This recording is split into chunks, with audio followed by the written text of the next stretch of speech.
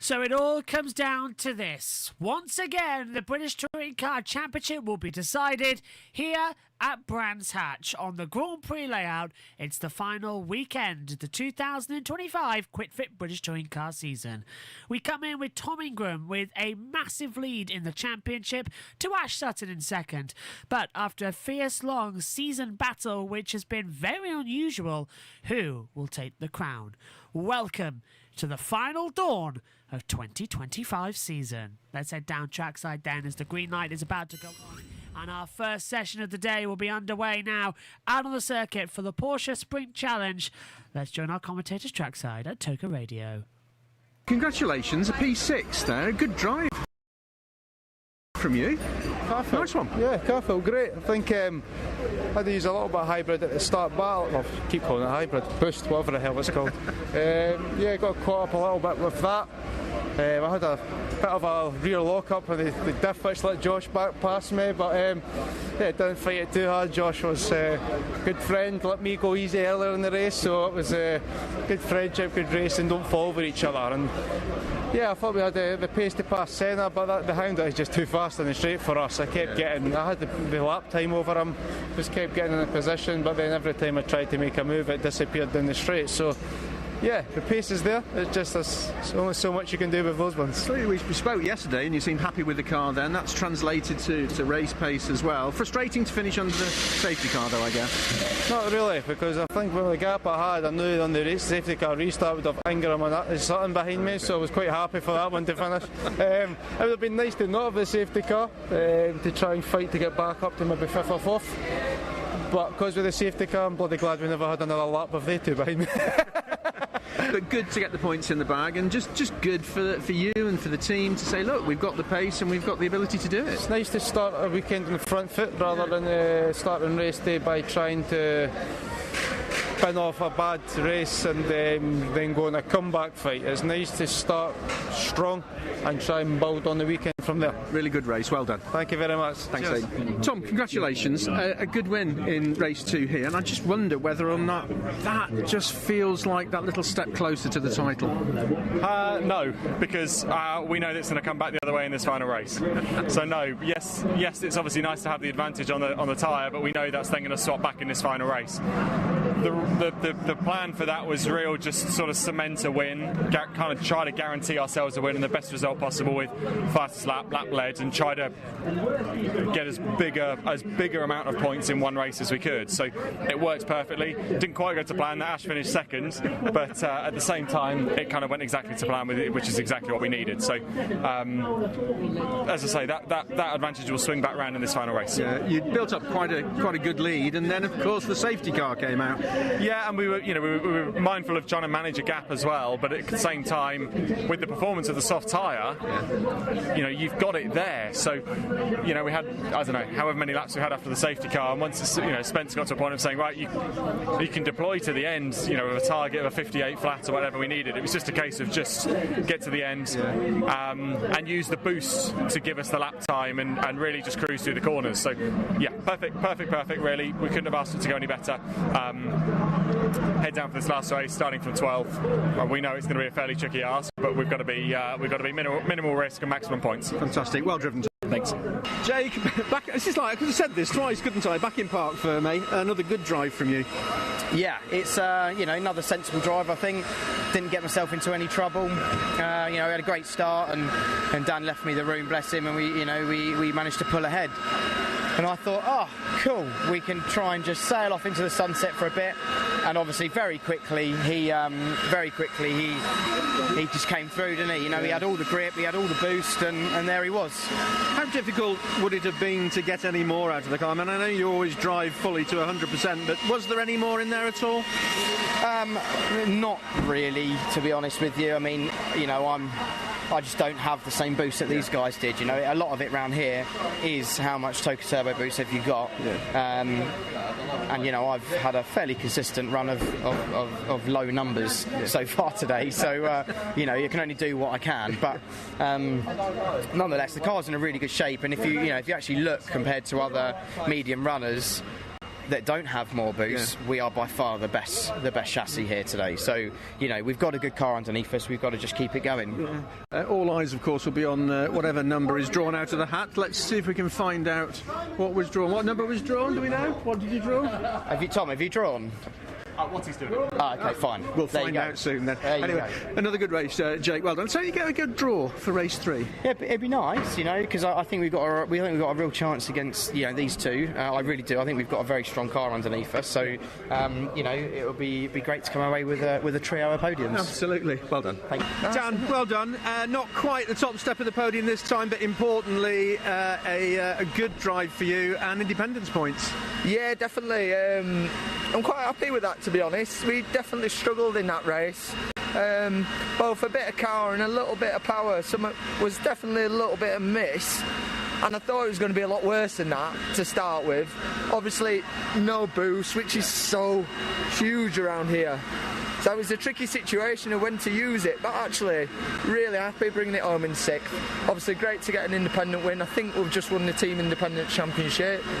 So yeah, I'm happy. It's a good day already, and we've still got one race to go. Exactly, yeah. No, I was still on cloud 9 when I started this race, and it's quite nice to do that, to bring me back down to ground. So you mentioned not having any boost there, which makes what you did in that race even more admirable. I mean, a great drive from you, but in a developing and really good bit of car.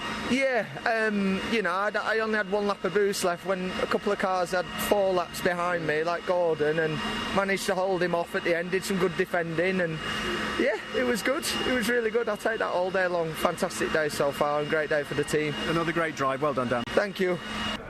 Ash, well done. Race 2, eventful race, but importantly, very close in to Mr. Ingram. Yeah, I mean, if we put the soft tyre, would we beat Tom? Probably not round here. So I set myself a challenge to put the medium on and finish behind him anyway. So it's that was the plan. It paid off. It worked. Yeah, we just hopefully now got an ace up our sleeve for this last one. We've got the soft tyre to go on. Hopefully we can put it to good use and try and move forward. He just said to me at the podium that his plan didn't go to plan. I mean, it's not a rush pit stop at all from Joe Marshall. He's speaking to his driver coach Scott Malvern, former GT race winner, but engine is fired from Joe Marshall. Yeah, so we are going to get a car out onto the circuit on slick. Reece Summerfield's been down the pits as well, and I suspect he's done the same thing. But particularly Joe Marshall's lap times ones to watch. Yeah, we'll have keep an eye on those and see what Joe Marshall can do, who currently is 5th within the qualifying session at the minute. Quickest time for him is a 1:37.297, which puts him just over a second adrift, actually, of Tom Bradshaw, who is the quickest of our drivers so far. As they always say, you want to be on the right tyre at the right time, and that is crucial, especially in races, but more importantly through this qualifying session as well. Yeah, and Tom Bradshaw's looking for a much better weekend than he had last time out at Silverstone, where he had quite a big incident on Saturday, and that put him back, and has very much made that championship battle much closer than it would have been otherwise. Indeed it has, yeah, and coming into this weekend there are now just 9 points between the top 2 in the RS Club Sport professional category, so Tom Bradshaw leading Jacob Tops by those 9 points, and then a further 10 back from that is going to be Joe Marshall, who Josh just alluded to, heading on to those slick tyres for the first time. So they are your top 3 in what's going to be the Pro category. We also then have the other categories, which is RS Club Sport for the AMs. That is led by Oliver Meadows as it stands for Team Parker Racing. He's 26 points clear of Matthew Kyle Henney. And then we also have the Club Sport Professional category, so not the RS variant, but the original Porsche Cayman GT4 718. So that's going to be Jonathan Moore, who leads the Pro category there. He is 38 points clear at the minute of Lydia Wormsley.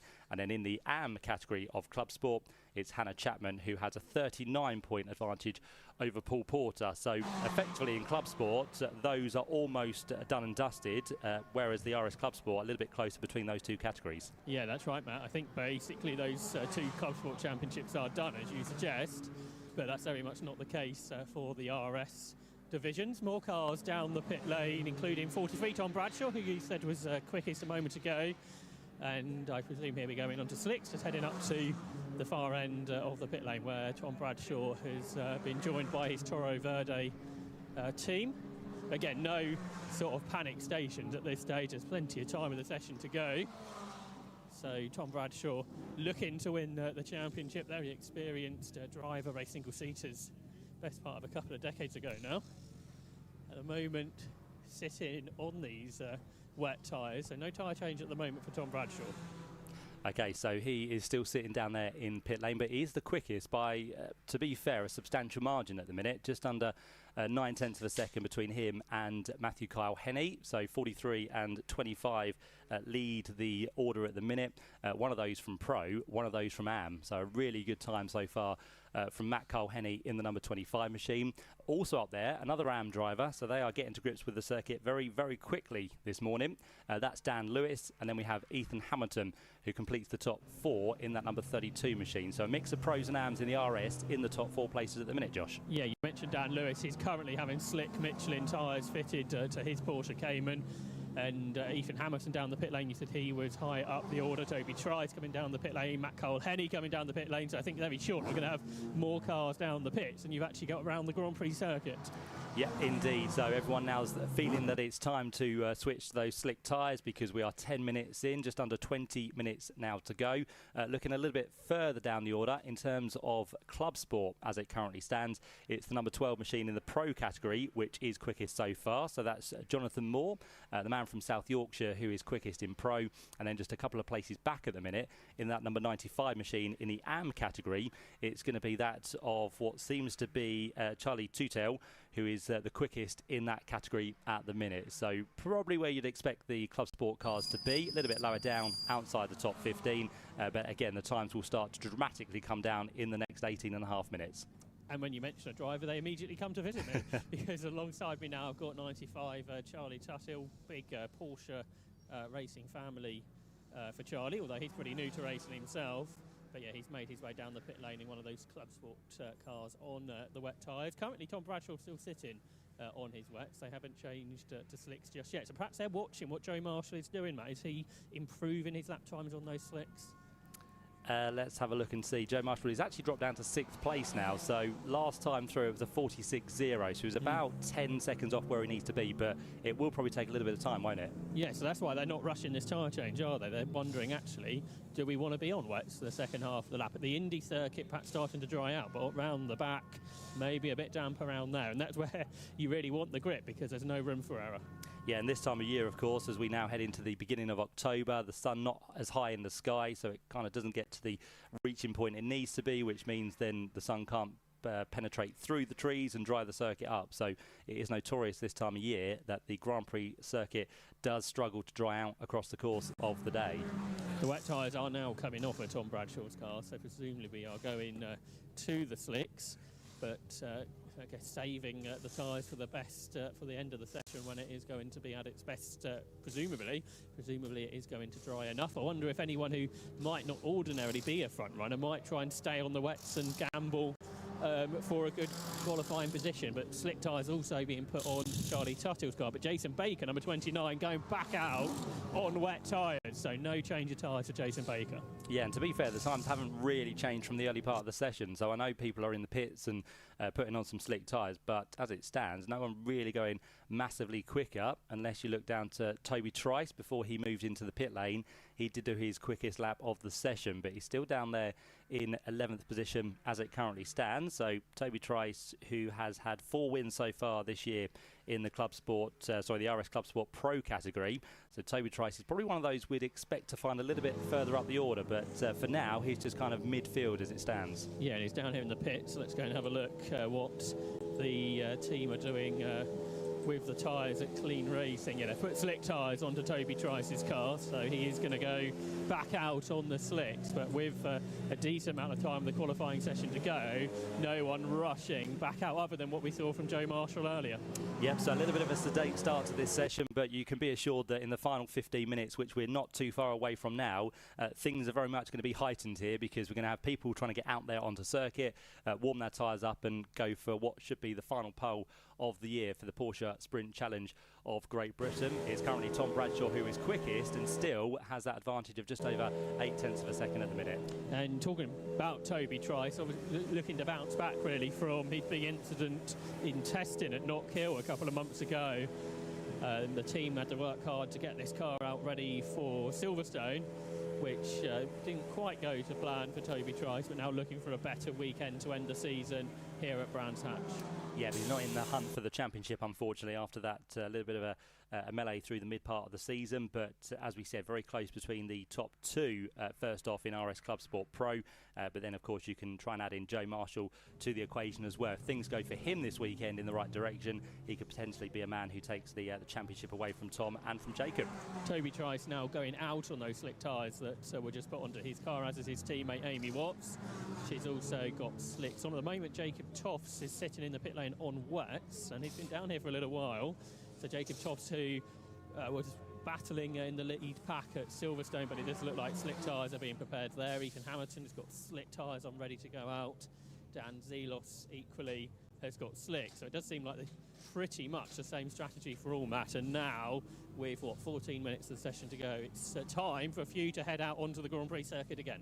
Yep, so we'll see what they can come up with over the course of 14.5 minutes. Drivers for a weekend do get 8 new slick tyres. So, of course, it's a long weekend with qualifying and 3 races. But, of course, this little bit of a damp circuit might have just saved some of those slick tyres for the first part of the weekend. So that's going to be something that they have to bear in mind. And just to tell you very quickly, Josh, before I hand down to you, Joe Marshall, the first man onto those slick tyres, has just gone and done the best of anyone through Sector 1. And going back to your point about those slicks, it seems like the majority of teams have only brought 1 set of slicks with them, so saving the second set of Michelin slicks for races over the course of the weekend. Indeed they are, yep. So Joe Marshall building up to a good lap here. He did, as I said, the best of anyone through the first sector. He goes across the line, but he was off through Sector 2 and Sector 3. So it kind of adds to our theory that the Indy circuit is dry and the slicks will be working to the best of their ability around the back of the circuit. Still not quite at full confidence. I wonder if this strategy, though, from Joe Marshall, building the tyre temperature up on his Michelin to for the last 5-10 minutes, where everyone else has been sitting in the pit lane, not getting any tyre temperature at all, whether that's going to help him towards the end of the session or he'll have got rid of the best of those, the best of the grip when it matters. So that's only will be told in 12-30 minutes time. Dan Zelos is about to head out onto the circuit. Ethan Hamilton is going to do the same shortly. Jacob Toffs is having some final setup changes, perhaps from to a more dry setup on the suspension being done at the moment for Jacob Toffs. Ethan Hamilton is about to head back out. And Tom Bradshaw, who's been sitting on those wet tyres for so long, now they've switched onto slicks. He is heading out onto the fast lane, and the championship leader will be heading out onto the track in just a moment. Yeah, and back to the point of Joe Marshall, of course, it'll be more laps on those slick tyres as well, so it builds your confidence. If you make a mistake early on, you can think, right, I need to make sure I get that correct next time round. And Joe Marshall now, as we said last time through, best of anyone through Sector 1, he's now gone and done the best of anyone through Sector 2 as well. So he's kind of getting used to stringing the lap together, but he still needs to find a little bit more through Sector 3 to make sure he improves over the course of the whole lap. So for now, Joe Marshall still down there in 6th position, and he's, well, a hundredth of a second back from Ethan Hamilton, who in turn is 17 thousandths of a second back from Reece Summerfield. So there's a very small mix in the middle, and Joe Marshall now does go through. So the first man onto the slick tyres, he goes quickest of anyone by 32 thousandths of a second. So Joe Marshall now, as you said, Josh, getting early laps in on those slick tyres. He's built the temperature up, and he's going to be ahead of the game here. He's going to be probably 3 to 4 laps ahead of the likes of Tom Bradshaw, Matt Kyle-Henney and Dan Lewis, who sit there in 2nd, 3rd and 4th places. So all of a sudden, the time's now starting to come to the quickest out there, Joe Marshall.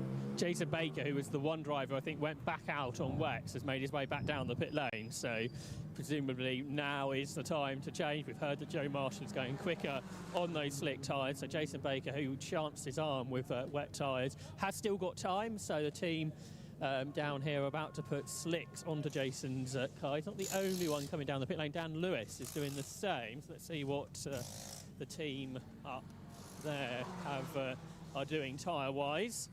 Jonathan Moore still down here, the driver who's so often been to beat in the Club Sport division. He is on slick tyres. Reece Summerfield is about to head back out. Slick tyres about to go on to Katia Logi's car. And Dan Lewis was on slicks, Matt, so he's come back into the pit lane on slick tyres, car number 19. Okay, so that's Dan Lewis then down there in the pit lane, 4th place in the order at the minute. And of course, as we mentioned, Joe Marshall coming into this weekend, 19 points adrift of Tom Bradshaw. So if you can get a little bit of a hold over Tom before the weekend gets into its races, that could be quite crucial as well, because for qualifying, you do get an extra point. So if Joe Marshall can find himself on pole position, that could be quite handy. He is in the pit lane, Joe Marshall, heading down to your end of the pit. So whether they are going to put a different set of slick tyres on, or something else, perhaps a setup change. Now the track is drying out, I shall head down there, but it'll take me a few moments. So Joe Marshall back into the pits on his slicks. Dan Lewis, no tyre change, stays on the slicks he was already on, and he will head back out right now, as the others will try and chase down the Joe Marshall lap time. Yeah, it looks like from what I can see there are some tyres coming off on the right hand side of the car, and I think the left eventually will also come off on that car as well. So yeah, tyre change on for Joe Marshall. So that's in a way quite strange, because he would have built the temperature up on those tyres, but all of a sudden the team now deciding to put a brand new set on. But they feel that Joe is confident and can try and get the best out of these car tyres as they possibly can. So yeah, he is going through that process with now the final third of this session underway. Yeah, he's about to head back out before I can get down there. So was it 2 tyres we think changed for Joe Marshall then perhaps? 2 fresh tyres put on, and Joe Marshall heads back out. Jason Baker heads back out, and for the first time in some time there are no Porsches in the pit lane. That's what we like. We like everyone out there on circuit doing what they can to try and get their times in. And since Joe Marshall went quickest, no one as of yet has gone and beaten his time. And to be fair, no one on our screen at the minute has gone green or purple, which normally indicates that someone is going quicker. But as it stands, no one is able to do that. So whether people are still trying to build the temperature and making sure they're in a good place, we'll have to wait and see. But for now, Joe Marshall is on top in this session, and with the Porsche Sprint Challenge of Great Britain, you do effectively need 2 good times through this session, because the quickest time will set the grid for race number 1. Your second best time in qualifying sets the grid for race number 2. So it's important you do get 2 good times out of this session. Joe Marshall has one of them, and let's see if he can add another one to that to try and get 2 pole positions to start the weekend off in style. So as I said, if he gets pole position through this session, he will get 1 extra point. You get 10 points for a race win in both of the RS and also the Club Sport. So if Joe Marshall can just gradually finish ahead of Tom Bradshaw across the course of the weekend, that 19-point deficit will very much be brought down across the course of the 3 races. But for now, it is Joe Marshall and Tom Bradshaw, your top 2. The other one, of course, as we mentioned in the championship hunt, is Jacob Toffs. He currently is down in 10th place, so a lot of work for Jacob to do. Although in terms of positioning class, he is 6th place, so not too bad. But for Jacob Toffs, he would very much like to move himself a lot closer to the other 2 he is fighting in the championship with. So needs to get a little bit of a hurry on here, does Jacob, but still time to play with now, with 7.5 minutes to go in this session. We mentioned a little bit earlier on Charlie Tootill, who makes his return to the championship this weekend. So great to have Charlie back with us, who races for this weekend in the Club Sport AM category. Now an intriguing strategy choice here is Toby Trice is in the pit lane. Now, has he been off? There's leaves in the radiator. That might just be because of the leaves that are falling around the Brands Hatch venue, rather than an off-track excursion. The track's not dirty or anything, but Toby Trice is now making hand gestures to the team, suggesting a big slide somewhere around the circuit. So perhaps he has had a moment on these slick tyres. And how long have we got left of the session, Matt? Just under 7 minutes. So there's limited time here, isn't there? There's not a tyre change. There's a tyre pressure change. Perhaps, no, a setup change is going on now. There's mechanics putting their arm in the wheel well, so there'll be a damper change, I suspect, out of this, or a click on the suspension. So that's been done on the front left. Now a tyre pressure change on the left rear. This is not ideal for Toby Trice, who was a little bit further down the order as it was. Certainly was, yeah. 12th position he currently stands at the minute. So Toby Trice continues to fall down, and of course that will get worse as he continues to find himself in the pit lane as well. So not good news for him. The course vehicles have been out since really early this morning because the back of the circuit, I mean, the good news was there were no branches after a very, very windy night. There were no branches down, but the amount of leaves that had to be swept up this morning, a huge amount. We went out for a couple of laps, myself and Alan Gow, first thing this morning, and we didn't get a clear lap because there were so many vehicles and the air blowers and all that kind of thing trying to get the leaves off the circuit. But there, although the circuit will be clear of leaves, there are a huge amount that are on the grass nearby. So it's that time of year, I'm afraid. It is, yeah. Autumnal weather is arriving, and of course that does play havoc with the cars as well, because leaves that are picked up in the radiator then does cause problems for the airflow of the cars as well. So the tyre pressure change and maybe some suspension setup change has been done on Toby Trice's car, and he is going to head back out, but obviously he's been losing tyre temperature all the time down here in the pit lane, and that is going to be critical, I suspect, this morning. Certainly is, yeah. A few more sector times now starting to come in, which are quicker. So Tom Bradshaw, one of those through Sector 1, is a personal best, along with Matt Kyle Henney in the 25 machine. So I think everyone just playing with those tyres, making sure they are where they need to be, and then now into this final 5 minutes of the qualifying session, we're about to see some times unleashed, and we'll see if Joe Marshall is going to be able to hold on to his 32 thousandths of a second advantage, who currently sits there on pole position in that number 99 machine. So looking for a pole is Joe with Team Parker Racing for this season. It's just sort of add the query to the setup or the strategy choice from Joe Marshall coming into the pit lane, doesn't it, Matt? Because nobody is able to get to a point where they're really improving at this point of the session. So perhaps just staying out there earlier might have been the better way to do it. But going quicker at that point could be important. 4 minutes of the session to go, and we'll see if anyone else can improve. Certainly can, yeah. And one of those through the middle sector who's going well is Reece Summerfield. So he could be on for a much improved lap as it stands. He works his way towards the completion of the lap, and with the nature of this Brands Hatch Grand Prix circuit, we have 4 sectors to get through. So Sector 1 is around about 30 seconds, Sector 2 is just shy of 17 seconds, Sector 3 we see about 25 seconds for these cars, and Sector 4, personal best actually, is a 23 second sector time. And the man who now goes quickest is from the RS Am category, which is Reece Summerfield. So he goes quicker than Joe Marshall by just under 0.3 of a second. First man this weekend into the 135s is Reece, so that is a bit of a surprise, I'd probably say, in terms of the Am, but it just shows that if you get your tyres up to temperature very quickly, you can start to do those sorts of things. And already, as we said, that we had no real green or purple times coming through, all of a sudden our screen is now starting to light up, because we've got on a good lap here the number 70 machine, which is Sam Harvey, his 4th quickest as it currently stands. So the number 70 machine about to work his way through Sector 3, and with that has just gone and done a personal best. So Sam Harvey here, I'd offer you, is going to be on for possibly the quickest time in this session. So Sam Harvey absolutely on a flyer. Reece Summerfield, who's just gone to the top of the times, has gone and done 2 more personal bests through Sector 1 and Sector 2. And Tom Bradshaw, the man who leads the championship coming here this weekend, he's gone and done a personal best and the best of anyone through Sector 1, then Sector 2. And we've now got Sam Harvey to the top of the time. So we said watch out for him. He's gone and done a 1:34.853. So he now goes quickest with 2.5 minutes left on the clock. He's from the RS Pro category. So we've got the pros now back at the head of the time, with Reece Summerfield back down to 2nd place. Fully to 100%, but was there any more in there at all? Not really, to be honest with you. I mean, you know, I just don't have the same boost that these guys did. You know, a lot of it around here is how much Toka Turbo boost have you got.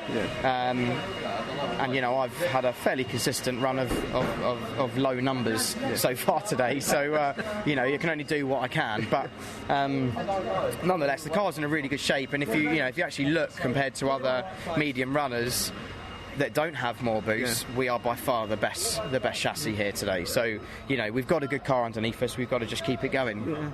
All eyes, of course, will be on whatever number is drawn out of the hat. Let's see if we can find out what was drawn. What number was drawn? Do we know? What did you draw? Have you drawn? What's he doing? Okay, fine. We'll find out soon then. Anyway, another good race, Jake. Well done. So you get a good draw for race 3. Yeah, it'd be nice, because I think we've got a real chance against these two. I really do. I think we've got a very strong car underneath us. So it would be great to come away with a trio of podiums. Absolutely. Well done. Thank you. Dan, well done.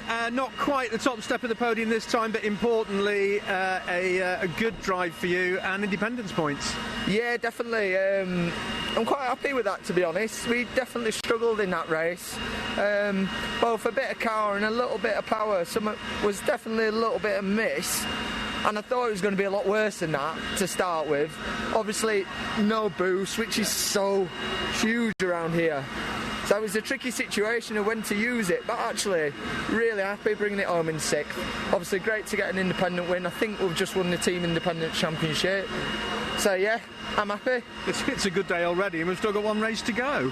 Exactly, yeah. No, I was still on cloud 9 when I started this race, and it's quite nice to do that, to bring me back down to ground. So you mentioned not having any boost there, which makes what you did in that race even more admirable. I mean, a great drive from you, but in a developing and really good bit of car.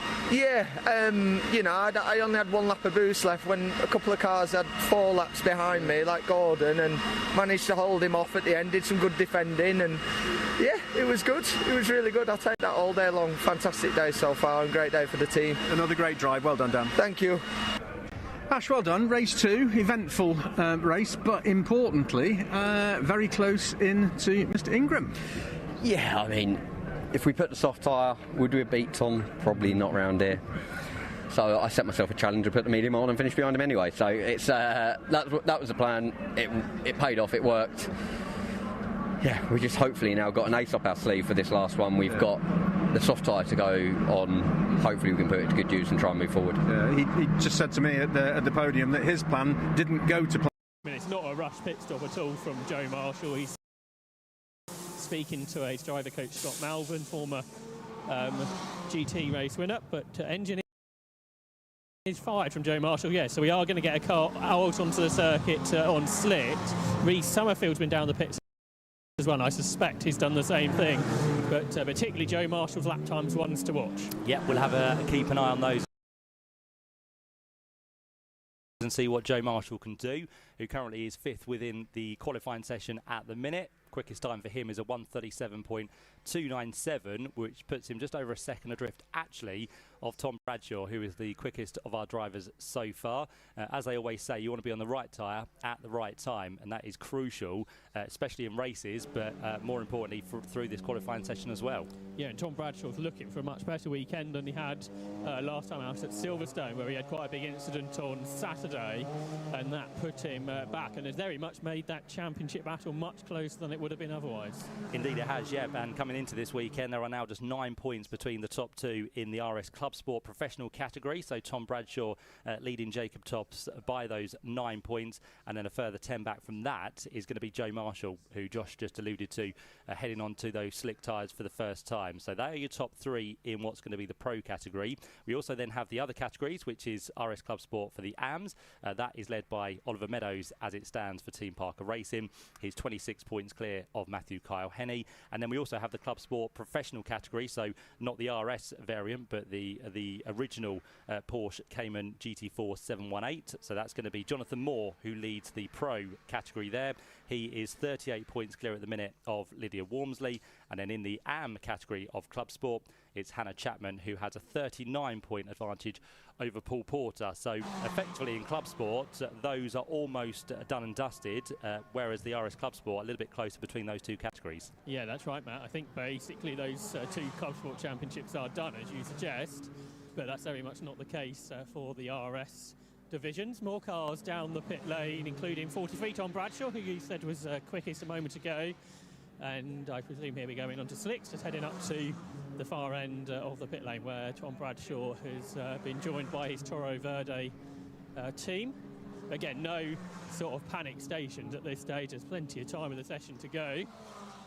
So Tom Bradshaw looking to win the championship. Very experienced driver, race single-seaters, best part of a couple of decades ago now. At the moment, sitting on these wet tyres, so no tyre change at the moment for Tom Bradshaw. Okay, so he is still sitting down there in pit lane, but he is the quickest by, to be fair, a substantial margin at the minute, just under 9/10 of a second between him and Matthew Kyle Henney. So 43 and 25 lead the order at the minute. One of those from Pro, one of those from AM. So a really good time so far from Matt Kyle Henney in the number 25 machine. Also up there, another AM driver. So they are getting to grips with the circuit very, very quickly this morning. That's Dan Lewis. And then we have Ethan Hamilton, who completes the top 4 in that number 32 machine. So a mix of pros and AMs in the RS in the top 4 places at the minute, Josh. Yeah, you mentioned Dan Lewis. He's currently having slick Michelin tyres fitted to his Porsche Cayman. And Ethan Hamilton down the pit lane, you said he was high up the order. Toby Trice coming down the pit lane, Matt Cole Henney coming down the pit lane. So I think very short we're going to have more cars down the pits, and you've actually got around the Grand Prix circuit. Yeah, indeed. So everyone now's feeling that it's time to switch to those slick tyres, because we are 10 minutes in, just under 20 minutes now to go. Looking a little bit further down the order in terms of Club Sport as it currently stands, it's the number 12 machine in the Pro category, which is quickest so far. So that's Jonathan Moore, the man from South Yorkshire, who is quickest in Pro, and then just a couple of places back at the minute in that number 95 machine in the AM category. It's going to be that of what seems to be Charlie Tutel, who is the quickest in that category at the minute. So probably where you'd expect the Club Sport cars to be, a little bit lower down outside the top 15, but again the times will start to dramatically come down in the next 18.5 minutes. And when you mention a driver, they immediately come to visit me, because alongside me now I've got 95 Charlie Tuthill, big Porsche racing family for Charlie, although he's pretty new to racing himself. But yeah, he's made his way down the pit lane in one of those Club Sport cars on the wet tyres. Currently, Tom Bradshaw still sitting on his wets. They haven't changed to slicks just yet. So perhaps they're watching what Joe Marshall is doing, Matt. Is he improving his lap times on those slicks? Let's have a look and see. Joe Marshall has actually dropped down to 6th place now. So last time through it was a 46.0. So he was about 10 seconds off where he needs to be, but it will probably take a little bit of time, won't it? Yeah, so that's why they're not rushing this tyre change, are they? They're wondering, actually, do we want to be on wets for the second half of the lap? At the Indy circuit, perhaps starting to dry out, but around the back, maybe a bit damp around there. And that's where you really want the grip, because there's no room for error. Yeah, and this time of year, of course, as we now head into the beginning of October, the sun not as high in the sky, so it kind of doesn't get to the reaching point it needs to be, which means then the sun can't penetrate through the trees and dry the circuit up. So it is notorious this time of year that the Grand Prix circuit does struggle to dry out across the course of the day. The wet tyres are now coming off at Tom Bradshaw's car, so presumably we are going to the slicks, but I guess saving the tyres for the best for the end of the session, when it is going to be at its best, presumably it is going to dry enough. I wonder if anyone who might not ordinarily be a front runner might try and stay on the wets and gamble for a good qualifying position, but slick tyres also being put on Charlie Tuttill's car. But Jason Baker, number 29, going back out on wet tyres, so no change of tyres for Jason Baker.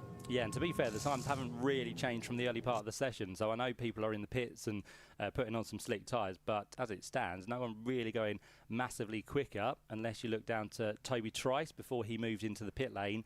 He did do his quickest lap of the session, but he's still down there in 11th position as it currently stands. So Toby Trice, who has had 4 wins so far this year in the Club Sport, the RS Club Sport Pro category.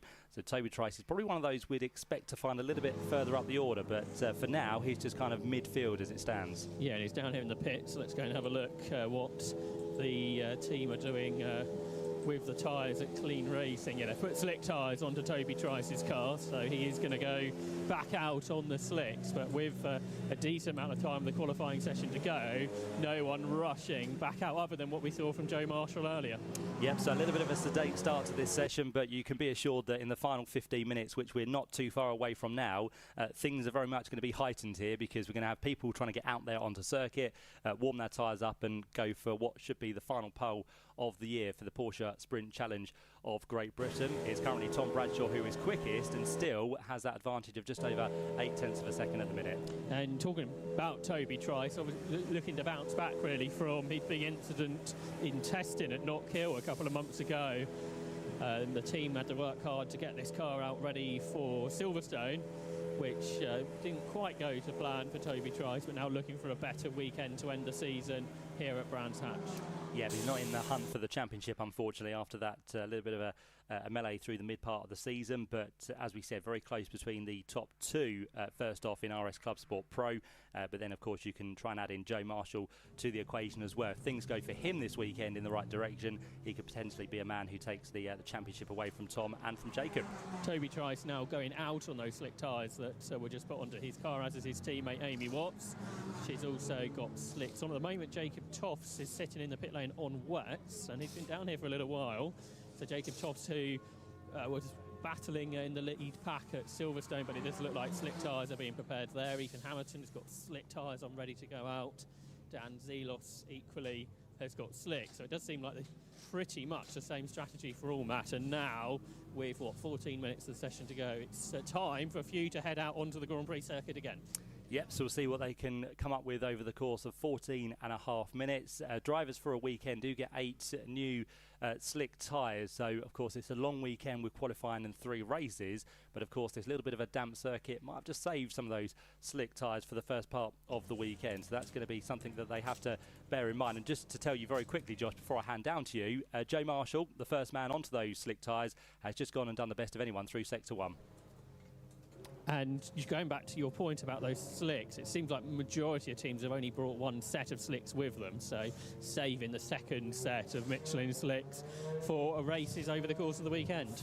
Indeed they are, yep. So Joe Marshall building up to a good lap here. He did, as I said, the best of anyone through the first sector. He goes across the line, but he was off through Sector 2 and Sector 3, so it kind of adds to our theory that the Indy circuit is dry and the slicks will be working to the best of their ability around the back of the circuit. He's still not quite at full confidence. I wonder if this strategy, though, from Joe Marshall, building the tyre temperature up on his Michelin to for the last 5-10 minutes, where everyone else has been sitting in the pit lane, not getting any tyre temperature at all, whether that's going to help him towards the end of the session or he'll have got rid of the best of those, the best of the grip when it matters. So that's only will be told in what, 12-30 minutes time. Dan Zelos is about to head out onto the circuit.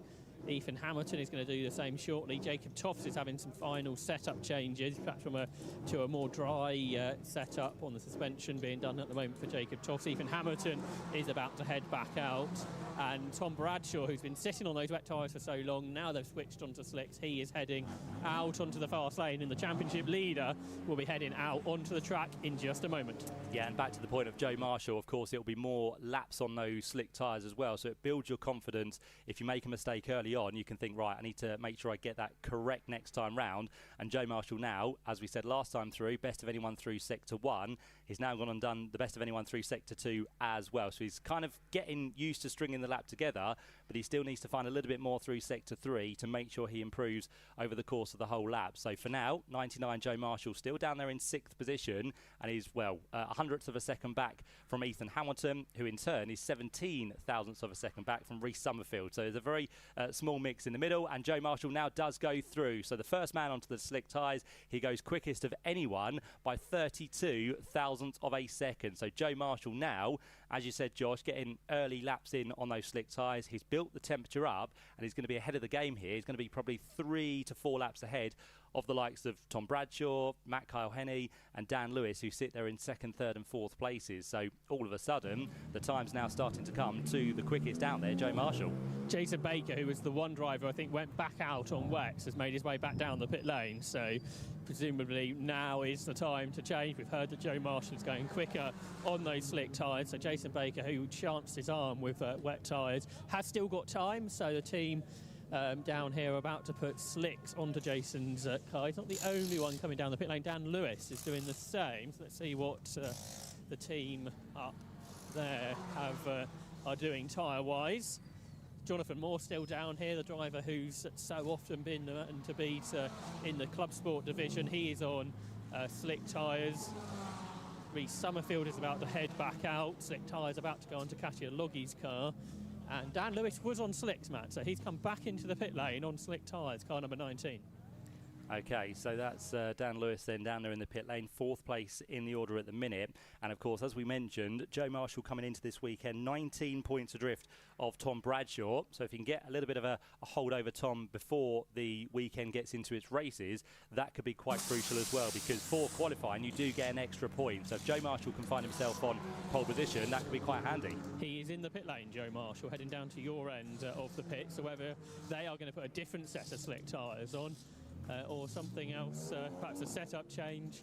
Now the track is drying out, I shall head down there, but it'll take me a few moments. So Joe Marshall back into the pits on his slicks. Dan Lewis, no tyre change, stays on the slicks he was already on, and he will head back out right now, as the others will try and chase down the Joe Marshall lap time. Yeah, it looks like from what I can see, there are some tyres coming off on the right-hand side of the car, and I think the left eventually will also come off on that car as well. So yeah, tyre change on for Joe Marshall. So that's in a way quite strange, because he would have built the temperature up on those tyres, but all of a sudden the team now deciding to put a brand new set on, but they feel that Joe is confident and can try and get the best out of these car tyres as they possibly can. So yeah, he is going through that process with now the final third of this session underway. Yeah, he's about to head back out before I can get down there. So was it 2 tyres we think changed for Joe Marshall then perhaps?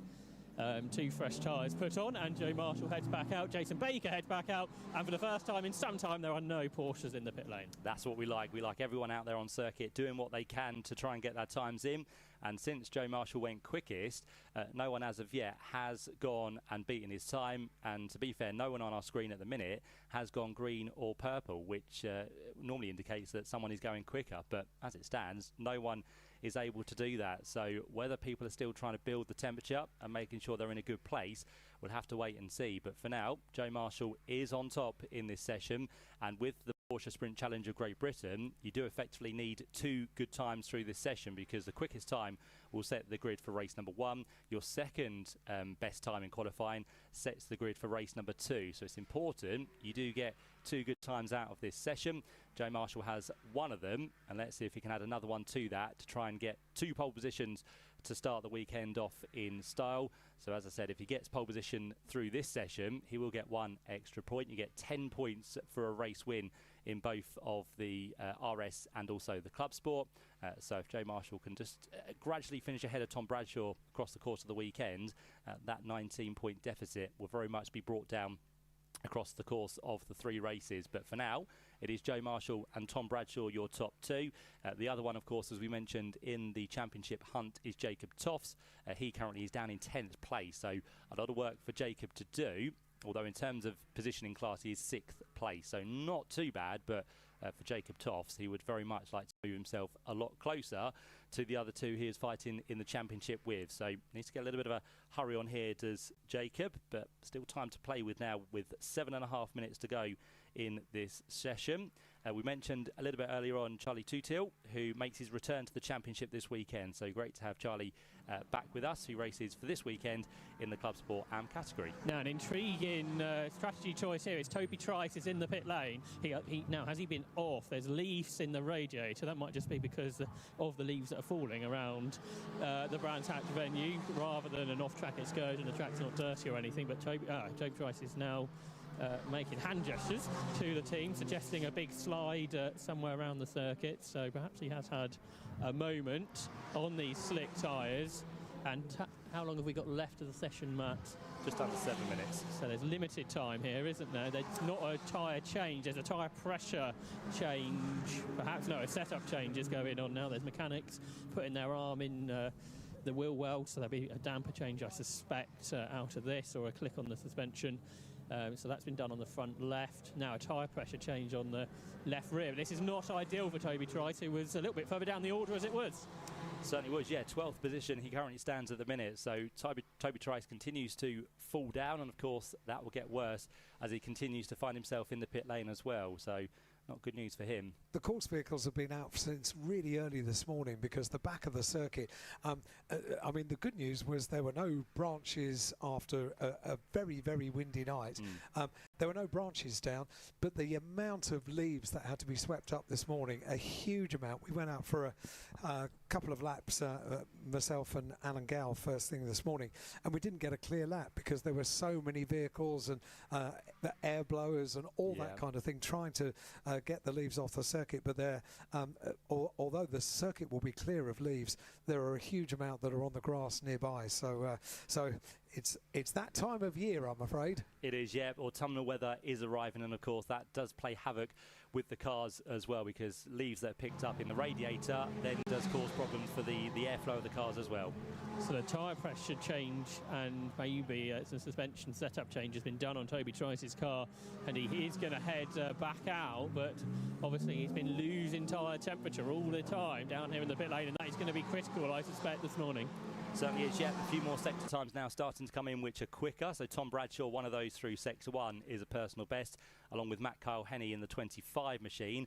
So I think everyone just playing with those tyres, making sure they are where they need to be, and then now into this final 5 minutes of the qualifying session, we're about to see some times unleashed, and we'll see if Joe Marshall is going to be able to hold on to his 32 thousandths of a second advantage, who currently sits there on pole position in that number 99 machine. So looking for a pole is Joe with Team Parker Racing for this season.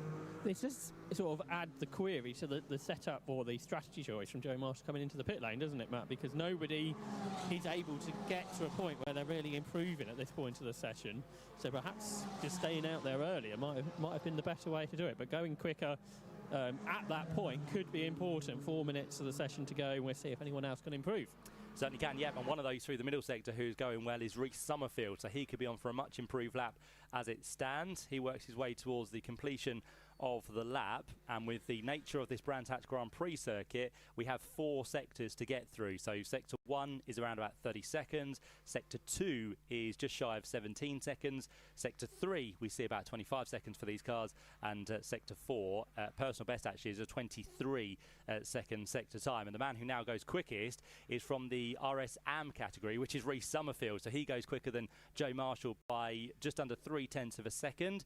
First man this weekend into the 135s is Reece, so that is a bit of a surprise, I'd probably say, in terms of the Am, but it just shows that if you get your tyres up to temperature very quickly, you can start to do those sorts of things. And already, as we said, that we had no real green or purple times coming through, all of a sudden our screen is now starting to light up, because we've got on a good lap here the number 70 machine, which is Sam Harvey, his 4th quickest as it currently stands. So the number 70 machine about to work his way through Sector 3, and with that has just gone and done a personal best. So Sam Harvey here, I'd offer you, is going to be on for possibly the quickest time in this session. So Sam Harvey absolutely on a flyer.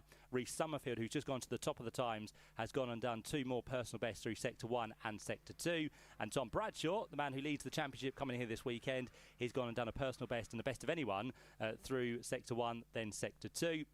And we've now got Sam Harvey to the top of the time. So we said watch out for him. He's gone and done a 1:34.853. So he now goes quickest with 2.5 minutes left on the clock. He's from the RS Pro category. So we've got the pros now back at the head of the time, with Reece Summerfield back down to 2nd place. Fully to 100%, but was there any more in there at all?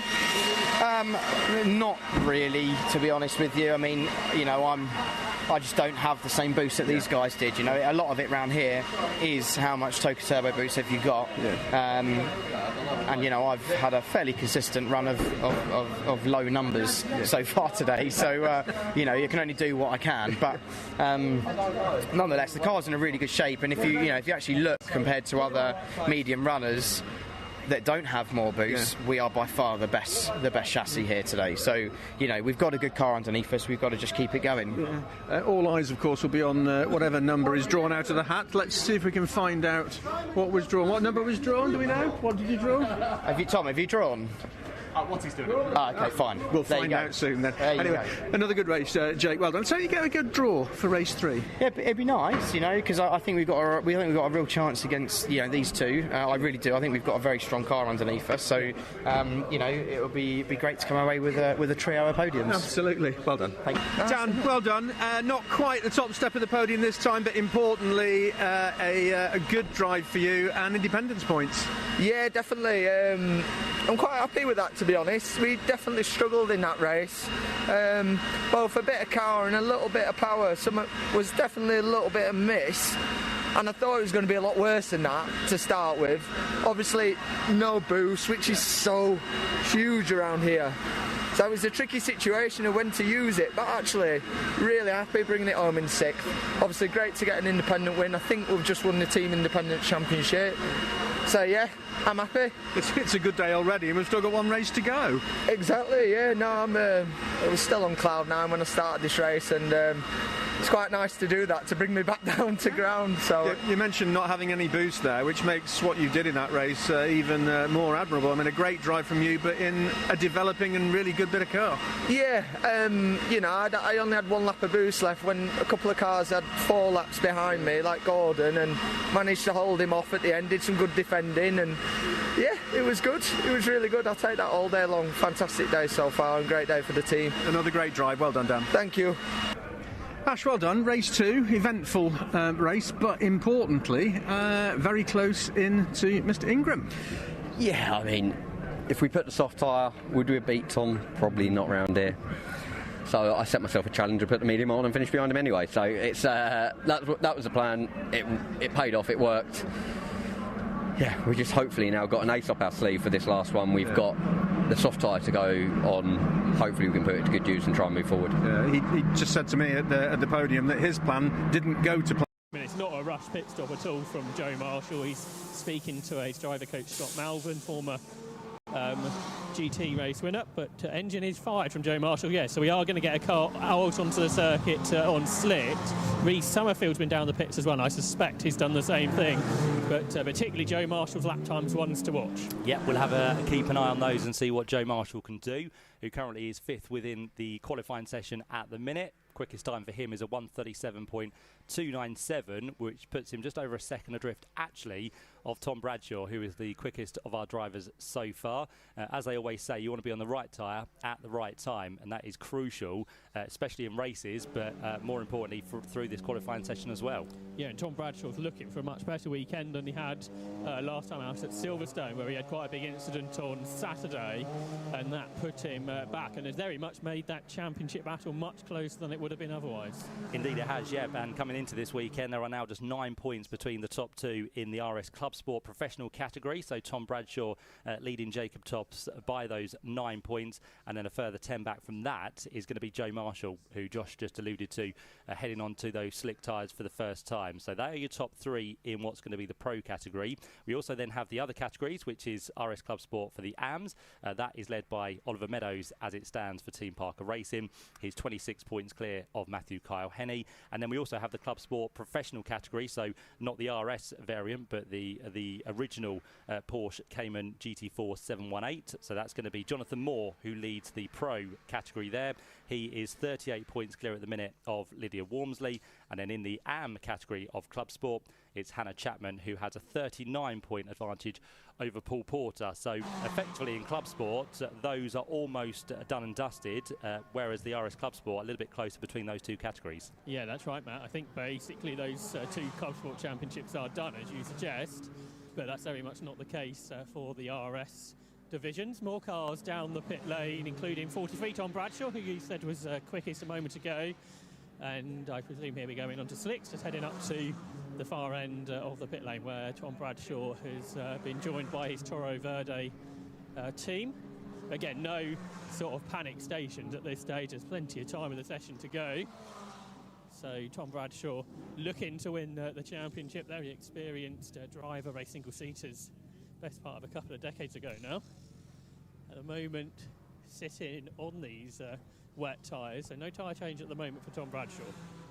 Okay, so he is still sitting down there in pit lane, but he is the quickest by, to be fair, a substantial margin at the minute, just under 9/10 of a second between him and Matthew Kyle Henney, so 43 and 25 lead the order at the minute. One of those from Pro, one of those from AM. So a really good time so far from Matt Cole-Henny in the number 25 machine. Also up there, another AM driver, so they are getting to grips with the circuit very, very quickly this morning. That's Dan Lewis, and then we have Ethan Hamilton, who completes the top 4 in that number 32 machine. So a mix of pros and AMs in the RS in the top 4 places at the minute, Josh. Yeah, you mentioned Dan Lewis. He's currently having slick Michelin tyres fitted to his Porsche Cayman. And Ethan Hamilton down the pit lane, you said he was high up the order. Toby Trice coming down the pit lane, Matt Cole-Henny coming down the pit lane. So I think very short we're going to have more cars down the pits and you've actually got around the Grand Prix circuit. Yeah, indeed. So everyone now is feeling that it's time to switch to those slick tyres because we are 10 minutes in, just under 20 minutes now to go.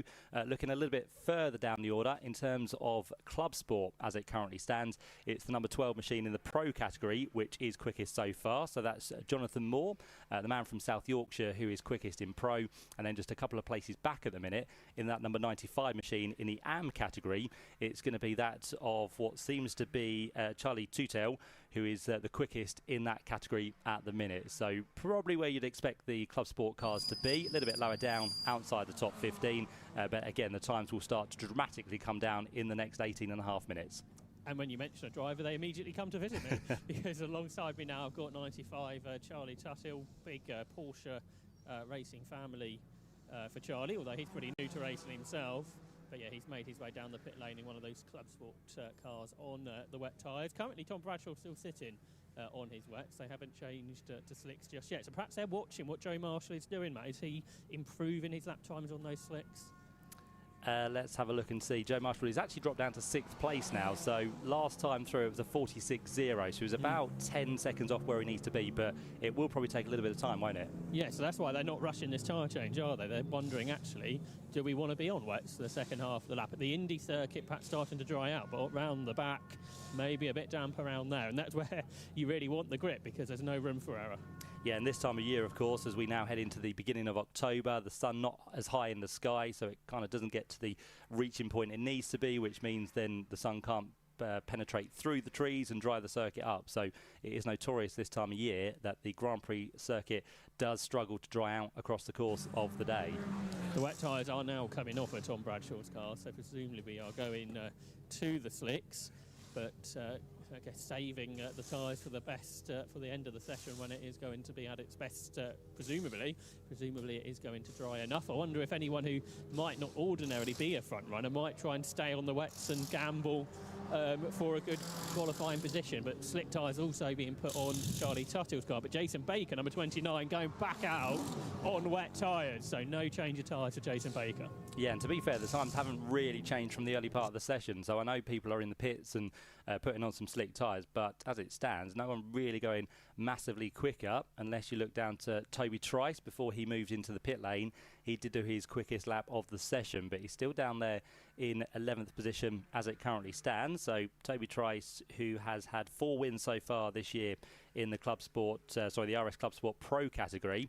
So Toby Trice is probably one of those we'd expect to find a little bit further up the order, but for now he's just kind of midfield as it stands. Yeah, and he's down here in the pits, so let's go and have a look what the team are doing with the tyres at Clean Racing. Yeah, they put slick tyres onto Toby Trice's car, so he is going to go back out on the slicks, but with a decent amount of time in the qualifying session to go, no one rushing back out other than what we saw from Joe Marshall earlier. Yep, so a little bit of a sedate start to this session, but you can be assured that in the final 15 minutes, which we're not too far away from now, things are very much going to be heightened here because we're going to have people trying to get out there onto circuit, warm their tyres up and go for what should be the final pole of the year for the Porsche Sprint Challenge of Great Britain. It's currently Tom Bradshaw who is quickest and still has that advantage of just over 0.8 of a second at the minute. And talking about Toby Trice, looking to bounce back really from his big incident in testing at Knock Hill a couple of months ago. The team had to work hard to get this car out ready for Silverstone, which didn't quite go to plan for Toby Trice, but now looking for a better weekend to end the season here at Brands Hatch. Yeah, but he's not in the hunt for the championship, unfortunately, after that little bit of a melee through the mid part of the season, but as we said, very close between the top two first off in RS Club Sport Pro, but then of course you can try and add in Joe Marshall to the equation as well. If things go for him this weekend in the right direction, he could potentially be a man who takes the championship away from Tom and from Jacob. Toby Trice now going out on those slick tyres that were just put onto his car, as is his teammate Amy Watts. She's also got slicks on at the moment. Jacob Toffs is sitting in the pit lane on wets, and he's been down here for a little while. So Jacob Toffs, who was battling in the lead pack at Silverstone, but it does look like slick tyres are being prepared there. Ethan Hamilton's got slick tyres on, ready to go out. Dan Zelos equally has got slick, so it does seem like pretty much the same strategy for all, Matt. And now, with 14 minutes of the session to go, it's time for a few to head out onto the Grand Prix circuit again. Yep, so we'll see what they can come up with over the course of 14.5 minutes. Drivers for a weekend do get 8 new slick tyres, so of course it's a long weekend with qualifying and 3 races, but of course this little bit of a damp circuit might have just saved some of those slick tyres for the first part of the weekend, so that's going to be something that they have to bear in mind. And just to tell you very quickly, Josh, before I hand down to you, Joe Marshall, the first man onto those slick tyres, has just gone and done the best of anyone through Sector 1. And going back to your point about those slicks, it seems like the majority of teams have only brought one set of slicks with them, so saving the second set of Michelin slicks for races over the course of the weekend. Indeed they are, yep. So Joe Marshall building up to a good lap here. He did, as I said, the best of anyone through the first sector. He goes across the line, but he was off through Sector 2 and Sector 3, so it kind of adds to our theory that the Indy circuit is dry and the slicks will be working to the best of their ability around the back of the circuit. He's still not quite at full confidence. I wonder if this strategy, though, from Joe Marshall, building the tyre temperature up on his Michelin to what, for the last 5-10 minutes, where everyone else has been sitting in the pit lane, not getting any tyre temperature at all, whether that's going to help him towards the end of the session, or he'll have got rid of the best of those, the best of the grip when it matters. So that's only will be told in what, 12-30 minutes time. Dan Zelos is about to head out onto the circuit. Ethan Hamilton is going to do the same shortly. Jacob Toffs is having some final setup changes, perhaps from to a more dry setup on the suspension being done at the moment for Jacob Toffs. Ethan Hamilton is about to head back out. And Tom Bradshaw, who's been sitting on those wet tyres for so long, now they've switched onto slicks, he is heading out onto the fast lane, and the championship leader will be heading out onto the track in just a moment. Yeah, and back to the point of Joe Marshall, of course, it'll be more laps on those slick tyres as well, so it builds your confidence. If you make a mistake early on, you can think, right, I need to make sure I get that correct next time round. And Joe Marshall now, as we said last time through, best of anyone through Sector 1, he's now gone and done the best of anyone through Sector 2 as well. So he's kind of getting used to stringing the lap together, but he still needs to find a little bit more through Sector 3 to make sure he improves over the course of the whole lap. So for now, 99 Joe Marshall still down there in 6th position, and he's, well, a hundredth of a second back from Ethan Hamilton, who in turn is 17 thousandths of a second back from Reece Summerfield. So there's a very small mix in the middle, and Joe Marshall now does go through. So the first man onto the slick tyres, he goes quickest of anyone by 32 thousandths of a second. So Joe Marshall now, as you said, Josh, getting early laps in on those slick tyres. He's built the temperature up, and he's going to be ahead of the game here. He's going to be probably 3 to 4 laps ahead of the likes of Tom Bradshaw, Matt Kyle-Henney and Dan Lewis, who sit there in 2nd, 3rd and 4th places. So all of a sudden, the time's now starting to come to the quickest out there, Joe Marshall.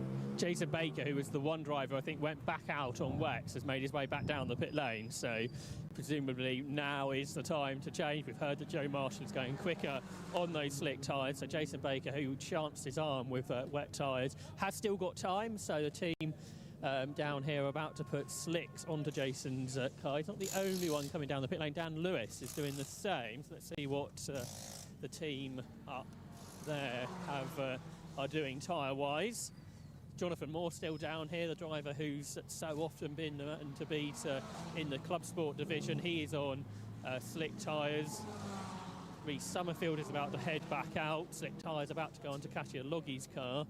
And Dan Lewis was on slicks, Matt, so he's come back into the pit lane on slick tyres, car number 19.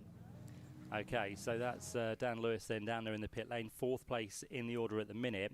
And of course, as we mentioned, Joe Marshall coming into this weekend, 19 points adrift of Tom Bradshaw. So if you can get a little bit of a hold over Tom before the weekend gets into its races, that could be quite crucial as well, because for qualifying, you do get an extra point. So if Joe Marshall can find himself on pole position, that could be quite handy. He is in the pit lane, Joe Marshall, heading down to your end of the pit. So whether they are going to put a different set of slick tyres on, or something else, perhaps a setup change.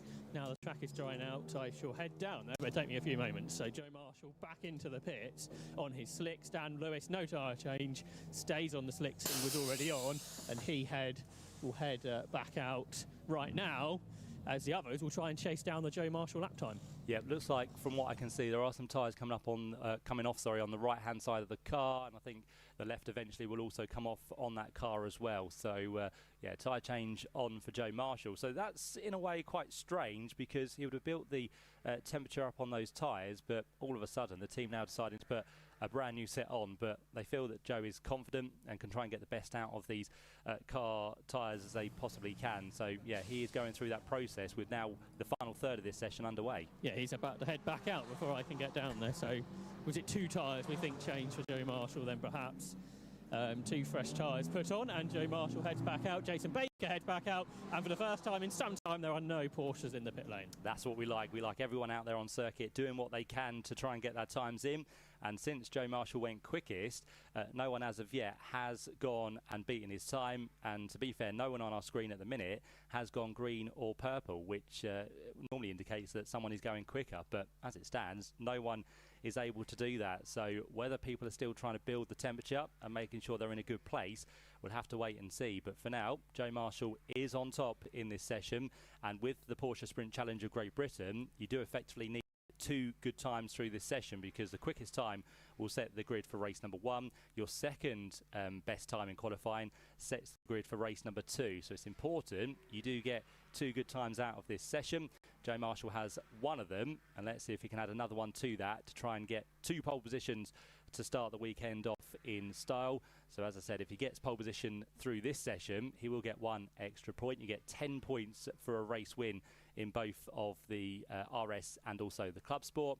So if Joe Marshall can just gradually finish ahead of Tom Bradshaw across the course of the weekend, that 19-point deficit will very much be brought down across the course of the 3 races. But for now, it is Joe Marshall and Tom Bradshaw, your top 2.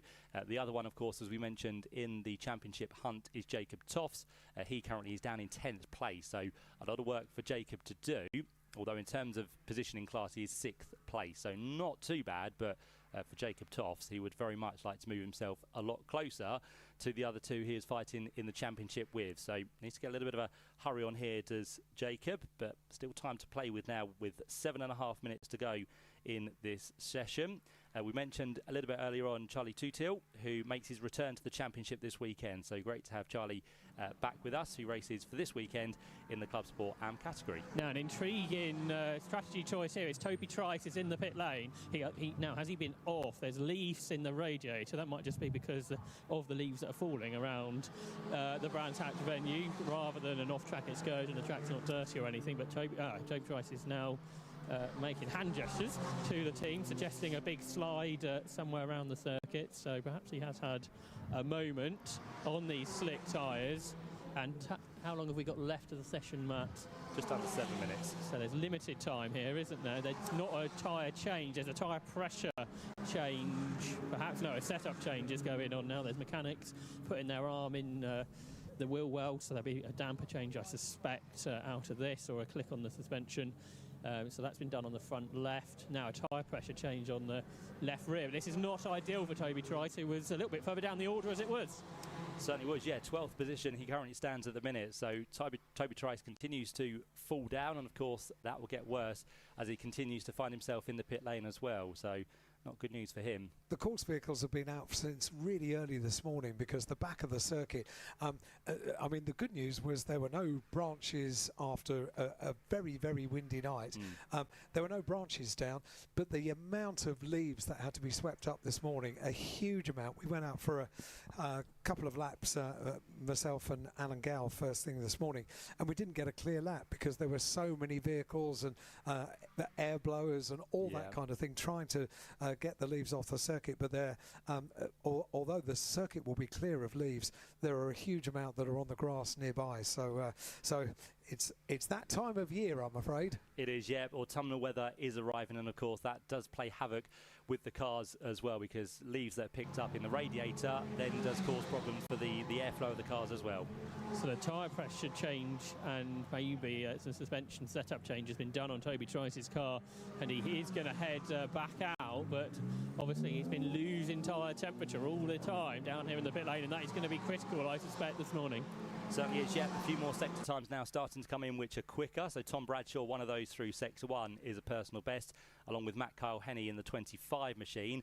So I think everyone just playing with those tyres, making sure they are where they need to be, and then now into this final 5 minutes of the qualifying session, we're about to see some times unleashed, and we'll see if Joe Marshall is going to be able to hold on to his 32 thousandths of a second advantage, who currently sits there on pole position in that number 99 machine. So looking for a pole is Joe with Team Parker Racing for this season. This does sort of add the query to the setup or the strategy choice from Joe Marshall coming into the pit lane, doesn't it, Matt? Because nobody is able to get to a point where they're really improving at this point of the session. So perhaps just staying out there earlier might have been the better way to do it. But going quicker at that point could be important. 4 minutes of the session to go, and we'll see if anyone else can improve. Certainly can, yep. And one of those through the middle sector who's going well is Reece Summerfield. So he could be on for a much improved lap as it stands. He works his way towards the completion of the lap, and with the nature of this Brands Hatch Grand Prix circuit, we have 4 sectors to get through. So Sector 1 is around about 30 seconds, Sector 2 is just shy of 17 seconds, Sector 3 we see about 25 seconds for these cars, and Sector 4, personal best actually, is a 23 second sector time. And the man who now goes quickest is from the RS Am category, which is Reece Summerfield. So he goes quicker than Joe Marshall by just under 0.3 of a second.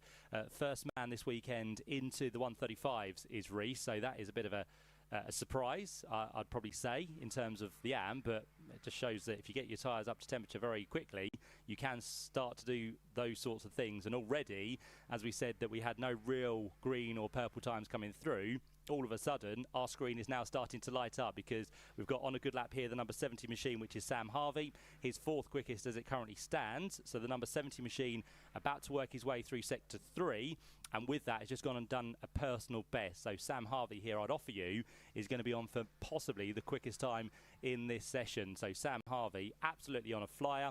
Reece Summerfield, who's just gone to the top of the times, has gone and done 2 more personal bests through Sector 1 and Sector 2. And Tom Bradshaw, the man who leads the championship coming here this weekend, he's gone and done a personal best and the best of anyone through Sector 1, then Sector 2. And we've now got Sam Harvey to the top of the time. So we said watch out for him. He's gone and done a 1:34.853. So he now goes quickest with 2.5 minutes left on the clock. He's from the RS Pro category. So we've got the now back at the head of the time with Reece Summerfield back down to 2nd place. I'm fully to 100%, but was there any more in there at all? Not really, to be honest with you. I mean, you know, I just don't have the same boost that these guys did. You know, a lot of it around here is how much Toka Turbo boost have you got. And, you know, I've had a fairly consistent run of low numbers so far today. So, you know, you can only do what I can. But nonetheless, the car's in a really good shape. And if you actually look compared to other medium runners that don't have more boost, we are by far the best chassis here today. So, you know, we've got a good car underneath us. We've got to just keep it going. All eyes, of course, will be on whatever number is drawn out of the hat. Let's see if we can find out what was drawn. What number was drawn? Do we know? What did you draw? Have you drawn? What's he doing? Okay, fine. We'll find out soon then. Good enough to get him to the top of the time as it currently stands, so he's still there down in 3rd place at the minute. Yeah, the bonnet up on Aidan Moffat's car. There are engineers with the laptops out to work out perhaps what just happened to the BMW. There's a mechanic in the engine bay, either tightening or loosening something. I can't quite see from this angle, don't want to get in the team's way, but they're working hard to try and get the car back out for the final, 14 minutes of the session to go. Yep, just over as it currently stands. So we get more and more times now starting to appear on our screen. One of those coming from Chris Smiley. So he jumps himself up in that restart racing Hyundai now into what's going to be 5th place. So that is a good lap for him. The other BMW of Charles Rainford is going fairly well. So he now finds himself up into 6th position. Winner here at Brands Hatch back in May on the Indy circuit. So we'll see how Charles Rainford fares this weekend on the full Grand Prix layout.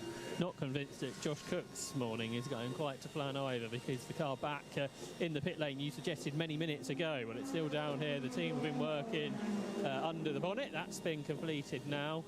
There's a mechanic that dives into the passenger side of Josh Cook's Toyota. But all is good, and Josh is going to head back out again. But I wouldn't be surprised if you tell me, Matt, that Josh Cook is one of the drivers that hasn't set a lap yet this morning.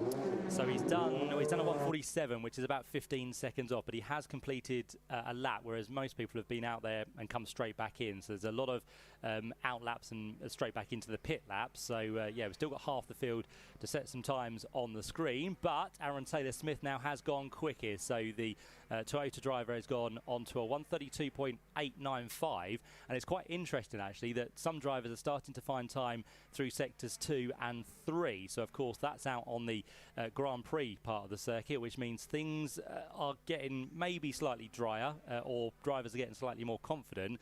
One of the two, that times are now starting to progress down. So as we mentioned when this session got underway, a 129.2 is the qualifying lap record. We're still 3.5 seconds there or thereabouts away from that time set by Ash Sutton last year, so we've still got some way to go through the course of this session, and possibly free practice 2 a little bit later on, as Jake Hill now works his way back out onto the circuit. Aidan Moffat still with the bonnet up on the West Surrey Racing run BMW. Interesting to see the car with the bonnet up. It is a piece of engineering under the bodywork. The engine is far back in the bay as it possibly could be, with the anti-roll bar sort of over the top of it. So really shows the depths that the teams go to run a front-running car in the Quick Fit British Touring Car Championship. The engineering behind all of these cars are first class, and the mechanics know exactly where to go to try and fix this problem in Aidan Moffat's car. Aidan's still in the car, so the team are confident, I think, of getting the car back out. Well, that's good then. Hopefully they'll get that sorted, as we said, as quick as they possibly can. They've got 12 minutes to go now, so yeah, it'd be ideal if they can get things sorted and get that car back out onto the circuit. Tom Ingram, I did notice moving up a couple of positions, but he's now back into the pit lane, the championship leader. And in terms of Ash Sutton, he is yet to set a quick time in this one as well. But we are getting there now with Dan Rowbottom going quickest. So one of the Napa Ford Focuses has gone to the top of the time, quite significantly quicker actually than Aaron Taylor-Smith, so 6/10 quicker than the number 40 machine. Chris Smiley now up into 3rd place in the first of the Hyundais we have in the order. It's not one of those that comes from Team Virtue though, it's the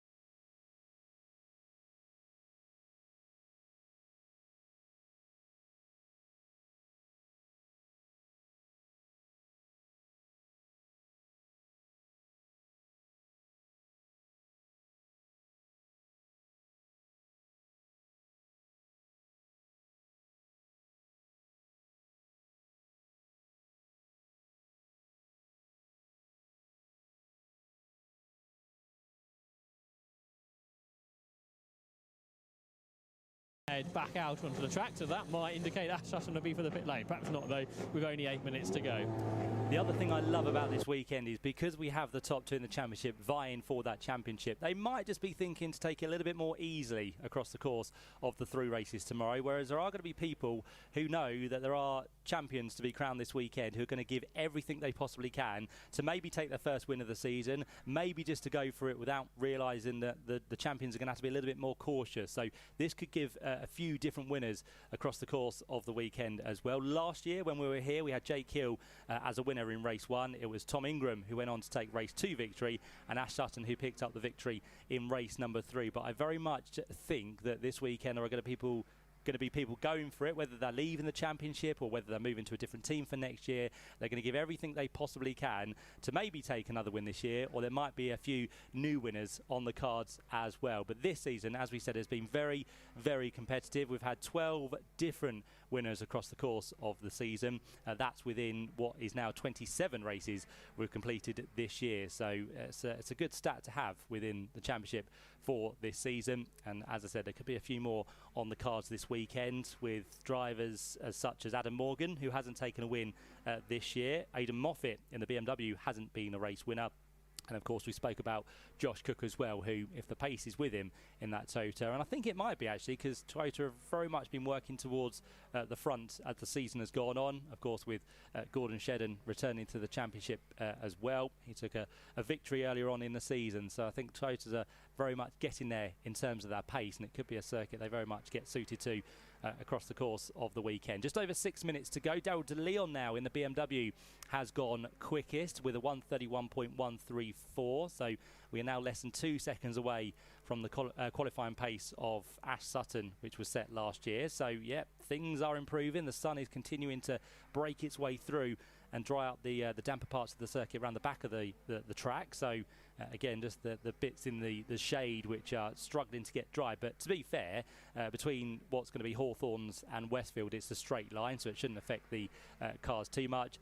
Then maybe just through the likes of Stirlings and Sheen is where you might just still have to be a little bit cautious as you head your way through the right and left-hander to complete the lap in the Grand Prix circuit we have this weekend. And after setting his quickest time out there, Daryl De Leon in the number 2 BMW is back into the pit lane. So he's given it a good go, and he's comfortable with where that car is currently sitting. And we have what looks to be 4 different manufacturers inside the top 4. We've got BMW ahead of Hyundai, we've got Toyota in 3rd, and we've got Ford in 4th place. That's a real good mix towards the top of the order as it currently stands. Further down, Tom Ingram, Aidan Moffat and Nick Halstead are yet to set a competitive time in this session, so I'm sure they will get there, but those 3 cars at the minute, Josh, are in the pit lane. Yeah, you mentioned Daryl De Leon coming down the pit lane and just done a tweak to the anti-roll bar setting by the looks of things, and now are working on the front left corner, so a bit more of a setup change on Daryl De Leon's car than we've seen perhaps from Ingram and Sutton when they've been in the pit for a short amount of time. Now, is there good news to the left of me? There is, because Aidan Moffat is being pushed out on the of the apron onto the fast lane. The engine is fired and all is sorted on Aidan Moffat's car, so we are going to see the BMW car number 16 back into the session. Good stuff, yep, so well done from the Team BMW crew down there to make sure Aidan Moffat gets out there. It might not be as it should be, but at least they can give it a little bit of a run before the end of the session, which is now 4 minutes away. So Aidan Moffat goes back out. Good luck there as well from Dan Camish. So again, in the closing stages of this free practice number 1, we are starting to see the times coming through. So Dan Camish takes over the place of Dan Rowbottom in the order as it currently stands. And then further down, Josh Cook has just made his way up into 12th position in his Toyota, and we've got Dan Lloyd starting to make his way through as well into 16th place, but it's Charles Rainford now who goes quickest. So it was Daryl De Leon. Charles Rainford makes hay while the sun shines effectively, because with Daryl being in the pit lane, Charles Rainford goes through and does a 1:31.060, which is 74 thousandths of a second quicker than what his teammate had done in the mid part of this free practice session. And Daryl De Leon is about to head his way back onto the circuit as well. But I think there's still going to be change towards the end of this one, because we've got lower down Ash Sutton, who has gone quickest of anyone through Sector 1 and Sector 3. He's done a personal best in the middle sector. He comes across the line, and the man who sits second in the championship, Ash Sutton, now goes quickest of all on a 1:30.866. So he's feeling very confident out there on circuit at the minute. Tom Ingram has just found himself in the pit lane for maybe a little bit longer than he would have hoped for, and he might not actually get a competitive time within this session, which is nothing to worry about, I don't think. I think everything is working well for the team down there and Team Virtue, but Tom Ingram just making sure that the car is set up as perfectly as it can be for qualifying, of course, later on. But of course, through practice 2 might be the session they actually go for their race run or their qualifying run and make sure the car is as it should be. So currently for Tom Ingram down in 20th place, Ash Sutton was quickest, but Charles Rainford doesn't like that because he goes through in his BMW and he now takes over the top spot once again by 15 thousandths of a second. Dan Camish is still there in 4th place, and the other BMW of Jake Hill running well in 5th position. So effectively, you could say first thing this morning, BMW's very much getting to grips with the Brands Hatch Grand Prix circuit, because 3 of them are inside the top 5 as it currently stands. So really, really good few laps from Charles Rainford, Darryl De Leon and Jake Hill. And Tom Ingram will go back out onto the circuit. This will be an out lap with 1 minute and 40 seconds left on the clock. He'll get through, and if he wants to, he'll head on to possibly one quick lap within this session. But as I said, he has only done 11 laps, and all of those have been out laps and then back into the pit lane. So nothing really coming in from Tom Ingram that we can read into at the minute, but we'll see if that changes a little bit later on. Aidan Moffat, still waiting for him to come through to potentially go on to a quick lap as well, after spending a fair bit of time in the pit lane with the team sorting his problem. And Nick Housted, by the way, has been in the pits now for a good 17 or 18 minutes. So maybe that car is not working as well as it could be. I do hope he wasn't listening to us and he's counting up all the names. I don't want to have an effect on the overall outcome of the weekend or anything. He could be going, oh, actually, I should be in the car. Why am I counting the names now? It's wrong time to be doing that. It is. So yeah, Nick Houster down in what's going to be 22nd position as it currently stands. Dan Camish now in the Napa Racing Ford Focus goes quickest. So we are getting changes right towards the end of the session. So as we said, the circuit drying up very nicely indeed round the back through the likes of Hawthorne, through Westfield and down through Dingledale. That's looking very nice indeed now for all the drivers to usher their times together. It's blowing a gale in the commentary box, let alone out in the circuit. I do hope the commentary box doesn't finish up in Swanley. Have you got a key for that door, Alan? We might need it. I could put a chair up. Let me put a chair up. Yeah, no access required for people. They have to knock the chair out of the way to get into the commentary box, but very blustery out there, which again could be another factor which might just be affecting the car's handling around the circuit for this weekend as well. So yeah, it's going to be another thing that drivers have to bear in mind, the wind, the greasy conditions. It's the final weekend of the year as well, so all of those factors starting to play with the drivers as they work their way through. I reckon the chair will do the business, but no one can get in now. No, we need a Ring doorbell. Yeah, we do, don't we? Anyone with the Ring doorbell, send it our way this weekend. Yes. So checker flag is now out then on the first free practice session of the day for the Quick Fit British Touring Car Championship, and as it currently stands, it looks like Dan Camish will end the session quickest. So that could be the order, because I think we've still got a few green sectors being set, but nothing to spoil the party of Napa Racing. So it's not going to be Sutton, the man who sits second within the championship quickest. Is going to be his teammate Dan Camish, who currently sits at the top of the order, although Dan Camish is on the soft tyre compared to the medium runners, which find themselves in 3rd, 4th, 5th and 6th places. Jake Hill bails for the pit lane on his final lap as well. And for Tom Ingram, he doesn't actually set a quick time. His best time was a 38.447, which was 8 seconds slower than the quickest time we had from Dan Camish. So yeah, lots of setup going on for Tom Ingram. So again, nothing really to worry about for that man who comes here this weekend as our championship leader. In terms of the 3rd position in the championship, that's something we've all got a look at as well this weekend, because Dan Camish, after a steady weekend at Silverstone, comes here 4 points ahead now of Jake Hill after a brilliant Silverstone. And Dan Rowbottom didn't have the best of weekends, did he, last time out? So he finds himself now dropping to 5th place, but very much 3rd place in the championship is up for grabs here this weekend, along with the champion to be crowned as well between Tom Ingram and Ash Sutton. But times then at the end of FP1, it's going to be Dan Camish quickest on a 1:30.510. So in the end, he was 1.2 seconds away from the lap record set in qualifying from last year for Ash Sutton. So not too bad at all, considering it's quite greasy around the back of the circuit. He was just over 0.2 of a second quicker than Daryl de Leon. So Daryl managed to get one further lap in towards the end of the session. He did a 1:30.733, just a few thousandths ahead of his teammate, which was Charles Rainford. So the 99 machine ended up third position, and it was soft, medium, soft for the top three within that session as well. Fourth place was Ash Sutton, so he did a 1:30.866 in that session on the medium tyre. Then we saw his teammate Dan Rowbottom in fifth position, so car number 32 did a 1:31.022. Sixth place then for the one-time winner this season, number 52 Gordon Shedden on the soft tyre. He did a 1:31.048 in his Toyota Corolla. Seventh place then for number 1, the outgoing champion Jake Hill, at 1:31.217. And then behind him by 1/10 of a second was Adam Morgan. So car number 33 for Team Virtue, he did a 1:31.318. 0.003 of a second behind Adam was then Tom Chilton, his teammate. He was on the medium tyre.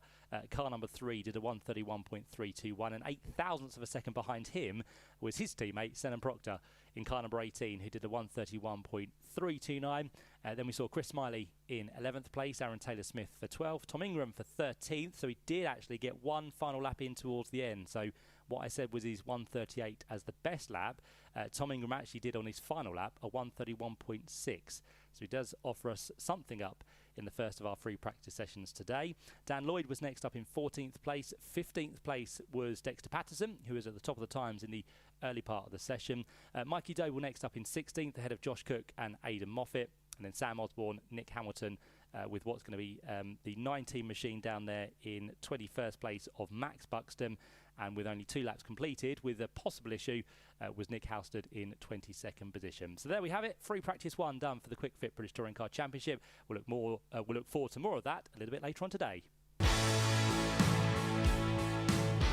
With all the latest BTCC news, action and insights, this is Toka Live.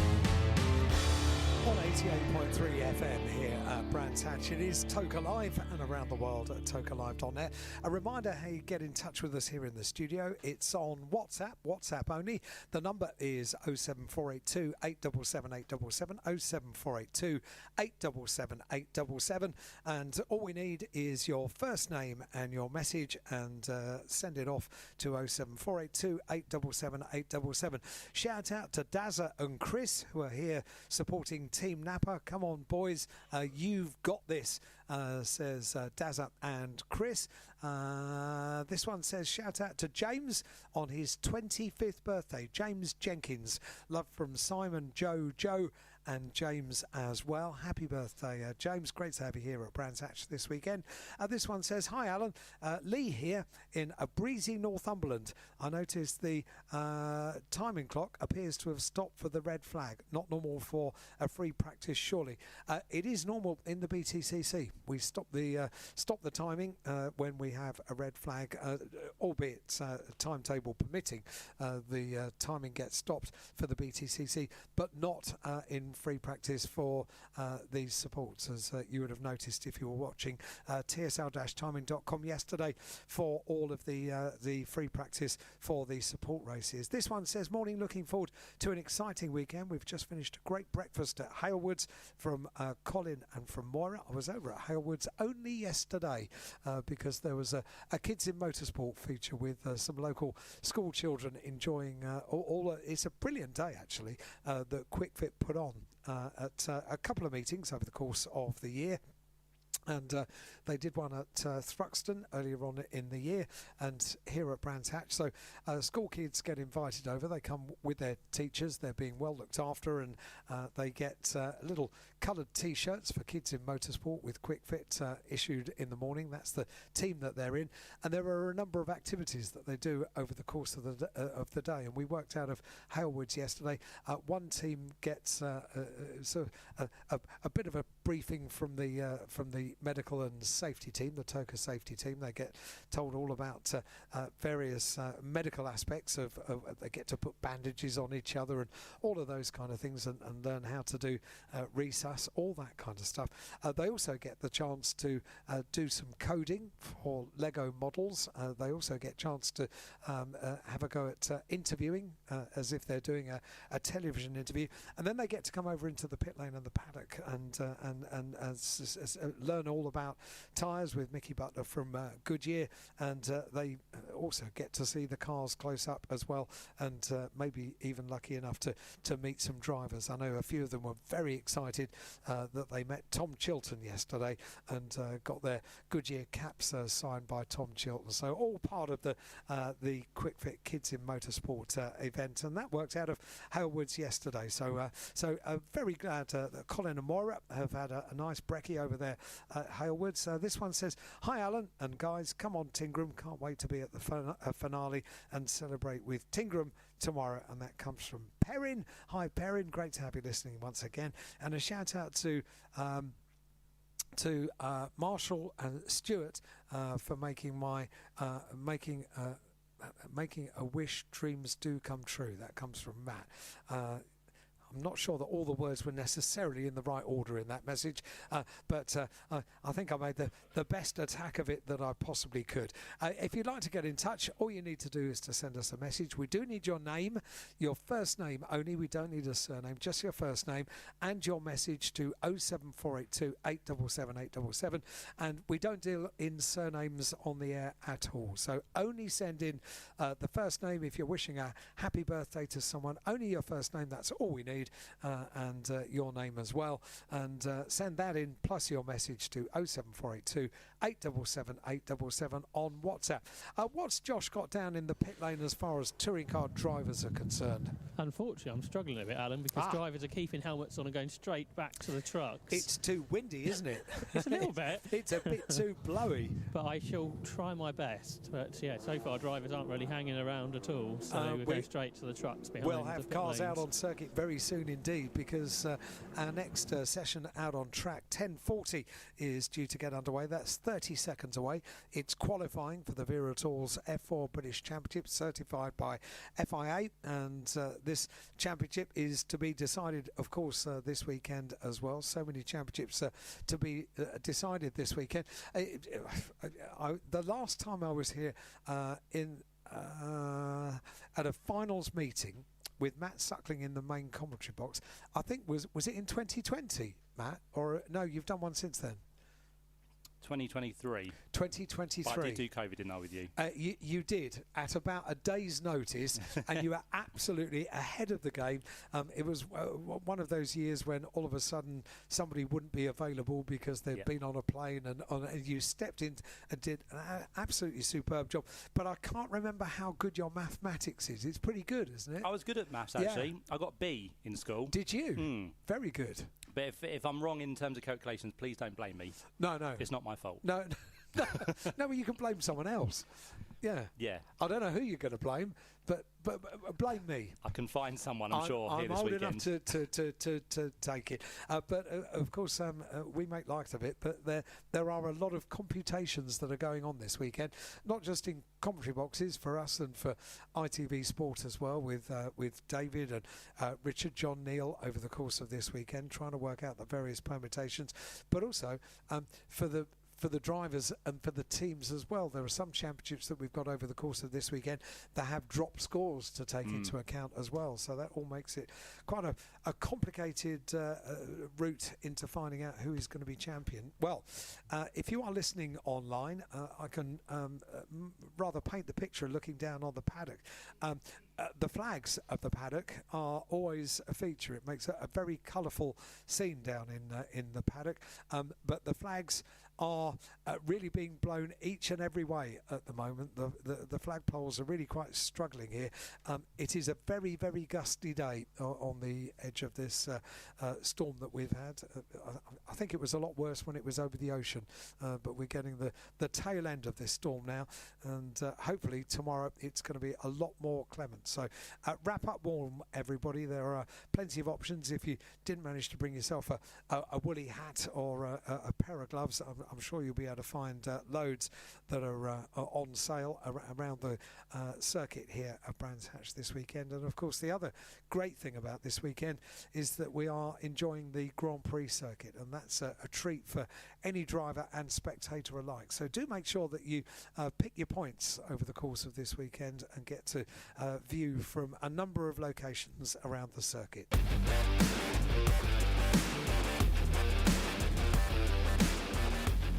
Live from the BTCC, this is Toka Live. And I'm delighted to say loads of your messages are dropping in. Good morning, Al and the team. We're here at the final race meeting of the year. Also, can I please have 2 birthday messages? One for my wonderful mother-in-law, Jackie, whose birthday is today, and 2 birthday wish for myself, Hoppers, who turns 36 this Friday.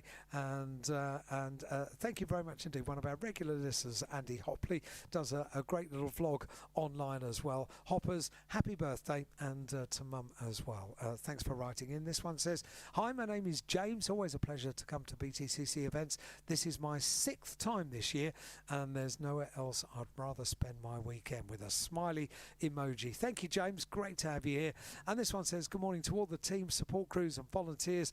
Thank you to the Orange Army and the medical teams too. Let's have a great weekend, and we can't wait to see Tingram lift the championship trophy tomorrow. That's from Joe, Charlotte and Ava, all the way from Weymouth, supporting Tom Ingram this weekend. And this one says, hi Alan and guys, I was watching the weather this morning for tomorrow, and it was saying 33 mile an hour gusts tomorrow. Perrin, thank you very much indeed for the we're going to be watching our weather apps over the course of this weekend, because for quite a while heading into this weekend, today was due to be a wet day, but now the weather forecasters cheered right up, Matt, and it's going to be dry but gusty all day today. It's looking good, isn't it? I know you might need to wrap up out there. Hats, gloves, coats, whatever you want. All of those things. Thermals. And if you didn't bring them, I'm sure you can buy them. There's lots of trade stalls out there, yes, ready to sell stuff. I've just gone back over my archive of photos. The last time I was actually here for a finals meeting in the commentary box was back in 2022. When Tom Ingram was crowned champion. Was it indeed? So, yeah. So, what are you trying to suggest? That you might be a good luck charm for him? I might be. If you asked Ingram, he might say he probably doesn't know who I am. Who won the championship in 2020 when you did your first championship finals, just for balance? I want to say Ash Sutton. You'd be correct. Yes. So there you go. It's a winner piece. I help both of them in equal measures. Simple as that. There you go. We're waiting to get the F4 cars out on circuit, the Viratools F4 British Championship, certified by FIA.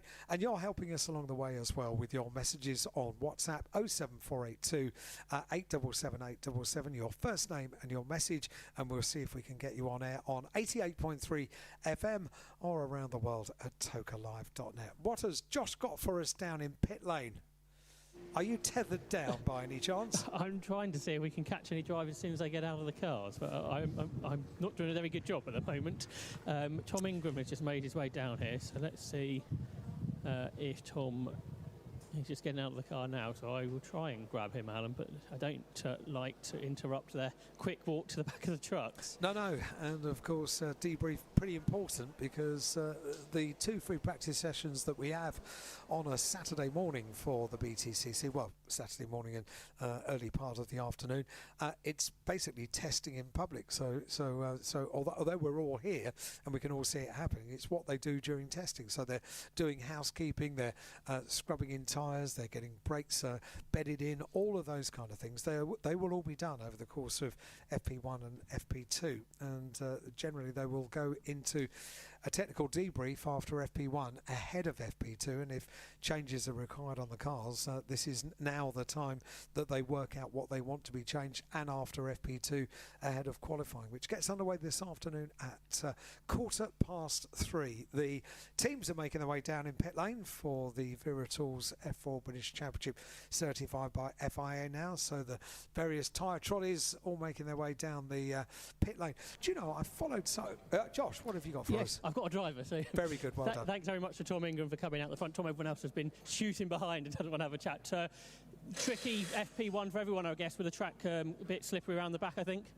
It's because they're all miserable racing drivers. That's why no one wants to come and talk to you. They're all prima donnas.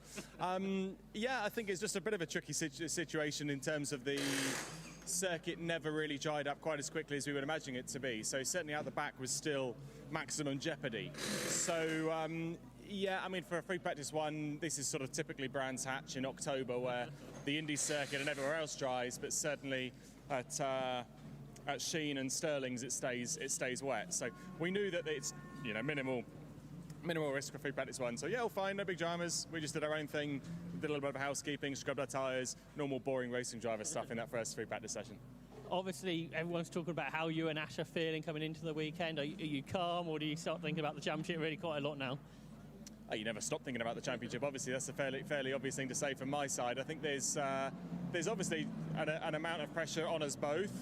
But from my side, I feel super chilled, to be honest. I feel like we're in a really, really nice place with the car, that it's been very strong all year. And I feel relaxed by the situation. I'm not feeling the pressure too much at the moment, so yeah, I'm fairly chill.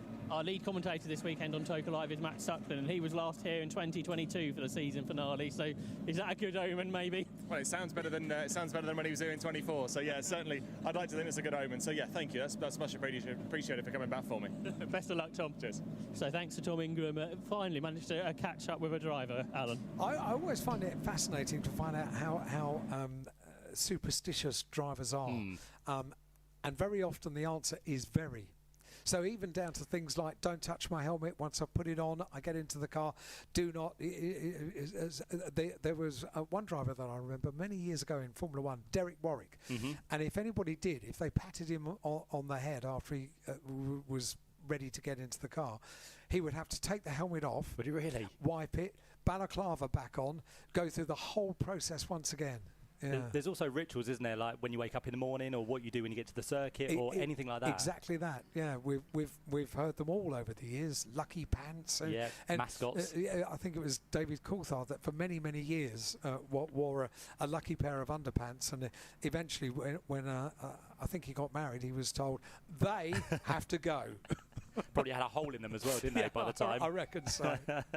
Right then, we are underway with qualifying for the Viritools F4 British Championship, certified by FIA. So all the cars now heading on to the circuit for the first time for them today, although they were out testing yesterday with a couple of sessions around what was a damp Brands Hatch, but today looks very much nicer for them all to get themselves up to speed and into the rhythm of what they need to do. Now, this is another important qualifying session, not just because it sets the grid with the fastest times, but you also set the grid for second best times, which gives us the grid for race number 1 of the weekend. So effectively for F4 we do it in reverse, so your quickest times will set the grid for race number 3 tomorrow.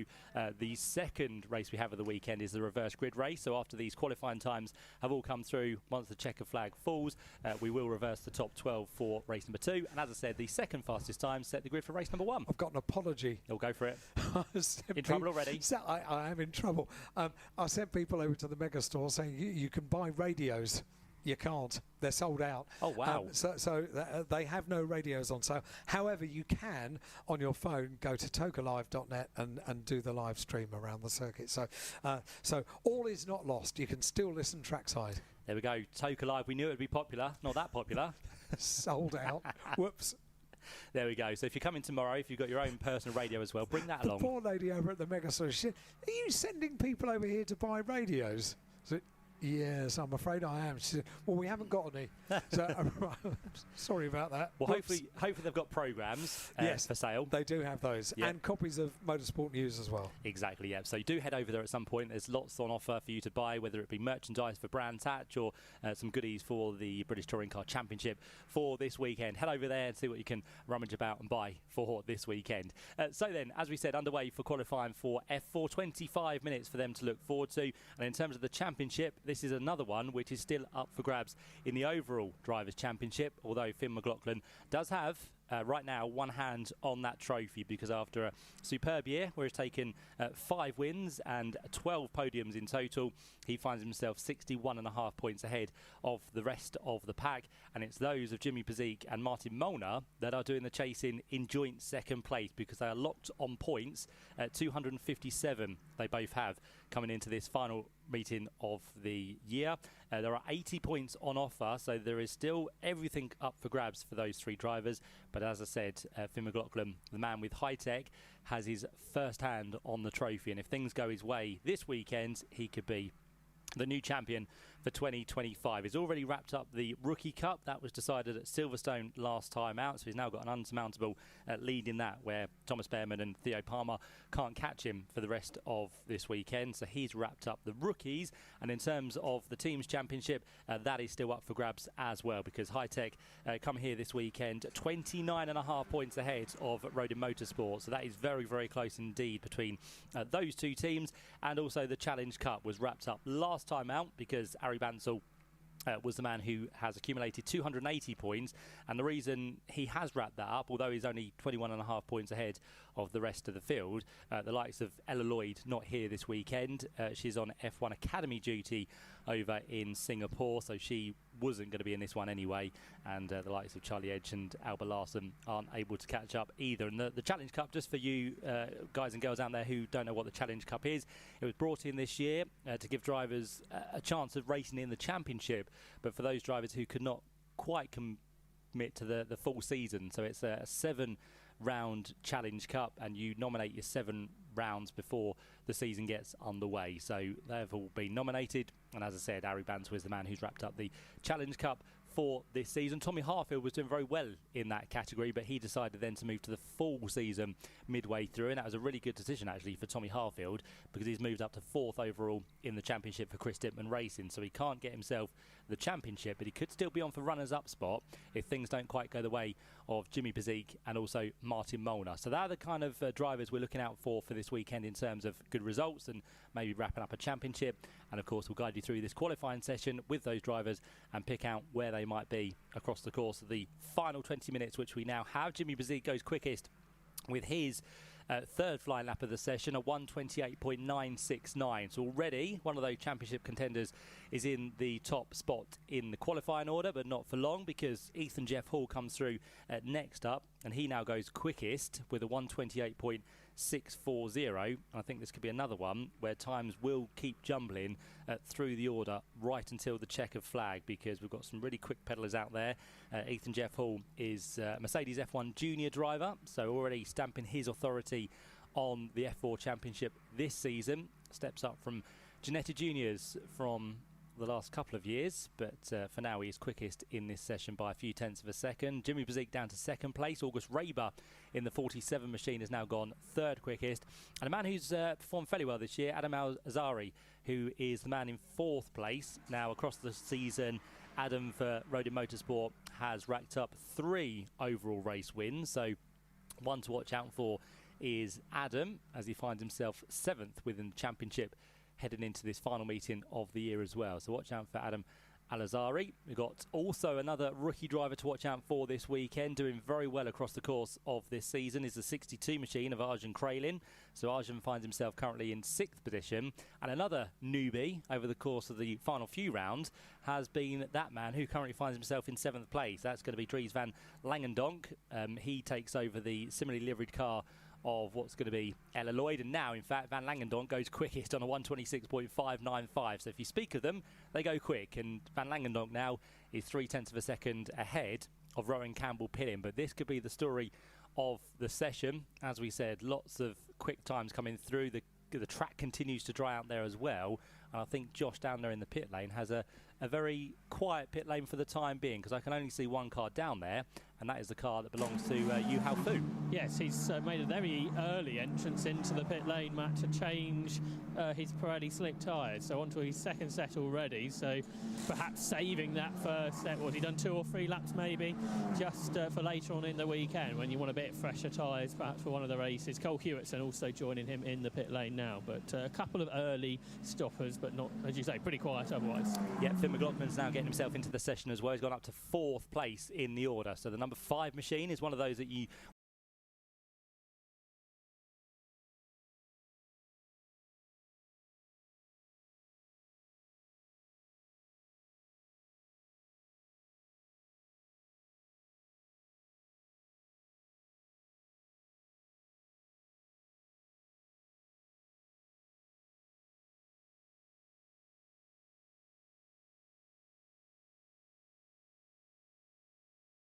like something has gave way. There's no other signs of damage at this point, so a very odd situation here really for Henry Jostling. Rear wings tend not to be an easy fix, so the team going to work. They've got time, but they haven't got huge amounts of time. There's no spare rear wings, I don't think, down here at JBMotorsports, so they're going to have to reattach it some other way. And we've had a bit of an incident, unfortunately, round on the Grand Prix circuit, which now brings out the red flag. But I believe Rowan Campbell-Pillin's car, I can see just with the vague look at the number, the 42 machine has gone off into the barrier. Someone else is off there as well. So under yellow flag conditions, another car has gone straight into the wreck-to-cell barrier and avoided Rowan Campbell-Pillin, but unfortunately caused damage for their own car. So we've got two cars off in the same place now, which means it's going to be a lengthy recovery on that part of the circuit. And again, it's in one of those parts of the circuit where it is still a little bit damp heading through Westfield and on the run down towards Dingle Dale. So it's one of those corners where drivers do push the limits, and through the races this weekend we will see drivers right out on those exit curves. But unfortunately, firstly for Rowan Campbell-Pillin, he's gone a little bit too far off the edge of the circuit, and of course with the grass being damp after what happened yesterday, drivers will be struggling to find grip on the grass. So Rowan Campbell-Pillin is one of those. The other driver, unfortunately, I can't see because most of the rectangle barrier has covered the front of the car and also obscured the side number on that one as well. So I think it's heavier damage for Rowan's car, which was off first. The whole left side, unfortunately, is with damage. The rear wing is off that car. The car is smoking as well. So Rowan will be jumping out before too much longer. And again, we'll try and work out who the second one who has been involved in that one as well. So not what the drivers would have wanted. Again, many drivers out there just trying to get into that rhythm and making sure that the tyres would have been at the optimum temperature, which probably they would have been just about heading into with 9 or so minutes of the session completed. But now with just over 16.5 minutes to go, that has been brought to a bit of a halt for the time being. So not good news for those two cars off over there. I can tell you, though, that Dries van Langendonk is still the quickest driver as it currently stands on a 125.7, just over a tenth of a second ahead of Jimmy Pazik. So Jimmy, one of those championship contenders, the highest of the three placed at the minute within this qualifying session. And then Ethan Jeff Hall, who was quickest briefly, is now down to third place. And Rowan Campbell-Pillin actually just set his best time of the session and moved up into fourth place before that incident happened over on the right-hander of Westfield. Then you've got Finn McLaughlin, the championship leader, in fifth place. Martin Molnar sits there in sixth. Thomas Behrman, of course, who is the younger brother of Ollie Behrman, who will be racing this weekend in Singapore. He sits there in seventh place. Eighth place for Adam Alazari, and then Tommy Harfield and Chase Fernandez complete the top 10. Process of elimination, I think it's going to be Xavier Avramidez, who is the other car that's found himself off there with Rowan Campbell-Pillin, because the number 4 machine has not ventured back into the pit lane. So that is Xavier, who finds himself down in 14th position currently. But as we said, we're under red flag conditions for the second time today. 2 cars off over there at Westfield. It's going to be a fairly lengthy delay. So we'll head down to Josh and find out some news from the pits. Yeah, the delay is better news really for Henry Jostling and the Fortec Motorsport team. Have been trying to repair that rear wing down here in pit lane. They've got the rear wing back at an angle that, at least to my eye, looks correct, but now they've got the rear bodywork off the car. Yeah, they've gone back to some more work on that rear wing, so maybe the team are not quite happy with it, but this delay does mean the team have got more time to work on the rear wing of Henry Jostling. That seems unrelated to that incident out at Westfield Corner. Yep, so that's good news for the team, as you said. Currently finds himself down in last position. And the other one who didn't really get that many lap times in was Yu Hao Fu. So this will give a chance for Yu Hao to try and get out there as well. So recovery is underway. You can see some flatbeds on their way now down towards Westfield.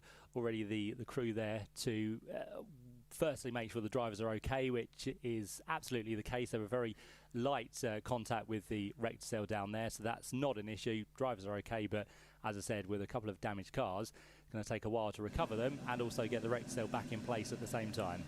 The teams seem a bit more optimistic than perhaps what you are, since you've got the pictures.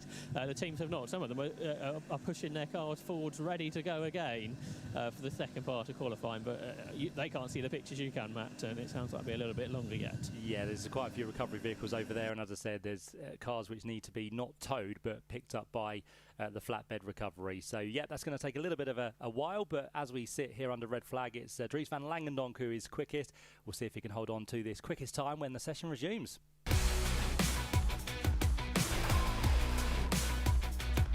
Live from every circuit, this is Toka Live. With your messages, and I really love getting your messages in today and showing who you're supporting for championship titles over the course of this weekend, not just the BTCC but so many of the support races as well. This one says, please say hello to Brian and son Jack. We've been to every meeting this year supporting Team Virtue and Tingram. Hopefully we'll see Tom lift the trophy and reclaim the golden number plate. Oh yeah, the golden number plate is something to behold. It really is. And it's only a very simple thing, something introduced just a couple of years ago. But the champion for the whole of the following season not only has the option of carrying the number 1 on board, but also, of course, the gold quick fit number plates on the front and the back of the car as well. So good point. And Brian and Jack, well done. If you've been to each and every one of the meetings this year like we have, then you've done really well and covered some miles as well. This one says, Neat and Jim here from France. We watch all the time on TV over here and have finally actually got to the track. Looking forward to the final races tomorrow with a smiling emoji as well. That's superb. And I suppose we're not too far away, are we, from the coast? So Brands Hatch would of course be the easiest circuit for you to get to. But Neat and Jim, you are very, very welcome. Thank you for following the championship and thanks for coming to the final meeting of the year here at Brands Hatch. Really good idea to make the trek across, and there is nothing like it in real life. Speak to anyone that's around the circuit. There is good reason why this is such a famous meeting in the BTCC every year, the final meeting of the year here at Brands Hatch. There is nothing quite like it. This one says, morning Alan and guys, last weekend of the year. So sad that it's all flown by. We'll be listening and watching from home. Weather is bad today. Shouting on for Tom Ingram, and I'm shouting on for, so one of you shouting for Tingram, one of you shouting for Ash. That comes from Sue and from Mark, regular listeners to Toka Live. Thank you very much indeed for writing in. And just a reminder, 07482 877 877 is the number, and we need your first name and your message to get on air over the course of this weekend. And this one says, good morning Alan, great to be here at Brands Hatch this weekend. Can you please wish Abigail good luck on her work experience at Napa Racing this weekend? Hey, that's a pretty cool work experience placement, isn't it?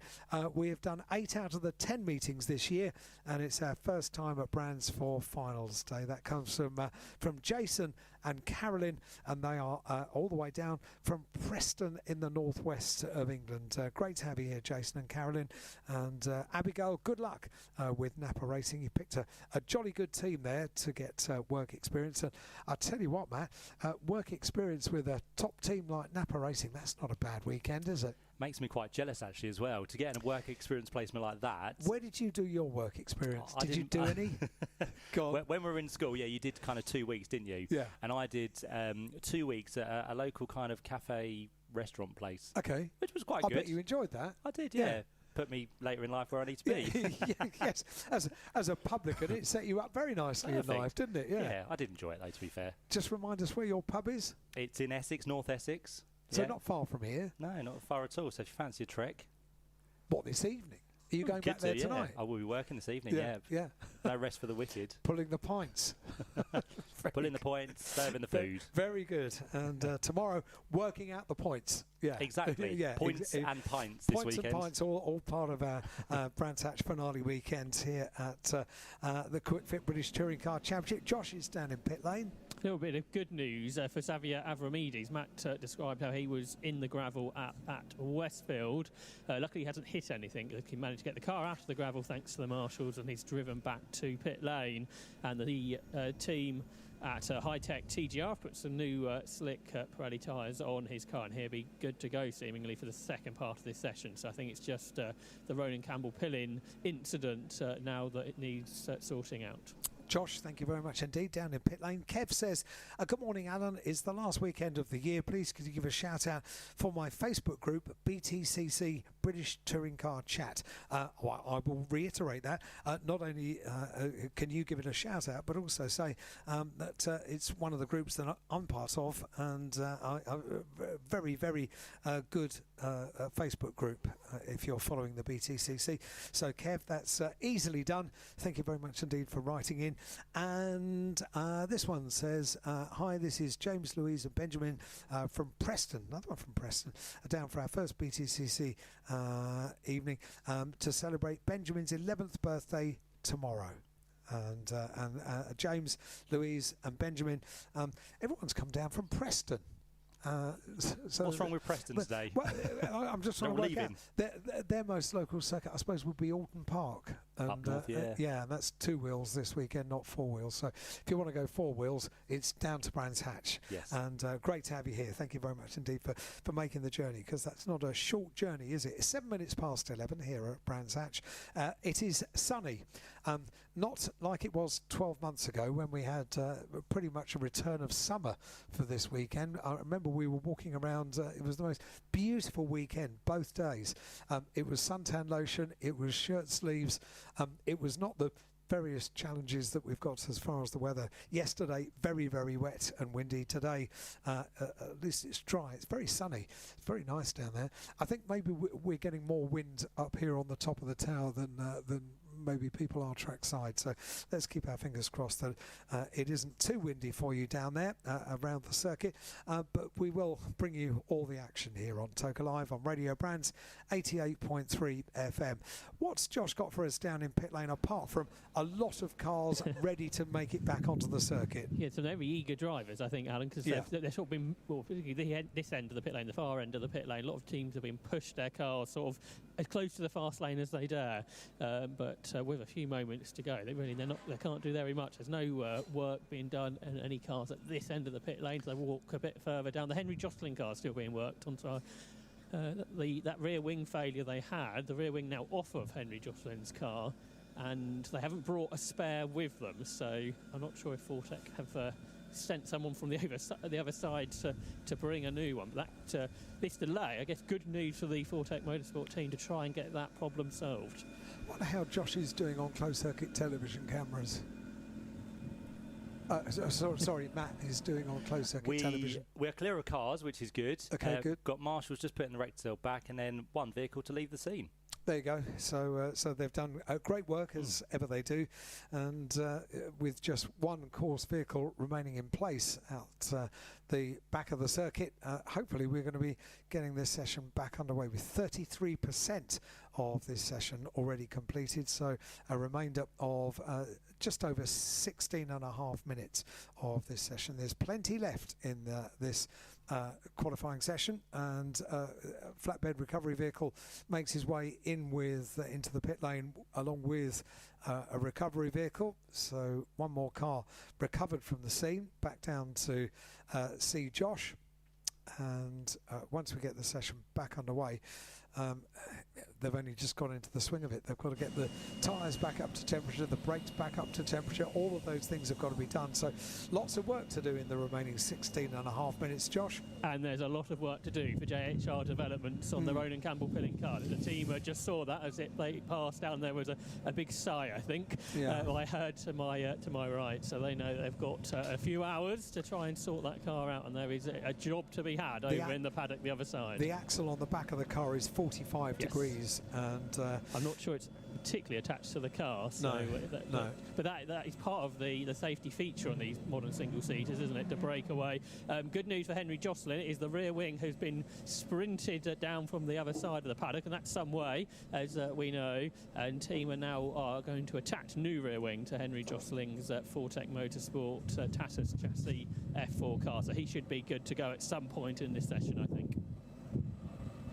We've still got messages coming in. Gab says, morning Alan, after a hard week at work, glad to be here at Brands Hatch with the father-in-law, cheering for Tom Ingram to lift the trophy this weekend. I think we might need to recover that flight case outside, which is part of the television crew, which has just blown away. And can we have a massive shout out to the Hoppers Motorsport vlog community? Really make my evenings when we do the live videos and have legendary guests such as you, Al. Plus I'll be down at Brands for for the finale next year, as it's my birthday weekend next year. Andy, thank you very much indeed. I'm going to go and try and save that flight case. Hold on to the railing, please, Alan. Oh yeah. We don't want you blown away. Maybe it's too dangerous for me to go out. I'll see what I can do. We'll send a search party. Thanks, Alan. Thank you very much for all your messages. Keep them coming today here on Toka Live. 07482 877 877 is the number you need on WhatsApp, please. All your messages through. We'll get through as many of those as we can today, and also across the course of the weekend as well. Right then, qualifying back underway after that delay for the two cars of Rowan Campbell-Pillin and Xavier Avramirez to be recovered from Dingle Dell. One of them a lot worse than the other, unfortunately. So Rowan's car and the team are going to be hard at work to get that ready before race one. Yeah, Avramirez has just headed back out onto the track, Matt. So he has been allowed back out into the session. Not everybody has headed out into the session. We've obviously got the Henry Josselin car being repaired, and at your end of the pit lane, I think it's the Rodin Motorsport crew, isn't it? They're not, they haven't got the same strategy as everyone else. They're waiting a little bit, and before too much longer, they will be on their way, as will Henry Josselin. The rear wing now just being tightened up in front of me. Yep, so we've got Adam Al-Zahari, we've got Dries van Langendonk, and also, by the looks of it, the 44 machine of Guy Albage that's sitting down here at the end of the pit lane, which is not a bad move, to be fair, although we have gone red again. Which is not good, because we've just gone green and we've already got another incident out there on circuit by the looks of it. So that in a way is good for the team that we have down here waiting to head back onto the circuit. So Rodin Motorsport maybe playing it well not to send the cars out and waste some tyres while the cars get out onto temperature. And of course, you always want to try and find yourself a little bit of clear track as well, with so many cars heading out onto the circuit. So Rodin didn't get going, but now they can't get going because of the red flag. So straight away we have another delay for this qualifying session, which is a real shame. And what was an empty pit lane becomes a busy pit lane once again, because all the cars are back in. They'll head themselves back to their garages, and the car I can see actually is on the Cooper Straight, heading down towards Surtees. So someone has expired over there, unfortunately. Do you want me to have a wander around that way, Matt? Yeah, looks kind of colours of, it's either Virtuosi or Argenti, I'd say. Okay, just got to find a garage that's open and then I'll be there.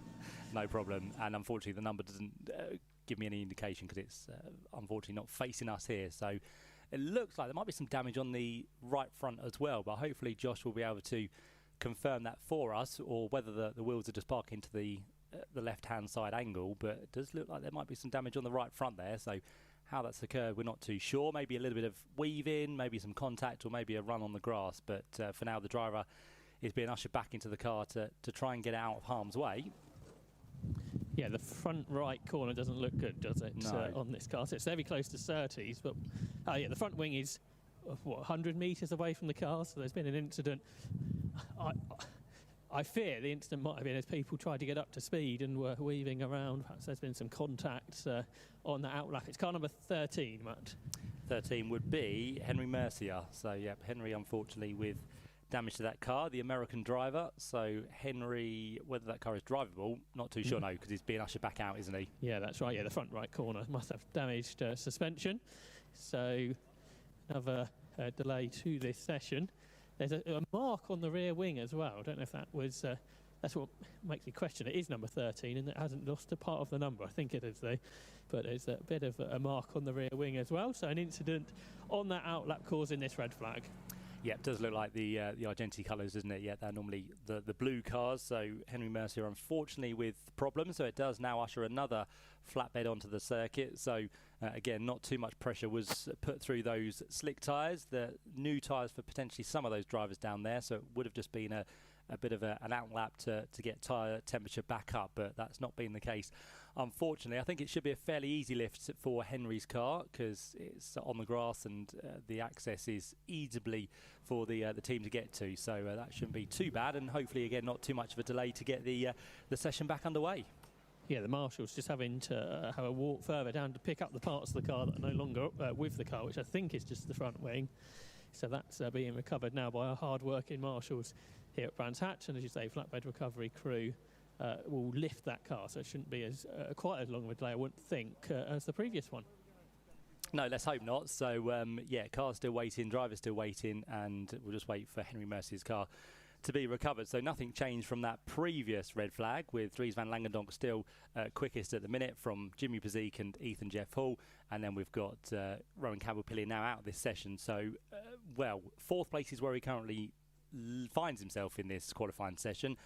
Whether it'll be 4th by the end, we're not too sure, because you would expect that with quicker people behind and times to improve, then Rowan Campbell-Pillion will be finding himself lower down the order. So it does mean that he's going to have a troubled weekend, because he'll have to work his way from the back of the grid in effectively all 3 races if he drops outside the top 12, because we know we reversed the top 12 after qualifying for race number 2. So if he goes 12th on backwards, then he will be having some hard work to do across the course of the weekend. But all barring the problems for Henry Mercier, we should have everybody back out there, which will give us 21 cars to get back on with qualifying. The clock has ticked down to 10 minutes now, so with a second red flag, it has lost us a little bit more time, unfortunately, for the F4 drivers. So 10 minutes is what they're going to have to deal with when we go back to green flag racing. Henry Mercier's car is now being lifted, so that's going to go onto the flatbed. And just to let you know what's coming up for the rest of the morning, well, after this qualifying session has come to its conclusion, we'll have qualifying for the Virtue Mini Challenge. They, of course, heading into that final weekend of racing as well. There are 30 minutes of qualifying beginning at 11:20, which will not now be the case because we are slightly delayed with a couple of red flags we've currently had.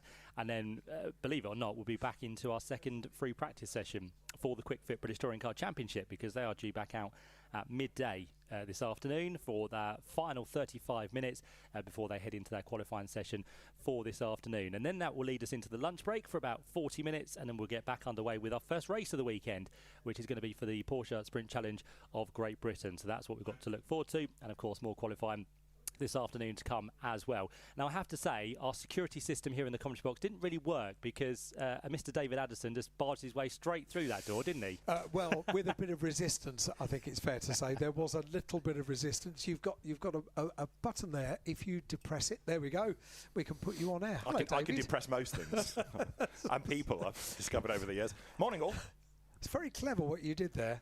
Saw what you did there with the word depress. Where have you been? You've been out on the Grand Prix circuit, haven't you? Yeah, it's a tradition. FP1 finals weekend, Mark Cross is one of the directors, and Marcus Simmons of Autosport and I wander out into the woods purely to watch cars. But we always enjoy it, and it's a great part of the track to go to. But then we always come back saying, we've chosen the wrong session there because it's still wet, especially at Dingledale. Yes, yeah. And people aren't pushing on, and it's only free practice anyway. But it is always nice to go and watch the cars out there. First thing this morning, that was absolutely plastered with leaves. Yeah. So they've been working from 7 o'clock this morning or something. Yeah.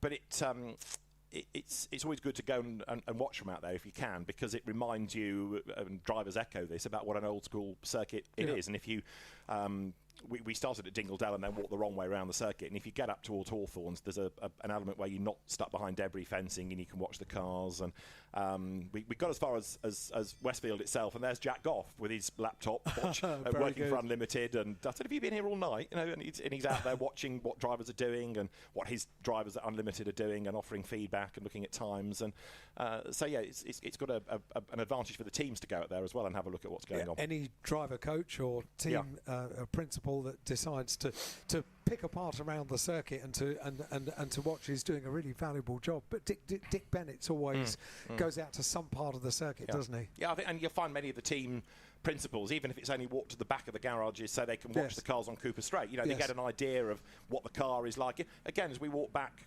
away from Hawthorns, you could hear a couple of cars hitting the rev limiters. And it's odd, not all, but some, and doing it quite early. So you wonder if that's something that the teams are going to tweak for the next session.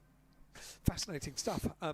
You are our red flag guru. I'm glad I have a purpose in life. I've taken 30 odd years to work out what it is. He hears the word red flag now, Matt, and he is at our beck and call. It's like a red flag to a ball. Yes. Do you remember that day at Donington Park a year ago? Yes, that was a very helpful David Addison, wasn't it? It was, yeah. 5 hours. 5 hours of filling. My goodness. And Thruxton this year. It was, yeah. Well, it's all good practice for Macau if we get red flags again in a month's time, which is why I'm interested in Formula 4, because we've got an F4 race. If. Yeah, it won't happen, will it? No, it'll it'll go like a Swiss watch. Absolutely it will. David, thank you very much indeed. Absolute delight to have you in the commentary box, and hopefully we'll hear a little more from you at lunchtime here on Toka Live. But in the meantime, we're back underway for qualifying for the Vera Tools F4 British Championship, and in the commentary box is Matt Suckling. Thank you, Alan. Yep, so as we said, 10 minutes the reduction now we're down to for F4. So can Dries van Langendonk keep himself on pole position? That is the big question. He has a 10.5 in hand over Jimmy Bezique, and we still need to kind of usher up Finn McLaughlin into the order. He's not doing too bad. He's inside the top 5, but I'm sure he'd love to be ahead of Jimmy Bezique as they head into the first race of the weekend. Josh? Just to follow up on that developing story, Fortec Motorsport over the last half an hour or so is the rear wing has been fitted, and Henry Josselin has headed back out onto the track with everyone else. Thank you, Josh. Yeah, and it's probably more of a trickier task, isn't it, to put a rear wing on than a front wing? Very much so. So much so the teams don't bring rear wings with them down here into pit lane. So Fortec had to send off a mechanic to the other side, to the paddock. They brought the rear wing over, but yeah, it's quite a big job. They have to take the rear of the car off. There's quite a lot of wiring that has to be put into the car. But they did it, and the red flags have been helpful for Fortec Motorsport. Certainly has, yep, so that gets them out into the session. So we'll see if Henry Josselin can find his way up from last on the grid at the minute. He's a few seconds away from Yuhao Fu, who finds himself there in the number 69 machine. So the battle for last place going on for the time being. Still very impressed, though, with Dries van Langendonk, because he only joined the championship 2 meetings ago at Donington Park on the Grand Prix circuit. That weekend he did very well to take his first win in the championship in race number 3, and comes here this weekend once again looking to try and take victory. But if he can get himself a pole position, that would be even more incredible for the man in the number 15 machine. So the Belgium driver has got that 1/10.5 of a second in hand over Jimmy Bezique. In terms of second quickest times, it is also Dries van Langendonk who's done the quickest time there, which is a 1:26.5. So for now, Dries would be on pole position for race 1 and also race 3 of the weekend. So he's got everything strung together. The hardest race for him at the minute would, of course, be that reverse grid race number 2, which comes tomorrow, where he'd have to work his way through from 12th on the grid. But with the pace that Dries has showed so far in the meetings we've seen, he's one that can very much work his way through the field. So quickest at the minute is Dries. Let's see if anyone is looking to improve on this lap as they work their way through across the line, down towards Paddock Hill Bend in what now are slightly cloudy conditions down on that part of the circuit.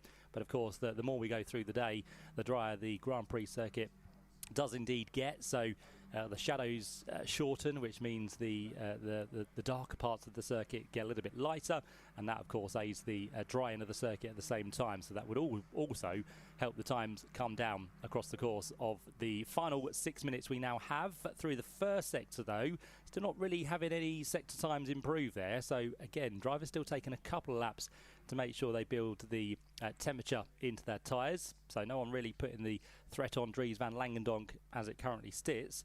So he heads the order from Jimmy Bezique. We've got Rowan Campbell-Pilling kind of in the mix at the minute, but as we questioned, would he stay there, with him, of course, out of this session after that moment down through Westfield and on the run down towards Dingle Dell.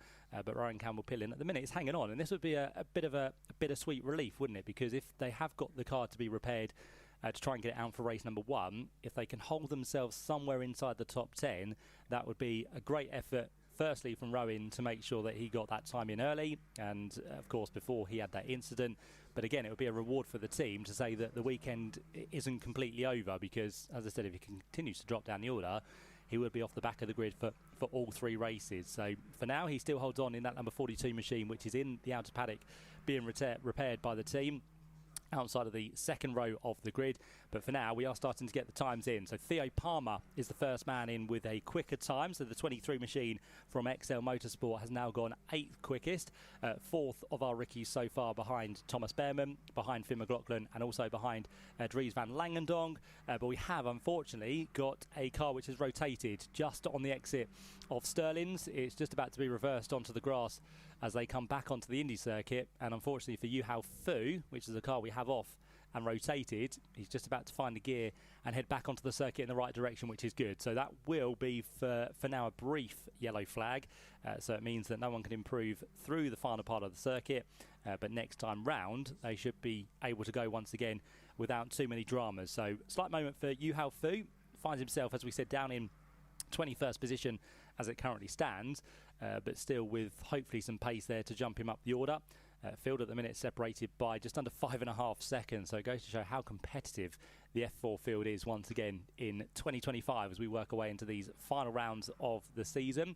Improved lap as well for our championship leader, because Finn McLaughlin has just gone through now onto the second row of the grid. So 4th place he is. That doesn't last long though, because August Raber comes up now into 3rd position in that number 47 machine. So he is now into 3rd, make that 5th, because Martin Molnar and Ethan Jeff Hall have gone through. And Martin Molnar, of course, comes here this weekend, joint 2nd in the championship, and he now goes on to provisional pole with just over 3 minutes to go. So there's nothing to choose between the top 2, but all of a sudden Finn McLaughlin, the championship leader, is now down into 6th place. So there's 5 positions between the top 2 in the championship. Make that 1 place, because Finn McLaughlin does a better lap to get himself now onto the inside of row number 2 with just under 3 minutes to go within this session. An improved lap as well for August Raber and also for Thomas Behrman, because he goes up into 7th position. And to be fair, for the car which wears number 7, he always seems to be attracted to 7th place in these races and qualifying sessions. So I don't know if that's an omen for Thomas Behrman, but he currently finds himself 3rd of the rookies and inside the top 10, which is good. On 2nd best times, just to tell you, it's still Dries van Langendonk who is quickest, ahead of Ethan Jeff Hall and Finn McLaughlin. So that's how the grid would provisionally line up for race number 1 of the weekend, which we'd see this afternoon. So that's how that looks for now. And as we said, we save the best till last in terms of the times, because the quickest times of all will set the grid for the final race of the season tomorrow afternoon. And for now, Jimmy Bezique takes over at the top of the time. So what was Martin Molnar now sees Jimmy Bezique, the other championship contender, go on to provisional pole by what was a 1/4 of a second. That now comes down to less than 1.5 tenths of a second, because Ethan Jeff Hall goes back onto the front row of the grid as well. So it's 93 that leads 25. Adam Alzari goes up into 3rd place, and Martin Molnar completes the top 4. Championship leader Finn McLaughlin is back down to 5th place. And elsewhere, quickest driver, Dries van Langendonk, is now down into 6th place. So we've got the 2 rookies together in 5th and 6th place. You've got August Raber now behind them in 7th position.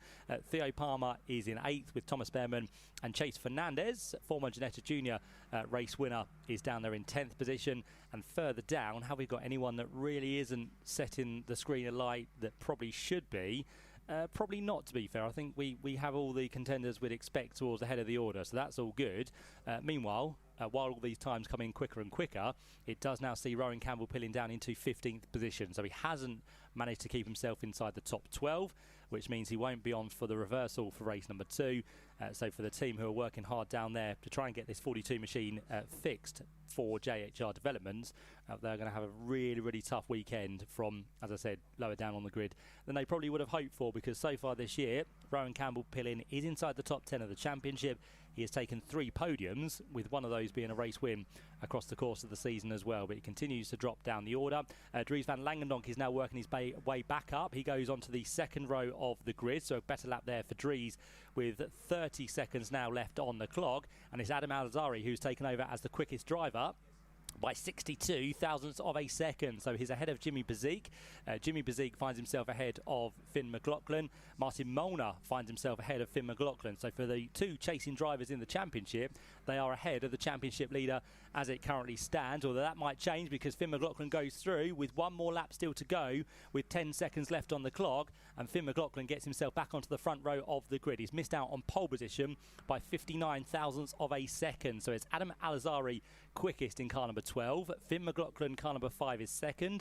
Jimmy Bezique, who's 2nd in the championship, is now 3rd. And Ethan Jeff Hall finds himself in 4th position, with the next of the rookie drivers, Dries van Langendonk, now in 5th place. So had a real shake-up in the closing stages, as we pretty much expected there would be, especially with the track conditions continuing to dry, and of course the rubber now being at pretty much its optimum best since this qualifying session got back underway with 10 minutes to go. First one through to take the checker flag will be Yuhao Fu, after the spin that Yuhao had on the exit of Sterling's on the run down towards Clark Curve. So Yuhao comes through and doesn't improve from 21st place. Jimmy Bezique goes back onto pole position with a 1:24.842, the first driver into the 24s so far in this session. And with that, Ethan Jeff Hall has also moved ahead of Finn McLaughlin. So what was second position is now down to fourth, and for Finn, he's about to come through to complete his final lap of the session. And with that, the Red Bull driver is about to head to the line, but can Finn McLaughlin get the session done with an improved time? He'll go through very shortly. He's going to be one of the final cars to take the checker flag, actually. And with that, Finn McLaughlin does not improve, unfortunately, because he did a 1:25.2, and the quickest time that he did in the session was a 1:25.0, so just dropped off towards the final stages of that session. But again, he finds himself there or thereabouts. He's kind of in the middle of the two championship contenders, because Jimmy Bezique is up the road from him on provisional pole, and Martin Molnar finds himself in 6th place. So Finn McLaughlin effectively is the, what could you say, the driver in the sandwich, but that's still a good qualifying session for him. He's the lead of the rookie drivers as well, so that's another bonus, although he's already wrapped up the Rookie Cup, as we said, and we are getting a few drivers now with some lap times to be disallowed, one of those being Henry Mercier, but Henry didn't come back out onto the circuit after his moment down there on the Cooper Straight, so he will be 23rd and last. Ryan Campbell-Pillin, after his moment, did drop down the order, but only to 17th place, so not as bad as it probably could have been for Ryan Campbell-Pillin. But for Jimmy Bezique, he's got his weekend off to a fairly good start, because he'll be on pole position for not just race number 1, but also for race number 3 of the weekend, because he did the second quickest time as well in the 2 times we need for race 1 and race 3, so he'll be on pole for those 2 races. The only downside to that, of course, he'll be 12th on the grid for race number 2 of the weekend, but with that you also gain points for the amount of places you make up within a race. So we'll see how he does with that one. Jimmy Bezique, who goes quickest in this session on a 1:24.842. Second place goes the way of number 12, which is Adam Alizari, the man from Road and Motorsport, on a 1:25.005. In fact, did the same time as Ethan Jeff Hall, but because Adam set it first, he gets the advantage of being on the front row of the grid. So they are your top 2. Ethan Jeff Hall, as we said, same time, but starts 3rd on the grid. Championship leader, number 5, Finn McLaughlin, is 4th on the grid, went a 1:25.064. Then behind that we see Theo Palmer, 2nd of the rookies in car number 23, did a 1:25.116.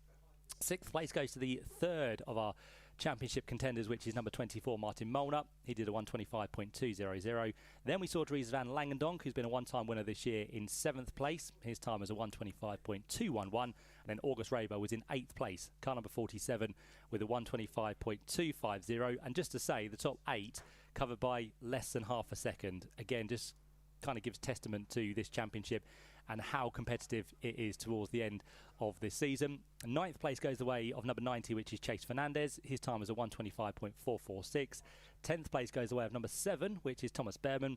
He did a 1:25.508. And just to go down to the 12 drivers, of course, we reversed the top 12 for race number 2. It was 11th place for number 33, Cole Hewitson, who did a 1:25.709. And for 12th place, number 21, is Tommy Harfield, who, as we said, switched to the main championship after contesting the Challenge Cup to start the season, but is now a fully fledged F4 driver. And for Tommy, he'll be on pole for race number 2, and his time in this session was a 1:25.802. So that gives you the top 12. That is qualifying now done for the Vera Tools F4 British Championship. They will be out a little bit later on for that first of 3 races this weekend. That will come your way just before 2 o'clock this afternoon. So very much look forward to the youngsters and the single-seaters doing battle for the first time this weekend. But on the way next here at Brands Hatch and on Toker Live, we have the second free practice session for the BTCC. I'm very nervous about this photographer, Matt, because she's only very small and she's sat down and she has moved about 3 feet since she sat there because the wind is so blustery. It is a very, very windy Brands Hatch. A very good morning to you. Welcome along. It's 11:35. The next session out on circuit is the Virtue Mini Challenge qualifying, and that is coming up next. Commentary, interviews and your views. This is Toker Live. On 88.3 FM here at Brands Hatch, it is Toker Live on Radio Brands 88.3 and around the world at tokerlive.net. Just organising our guests for our lunchtime chats up here in the studio. Hopefully we'll have a couple of very interesting guests over the course of lunch break, which today is between 12:35 and 1:15. So 12:35 is the end of free practice for the Quick Fit British Touring Car Championship, free practice 2, and 1:15, and that's that's when we get racing back underway with the Porsche Sprint Challenge GB, which gets underway at so Addis is trying to work out how to get out of the commentary box with the chair that we've put in place so the door doesn't fly open. You are allowed to pull it back, and then I will return it to its rightful position. So the door keeps blowing open. If you are not here at Brands Hatch, you may not be aware, it's pretty blowy, pretty gusty up here on top of the tower, and I think over the course of today we're going to have quite a few wind stories over the course of day 1 of 2 for the champions final meeting of the year, when we crown champions not only in the Quick Fit British Touring Car Championship but also, of course, support races as well. A shout out to Dan back at Brands Hatch after completing his first year of a motorsport degree at university. That's from Matt. Matt, thank you very much indeed. We don't need the nickname, of course, when you write in. Just your first name and your message to 07482 877 877 07482 877 877. Your first name only and your message, and send it in on WhatsApp, and we'll try to get you on air over the course of today. Right, engines are fired up down in pit lane, a very colourful grid as ever, and the cars make their way down onto the circuit for qualifying for the Virtue Mini Challenge, final meeting of the year for this championship as well. Half an hour of qualifying in the commentary box is Matt Suckling. Thank you, Alan. Yep, so the car's speedy on the button. I was waiting. You were poised and ready. Well done. Still quite nimble this age, aren't I? So I can move about a bit. So yeah, qualifying underway then for the Virtue Mini Challenge. Again, for them, it is their final round of the season. They haven't joined us at all of the meetings this year for the British Touring Car Championship, but they have been with us at Donington Park back in April. They were with us at Snetterton in May. They also joined us at Alton Park in June, along with Croft and Knockhill and Silverstone National last time out. So they've had a fair few rounds with us. And again, coming into this weekend, we have got a championship on the line for what's going to be either Tom Ovenden or that of Lewis Selby. Unfortunately, Jamie Osborne is not here this weekend. Unfortunately, had some health issues at Silverstone last time out, which meant he couldn't take part in that weekend. And that is the same story here this weekend. So we wish Jamie all the best. And Napa Racing UK are without him. But the kind of silver lining for that team is that they have got an additional driver this weekend who will be scoring team points to try and help the team out within their quest to be the champions, Napa Racing UK. None other than Nick Tandy. You might have heard of him. You might know what he does. He's a very quick peddler. And to come away from Porsche and race within the Mini Challenge this weekend is some coup. So I think everyone's very delighted to have Nick on the grid, and he was pretty good yesterday in testing with the 2 sessions we had for the Mini Challenge.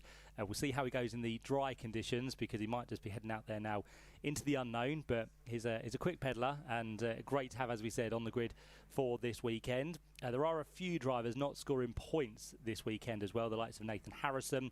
Nick Tandy, of course, has been drafted in, will not score points, along with Jensen O'Neill Going, Alex Brandon and also Brent Bowie. So all of those will be with non-points to their tally. So that, again, will affect where drivers finish in terms of the race results and maybe how the championship will be affected as well. But, of course, that's for us to keep an eye on and make sure we're updating you as the 3 races unfold. Now, you might look at the championship and think, well, 70 points is quite a hefty margin for a driver to be up the road, but in Mini Challenge racing you do score 50 points for a race win, so you get those 50 points for a win. So Tom Ovenden is not the man who is away with it and being confirmed. He has got, of course, one hand on the trophy, but the likes of Lewis Selby and Max Edmondson will be chasing as hard as they possibly can to make sure that they can finish as close to, if not ahead of him, by the end of the weekend. Of course, we also have to take into account in this championship drop scores. That, again, will give us another complication to try and work out by the time of the weekend comes. So we'll drop some worse scores from the season for the Mini Challenge.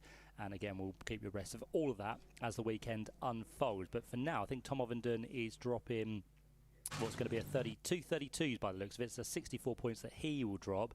And for Lewis Selby, looks like he'll be dropping something like he's going to drop around from Silverstone at just 20 points. So it does get a little bit closer than expected.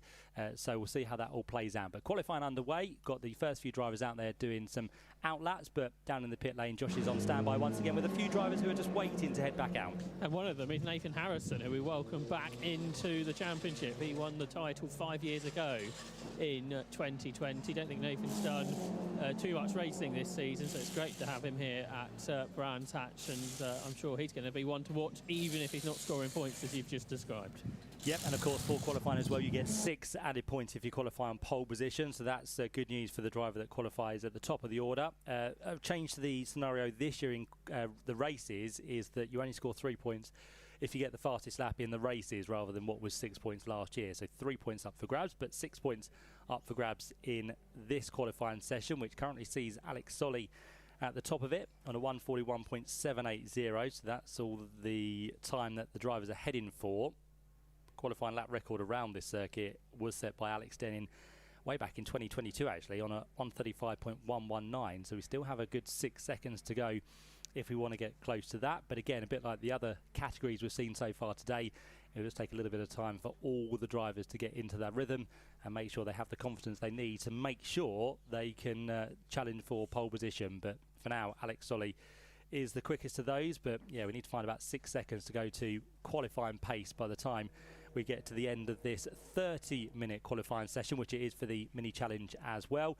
Just under 25 minutes of this session now to go. We've got up into second place the 45 machine, so that's going to be currently Jensen O'Neill going, one of those drivers who's not scoring points this weekend, but of course he will be up for podiums if he gets the chance. One of the drivers who races within the rookie category, and also number 2, which is Albert Webster. He's out there as well, who in fact has just dropped down to 5th place because Max Edmondson and Lewis Selby, the two that you'd expect to go a little bit quicker, have gone now onto the front row of the grid. So Max Edmondson sits there in car number 33, and what was in second place Lewis Selby is now down to 4th place. So as quick as we say it, they then disappear down the order. So up now into second place has gone Charlie Hand in the 55 machine. That is now 3rd because Jensen O'Neill Going's gone back up onto the front row of the grid. And the other one that's come into the mix now, that we're going to be very keen to see how he gets on, is going to be Nick Tandy. So Nick has gone 5th quickest. Look out for that car, number 28. That will be with one of the Napa Racing liveried across the side of it. So Nick working his way down towards the left-hander of Graham Hill Bend as we speak. As we said, 2 sessions yesterday that he went through to get a bit of testing in on the car, but now in these dry conditions it's going to be probably a little bit different compared to yesterday.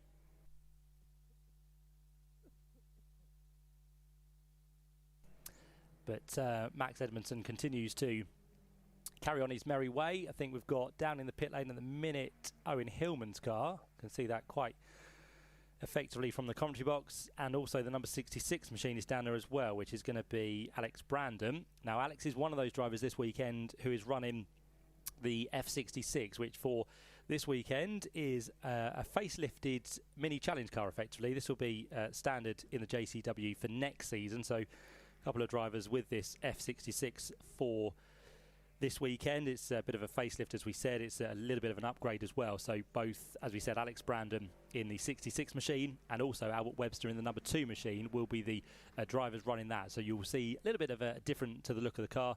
But as we said, it's going to be more of an upgrade package on the car for what will be the full effect for next season.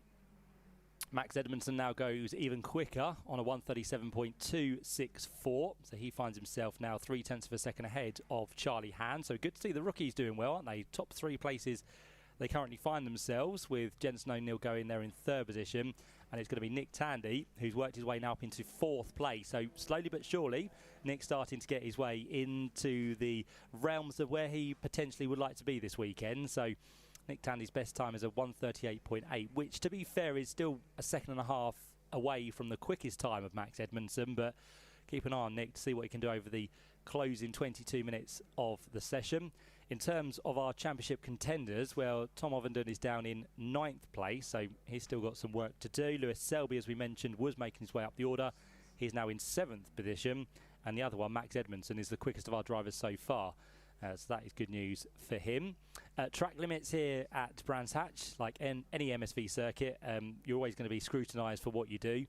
one of the drivers has just been warned about track limits, which means your lap time has been disallowed. So that means that the 22 machine of what's going to be Nicky Gauci has just had a lap time disallowed.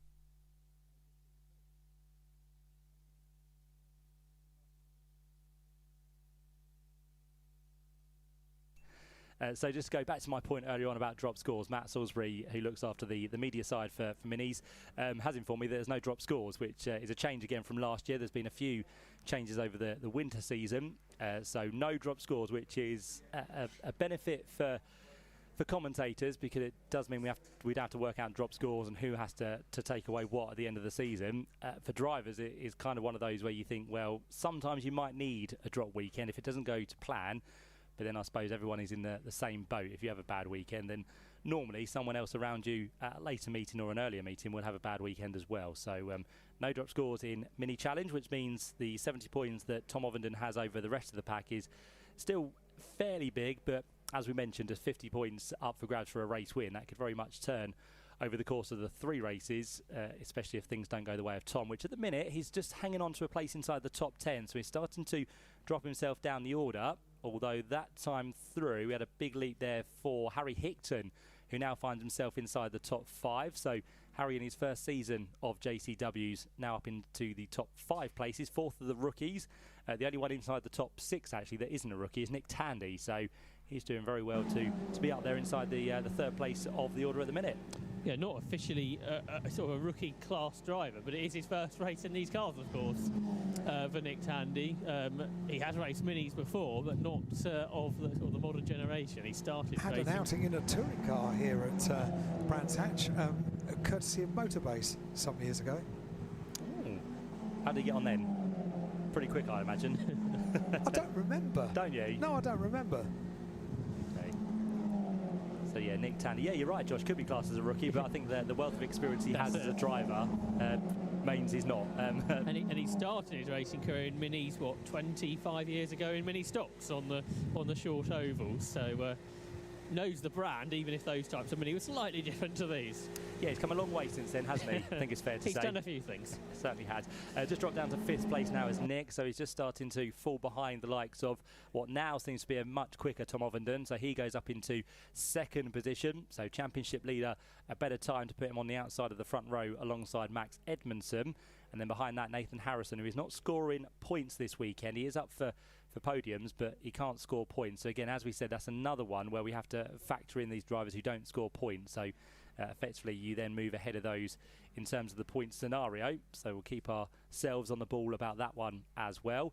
Who else is improving? There's been a better lap there to get up into 6th place now for Josh Porter. So Josh goes through and does a 137.834, which means there's now just under half a second which separate the top 5, and there is less than a second which cover the top 9 at the minute. And in that 9th position is the number 12 machine of Alex Solly, another one who's moved from the trophy class up to the JCWs and races this year with Napa Racing UK.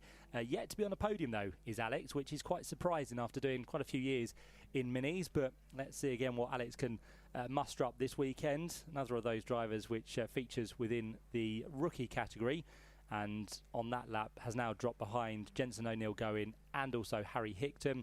And in fact, Jensen O'Neill and also Alex Solly have now found themselves into the pit lane, which is not uncommon, because as we head towards the halfway stage of this session, it's just a chance for the drivers to gather their thoughts, check out the times and see what they need to do in the second half to possibly move themselves up the order, which both Nathan Edwards and Nick Tandy have just done, because both of them now onto the front and also 2nd row of the grid.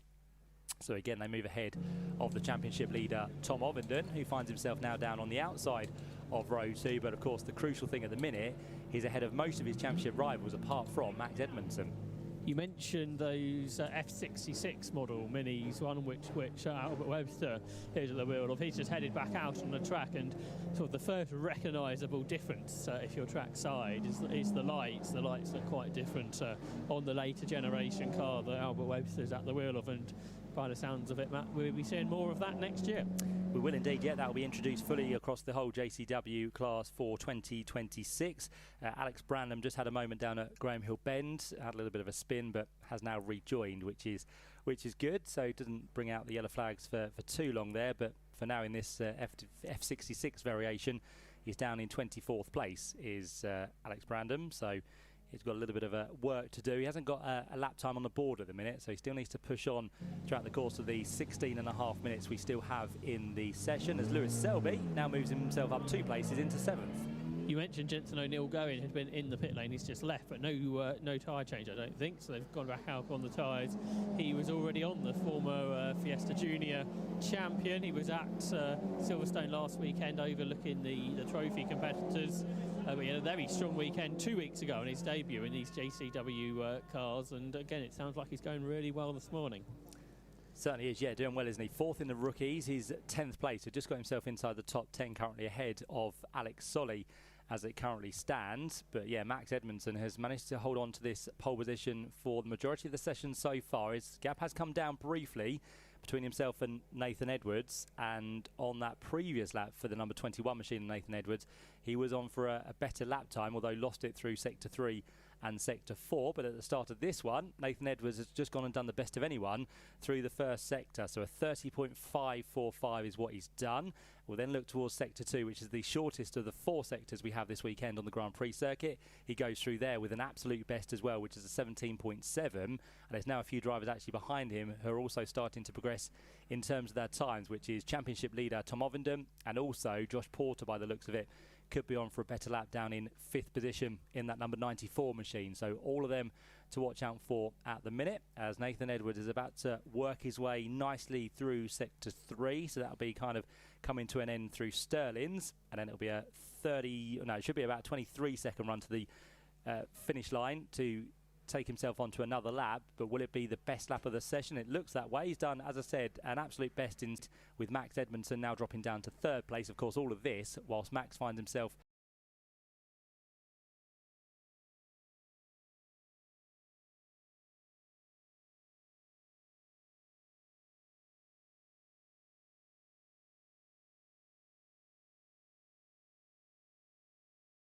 and find themselves now almost half a second up the road from Max Edmondson, who was holding on to the provisional pole for a good 10 or so minutes, but now he's going to have to try and do it all again.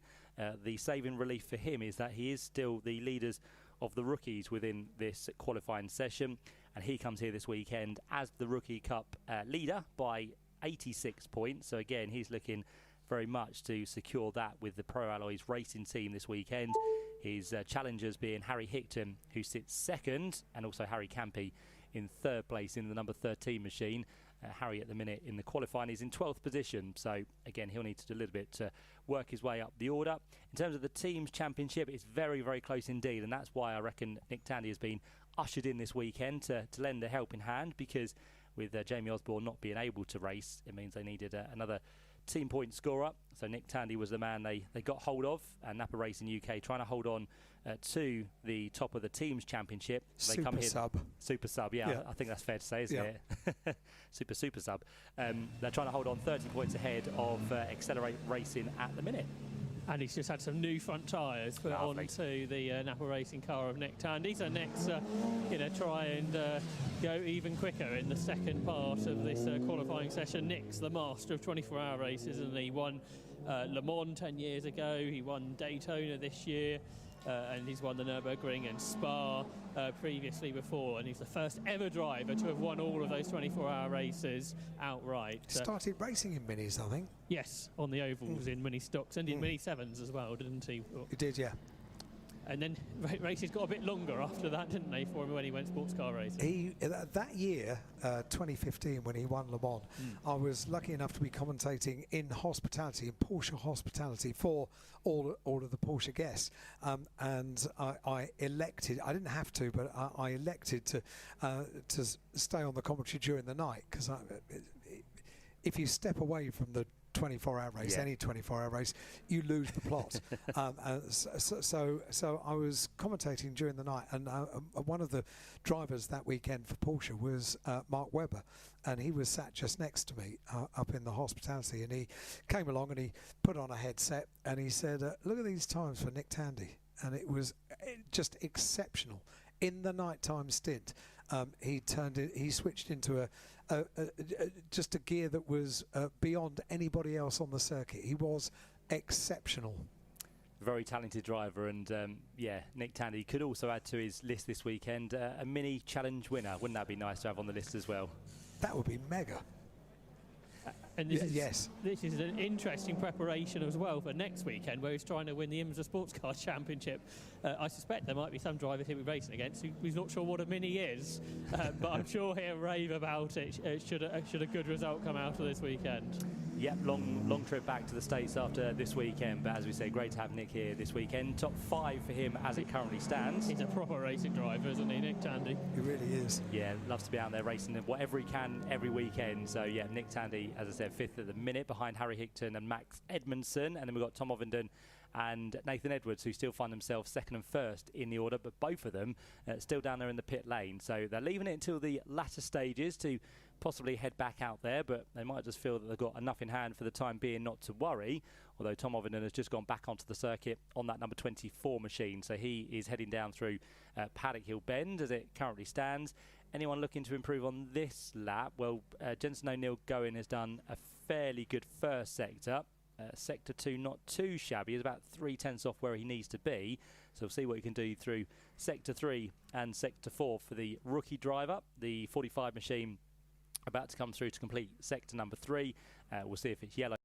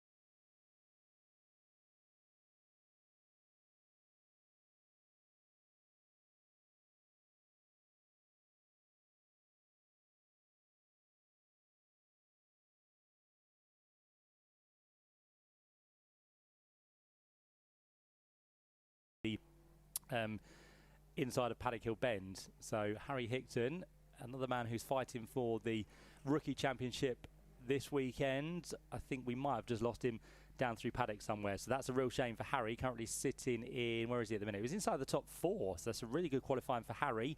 2nd of the rookies as it currently stands, because Max Edmondson is the quickest of those in the number 33 machine. But currently Nathan Edwards is the man who is quickest, but of course he doesn't score points this weekend, so effectively Tom Ovenden would take over pole in terms of points. So would he get the extra 6 points? He would, yeah, because Nathan Edwards is not scoring. So although Tom is not on pole position currently, he would get the points that go with being on pole in the minis. Oh, Edwards is scoring, okay. Okay, oh, it's Harrison's, yeah, correct, sorry, my apologies. So yeah, Nathan Edwards would get the 6 points, Tom Ovenden would not, so that is all as it should be. What's happening in the sport category as well, because we've got to look towards that. We've had some great fighting amongst these competitors this year, and currently it's the number 10 machine of Archie Johnson who is quickest. Archie is on a 140.381. Second is going to be that of Ben Crosley, as Mackenzie, in fact, is now quickest in the 210 machine. So, yeah, Chris Mackenzie for the Bitcoin racing team has gone up into 16th place overall. And then second is going to be that of the number 10 machine, which is Archie Johnson.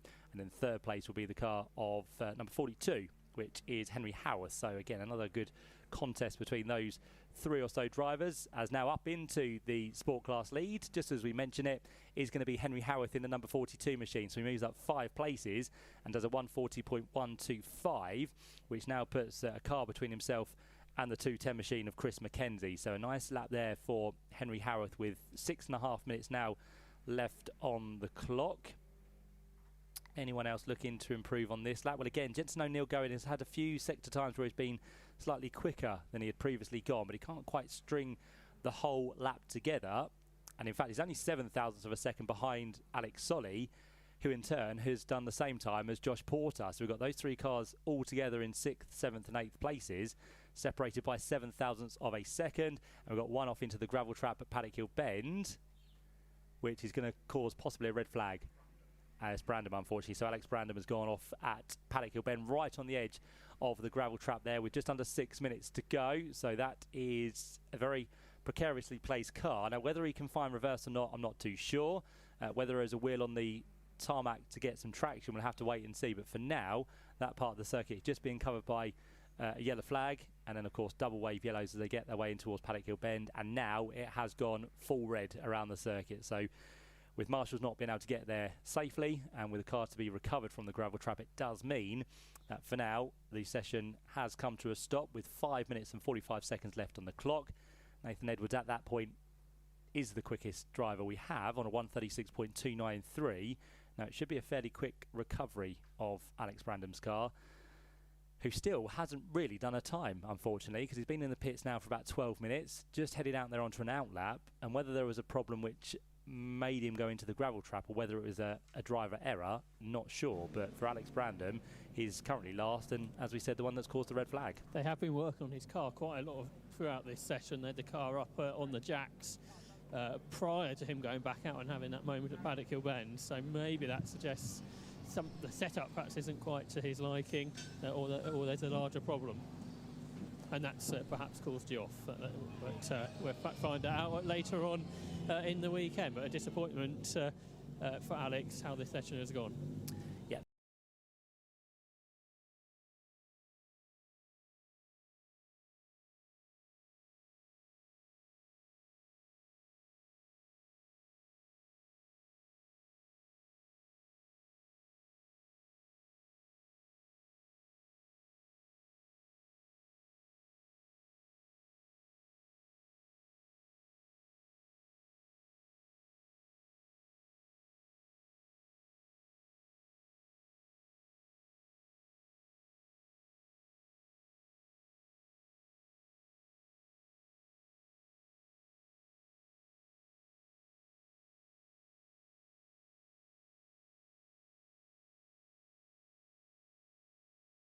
Two further races to come tomorrow as well, which will bring the season down on the championship for 2025, and then of course all attentions will turn for most of the drivers to 2026, whether they stay and have another crack at the whip to try and get the championship away from certain drivers, or if they decide to move on to other championships. But nowadays Mini has got a great ladder system which has become very apparent over recent seasons, the likes of the club sport now, which brings in some of the novice drivers and those who still want to get into Minis, maybe not as the top rung on the ladder. So that's a great now place for drivers to come and start that trade in Minis. Look like that might be the end of the session, Matt.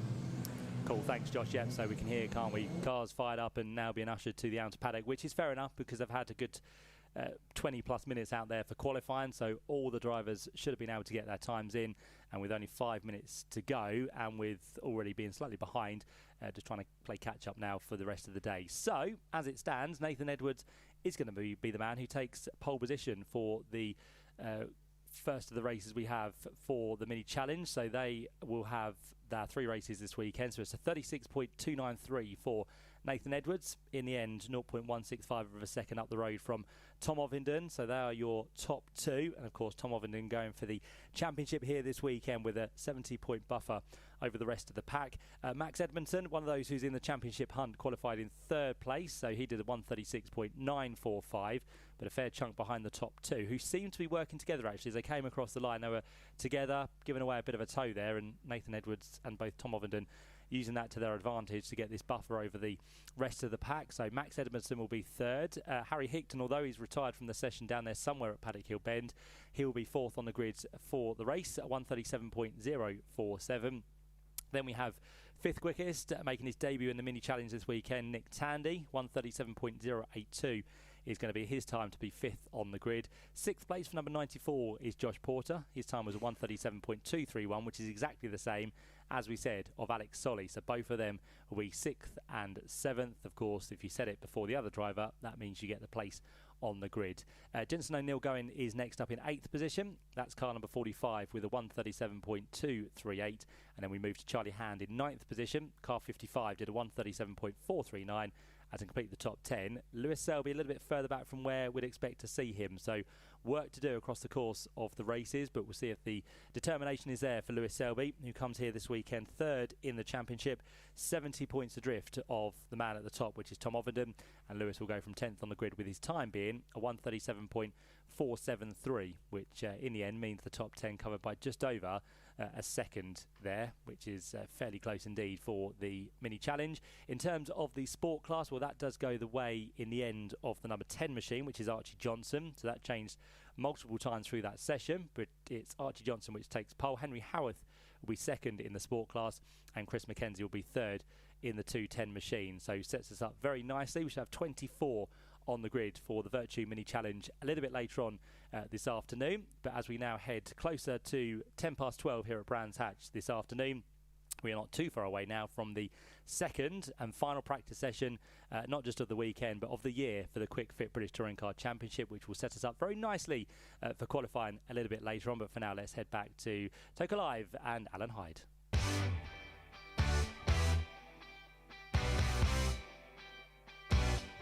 Get in touch with us at Toka Live. We're on WhatsApp and email. Add the number 07482 877 877 to your WhatsApp contacts, or email us at studio@tokalive.net to get in touch. Say hi to someone, wish someone a happy birthday, or wish a driver good luck. Anything you like, get in touch now with Toka Live. And a steady stream of messages have come into the studio throughout the morning.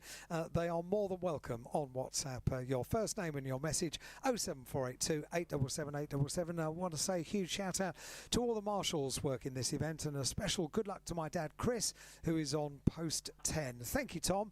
That's Tom, who has written in on WhatsApp. This one says,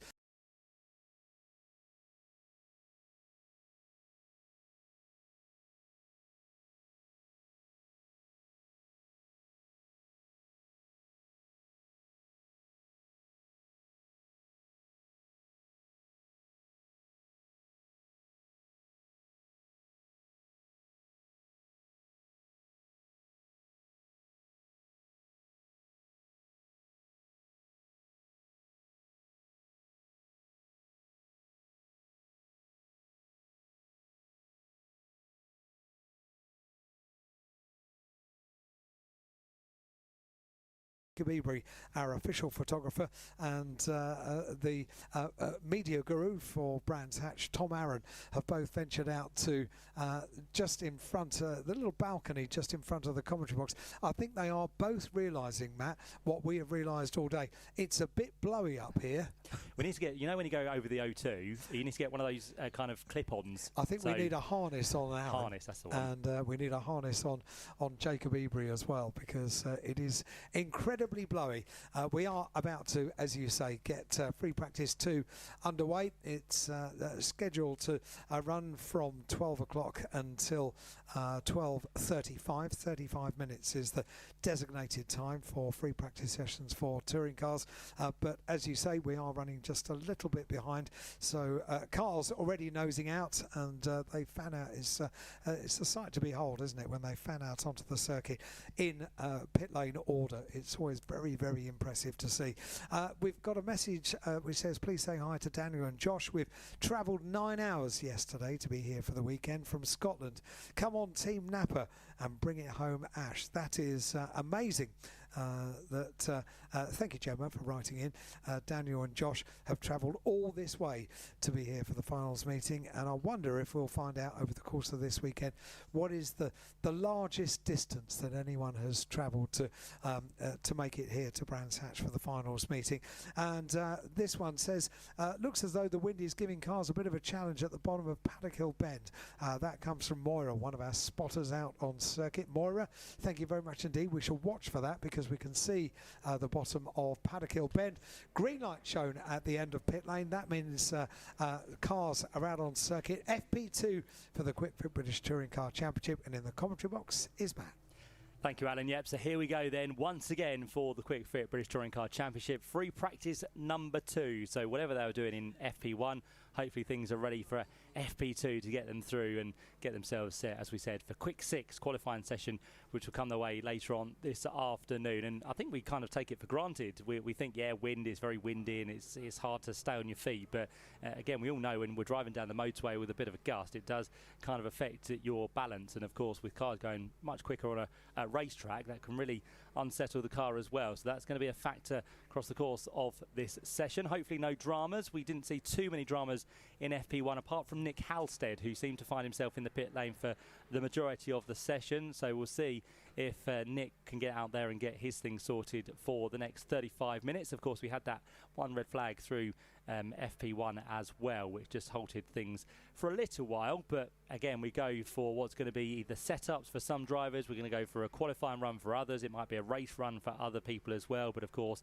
we never read too much into free practice because we know that everything is being trialled and tested and making sure their cars are set up as best as they possibly can for the entirety of the weekend. So off they go then onto their out laps, and we have possibly some cars coming back in to do their normal switch of tyres, making sure that they can get themselves up to temperature as quick as they possibly can, so the rotational tyres will be in effect as well. And to be fair, considering what we had this morning in FP1, things have now drastically changed around the back of the circuit, because what we had in terms of a shaded kind of run from Hawthorns to Westfield is now pretty much clear, so that looks all dry from what we can see. Down through Dingledale, still a little bit of a shade there, but I think the track conditions have improved, and kind of the only place where you probably now expect it to be slightly greasy is going to be round through maybe Sheen and in towards the left-hander of Sterling's. But apart from that, I think the drivers now will be able to get the majority of their lap times completed without too many significant damp patches on the circuit. So again, we're going to be aiming for a quick lap time. As we said, qualifying lap record of 1:29.247, which the drivers will be heading for later on. They might get close to it in this session as well. But it's going to be a tasty session, I think, Josh, because we've got lots to look forward to. And, of course, we have a champion to be crowned at the end of the weekend, as we said. So all eyes, majority this weekend, are going to be on Tom Ingram and Ash Sutton. I don't think I've left his fader up, have I? Shall we have a... Okay, no, it's fine. I'll come back. Oh, he's coming back. He's coming back. So Alan's left the building without doing his job. So he's on his way. Typical. He's probably got to the bottom of the stairs and thought, afraid so. 174 completed, another 174 to go. There you go. There we go. Right, so yeah, we'll hear from Josh very shortly. He's on standby, ready to give us his details about the touring car season and how things have gone so far across the course of the year. But already we're getting some quick sector times in, which is good. So through the first sector at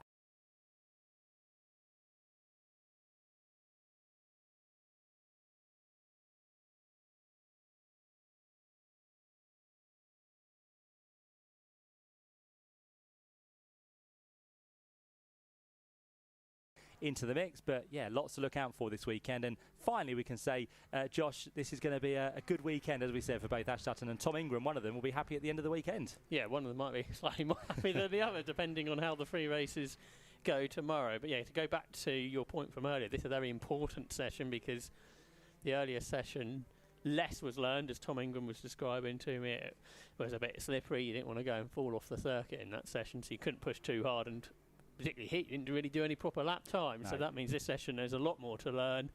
Some proper qualifying simulations, I suspect, towards the end of the 35-minute second free practice session, and we're perhaps start to get an idea who is going to be quicker around this Brands Hatch Grand Prix circuit. Yeah, and as we said earlier as well, you don't really want to give the team too much work to do before the weekend really gets going, because if you do make that one small mistake, it's a very tight timetable today in terms of the touring cars, because after this we move into qualifying at 3:15.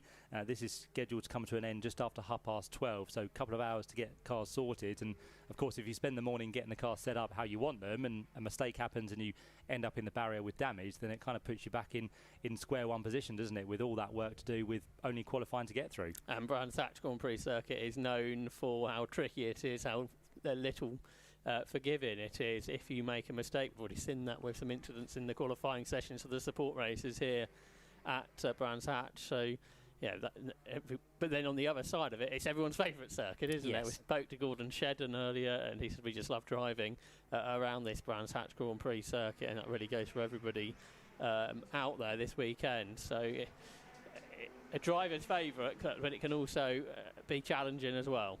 Certainly can, yep. Many drivers love coming here to Brands Hatch. It's been the season finale for many, many years now, and it's one that always sees a dramatic close to a season. There might only be 2 drivers in the fight coming here this weekend, but still it's going to be a battle that hopefully goes all the way, and I'm sure there's going to be a few dramas along the way as well. And as we mentioned, 12 different winners within the BTCC this season. Can we add a few different names to the tally? Can we get a few double winners this year, or are they going to be the normal accolades in terms of drivers taking the victories? It's all going to be played out, as we said, tomorrow. We've got qualifying to look forward to with a quick 6, which has been very much welcomed this season. Some drivers, of course, do well in that, others don't. And, of course, with short 10-minute sessions, it does mean you really do have to be on the ball, because if you hang around, you don't get your laps in, you can very quickly find yourself a long way down the order.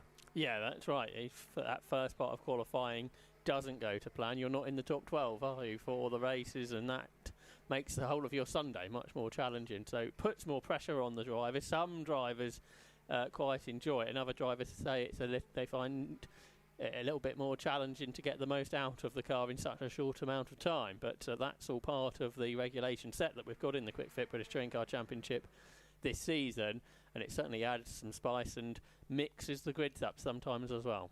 Certainly does, yep. So far, Charles Rainford is the first man to set a fairly competitive time. 1:31.1 is what he's currently done, although that now changes because his teammate Aidan Moffat goes through on a 1:30.7, which then goes even quicker with Charles Rainford on a 1:29.9, so much quicker than what we saw this morning. We're only now 7/10 away from what was the lap record in terms of qualifying from last year, and earlier today Dan Camish was the quickest on that 1:30.5, so very much surpassed that by over half a second. So it's Ford Focus on top this morning. BMW, who I think they've got the edge this weekend so far, looking good, but we always say, Josh, we don't read too much into these sessions, and again there could be a few drivers just kind of holding back and keeping themselves under the radar before it actually matters this afternoon. Yeah, we know if they're going quicker than that qualifying time from Colin Turkington 1 year ago, that means they're going pretty quickly and they're looking good perhaps for the rest of the weekend. But yeah, BMW were very strong here in May on the Indy circuit, weren't they? But although it's the same venue, there's very little crossover from the Indy circuit to the Grand Prix circuit. It's really just the first 3 corners are the same. Otherwise, it's a completely different circuit. But BMW have been strong as of late as well. We had Jake Hill on the podium twice last time out at Silverstone, and of course he had those 2 victories at Knock Hill just a couple of months ago. But you've got for the likes of Charles Rainford, you've got that Jack Sears Trophy Championship to be contested over the course of this weekend, with just 8 points separating him and Darryl De Leon. So the 2 Westside Racing teammates will be really contesting against each other over the course of the 3 races tomorrow. Certainly will, yep. So lots to look forward to, as we said, with the Teams Championship, the Rookies, the Independence Trophy, and also the main championship as well. Good to see that Tom Ingram is on the pace early in this session. As we said, he was kind of languishing all the way down towards the bottom until the closing stages of FP.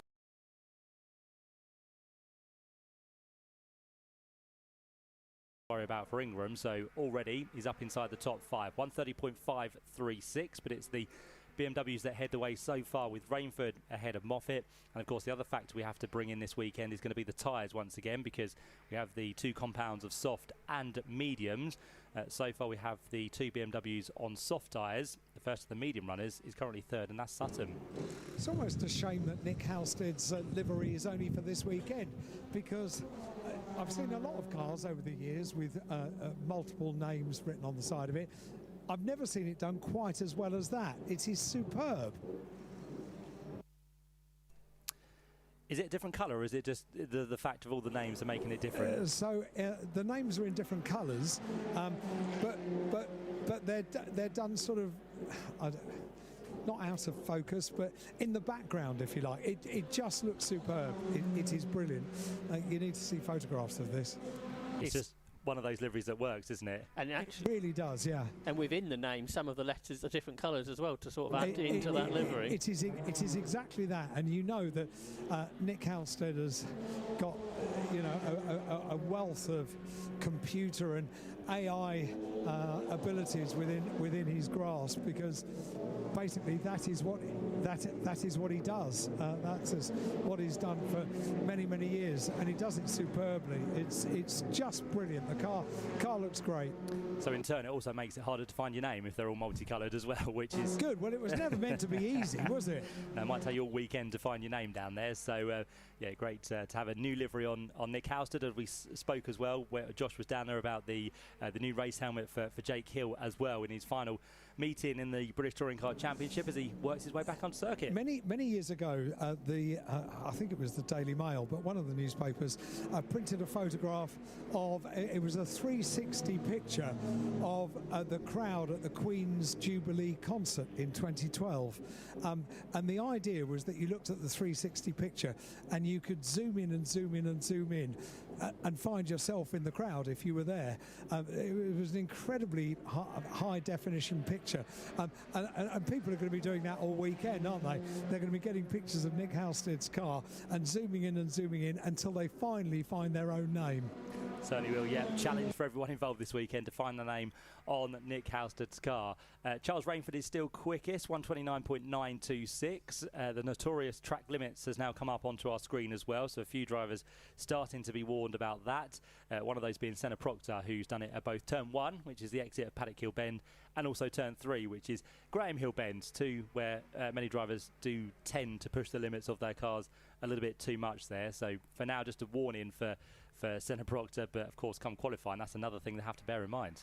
Going back to Nick Halstead, he's spent rather too much of today in the pit lane, hasn't he? The last 20 minutes or so of FP1, the car, it wasn't just actually in the pit lane, it was in the pit garage with the garage doors down, so we couldn't see what was going on with Nick Halstead's car, and he hasn't actually done a lap in this session, has he? He's done an out lap and straight back into the pits, Alan. It's getting lots of attention, that's for sure, and I'm right up close to it now. So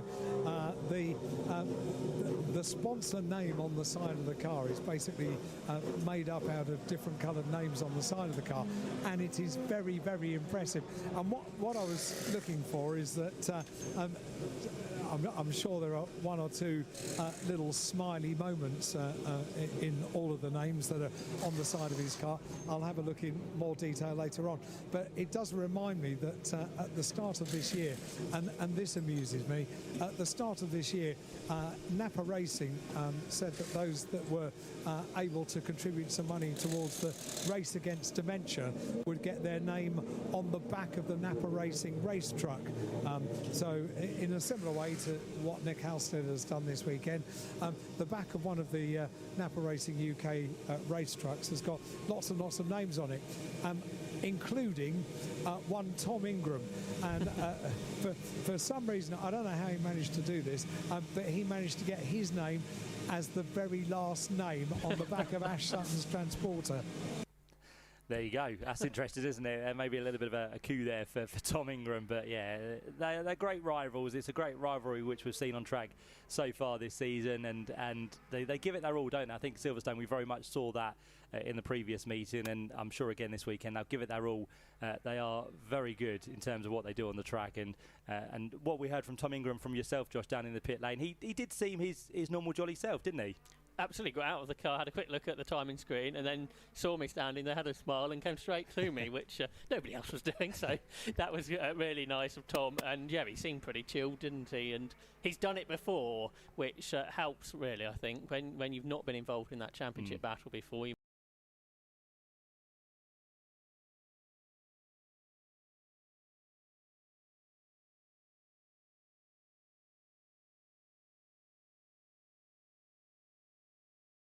Front front of the car, not just gravel but also mud and debris, and a very buckled wheel and punctured tyre as well. So Aaron Taylor-Smith has been in the wars.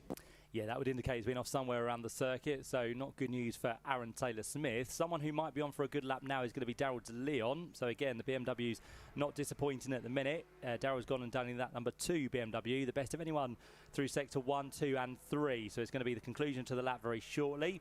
Let's hope he sticks with it as he works his way through in towards Clark Curve for another time. Just under 20 minutes left on the clock. He's got his lights fully ablaze. Can he go quicker than his teammate Charles Rainford? He crosses the line now, and Daryl de Leon does go to the top of the times with a 1:29.580. So I'm very much liking the look of the BMWs so far in these 2 practice sessions. They are first and second as they currently stand. Jake Hill a long way back at the minute, down in 19th position, but he's only completed really a handful of laps, so some more still to come out of Jake Hill's car, and he's on the medium, isn't he? He's on a pretty good lap this time through, Matt, on personal best sectors, and goes 4th quickest. So we have now 3 BMWs in the top 4, all 4 BMWs in the top 6. So it's feeling a little bit like it did in May when the BMWs were the cars to beat on the Indy circuit. They are right there again, aren't they, here on the Grand Prix circuit?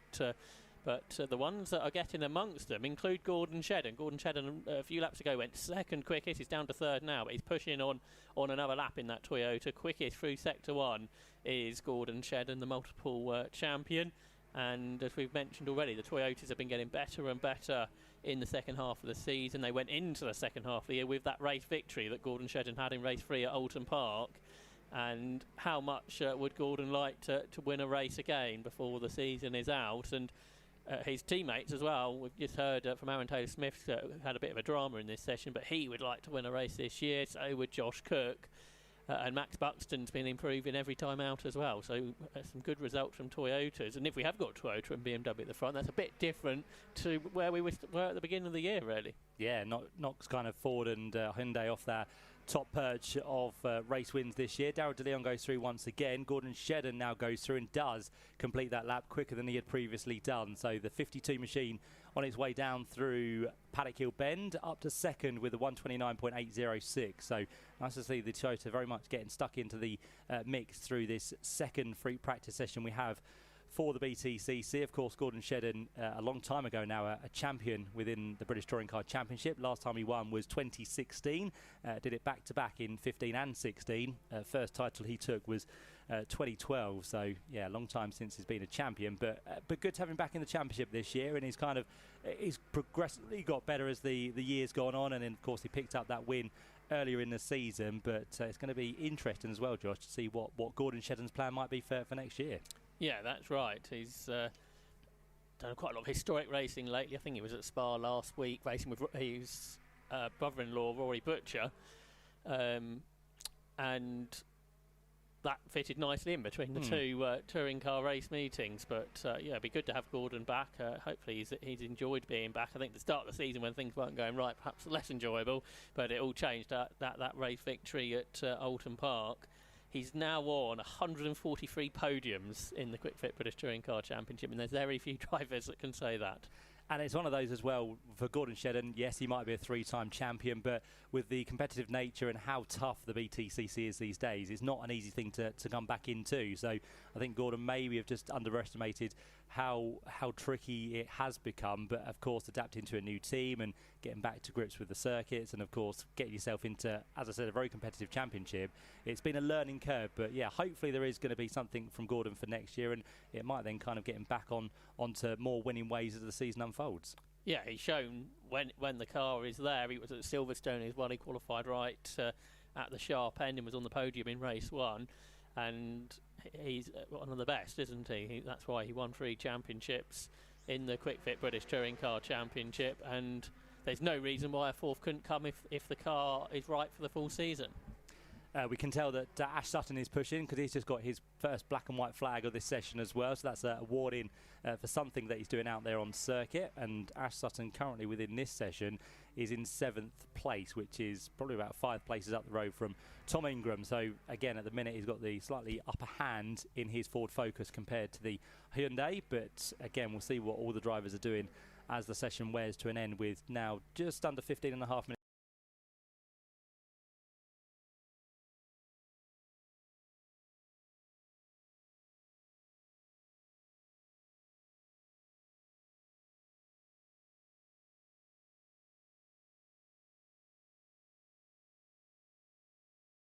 Make a huge difference to where you start for the races. Ash Sutton knows he goes into the races this weekend with a 33-point deficit, so he needs to be gaining 11 points per race to overhaul Tom Ingram in this championship. So if there are 5 places between them like there is currently in free practice, that would be pretty good. Yeah, and in terms of the thousandths that you say, it's crucial, isn't it? Because in each of the sessions that we have coming this afternoon for qualifying, you have to be inside the top 6 to progress through to the next stage. So if you miss out by a thousandth of a second, it could be the ability from being inside the top 6 or outside of that top 6. So yeah, it just shows how, once again, we speak about the competitive nature of this championship. That is how close it is, with just thousands separating cars from kind of 8th down to 12th place. So it's really, really close at the minute. Still a couple of tenths of a second between Daryl De Leon, who's at the top of the order. He finds himself now back into the pit lane with Gordon Shedden in the 52 Toyota in second, and teammate to Daryl De Leon, Charles Rainford, in 3rd place at the minute. So that's how the top 3 look. And for Charles Rainford, it's been I think it's been a fairly good first year within the BTCC. It's kind of one of those where, again, he's come from Porsches. He's been dropped in with Team BMW, who have had a wealth of experience over many, many years. And for Charles Rainford, in his first year in the championship, to pick up wins and be inside the top 10 of the championship is not a kind of a knockdown situation, is it? He's done really well this year. Yeah, he had that win in race number 3 back here in May. He's had 2 other podiums over the course of the season as well. As you say, 8th in the championship. Coming in here, he's been on top of the Jack Sears Trophy within the races 5 times so far, and he's in that battle with his teammate Daryl De Leon.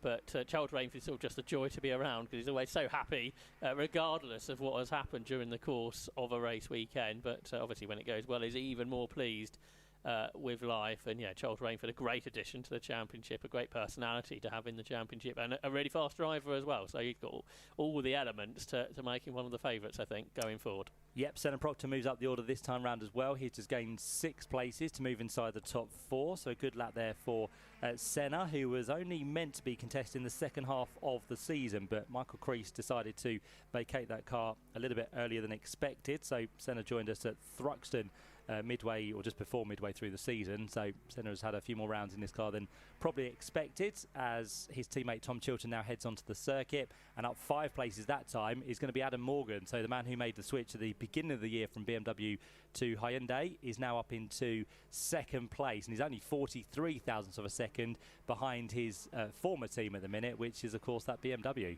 Yeah, the Hyundai's coming strong now, aren't they? You mentioned Senna Proctor had moved up at several positions. Now Adam Morgan has done the same. So the Team Virtue cars looking very strong, as they have done at every round of the 2025 season. Adam Morgan goes fastest of anybody through sector number 1. So through those first 3 corners, now he turns his way through 30s and accelerates on the longest straight of the circuit up towards Hawthorns Bend, and a pretty good second sector as well from Adam Morgan. So we got 4 sectors this weekend, as you were describing earlier on this morning, Matt, to describe, which sort of helps build the picture. But when we get to qualifying later, help builds the picture to who is going quickly over the course of a lap.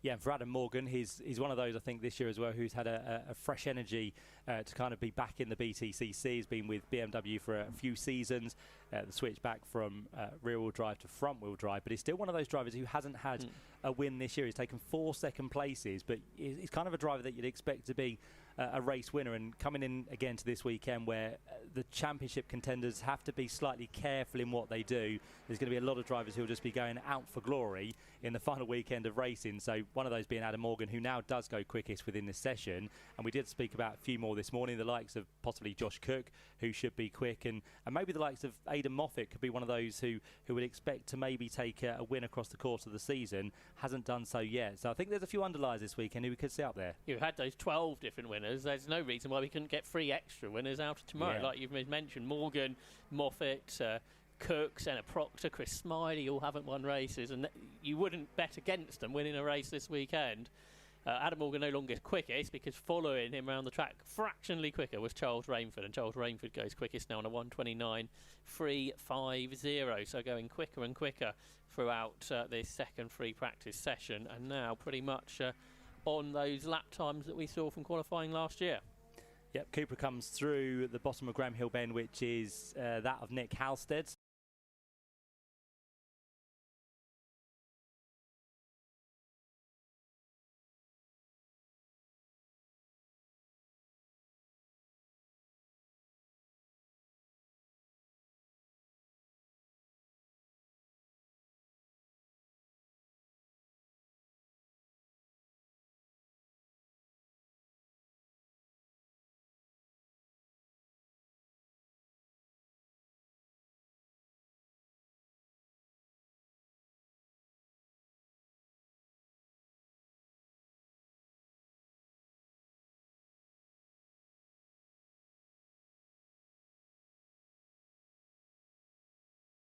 By the way, are on soft tyres. There's only a handful out there who have been on medium tyres, and the first of those drivers on mediums that is in the order is that of 5th place Gordon Shedden. So yes, BMWs are quick, but could that be the factor they're on soft tyres, or have they got the outright pace? They certainly look strong, don't they? And that time from Charles Rainford is only 17 thousandths of a second slower than what Colin Turkington did to get pole position here last year. So that's a pretty strong lap time from Charles Rainford. On this next lap, he's going even faster still. Personal best first sector from Charles Rainford. The outright fastest first sector was with Adam Morgan. A couple of attempts or so quicker. So through that first few corners of the lap, the Hyundai perhaps that bit stronger than the BMW, but the BMW quicker towards the end of the lap, quickest through sector 3 in particular. The BMWs, that's with Jake Hill currently, who, as you said, has improved his time up to 4th in the session on a 1:29.7, which displaced Gordon Shedden out of the top 4. How are the two championship contenders getting on? Well, they're falling down the order a touch. Ash Sutton is 10th, and Tom Ingram is 13th, just 1/10 of a second between our two championship contenders. Particularly for Sutton, I suspect he'd like to be that bit further up in qualifying. You don't want to be sort of in the mid-pack where the points aren't so strong going into race 1 of the weekend if you're Ash Sutton. Yeah, we know he needs to finish ahead of Tom Ingram and needs to be taking points away. He can't just finish kind of up the road, can he? He needs to finish a good few places up the road to take maximum points. Effectively, he needs to be winning most of the races with Tom down outside the top 5. I don't know if you've got this information on the screen as yet, but I've just been told that 99, which is Charles Rainford, is black flag for track limits. Yep, just appeared, Alan. Thank you very much. So that's not good, is it? So yeah, a few too many times over that white line. Is that why he was going quickly to the top of the times? We were wondering if it was a BMW thing, is it a track limit thing?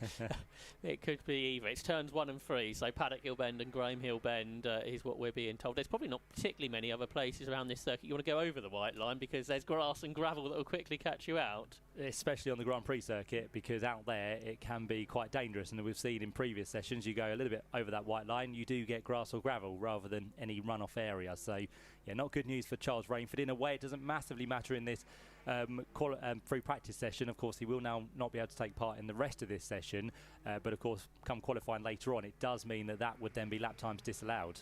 He has learnt where the limits are, hasn't he? Yeah, ahead of that qualifying session. We've seen that a few times this year, where everyone is pushing the limits in free practice just to get an idea where we are ahead of qualifying. So he's learnt that now, and we'll see more of Charles Rainford this afternoon in qualifying. Someone who's going really well in this session is Dexter Patterson. He's the top independent. He's 7th overall in the Unlimited Motorsport Cooper. So that's really good going from Dexter Patterson, who's returned to the championship this season.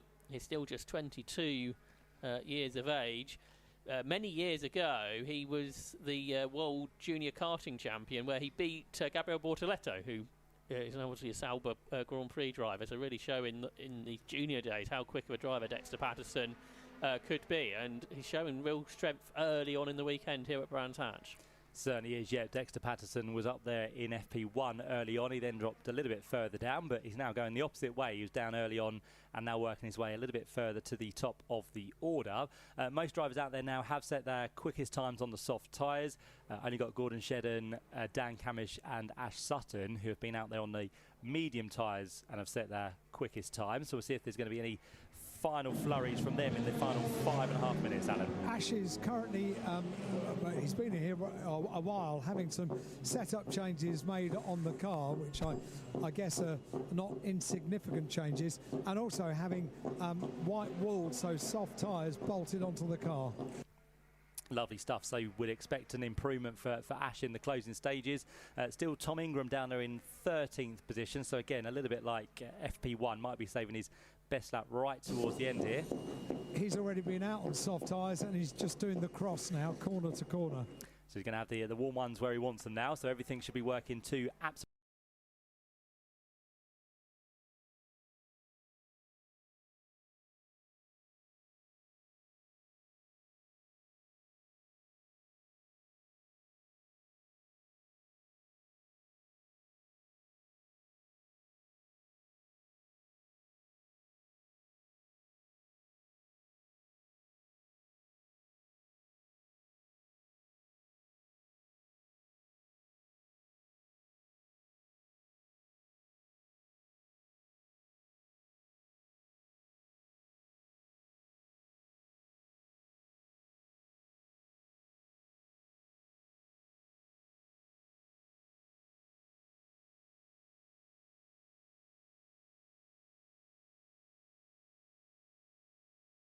Hawthorns all the way to Stirling's Bend.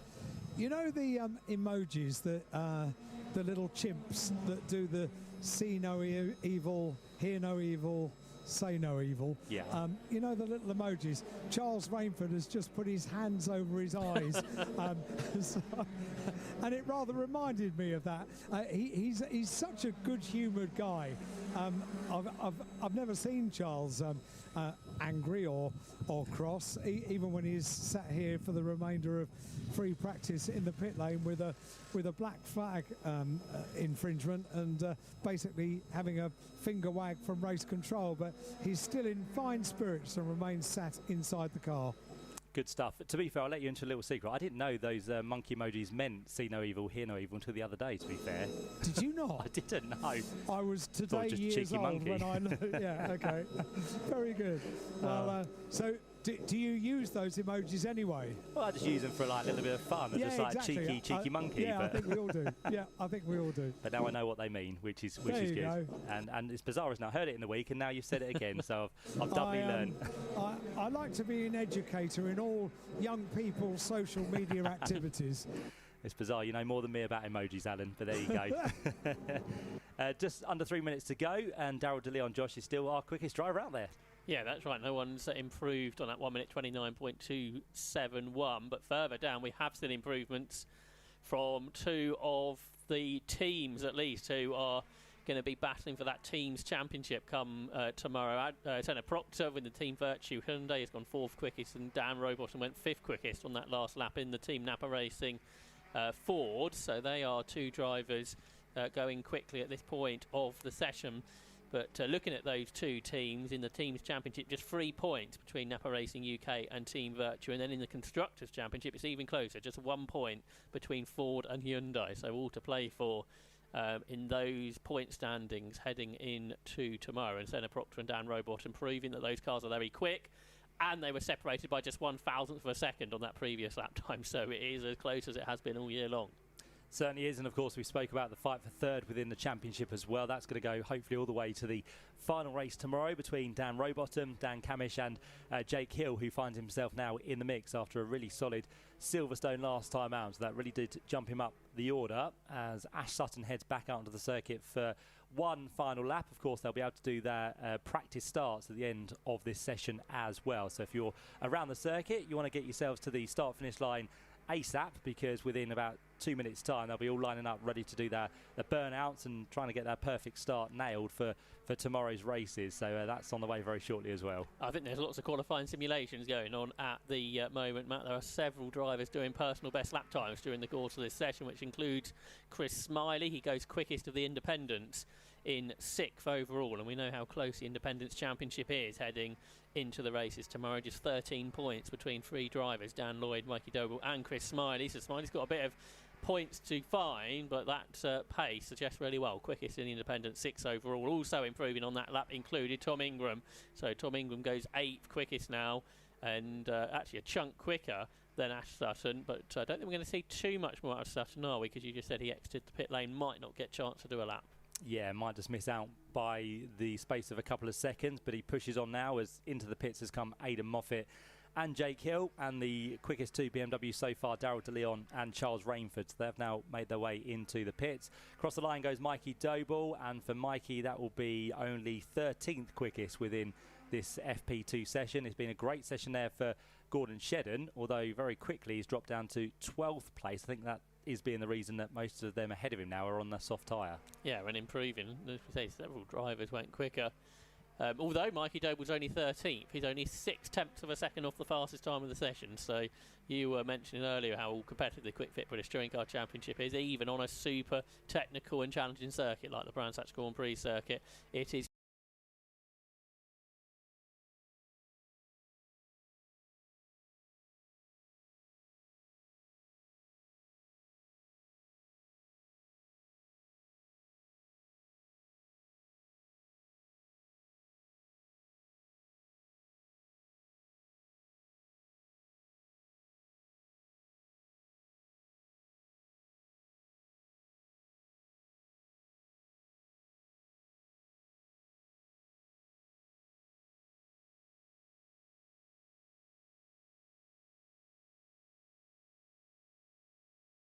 seventh place, and then his nearest rival Ash Sutton all the way down in 18th position. But as we said, doing kind of reversals of what they did in FP1 for Ash Sutton and Napa Racing. So again, nothing to massively worry about. He was only 1.1 seconds off the quickest time from Daryl DeLeon. So Ash Sutton is there or thereabouts, but for Daryl DeLeon, he will end the session as our quickest driver. So BMW's looking good, and Daryl did a 129.271 to bring that 35-minute session to a close. Second place on his final lap, Josh Cook went up there in the Toyota to do a 129.324, so 53 thousandths of a second separating the top two. Third place then for the second of the BMWs is number 99, Charles Rainford. His time of 129.350, just ahead of Adam Morgan in car number 33. First of the Team Virtue Hyundais with 129.363. Senna Proctor, his teammate, was next up in fifth place, 129.424. A thousandth back from that was Dan Rowbottom. He was the first of the Napa Racing Ford Focuses. His time of 129.425.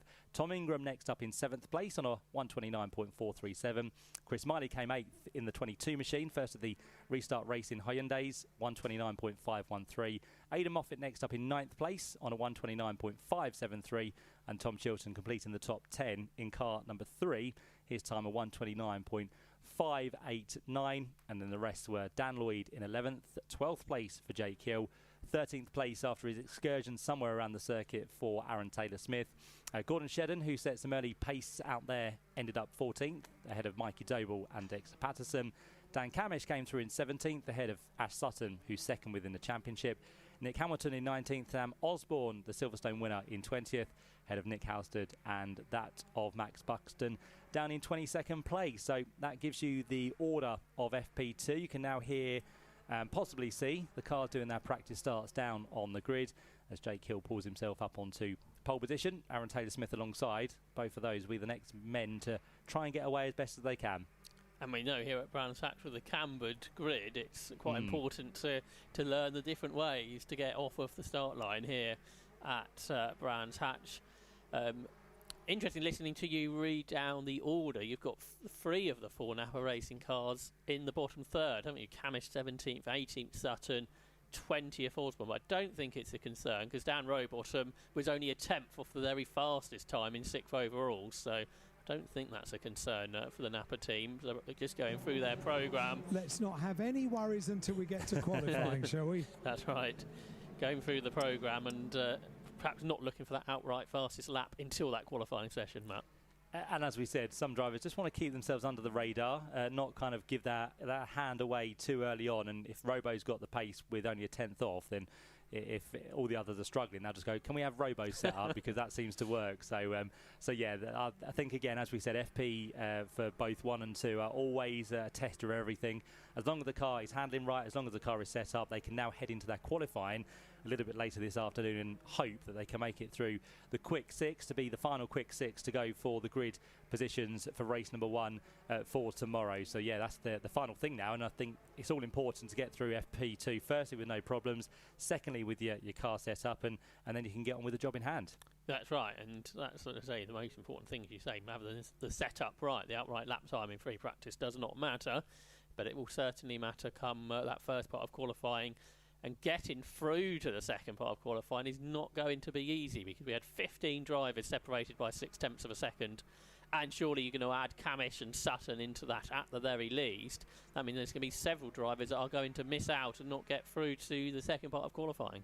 Yep, and again, of course, the 2 championship contenders will want to make sure they get as far through the quick six as they possibly can. If you find yourselves as one of those contenders out early on, it then makes the rest of the job for the weekend very hard indeed. But that's what we love about this new style qualifying session that we have these days within the Quick Fit British Touring Car Championship, and all of that to look forward to this afternoon, because they go qualifying at 3:15. So later on today, make sure you're trackside for that. An hour-long session. We have what's going to be 4 segments to get through, all over 10 minutes, and we'll see how that all plays out for the final pole position of 2025. So that's what's to come for you here at Brands Hatch on day number 1. No, we are now into our lunch break, so if you fancy something to eat or drink, the usual spots are open for you around.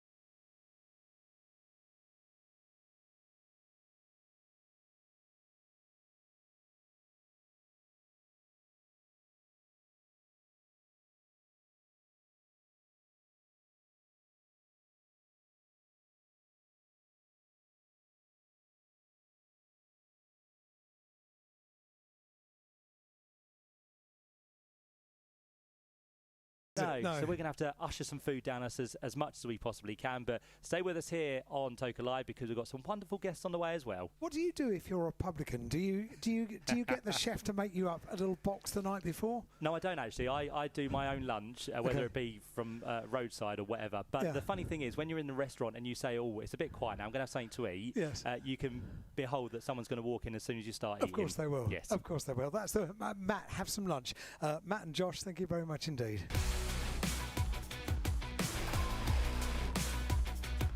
Live from every circuit, this is Toka Live.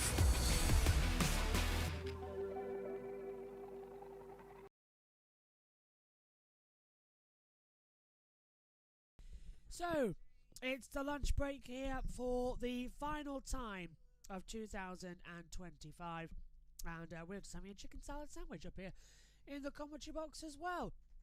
Wonderful atmosphere, wonderful build up as well to what has been an interesting day so far. Dal de Jong fastest in this first session, well, the second practice session today, on a 1:29.271. Josh Cook second from Rainford, Morgan Proctor in there as well. So a nice mix of differences, a nice mix of changes around everything so far. But right now, let's have a word with a couple of drivers, starting with Aaron Taylor-Smith and his thoughts after free practice 1.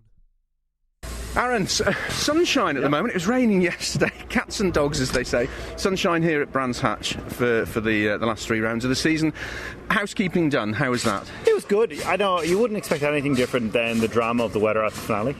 So it is quite good. First run, we're just kind of going through the process, to be fair. Happy with where the pace is, considering our tyre strategy. So I think we're in for a good weekend. The Corolla should work very well around this track. It's nimble. We've made some big improvements from engine back to chassis over the last few rounds, and that's what's got us in the mix. You know, I'm the same driver I was from the start to the end, but they've done a great job within this team and within this garage to make it even more competitive. So, no, I think we can end the year on a high, to be fair.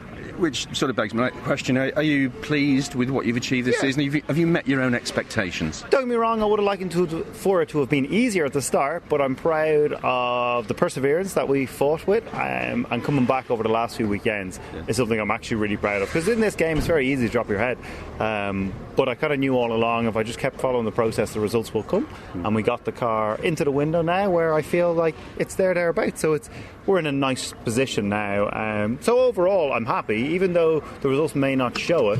I feel what we've proved this year speaks more volume than if it was an easier silver-laden season. Yeah. Just on the GP circuit here, it can be nice and dry where we are on the paddock on the Indy circuit. When you go out into the countryside, there is often standing water out there. Is that the case today? Yeah, it's damp. Like, as you can imagine, the track is encased by a load of trees, so the wind doesn't really get onto it. So the surface stays like moist throughout the whole session. So while it was dry through sector 1, 2, a bit into 3, the last 2 corners are pretty damp, just from tree coverage. But it's always this track always makes it a bit more exciting because you don't get a lot of laps around the GP loop in general.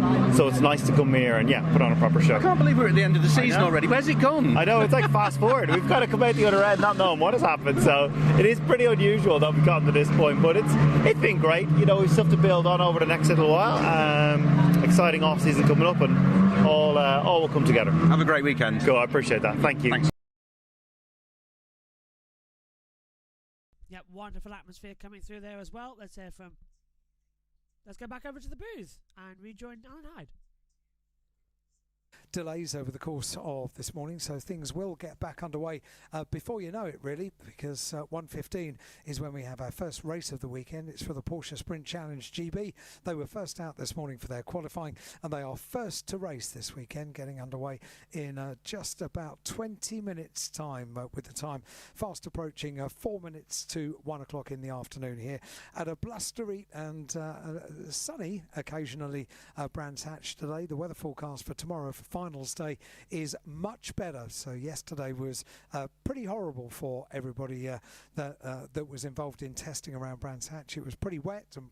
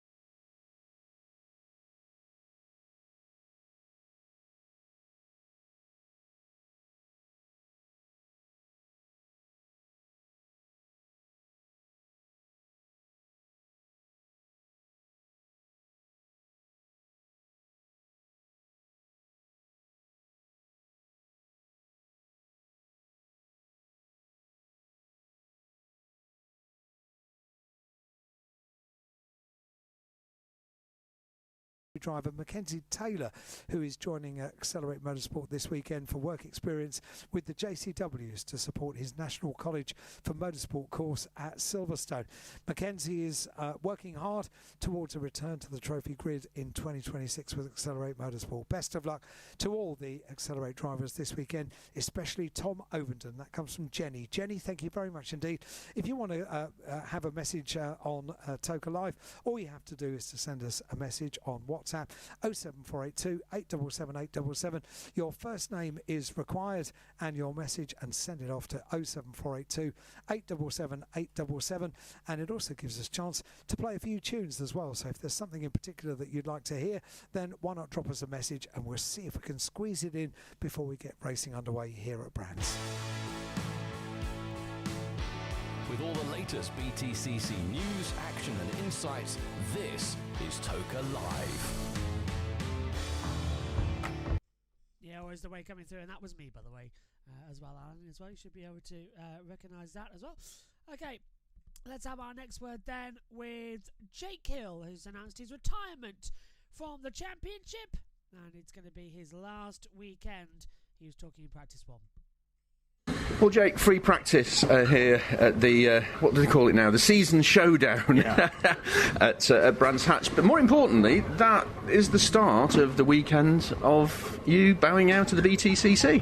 It is indeed. You know, it's yeah, you know, sad times for sure. I mean, it's hasn't quite hit me yet, but I'm sure come Sunday it will do. But nonetheless, yeah, I mean, FP1 there, just done and dusted. Car feels in really good shape. You know, quite excited now to get into the qualifying and into the weekend. Yeah, I just want to try and bow out on a bit of a high. Really, it'd be nice to definitely see the podium. But if there's any chance of trying to grab a win, then I'm going to be going for it. You've always liked it round here. You've always gone well round here. And looking at the timings, I think within the top 5, I think pretty much apart from Aiden, who had a bit of a problem, BMW dominance really. Yeah, we're still there. You know, I mean, like I said, the car in this second half of the season has been back where it should be, you know, and it's quite interesting. I mean, I've in the last 4 races I've done, I've been the top scorer in 2 of those. So just goes to show if we'd had that bit of kit at the start of the season, it could have been a very different story. Ifs, buts and maybes. Ifs, buts and maybes. But nonetheless, you know, it's it'd be nice just to try and end on a high here and go out with a bit of a bow. So yeah, see what we can do. Which I'm sure you will do. It's obviously been a long process of thinking about the future and making decisions. And mixed emotions? Of course, absolutely. You know, I mean, yeah, it's you know, I've been in this paddock one way or another for the best part of 20 years now. You know, I mean, you got Andy Britnell standing behind you, and it's with all thanks to those sort of guys in the early days that, you know, allowed me to go and do all of this. So yeah, long time in this paddock, and it'll always be home, you know, and no matter what I go and do next, it'll always be home. So it's yeah, of course it's bittersweet, but at the same time I'm excited to go and do something different for a couple of years and see how we get on. Things have changed a lot since, as I remember your dad telling me, you going round the paddock tapping up people for money to support your drives. Sorry, Andy. It's yeah, a little bit like that, yeah. I mean, yeah, from being a wheel cleaner, a car cleaner for Red Line Racing back in 2007, 2008, all the way to, you know, obviously winning the British Touring Car Championship last year. It's been a pretty wild story, and I imagine there won't be one that's heard quite like that in the same way for maybe forever. You know, who knows? It's very difficult now to get into it that sort of way, and.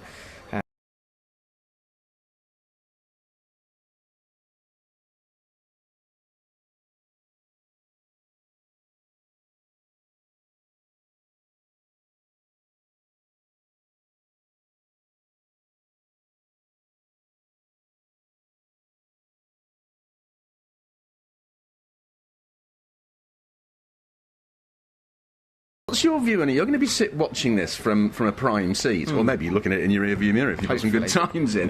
What's your take on it? How do you think it's going to go? I think it's Tom's to lose, really. I mean, you know, that car combo has been extremely fast this year for one reason or another, and they've dominated it. So really, it's Tom's to lose.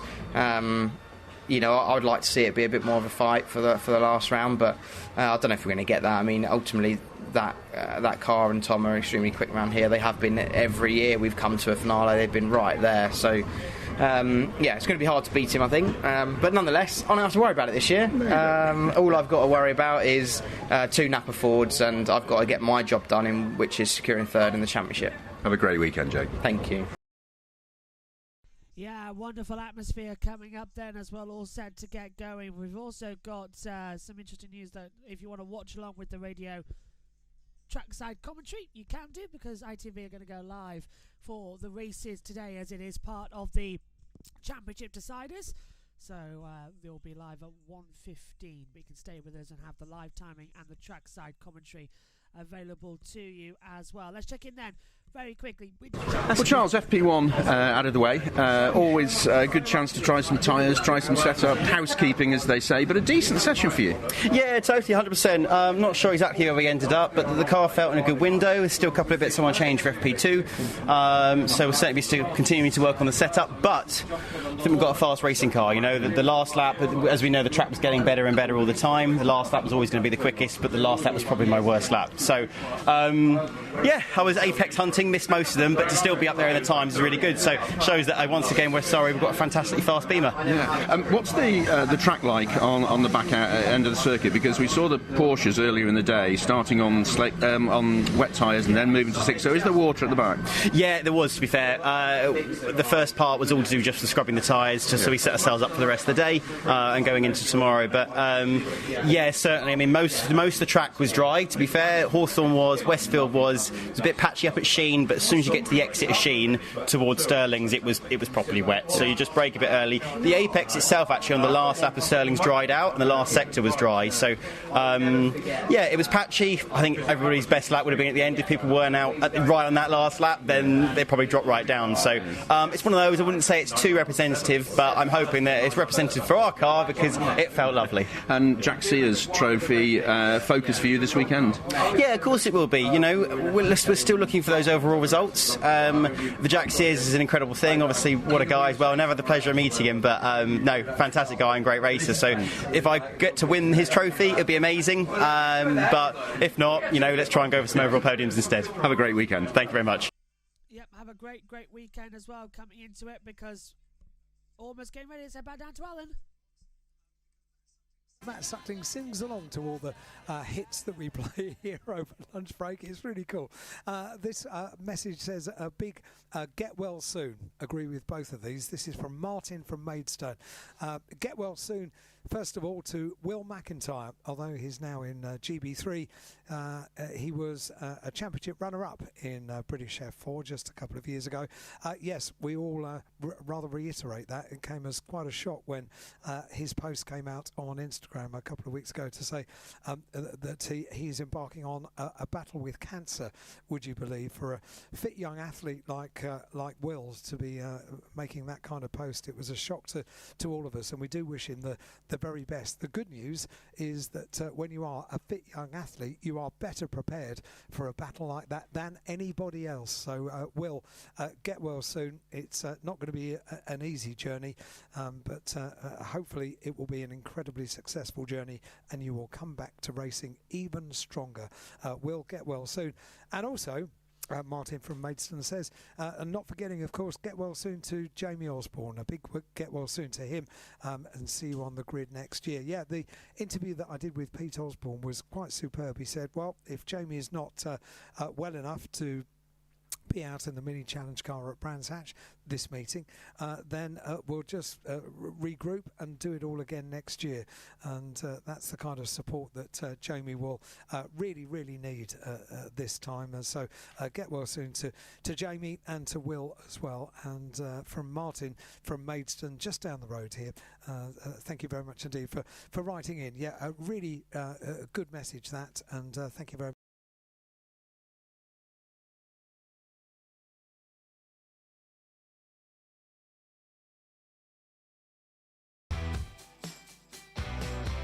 Expert commentary, interviews and behind-the-scenes insights. This is the sound of the BTCC weekend. Toka Live. And so many messages are dropping in. Ellie and Owen, we've come from Wigan to watch the BTCC. Then we're flying to Lanzarote on Monday. Well, lucky you is all we can say. We're rather envious of that up here in the commentary box, but hope you have a fantastic time over in the Canaries. I'm sure it will be just as windy over the Lanzarote and Fuerteventura are incredibly windy islands. So I don't expect that you're going to escape the wind, but if you're into windsurfing, then they are great islands to go to for a bit of windsurfing. Ellie and Owen, great to have you here at Brands Hatch this weekend, all the way down from Wigan. I wonder if we're going to get anyone that's come further afield than Scotland. We've had somebody from France today.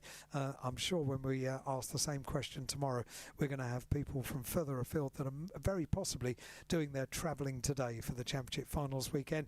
But wherever you've come from, you are incredibly welcome. There's loads of opportunity for you to get something to eat and drink over the course of lunchtime here. And we'll try to keep you entertained here with a bit of music and your shout-outs on Toka Live. Please could you do a shout out to Luke Mitchell and his colleagues at Chorn Inc. for treating us to a wonderful weekend at the BTCC. That comes from Lewis and says thanks for the top coverage. He knows how to get a message read out. That's for sure. Yep, all getting set down for what's going to be an interesting weekend coming in.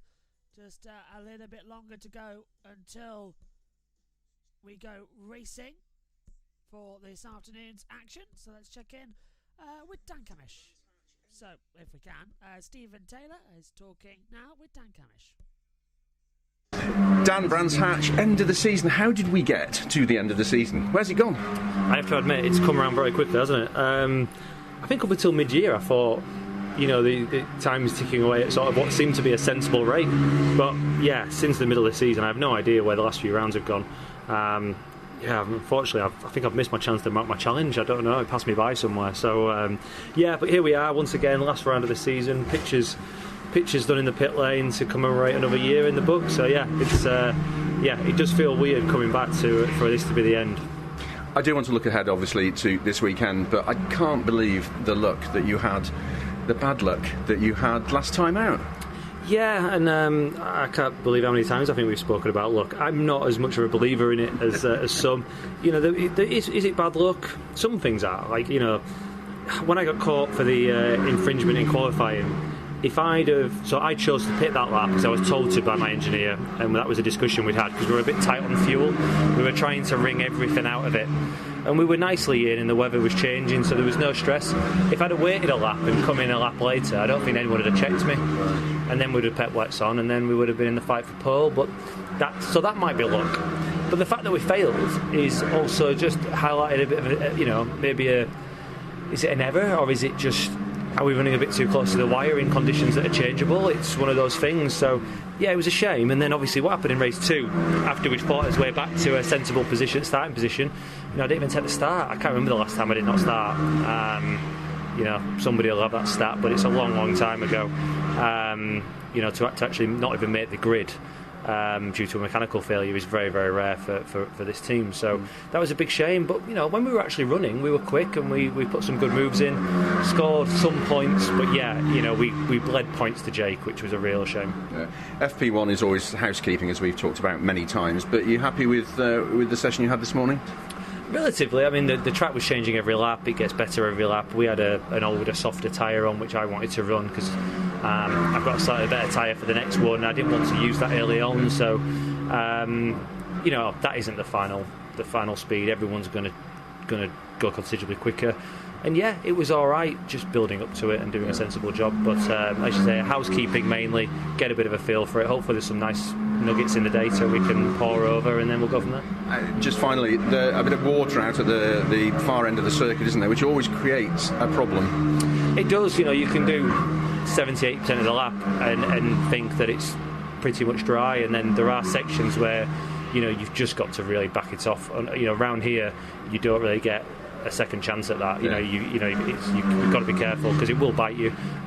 You know, like I said, FP1, there's no heroics. You know, everyone out there looked to be taking it pretty sensibly. Sort of sector 3, Dingle-Dell, Sterling. You know, it's very, very small to gain. You know, time to gain, but it can be a big loss to your weekend if you go off there. So. Let's hope you have a good one. Thank you. Okay, we're getting ready to head back down. Let's rejoin Alan Hyde. She had a lovely hopefully in a second, because for some reason it hasn't come up. Here we go, Alan Hyde.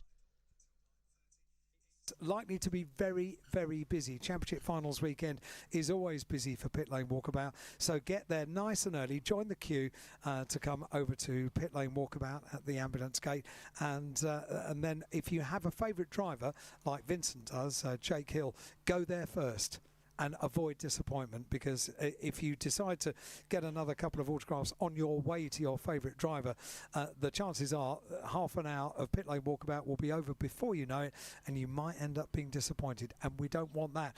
This one says, please get... hang on, this is from Jody, who is dad, and James, who is son, from Essex. Hi Al, enjoying the songs and chat as always. A bit blowy out on the spectator banks, but much better than the weather when we were here when Jason Plato won the championship back in 2001.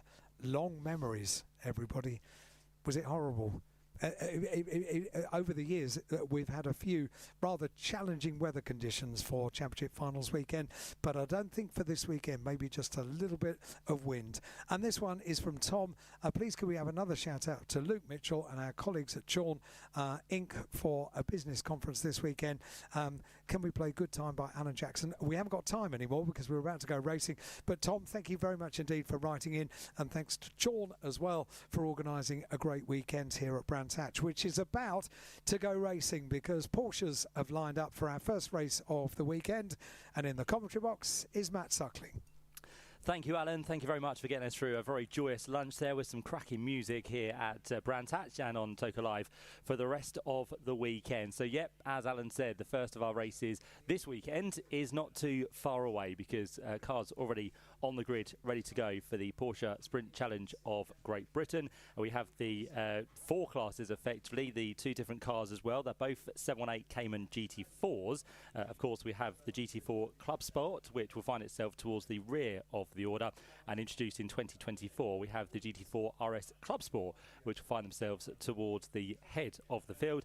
And within those 2 respective classes you have 2 further classes, which is going to be split into AMs and the pro drivers. So that's how we have things for this weekend. We've got championships to be wrapped up as well. Closest to those you'll find in the RS Club Sport Pro Division, which is where we'll find Tom Bradshaw, Jacob Toffs and Joe Marshall separated by 19 points. And it was Joe Marshall who found the speed this morning to get himself on pole position. So he's got the first of the advantages coming into this first of 3 races this weekend. We have the RS Club Sport AM as well, which is led by Oliver Meadows. He has a bigger advantage of 26 points over Matt Carl-Henny. We also have the Club Sport Pro category, which is led by Jonathan Moore. He's got a healthier 38 points in hand over Lydia Wormsley.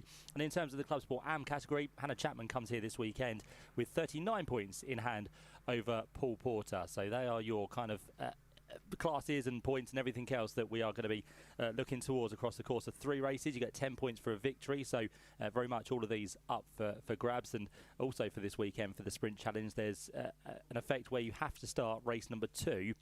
If you do, you get yourselves 55 extra points. So that does mean that many drivers will have had to come here this weekend to make sure they don't lose out in certain places in the championship. So that keeps things very much alive going into tomorrow's races as well. So cars now heading off onto their formation lap, and we can give you the grid as it lines up for this first race.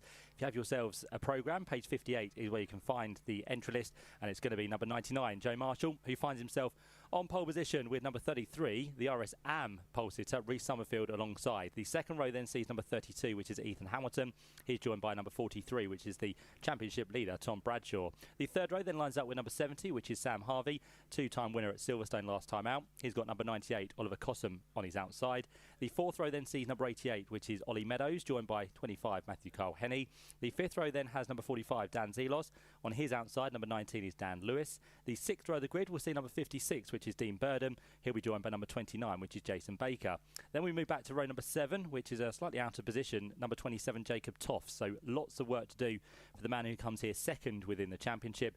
He's got number 22, Toby Trice, alongside him. Toby has been a 4-time winner so far this year, so he goes from 14th on the grid. The 8th row then sees number 7, which is Amy Watts. She'll be joined by number 12, which is Jonathan Moore. The 9th row, headed by number 82, Lydia Wormsley. On the outside, number 95, Charlie Tuthill, who's returning to the Porsche Championship for this weekend. So great to have Charlie here. We'll see how he gets on from 18th position, and he's on pole position for his class as well. The 10th row then sees number 44, which is Hannah Chapman, alongside number 87, which is Paul Porter. And then the final row of the grid will be that of number 5, Katia Loggy, and 52, Alistair Weston, who brings up the rear with 22 drivers set to do battle here for 20 minutes around the full Brands Hatch Grand Prix circuit.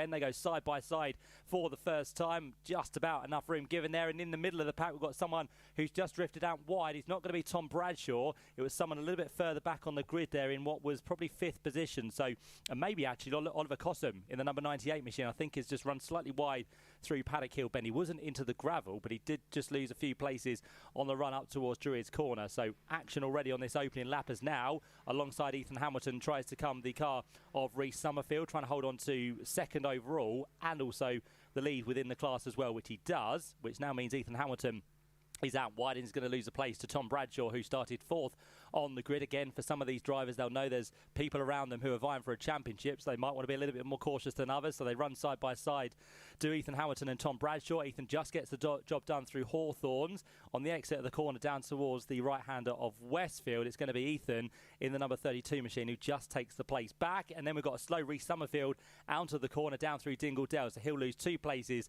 to the 2 pro drivers who now go through. So again, Reece Summerfield still leads within the AM category of the RS part of this race, but just losing out overall to Ethan Hamilton and Tom Bradshaw, who go through. But look at the gap that Joe Marshall has got at the end of the first lap. It's going to be out somewhere over 2 seconds, I'd say, as he comes through to complete the first lap. He crosses the line in the Vera backed car, goes down towards Paddock Hill Bend. We have got a time penalty though, and unfortunately it's going to be for Reece Summerfield. So the team were telling him to roll back from where he started on the grid. He was slightly over where he needed to be, and straight away, unfortunately for Reece Summerfield, who qualified really well, has found himself a 10-second penalty. I wouldn't want to be the one to tell him, that's for sure. Oh, is he a bit like that, is he? Oh, no, just, oh, okay. no.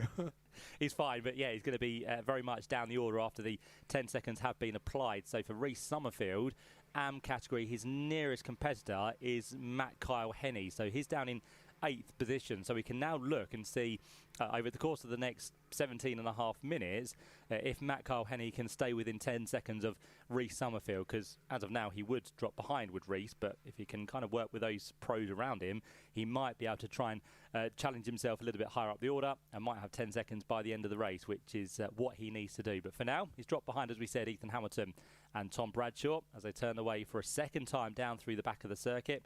Down through Dingle Dale, we can see Joe Marshall working his way. And to be fair, although Reece Summerfield in that number 33 machine has lost out to those 2 cars ahead, he is managing to stay with them on the rear tail here. So Reece Summerfield a little bit kind of skitty through that first lap, but just starting to gather his momentum as he comes up to the completion of lap number 2. Joe Marshall still out front now by, well, it was almost 3 seconds actually at the end of that first lap, so it could be even more this time round as they head their way towards the line. So there goes Joe Marshall. Ethan Hamilton, car number 32, still second. 3rd place then for Tom Bradshaw, and 4th place, 33, Reece Summerfield. Dan Zelos has got through that time ahead of what's going to be Oliver Cotton and Matt Kyle Henney. The one that lost out was Sam Harvey. So the double winner from Silverstone now down to 8th place after a slight moment for some reason through the back of the circuit by the looks of it. They now find themselves ahead of Dean Burden in 9th place, and Dan Lewis in the 19 machine is sitting there in 10th position. So that's how the order looks. In terms of what's going to be the club sport, pro category now being led by number 12. So the man who started on pole, Charlie Tutil, is now behind Jonathan Moore. So Jonathan Moore leads that category. And then just behind them in the club sport AM, in fact, it is going to be Charlie who's in the AM category, isn't he? So yeah, he still leads that one. But it's pros being led by Jonathan Moore currently, and both of those sit 16th and 17th place on the road as we head now through this 3rd lap of the race. Joe Marshall still continuing to eke the gap out, 3.5 seconds now between the top 2, so more and more time being put between the top 2, and effectively Joe Marshall will want Ethan to stay there because he will be taking points away from Tom Bradshaw as it currently lies. So that is very healthy for the man who sits what's going to be now 3rd in the championship. Comes into this weekend 19 points adrift, as we said, 10 points as we work our way through towards the completion. Just the first quarter of this race now coming to a completion as the gap out front is now to 4.1 seconds between the top 2. So Ethan Hamilton is not able to stay with the race leader as it currently stands, and with this that we have for Joe Marshall, he'd be gaining a 4-point advantage over that of Tom Bradshaw. So the gap would be down to 15 points at the end of this first race. He'd need a little bit more as they head into tomorrow with race 2 and race 3. And of course, as the weekend goes on, the action seems to intensify at the same time as well. So we'll see how that all plays out. At that time through, Dan Lewis was the one who lost places. So Dan Lewis now down into 12th place because both Jacob Toffs and Toby Trice went through. They are in different classes, so it doesn't affect their class positions, but overall Dan Lewis has lost out 2 places in the number 19 machine, as the leaders already turned their way on towards the back end of the circuit once again. So race leader Joe Marshall down through Dingle Dell. We're now starting to receive some black and white flags also. This is for track limit, so that's come quite early on within this race as well. First of those goes to Hannah Chapman, who is the leader within the Club Sport AM Championship, and also the 95 machine has received one as well, which is Charlie Tutil, who is making his debut this weekend within the sprint challenge. So from here on in, they need to be a little bit more careful, because you can afford a couple of mistakes to run wide, but of course if that turns into too many, that could then evaluate into a time penalty at the end of the race, which we've already got one for, as we said, for Reece Summerfield, 10 seconds after a false start. And in terms of his position in class, well, at the minute, up the road from Matt Kyle Henney, he is 3.3 seconds, so there's still not enough by any means for him to be still the winner of the RSM by the end of this race. So he continues on his way in 4th position as he turns his way now down towards the left-hander of Graham Hill Bend. The rest of the chasing pack all there or thereabouts, with Dan Zelos in his light green and black machine. You've then got the Oliver Cottam driven turquoise and blue livery down towards Surtees, and then fairly close to him are going to be that of Sam Harvey and Matt Kyle Henney in the 25 machine. And in fact, on that lap, Sam Harvey did move his way back up ahead of Matt Kyle Henney. So after losing a couple of places last time through, Sam Harvey now on his way back up the order. He sits 6th in the pro category in class. He sits 7th place overall. And Sam Harvey at the minute vying to get himself up the order in the championship. He sits ahead of Toby Trice by what's going to be 8 points. And he's 14 points adrift of Joe Marshall. So for him, he needs to be finishing ahead of Joe if he wants to get 3rd place away in the championship. But for now, it just wants a solid result in this first race of the weekend, with just over 12.5 minutes to go. Joe Marshall about to reappear into our sight once again through Clark Curve. He pushes his way now towards the line. Quickest lap of the race has gone to him on a 1:29.809, and the gap between him and Ethan Hamilton is still roughly about the same. It was 4.3 seconds. This time round it goes to 5.2, so in fact another second was put into the gap there by Joe Marshall, and it was another quickest lap of the race for the race leader, 1:29.660. I'm just wondering now if Ethan Hamilton is starting to come under pressure here from Tom Bradshaw, because all of a sudden Tom is getting closer and closer. Last time through for the championship leader, his lap time was a 1/10 of a second quicker. But again, with these cars, they are very, very quick. And again, with the championship being very competitive, you have to kind of rely on a mistake from your competitor ahead of you for you to be able to make your way through. And that's exactly what's not happening for Tom Bradshaw at the minute. So keep putting the pressure on as they turn away on towards the Grand Prix circuit for the 6th time of asking. Joe Marshall working his way already through the right-hander of what's going to be Hawthorns. And then we'll wait for the battle for 2nd place to appear into our sight as well, which involves Hamilton and Bradshaw. Further second back now is going to be Reece Summerfield, who still heads on the road, the AM category, but in corrected times that will go the way of Matt Kyle Henney. Now, will he lose a place to Dean Burden? He would at the minute, but if he finds an extra 2 seconds, he would still be second on the podium by the end of this race, and we still have more than 50% of this race to go. So there's still optimism, I'm sure, from Reece Summerfield after being out of position at the start of this race, but holds on to a 4th position overall as it currently stands. What has Tom Bradshaw managed to do about Ethan Hamilton? Well, in fact, he's lost a little bit of time this time round. Not a huge amount, but he has now backed off the rear of our 2nd place car as they work their way across the line once again.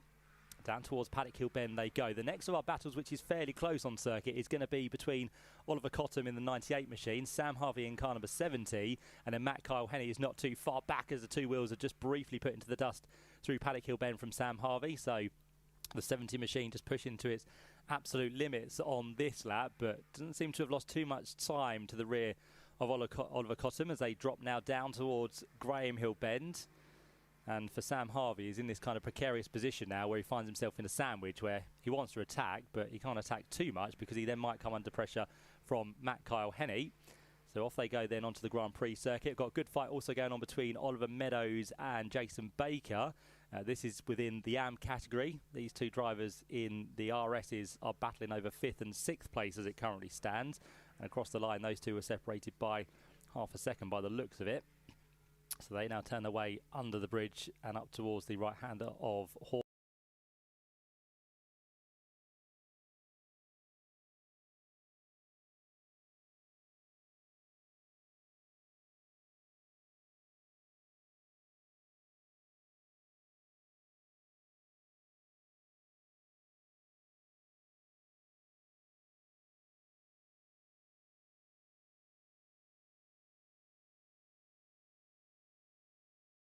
Sport, and Lydia sits there in second place of the Pro Club Sport division as it currently runs.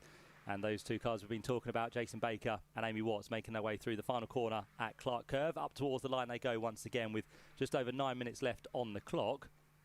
But still one of the closest battles we have towards the head of the order is going to be between the two cars battling for the minute for what's going to be 6th position. And Oliver Cottam still just about able to hang on, but I wouldn't be surprised if Sam Harvey sends one towards the inside before too much longer. He runs slightly wide out the exit of Graham Hill Bend as they now head their way down towards the left-hander at Surtees. There's a brief look from the man who's chasing here, but again, he was slightly offline, and that kind of just halted his run on towards the Grand Prix circuit. So he might be able to pick up a toe, Sam Harvey, but the more he tries for these moves, the more frustrated it might become as well. But still one of the closest, as we said, on circuit at the minute for 6th and 7th place.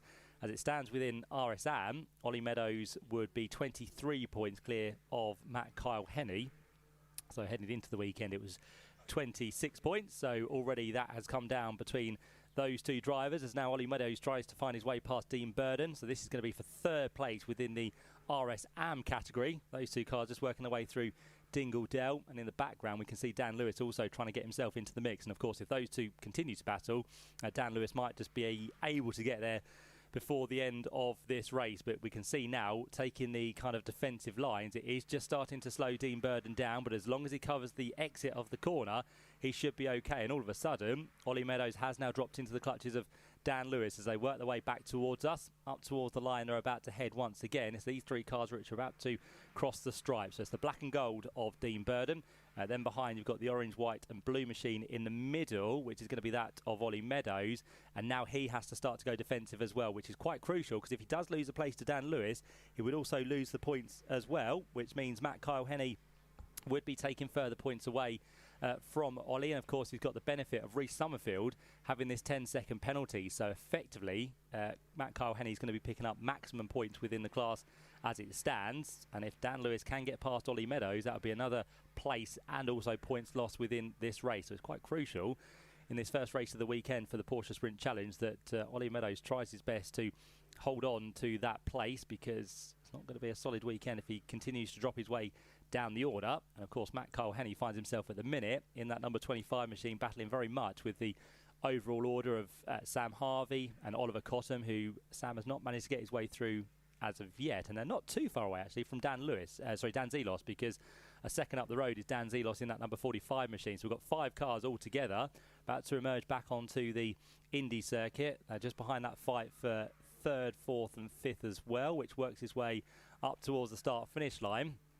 And Tom Bradshaw has managed to keep Ethan Hamilton pretty much under his collar as well. They go down towards Paddock Hill Bend. There goes the 4th place car of Reece Summerfield.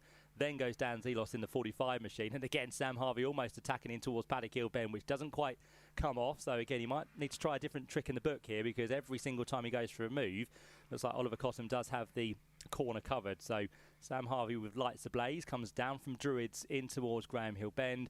And does he look for a move there? Nope. Again, Oliver Cottam has that door firmly shut in the number 98 machine for the time being. But it will only take one small mistake for Oliver Cottam to make for Sam Harvey to be through. So again, he has to be kind of on his toes here, does Oliver. And I can just see now a little bit of leaf gathering in the front of Ollie's car. Not too much, probably only about 4 or 5 leaves, but it does show that it's still kind of dropping around the Grand Prix part of the circuit. So that's another factor the drivers are going to have to be wary of. And there are actually quite a few more than expected actually there. So we'll see if that affects the car as the race wears on. But for now, just making their way through past some traffic as they work their way in towards Westfield. That's going to be the 52 machine of Alistair Weston. So the man who resides in Kent. This is his local circuit to end the season for Alistair, but nicely stays out of the way for all of the top runners to go through. And as we said, Dan Zelos now just started to be caught by these 4 cars behind now. So the 5th place car, Dan Zelos, last time round was 0.8 of a second up the road. This time round, I think that gap has been cut even further, because Oliver Cottam and Sam Harvey are not too far adrift. With just under 5 minutes to go, Joe Marshall has already gone through to complete lap number 10, and he is 8.5 seconds pretty much up the road from the rest of the field. So this has been a dominant performance for the man who's looking to try and get himself higher up the championship order by the time this weekend comes to a close. In towards Druids now goes that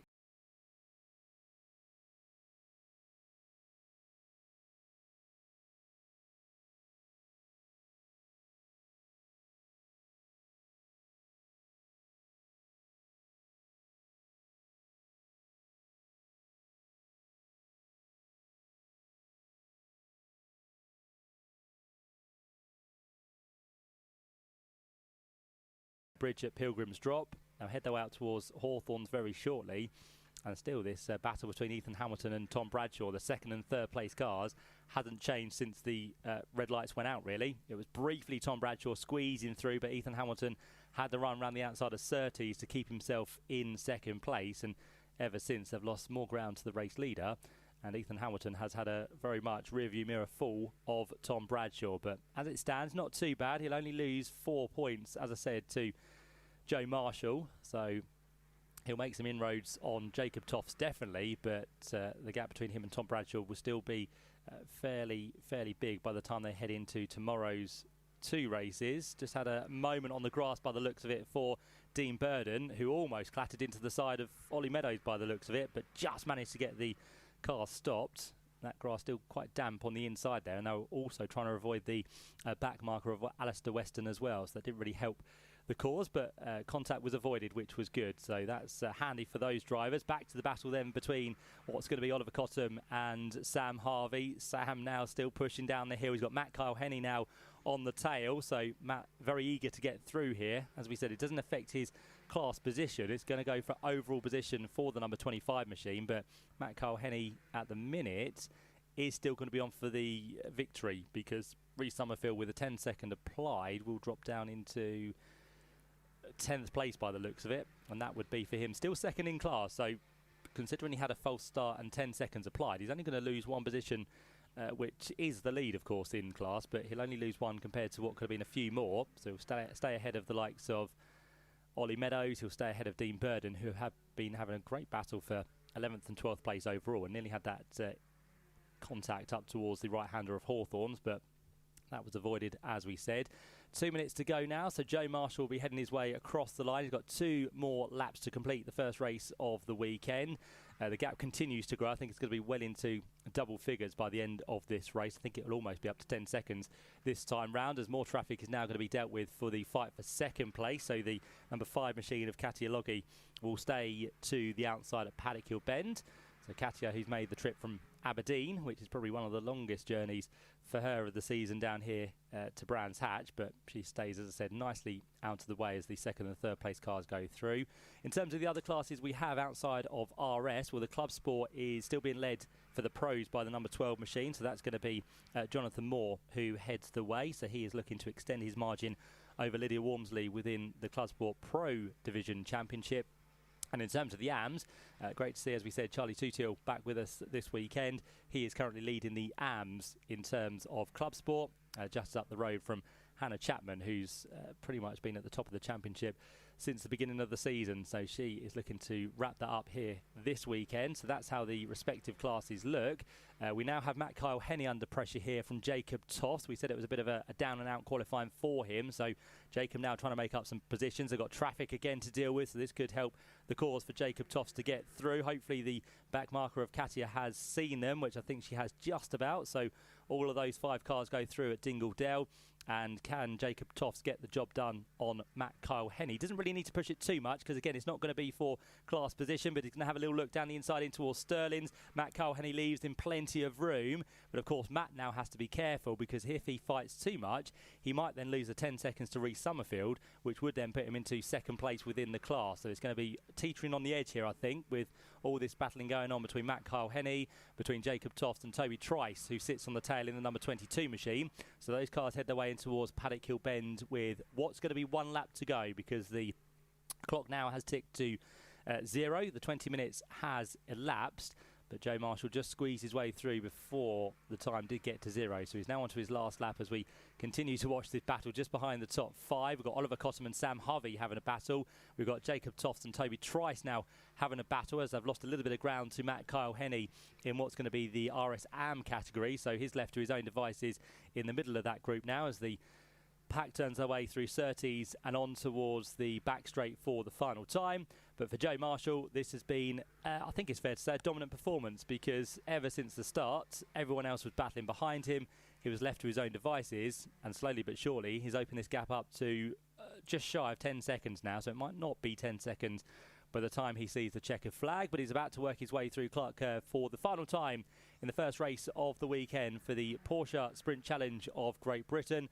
It's been a fantastic drive for Joe Marshall. He works his way now up towards the line, and it's going to be win number 2 within the Pro category for him. He's got his indicator on, and Joe Marshall takes victory in the first of our races here this weekend for the Porsche Sprint Challenge of Great Britain. Second place will go the way just of Ethan Hamilton. He's been pushed hard all the way by Tom Bradshaw, but it's going to be Hamilton ahead of Bradshaw as they cross the line to take the checkered flag. Reece Summerfield on the road comes through in 4th place, but of course with 10 seconds applied he will drop down, and Matt Cole-Henny's already gone through, so Matt picks up the victory within RS Am.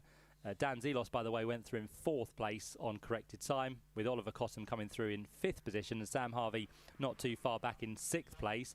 7th place went the way of Matt Kyle-Henny, who will be, as I said, our RS Am victor. So that's good in terms of his championship, and to try and close down on Ollie Meadows as we head into tomorrow's 2 races. Jacob Toffs had a bit of one of those races really where he might just want to forget it, but it was 7th place in RS Pro, 8th place overall. 9th place goes the way of Toby Trice, and in the end, with 10 seconds applied, Reece Summerfield still does come through in 2nd place. So the speed and the pace and the gap they had over everybody else, Reece Summerfield only loses the 1 position to drop down to 2nd within RS Am. And to complete that podium, Oliver Meadows did manage to keep at bay Dean Burden, so they came through in 11th and 12th and 3rd and 4th in RSAM. In terms of the club sport, well, the pro category goes the way of Jonathan Moore in this first race of the weekend. 2nd goes the way of Lydia Walmsley, and they are the only 2 drivers we have actually in this weekend's Club Sport Pro division, so they come through 1st and 2nd. And in terms of Club Sport Am, that goes the way of Hannah Chapman, who got the better of Charlie Tutil on that last lap by 71 thousandths of a second. So Hannah Chapman was all over the back of Charlie, and on that final lap the job was done. So cracking stuff for Hannah there. Just kind of goes to show why she's done so well this year within Club Sport Am, and that will further extend her points lead in that championship over Paul Porter, who finished in 3rd place. And for Hannah now in class, it's going to be 13 class wins. That is absolutely incredible, and as I said, only just got the job done on that final lap of the race. So well done to Joe Marshall, 2nd time winner this year. He in the end finished just under 11 seconds clear of Ethan Hamilton and Tom Bradshaw. In terms of RSAM, it's Matt Kyle-Henny ahead of Reece Summerfield and Ollie Meadows. In Club Sport Pro, it's going to be Jonathan Moore and Lydia Walmsley, and in Club Sport Am, we're going to have Hannah Chapman, Charlie Tutil and Paul Porter, your top 3. So lots of podiums to get through. We'll have that with Josh in due course.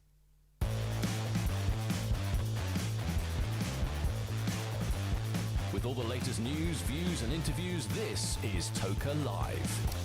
Now, just to explain the geography of the weekend, the podium is based in the inner paddock, so it's a little bit of a long way away from our radio mic receiver.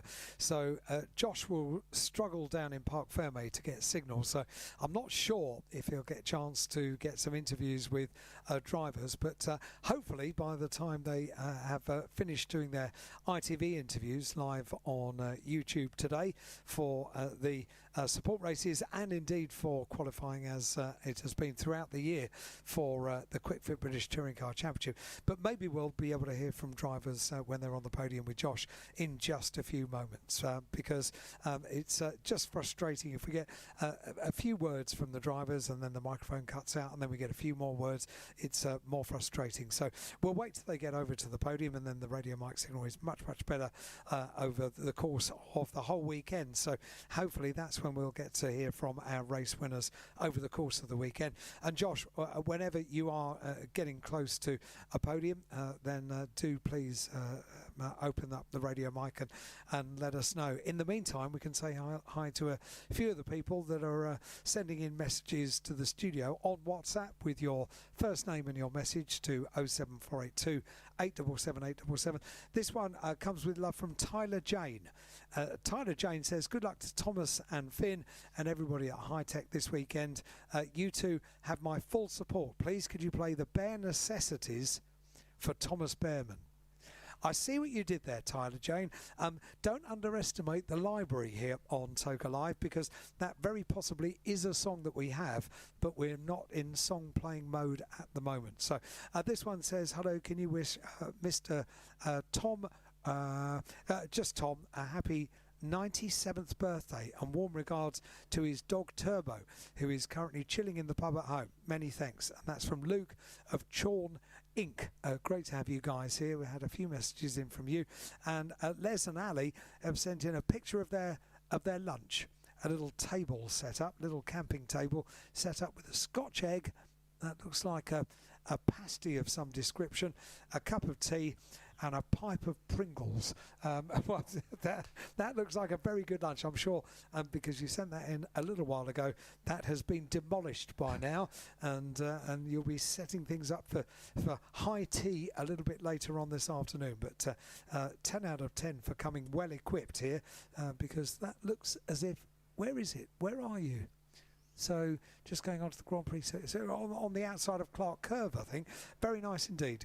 Good vantage point and a very nice lunch as well. If you do want a shout out on air, all you have to do is send your name and your message to 07482 877 877 on WhatsApp. And in the meantime, let's see how we're doing and check in with Josh.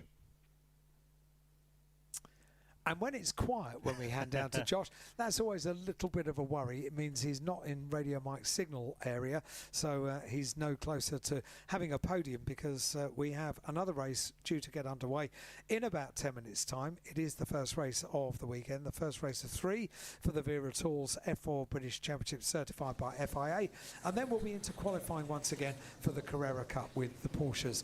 Josh is now in signal. Yes, I'm on top of the truck, which is working well. But yeah, we haven't got drivers yet, Alan, so I'll let you carry on, and then I'll let you know if we might be able to squeeze it in before the race. So, so maybe you should describe where we have to stand in order to conduct podiums, because, Josh, you may remember from the start of the season, when your voice comes out, people look all around. They've got no idea where you are, have they? That's right. To get the reception of the radio mic, we have to stand on the top step of the RML truck, which is quite handy out of the wind, Alan, so it's not the worst place to be. It's very good. We thank our friends from RML for allowing us to use the steps of their truck.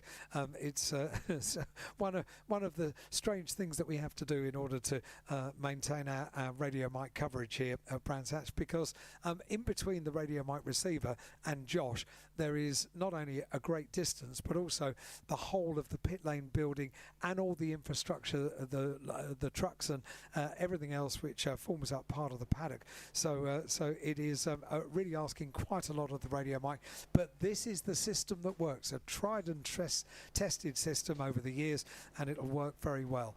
The wind is still pretty gusty here at Brands Hatch. If you're listening online at tokalive.net, or if you're here at Brands Hatch, then hopefully you're doing your very best to stay out of the gusty wind. But probably what we'll do, with Josh waiting for a potential podium presentation coming up, we might set the scene for the race that we have coming up next, which is for the Vera Tools F4 British Championship certified by FIA. The cars will be out on circuit in just a couple of minutes' time, taking their places up on the grid. But to tell you about that grid, let's get back to Matt Suckling.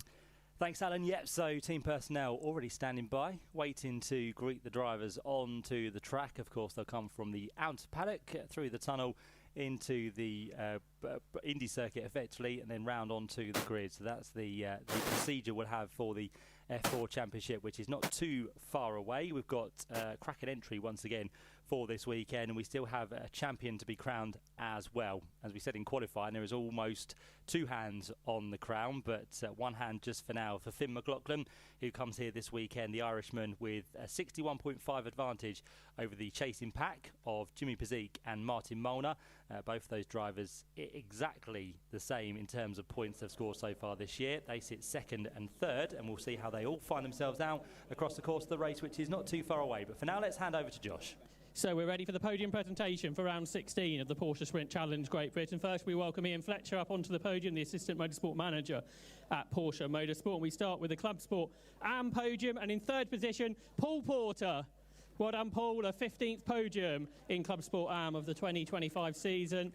And up onto the podium goes Paul Porter to claim his 3rd place trophy from Ian Fletcher. In 2nd place, after a very close finish, Charlie Tuthill. Well done, Charlie, a 4th podium, and it was so close to being a class win here at Brands Hatch on a race to the line. Didn't quite go Charlie's way, but 2nd on the podium he gets. And the winner of the Club Sport AM class, Hannah Chapman. Well done, Hannah. A really close finish, as I just said, and a 12th victory of the season in Club Sport Am for Hannah Chapman, and she gets up onto the top step of the Brands Hatch podium. So congratulations to our top 3 in Club Sport Am. Hannah Chapman the winner, Charlie Tuttle second, and Paul Porter third. So we'll get the 3 drivers up onto the top step of the podium for some photographs, and then we'll move on through our podium presentations with the realisation we've got cars heading onto the track ready for our next race. So the top 3, congratulations again to Hannah Chapman, Charlie Tuttle and Paul Porter. They make their way off of the podium. We move on to our Club Sport overall top 3, and in 3rd position was Hannah Chapman. So Hannah puts down 1 trophy and back onto the podium goes Hannah Chapman, a 6th podium of the season overall in Club Sport. So congratulations to Hannah. In 2nd position, Lydia Walmsley. Well done, Lydia, a 15th podium of Club Sport this season, and she goes on to the far end of the podium, receives her 2nd place trophy from Ian Fletcher. The winner in Club Sport overall here in round 16 of the championship, Jonathan Moore. Well done to Johnny Moore, a 13th victory of the season, and he received the winner's trophy for the Club Sport class of the Porsche Sprint Challenge of Great Britain. Congratulations, Jonathan Moore, the winner. 2nd to Lydia Walmsley, and 3rd to Hannah Chapman. So we get the 3 drivers up onto the top step of the podium for some photographs. And once those photographs are completed, which I think they are, we say congratulations to the 3 of them, Jonathan Moore, Lydia Walmsley and Hannah Chapman, who will make their way off of the podium. And we'll move on to the RS podium, beginning with the top 3 in RS Am. And in 3rd position, Oliver Meadows. Well done to Ollie Meadows, a 14th podium in RS Am for the 2025 season, up onto the 3rd step of the podium. He goes, receives his 3rd place trophy. In 2nd position, Rhys Summerfield, a 13th podium of the season for Rhys Summerfield, who gets up onto the Brands Hatch podium here on the far end, receives his 2nd place trophy from Ian Fletcher. And the RS Am winner for round 16, Matt Cole-Henny. Well done to Matt, a 7th victory of the season in RS Am in the Porsche Sprint Challenge of Great Britain. Up onto the top step goes Matt Cole-Henny for the 7th time this year, receives his winner's trophy from Ian Fletcher. So we'll get the 3 drivers in a moment up onto the top step for some photographs, which is happening now. So congratulations once more to Matt Cole-Henny, the winner, Rhys Summerfield in 2nd, and Oliver Meadows 3rd. The top 3 in RS Am. They will make their way off the podium, and 1 more group of podium presentations to come, which will be the top 3 overall in round 16 of the Porsche Sprint Challenge of Great Britain. In 3rd position, Tom Bradshaw. Well done to Tom Bradshaw, a 10th podium of the 2025 season, and it's 3rd place here at Brands Hatch on the Grand Prix circuit on day 1 of the weekend. In 2nd place, Ethan Hamilton. Well done, Ethan, a 3rd podium of the year in the Porsche Sprint Challenge of Great Britain. Up onto the podium comes Ethan Hamilton, receives a handshake from Tom Bradshaw and from Ian Fletcher, who will hand over the 2nd place trophy to Ethan Hamilton. The winner of round 16 of the Porsche Sprint Challenge of Great Britain next, and it's Joe Marshall. Well done, Joe, up onto the top step of the podium, receives a handshake from Tom Bradshaw and from Ian Fletcher and from Ethan Hamilton as well. A 2nd victory of the season for Joe Marshall, who makes his way up onto the top step of the podium. Congratulations to Joe Marshall, the winner. 2nd to Ethan Hamilton, and Tom Bradshaw in 3rd.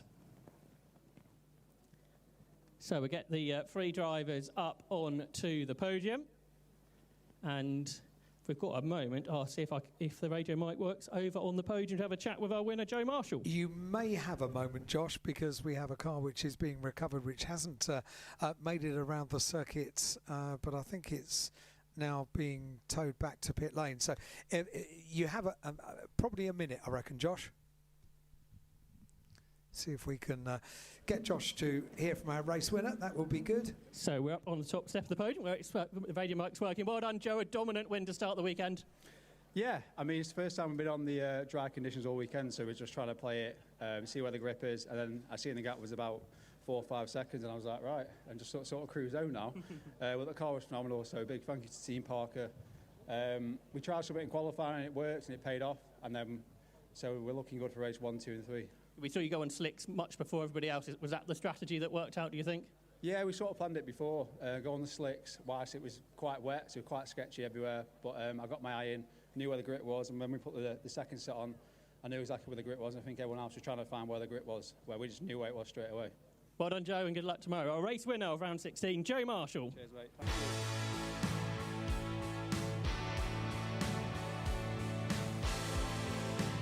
This is Toka Live. Thanks to Josh with the podium presentation, and good to hear from the race winner on the podium for our first race of the weekend for the Porsche Sprint Challenge GB. Right, we are straight back into racing. Cars already lined up on the grid, and Matt Suckling, one car required a recovery back to the paddock for the Vera Tours F4 British Championship. Certainly did, yep. August Raber, unfortunately, with some problems onto the grid from the out paddock, so that has been towed to the pit lane, and the team frantically now, as you can imagine, trying to get that car sorted to get it out into this race. So JBMotorsports standing by with the recovery truck to unleash that and hopefully get it on its way. He was going to be starting from the pit lane anyway. That was an amended grid we got for August Raber, and also on the understanding that Dries van Langendonk will be starting from the pit lane as well. So Dries was quick this morning in qualifying, although I can see his car at the back of the grid by the looks of it. So whether he's going to do the formation lap and then dive for the pit lane, we'll have to wait and see. So it has given us a slightly amended grid for this first race, which was determined by the second fastest times in qualifying this morning. So it will see number 93, Jimmy Pazik, on pole position. So the man with Rodin Motorsport will be there on pole, alongside the man who leads the championship, which is going to be the car of number 5, Finn McLaughlin. So they make up the front row of the grid, both of them vying for the championship, although, as we said, Finn McLaughlin with the Red Bull livery is the man who has the one hand on the trophy at the minute. Second row then lines up with number 12, which is Adam Al-Azari, with alongside him number 24, which is the third and only other driver that could possibly win the championship this weekend, which is Martin Molnar. So he's there in fourth, so top three in the championship in the top 4 places on the grid. The third row then sees number 25, which is Ethan Jeff Hall. He'll be joined by number 90, which is Chase Fernandez. And we can now see that August Raber's jumped out the car, so I think there's significant problems with the engine, which the team are looking over, which means that August will not be a starter for this race, unfortunately. So he's not going to be there from the pit lane. Further back from the top 3 rows of the grid, we then have number 23, which is Theo Palmer. He'll be joined by number 33, which is Cole Hewitson. The 5th row then lines up with number 7, which is Thomas Behrman, joined by number 21, which is Tommy Harfield. The 6th row is going to be number 2, which is Joseph Smith, one of the Challenge Cup runners for this weekend, alongside number 4, Xavier Avramides, who was one of those who was off with Rowan Campbell-Pillin this morning through Westfield, but that car was less damaged than what Rowan's was, unfortunately, and I think that car is going to be missing from the grid further down. The 7th row then sees number 62, which is going to be Arjun Kralin, with 26, Henry Joslin, who lost his rear wing in qualifying this morning, but the team very quickly headed back to the paddock and got a new one, and Fortec Motorsport were able to fix that during the red flag. The 8th row then sees number 44, which is Guy Albage, with 19, Alexander Savinkov alongside. We then have the 9th row of the grid, which is 43, Hami Sadiq, and 40, which is going to be Piotr Orchowski. So that's going to be the 9th row of the grid. The 10th row then sees number 69, which is Yu Hao Fu, and number 13, Henry Mercier. And the final row on the grid should have been number 42, Rowan Campbell-Pillin, but unfortunately that car at the minute too badly damaged. So Fortec JHR Developments haven't had the time to get that car repaired, and that will not be here for the first race. So that's a shame for Rowan, who was qualifying well this morning before that incident. And then again, the team will now have a little bit more of a relaxed time to get that car sorted for tomorrow. So it sets us up nicely, as we said, top 3 in the championship, separated by 61.5 points, with Finn McLaughlin leading the way from the Australian driver Jimmy Pazik, and then the Hungarian Martin Molnar in 3rd place. So 3 different drivers from 3 different teams vying for the championship here this weekend. In terms of the Rookie Cup, that's already been wrapped up. Finn McLaughlin got that all set at Silverstone last time out. And then in the Teams Cup, that is fairly close between Hi-Tech and Rodin Motorsport. Those 2 teams come here this weekend separated by less than 30 points. And also the Challenge Cup has been wrapped up at Silverstone, because Ari Bansal, although he's only 21.5 points ahead of Ella Lloyd has her other commitments this weekend with F1 Academy at Singapore, so she was never going to be here this weekend. So Ari Bansal has enough in hand to be crowned the Challenge Cup champion for this year, which for drivers who can only do 7 of the rounds that we have in the championship, and of course all of those nominated at the beginning of the season. I can tell you, Matt, the August Raber car still sits in the pit lane. A team are working desperately in the cockpit of the car with the engine cover off as well, but it seems to be the work is all in the cockpit. The car may be electrical, that suggests to me, but he's not going to get away with everyone else lining up on the grid, other than Dries van Langendonk, as you suggested, starting from the pit lane after the formation lap. Yep, so he brings himself in. Thanks, Josh. And that does mean if August Raber does start this race, it will be a long way down and maybe more of a test session now for tomorrow for that car, unfortunately. But it'll be interesting to see what Dries van Langendonk can do in his machine, which now comes to the end of the pit lane. A few cars possibly out of position because of the gaps on the field now, so just trying to find their correct position on their grid hatchings, which they do, and then the last car into position as we get ready to go racing for the first time this weekend for the Vera Tools British F4 Championship. Jimmy Bezique and Finn McLaughlin off the front row of the grid. We've got 20 minutes of racing to look forward to again. Red lights come on now, and we're going to unleash the single-seaters down towards Paddock Hill Bend. There's a lot of wheel spin from Finn McLaughlin. A better start, though, from row 2. Adam Al-Azhari tries to get his way through, firstly on Finn McLaughlin, and then he's kind of bolted and held up for the lead of the race because there was a car of what's going to be the Pulsar to Jimmy Bezique, which sat there. So Adam Al-Azhari, although he had a good start, couldn't find his way through. Is now going to be attacked by, around the outside, that of Martin Molnar, who goes to try and make a move on Finn McLaughlin at the same time as well for second place. But in all of that, he might actually still find himself in 4th position, Martin Molnar. The blue machine, which accelerates now on towards the Cooper Straight for the first time. Finn McLaughlin very much defending from the rest of the pack here. So although it's a good start from Jimmy Bezique, it's not really the start that Finn McLaughlin would have wanted. He's still there in second place, but having to defend very much indeed from all of those cars behind. And it might be now that Adam Al-Azhari can make a move down through Pilgrim's Drop. He goes again defensive, does Finn McLaughlin in the Red Bull number 5 machine. So he's just taking it as tentatively as he possibly can. And we've now got Ethan Jeff Hall also trying to come into the mix as well. So it's going to be the blue machine of number 25, which is going to be the first of those. So that's going to be the JBMotorsports machine, who now tries to attack the back of Adam Al-Azhari round the back of the circuit. So all of this just allowing Jimmy Bezique to have a few car lengths lead as they work their way down towards Sterling's for the first time of asking. I think we're all safely through the first 3/4 of the lap. Although saying that, I think Chase Fernandez has just had a bit of a moment on the exit of Sterling's. No, it's not Chase Fernandez's car, but it has got a left rear puncher by the looks of it, and we'll see that car back into our sight before too much longer. But that was possibly a rotation from someone behind, so there's going to be a car destined for the pit lane at the end of this one. We've got a bit of smoke showing down towards Paddock Hill Bend. That was Chase Fernandez, who just locked up, and that has just slowed him on the exit of the corner as well. But there's lots of jostling going on. This has been the story of the season from start to finish, and it's kind of not backing off this weekend as well. And I think Josh has got that visitor to the pit lane. Yeah, it's number 33, which is Cole Hewitson. He's got a rear left puncture. That's being changed by the team now, and he'll quickly be back out into the race. So Cole Hewitson, the man, turned around. Hopefully we'll get a replay of that in due course. But yeah, I'd probably guess that he had some help, especially with the puncher he also endures as well. I think Adam Al-Azhari just made a mistake at Paddock Hill Bend on this lap as well. So with cold tyres, looks like he just ran out wide through the corner. And yeah, Cole Hewitson was pushed into the spin by who? I can't quite tell, unfortunately, but it was kind of around the region of 10th or so place. We'll try and work out where the gap has found itself at the end of that previous lap. I'd probably say Guy Olbage was the man who did that, because there was a 1.5 seconds between him and the rest of the field. So I reckon Guy got into the back of Cole Hewitson, unfortunately. But Jimmy Bezique does lead the race then at the end of that first lap, just shy of a second clear of Finn McLaughlin, who has done well to hold on to second place. He was under quite a bit of pressure on the early stages, but all of a sudden he's got into his rhythm now and just starting to come back to our race leader Jimmy Bezique here, whose gap now I think is going to be cut to less than 9/10 of a second as they go through. Yeah, Finn McLaughlin briefly set the quickest lap of the race.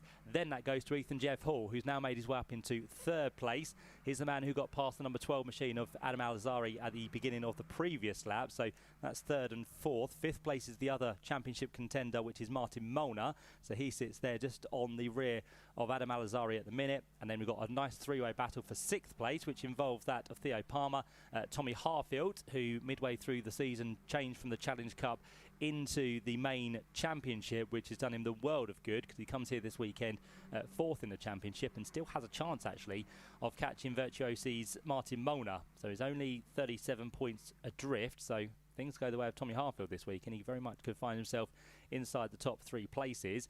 But he currently sits there, as I said, in 7th place, and Chase Fernandez completes the top 8. And then we'll see a little bit of a gap back to 9th place, where you'll find Xavier Avramidez, and Thomas Behrman currently completes the top 10 in car number 7. Unfortunately for August Raber, he still sits in the pit lane, so the work continues for the team, but not yet that car onto the circuit, unfortunately, with just under 16 minutes to go. I think the gap between the top 2 is on this lap just starting to come down, through the end of the lap, because Finn McLaughlin was a little bit quicker through sector 3. And to be fair, Ethan Jeff Hall is going with the top 2 as well here, so we're going to have a 3-way battle before too much longer for the race victory. The gap, of course, between the top 2 in the championship will come down if it remains with Jimmy Pezik ahead of Finn McLaughlin. But I do fear that Finn McLaughlin now just starting to drop into the coattails of Ethan Jeff Hall, who's got some really, really good speed at the minute. So the Mercedes F1 junior driver and the reigning world karting champion now starting to work his way onto the back of Finn McLaughlin. So far this year for Ethan Jeff Hall, who sits 6th in the championship. He has had 4 podiums, with one of those being a race win earlier in the season. So Ethan Jeff Hall hungry for more in this race as it currently stands. And just like the previous time round, he's gone and done the quickest lap on a 1:25.498. So it takes a few more tenths of a second out of the top 2. Got a good fight now going on for 4th and 5th place, because Adam Alazari is having to defend here from Martin Molnar. Martin tries to chuck the car down the inside line around the back of the circuit. He's got to be careful though, because right up behind them now is going to be the attacking Theo Palmer. Guy Albadge in and out of the pit, front wing change. He's back into the race. So a bit of a change there for Guy. He does get back out with no lap lost there, so he's still on the lead lap, which is good for Guy. So the 44 machine heads its way through Paddock Hill Bend, and we also have now the chasing Cole Hewitson to try and get himself back onto the tail of the pack. But what those 2 drivers will need is very much a safety car to bring them into the realms of those drivers ahead of him. So they need to push on as much as they possibly can over the next 14 minutes. The gap out front goes back over a second now, so Jimmy Pezik leads Finn McLaughlin. Gap between 2nd and 3rd is down slightly to 0.6 of a second between those 2.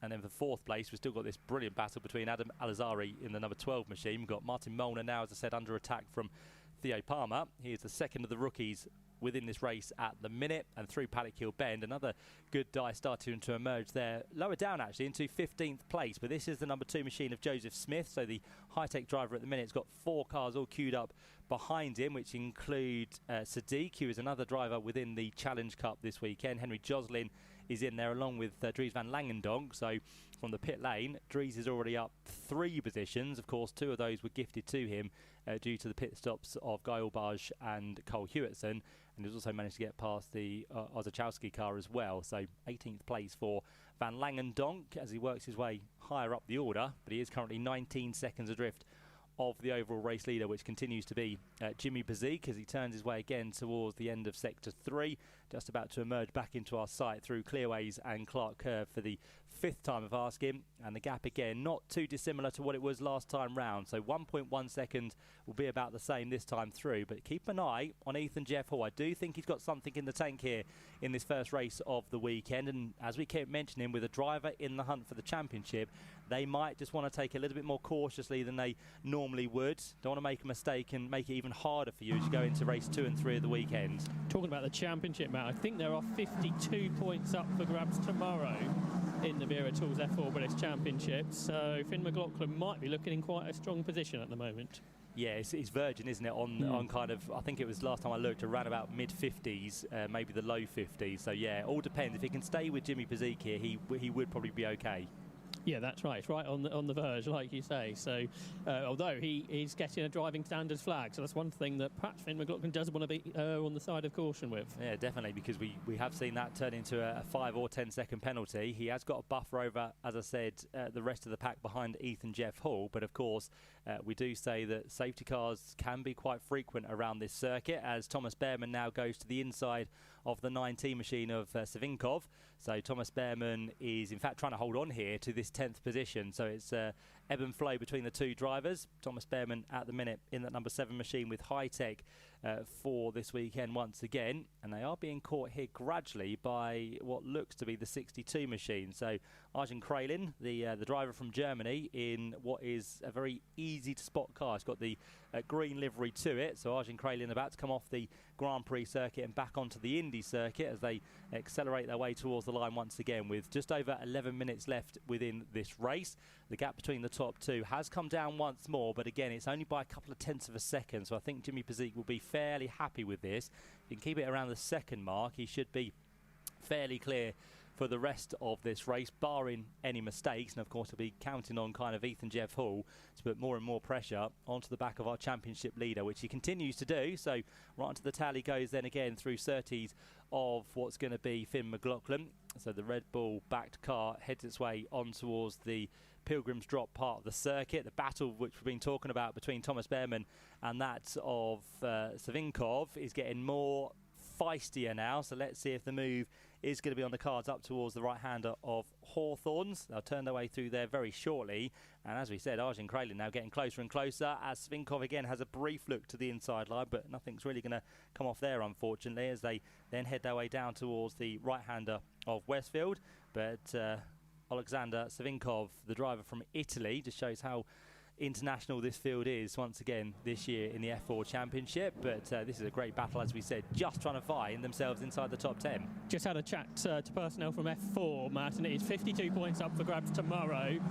It could depend on who gets fastest lap in this race, because that will change it either way, whether it gets done today or it goes to tomorrow. So Jimmy Pezik needs to end this race with the fastest lap. He certainly does, as now Savinkov comes for a move possibly on the outside of Thomas Behrman in towards Paddock Hill Bend. Tommy Behrman has the line covered for now, but is he going to be too tight into it to then allow the inside to be open for Savinkov? You've got Arjen Kralin in the background as well, just lurking to try and get himself inside the top 10.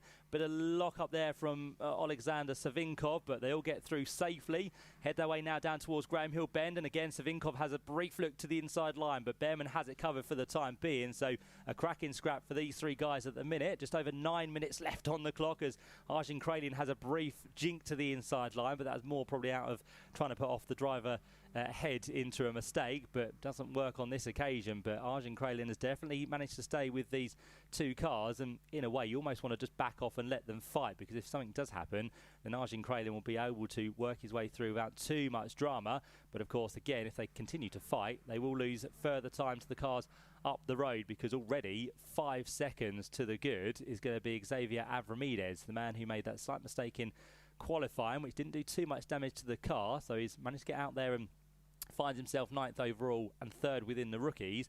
And Xavier Avramides is not too far back from Chase Fernandez as well there, so he's in his own little battle for a place within inside the top 8. As we have a look at a replay there of a slight mistake, possibly, I think, from Dries van Langendonk, who continues to make his way up the order, actually. So he's now up into 15th place. So since we last looked at him, he's now passed Henry Joslin. He's also passed the 43 machine of Hami Sadiq. And I think he just made the move on Henry Mercier as well. So, yeah, up into 15th place for Dries van Langendonk. He's got 2 seconds now to try and catch up with the Joseph Smith machine, which has kind of been the cork in the bottle for this race. As we turn our attention back to the race leader, Jimmy Pezik, as he stands, he's 53.5 adrift of the championship leader. So, as Josh said, 52 is what is to play for tomorrow. Jimmy Pezik does need some help from definitely Ethan Jeff Hall behind to get himself through. That would then take the battle into tomorrow. But for now, Finn McLaughlin doing all he needs to do. It was a bit of a sketchy start, wasn't it, as he tried to battle to keep himself ahead of Adam Alazari and also the car which he currently has behind him of Ethan Jeff Hall. And Martin Molnar was also in the action there on that first lap of the race. But that has unfortunately come to nothing for those two drivers, as Cole Hewitson makes a nice move down the inside line. It might be for who is going to be last in this race, but still great move there for Cole Hewitson into Paddock Hill Bend to get himself past now Guy Olbage as the race leaders head through for the 9th time of asking. On to lap number 10 we go with just under 7 minutes left. A couple more track limit warnings now coming in on our timing screen. One of those being for Theo Palmer and the other one for 33, which is Cole Hewitson. So they have to be wary of where they place the car for the rest of this race. And again, we still have that black and white warning flag for Finn McLaughlin, so he also has to continue to be careful on certain points of the track, whether it be Paddock Hill Bend or Graham Hill Bend or around the final part of the circuit. There is always pressure points there where you are being monitored. I think the other one on the outskirts there of Surtees, where you can tend to run wide, but you are then hampered by the grass or the gravel, which will slow you down. So not too much of a problem. It's more on the Indy circuit through turns 1 and turn 3. But Finn McLaughlin starting to pick up the pace now. Last time through, he did a 1:24.945, which was half a second quicker actually than Jimmy Pizzique. So all of a sudden, Finn McLaughlin has found a second wind. The man in the number 5 machine, as he works his way towards the completion of another lap. Thomas Behrman is still trying his hardest to keep at bay here. Alexander Savinkov, and he's managing to hold the pressure, but they still have the attentions of Arjen Kralin to try and keep at bay as well. But Thomas Behrman is not giving up, although he does continue to lose further time to Xavier Avramides. That gap now almost 7 seconds. And just lurking in the background, Yuhao Fu is not too far away in the 69 machine. So Yuhao's been having a bit of an odd day where there's been a few mistakes through the qualifying session, but Yuhao for now running inside the top 13 as those cars work their way back towards the line once again. And I think Yuhao Fu has also for company Joseph Smith and Dries van Langendonk. So Dries continues to make his way through the order, about to look for a move on the inside in towards Paddock Hill Bend, but again a little bit too far back for the McLaren liveried car. So Dries van Langendonk not able to get through on this occasion, but Joseph Smith and Yuhao Fu, as I said, is the next two drivers that Dries will be looking to try and make his way through. So it's been a bit of a hard race for him to try and work his way through from the pit lane, but he has made tremendous progress. Whether he gets to the top 10, I think that might be achievable because it is Thomas Behrman in 10th place, but after that the gaps get bigger and bigger, so I don't think there's going to be any more on the cards for Dries, with 4.5 minutes left now on the clock, and the top two continue to close down on each other. So Finn McLaughlin through this lap was slightly slower in sector 1. He was slightly quicker in sector 2, slightly quicker in sector 3. So the gap surely will be down on this occasion once again for the championship leader. Now trying to put his pressure onto his nearest rival in that championship as they work their way through Clark Curve. Accelerate towards the line with just over 4 minutes to go. So they should be good for, I'd say, 3 laps now, as the gap between the top two comes down to pretty much 0.6 of a second. But it is a slightly quicker lap for Finn McLaughlin by 20 thousandths of a second. But again, just shows how evenly matched the field is within the British F4 Championship for this season. But it's the top 3 which have a march over everybody else. Still 4th place at the minute for the number 12 machine of Adam Alazari. 5th place for the other championship contender, but may not be the case after this race, which is Martin Molnar. And then Theo Palmer sits 6th place. 7th place then for the Chris Dittman car of Tommy Harfield. And then behind that, Chase Fernandez, Xavier Avramides, and then Tommy Behrman should be on the scene before too much longer, who still has behind him, as we mentioned, Savinkov and Kralin. And what about the gap back to Yuhao Fu? Well, last time through, Yuhao was 0.4 of a second quicker, so it's now 2 seconds between Kralin and Fu. And we said there's going to be about 3 laps to go here, so if Yuhao Fu wants to get there, might need to get a bit of a wriggle on before too much longer. But I think that 2 seconds is not going to come down as much as Yuhao would have wanted. But Dries van Langendonk continues to trail those 2 cars as well. So the 15 machine, which has been working its way from the pit lane up now into 15th position, but kind of hit the wall now where it can't go any further. So Dries might just have to settle for 15th place in this first race of the weekend. But we can see the leaders across the line for the 12th time of asking, and that time through Jimmy Pizzique responded. So the gap goes back out fractionally between our top 2 drivers. Here comes that fight then for 10th place, back into Clark Curve once again. Tommy Behrman very much dealing with this pressure intensely well. He is absolutely holding on to his 10th position. There might be a few more starting to catch the train now, but Tommy Behrman is definitely keeping himself alert with these cars behind him. So no way still for Alexander Savinkov to get through. First of the Challenge Cup cars is still that of Arjen Kralin. And then behind that, as we said, Yuhao Fu that time through was again another couple of tenths of a second quicker. So we're now down to less than 2 seconds from Kralin to Fu. A little bit wide there for the number 19 machine. So Savinkov did run wide, but it seems to carry the momentum onto the back of Thomas Behrman as they turn away in towards Surtees. He had the outside line. He gets the run on towards Pilgrim's Drops. It's going to be an absolute drag race all the way through, and Savinkov's going to go around the outside of Thomas Behrman in a straight line, and Thomas Behrman has no answer, so gets back into the tow and now drops down into 11th position. So it was coming, and it was probably a matter of time before Savinkov got through, but unfortunately they have lost a huge amount of time to Xavier Avramides, who is 8.5 seconds up the road, but straight away you can see that Savinkov has truly pulled away from Thomas Behrman, so he is now clear. We've got Arjun Kralin, who'll be the next man to try and work his way through on Thomas Behrman, with what's going to be just one lap to go now, because we've got just over 60 seconds left on the clock. There's half a second between the top two, and it looks like provisionally Finn McLaughlin could be on for the championship in this race. He had one hand on that trophy coming into the weekend, and if all goes well for him on this final lap, he could very much be getting himself into the situation. Theo Palmer, unfortunately, has gone off at the final corner, so what was a fantastic run for Theo Palmer inside the top 6 has unfortunately ended in blows down towards Clark Curve. So that looks like there's been some damage on the front left, so maybe some contact with another competitor, but that means that the leaders are going to be on their way to that yellow flag zone for the final time, so the pace will just have to be released from the drivers to head their way through there, but we should get to the completion without any interruption, which is good. So on our way we go through the final time in towards Dingle Dell.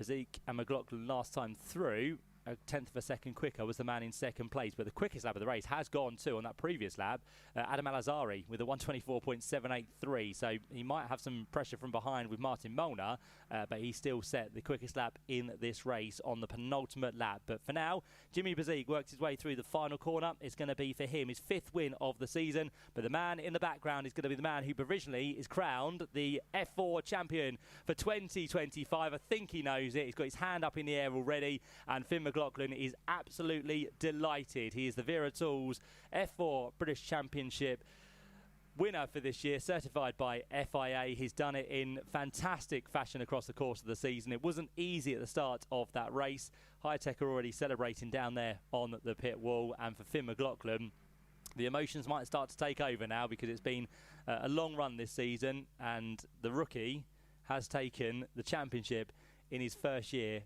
of British F4, which is absolutely incredible. So the Irish driver will celebrate in style, I'm sure, after the weekend is completed. He sends his congratulations to Jimmy Bezique alongside him, who, as I said, picks up his 5th win of the year, which equals that of Finn McLaughlin. But it is those two which are joined by Ethan Jeff Hall on the podium in this first race of the weekend. 4th place goes the way of Adam Al-Azhari with the checker flag falling. 5th place to Martin Molnar ahead of Tommy Harfield.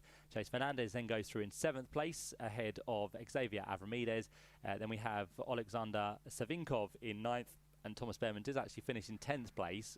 That was due to the demise of Theo Palmer on that penultimate lap, unfortunately, so he gets himself outside the top 10. And you've got Arjun Kralin, Yuhao Fu and Joseph Smith. Dries van Langendonk from the pit lane goes to 14th, ahead of what's going to be Henry Joslin. Henry Mercier next up, ahead of the 43 machine of Hani Sadiq. And then you've got Ozaczowski, Hewitson, Olbaj, and the only non-finisher in that race was Theo Palmer after the non-starter August Raber. So a cracking race there. Finn McLaughlin will jump out that car. He is a happy man. He did finish in 2nd place, but the man who takes the win for the first time this weekend is Jimmy Bezique. They'll all celebrate down there in Parc Ferme. We'll have the reaction for you from those drivers very shortly, but for now let's head back to Alan at Toka Live. Live at tokalive.net on FM radio and around the circuit, this is Toka Live. We've got the ITV pictures up here in the commentary box, seeing the celebrations down there in Parc Ferme. Josh Barrett will be down there. He'll be overseeing what's happening, but probably from the podium with an overview, so we can hear Josh on the radio mic. So the opportunity to hear from the drivers may come after we have our podium presentation, because that will be what's coming up next here on Toka Live. And of course, we have a qualifying session, not one, but 2 of them coming coming up after this podium presentation. The first is for the Porsche Carrera Cup, due to get underway in about 8 minutes' time.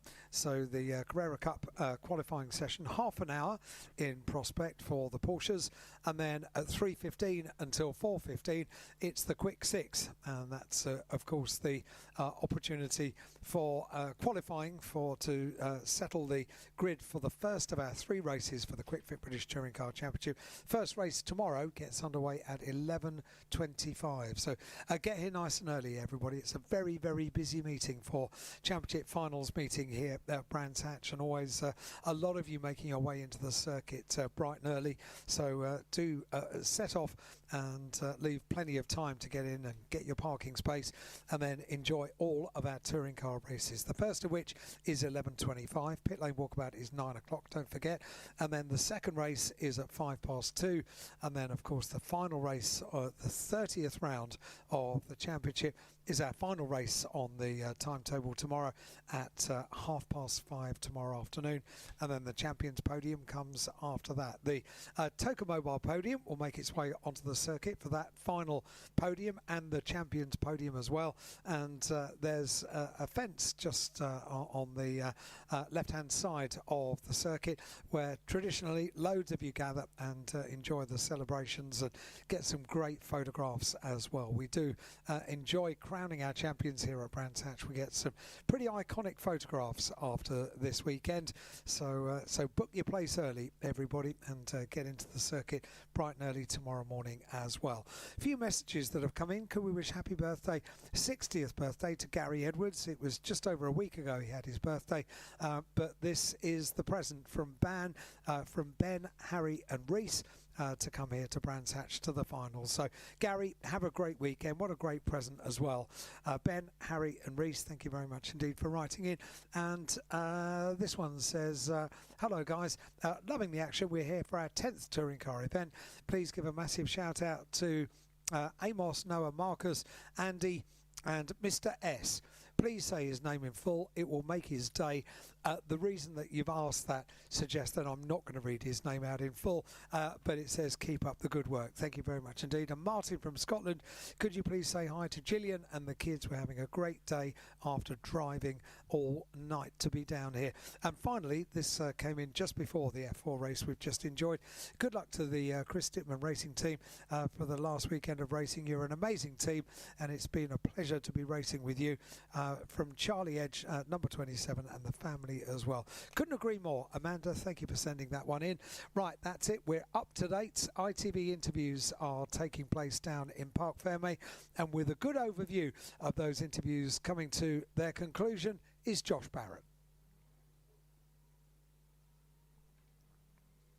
Yeah, the interview's currently being conducted by Louise Goodman down in Parc Fermé, Alan. So it'll be a few moments, I think, before we get the drivers over to the podium. There's been quite a lot of celebration as well, as you might expect, from Finn McLaughlin with his team, just about clinching the title in that race by half a point.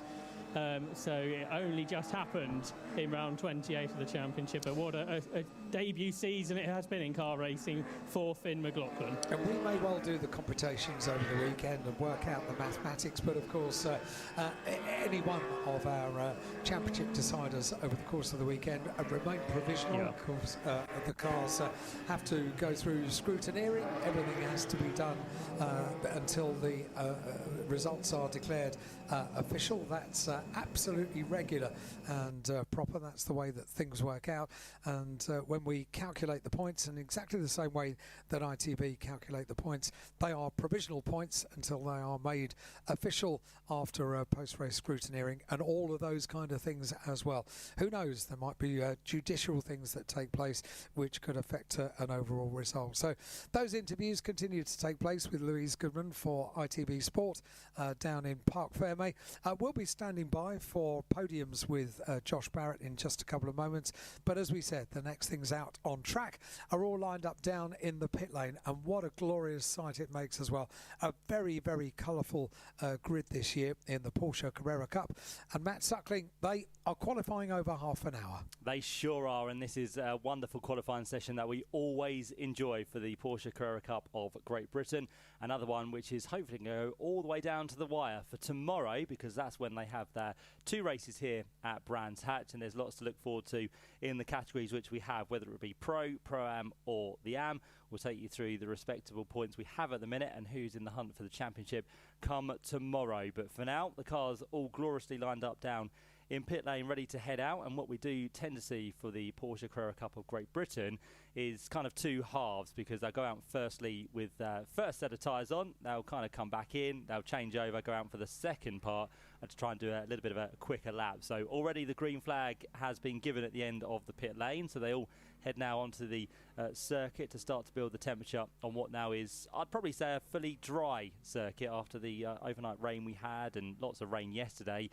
Things are very much dried up across the course of the day. Of course, we've had a blustery day with the wind pushing through as well, so that's also helped the conditions just disappear as it stands. So we've got a healthy field as they work their way onto the circuit for the first time today. We've got champions in Pro, Pro-Am and Am all being crowned this weekend, with the championship for the teams also set to be decided this weekend at the season finale. The winner of the Pro category will alone receive £25,000 and the use of a Porsche 911 road car for 1 year as well. So that is something to behold for the winner of the championship at the end of this weekend. In terms of the pros, well, it's Andrew Rackstraw who comes here this weekend, the South African, on 107 points. He's got 10 points in hand over Will Martin.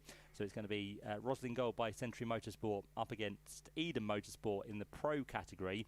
And they are effectively the only 2 now that can vie for the championship. Angus Whiteside just slightly further back to be able to catch, and then Sid Smith, the man from Essex, who sits there in 4th place for Team Parker Racing. So that's how pros look.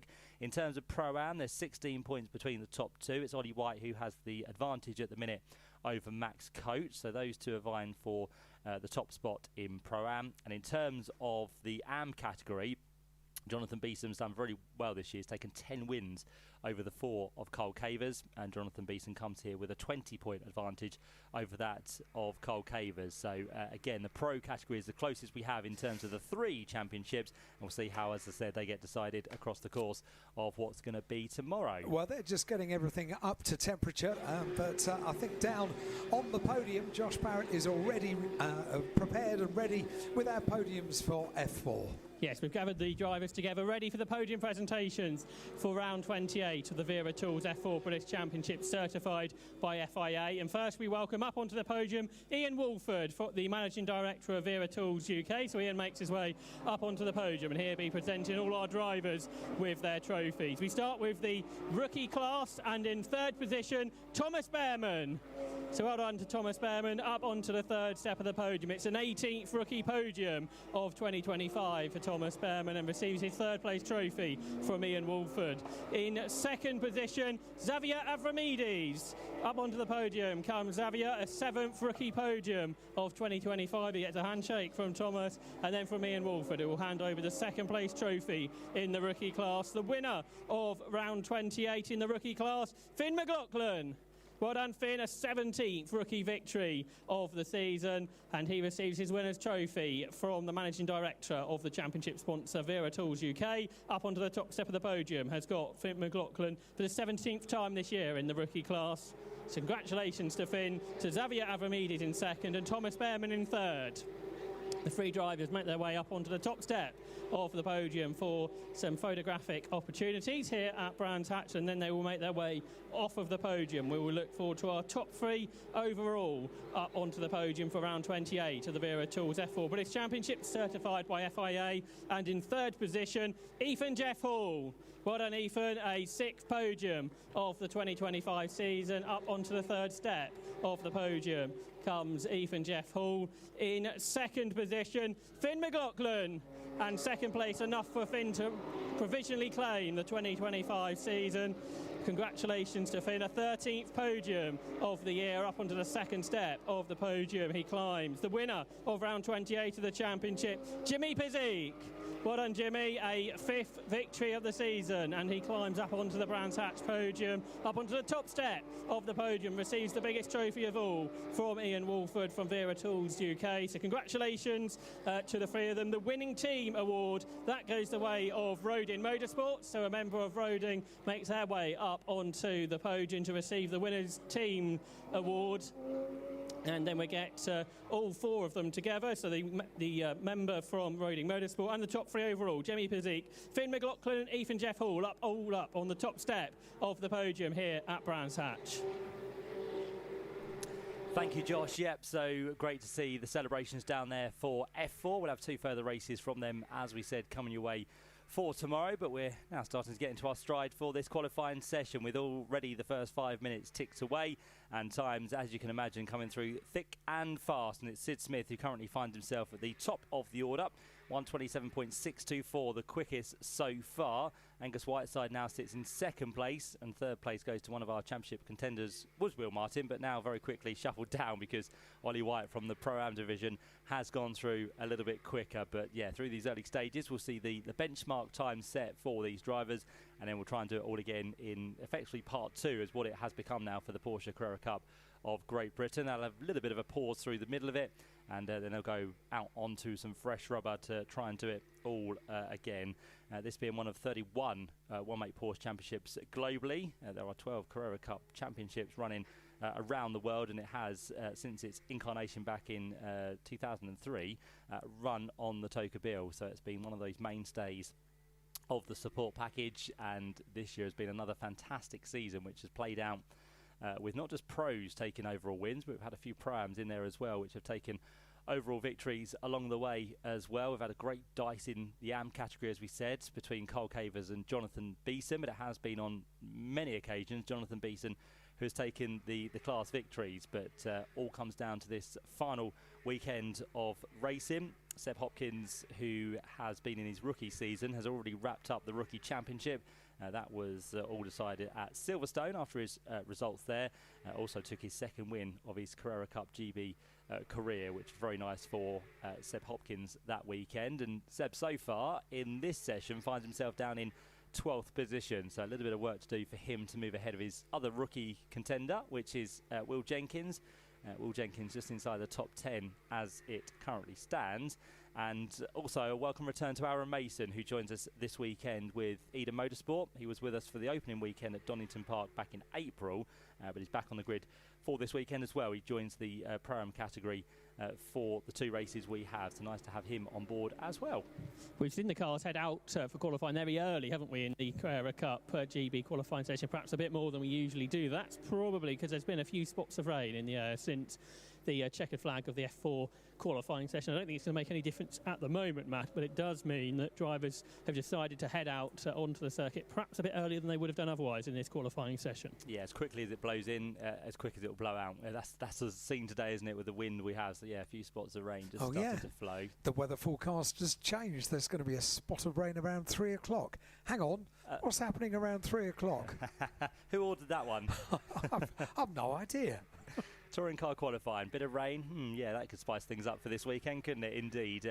So yeah, a few spots of rain out there on circuit, nothing too heavy, although there are some darker clouds that I've been spotting actually over towards Paddock Hill Bend, but I think that's where the weather is heading to rather than from. Yeah, it's very much the odd spot, so it's not really making any difference. It just makes everyone a bit more aware, I think, on a day like today. Certainly does, Jet, so no harm being out there getting these times in. Will Martin now goes to the top of the order, 126.486, so it has almost a buffer of 0.3 of a second over none other than Andrew Rackstraw. So the top 2 in the championship in reverse order in the qualifying at the minute. Angus Whiteside and George Gamble are keeping them company. George Gamble will be the outgoing champion after carrying the number 1 on the car for this season. And then James Wallace, who sits there in the 400 machine. Of course, he carries that number after Snetterton, because that's where we had our 400th race for the Porsche Carrera Cup of Great Britain, and it was kind of one of those weekends where it almost became a bit of a lucky omen for James Wallace, because he took his first win at Snetterton in that 400th race, his only win of the season, but it was then for him to decide to carry that 400 for the rest of the year. Behind the top 5, we then see the first of our Pro-Am drivers, which is Max Coates. He's had a great season as well, having a good fight and still on for the Pro-Am Championship. He just needs to overhaul Ollie White by more than 16 points, which is not going to be easy, because both Max Coates and Ollie White have very much been towards the top of the order across the course of the season. A better lap there for Sid Smith. He now finds himself up inside the top 10 for the first time. We've got a lap time being disallowed for James Wallace, so that will now drop him out possibly at the top 5, which I think it has done. And more shuffling around as well, because Ollie White does a better lap and now leads in terms of the Pro-Am qualifying session. So Ollie White goes ahead of Max Coates, goes up into 4th place overall as well. So a cracking lap there for Ollie White as we turn ourselves around through this session now with the first third completed, so 10 minutes down and 20 minutes to go for these 510 brake horsepower Porsche 911 GT3 Cup cars, which were introduced back in 2022. One for the pit lane with damage, Matt. Into the pit lane has come number 59, Josh Stanton. He's lost his front splitter. There's lots of leaves in the grille. With his off-track excursion, has ripped the front splitter off. He might have hit something as well, because there's a bit of evidence of an incident on the front left corner, a bit of scuffage on the paintwork. So Josh Stanton's had, I think, on a Brands Hatch Grand Prix circuit off. That's a small off, isn't it? You can get me back to the pit lane, have a bit of repair work, and we'll see Josh Stanton back into the session a little bit later on. Yeah, so rather than a snow plough for Josh Stanton, it's a leaf plough for this weekend. So a little bit of damage to his car, unfortunately.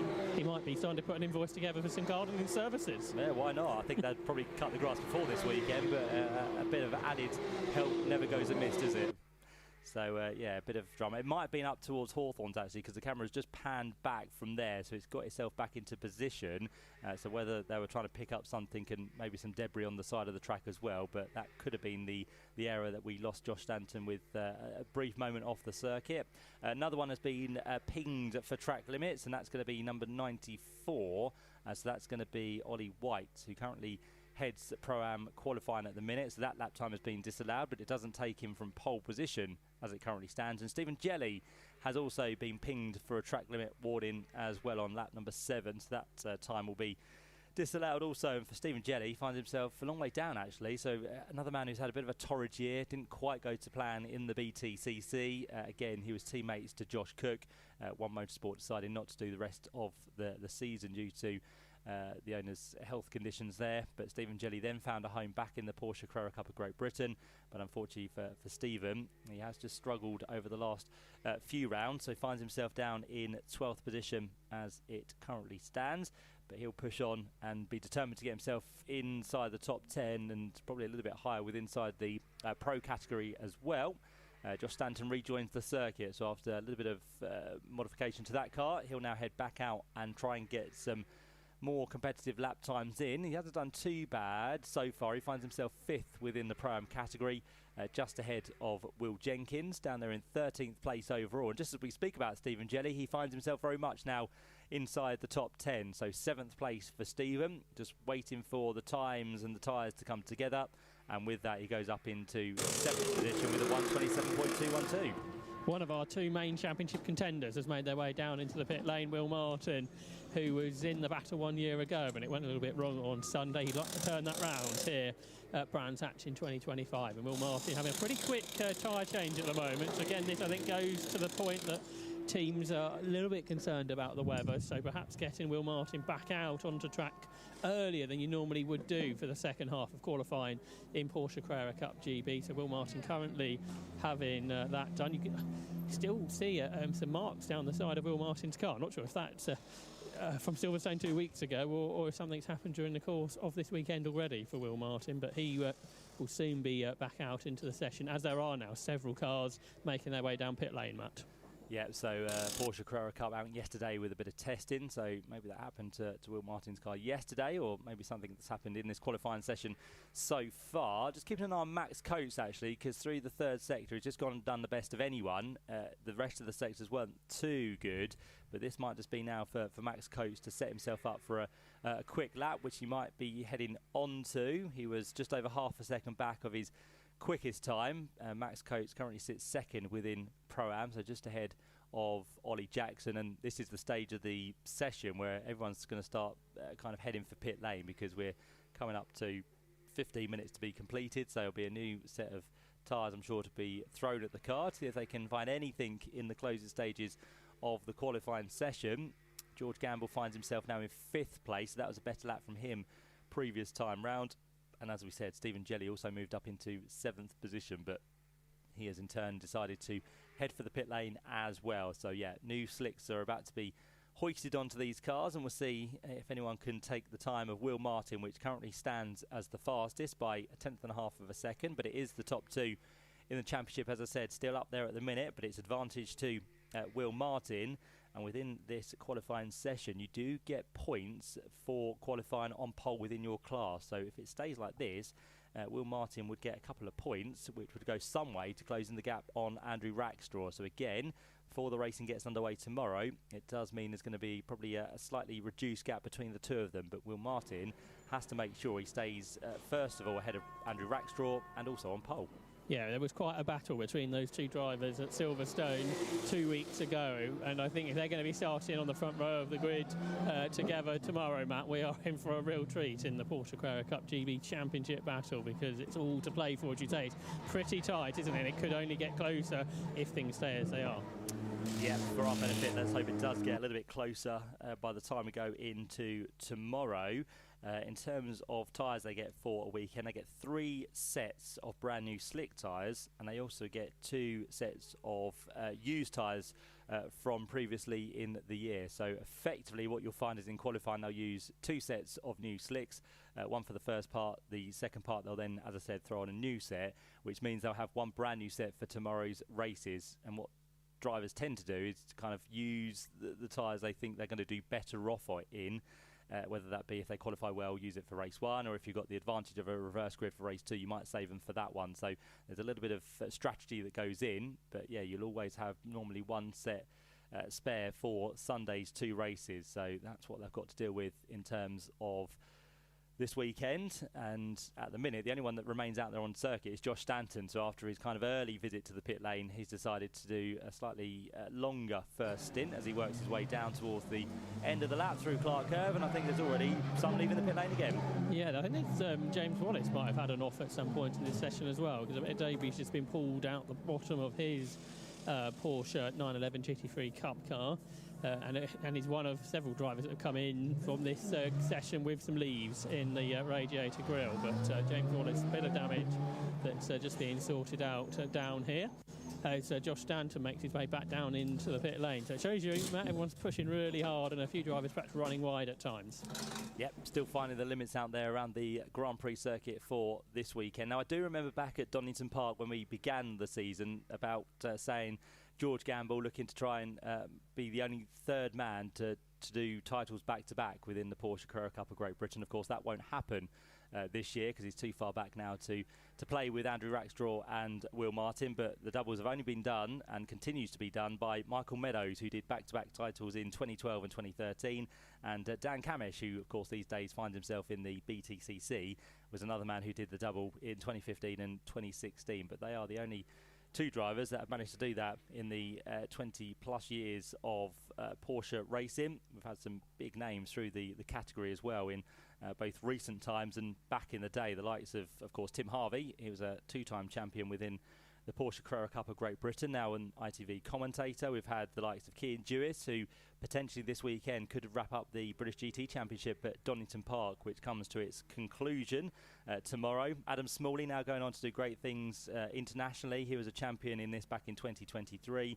And if you look further back, Harry King, who's gone on to do some really good things in sports cars, GTs, racing, has been kind of familiar with Porsches for many, many years. He's a young young aspiring star who continues to do great things. So you can look all the way back through the ranks of Porsche champions, and there's some big names in there that have gone on to do some really good things. So yeah, we're looking maybe to add another one to the list for this weekend. It's either going to be Andrew Rackstraw, who has cut his teeth predominantly in single-seaters with Formula Ford, but for him over the last couple of seasons he's been a bit more familiar with the Porsches, and of course Will Martin, who's been a long-time runner within this championship, looking for what could be his first ever title within the championship. But that will all be decided, as we said, for tomorrow. All cars now have left the pit lanes. We've got the full complement of 17 back out there, and they're all charging to try and be slightly quicker than Will Martin, who still holds on provisionally to pole position ahead of Andrew Rackstraw in the number 40 machine. You've got third place at the minute for 52, which is Angus Whiteside.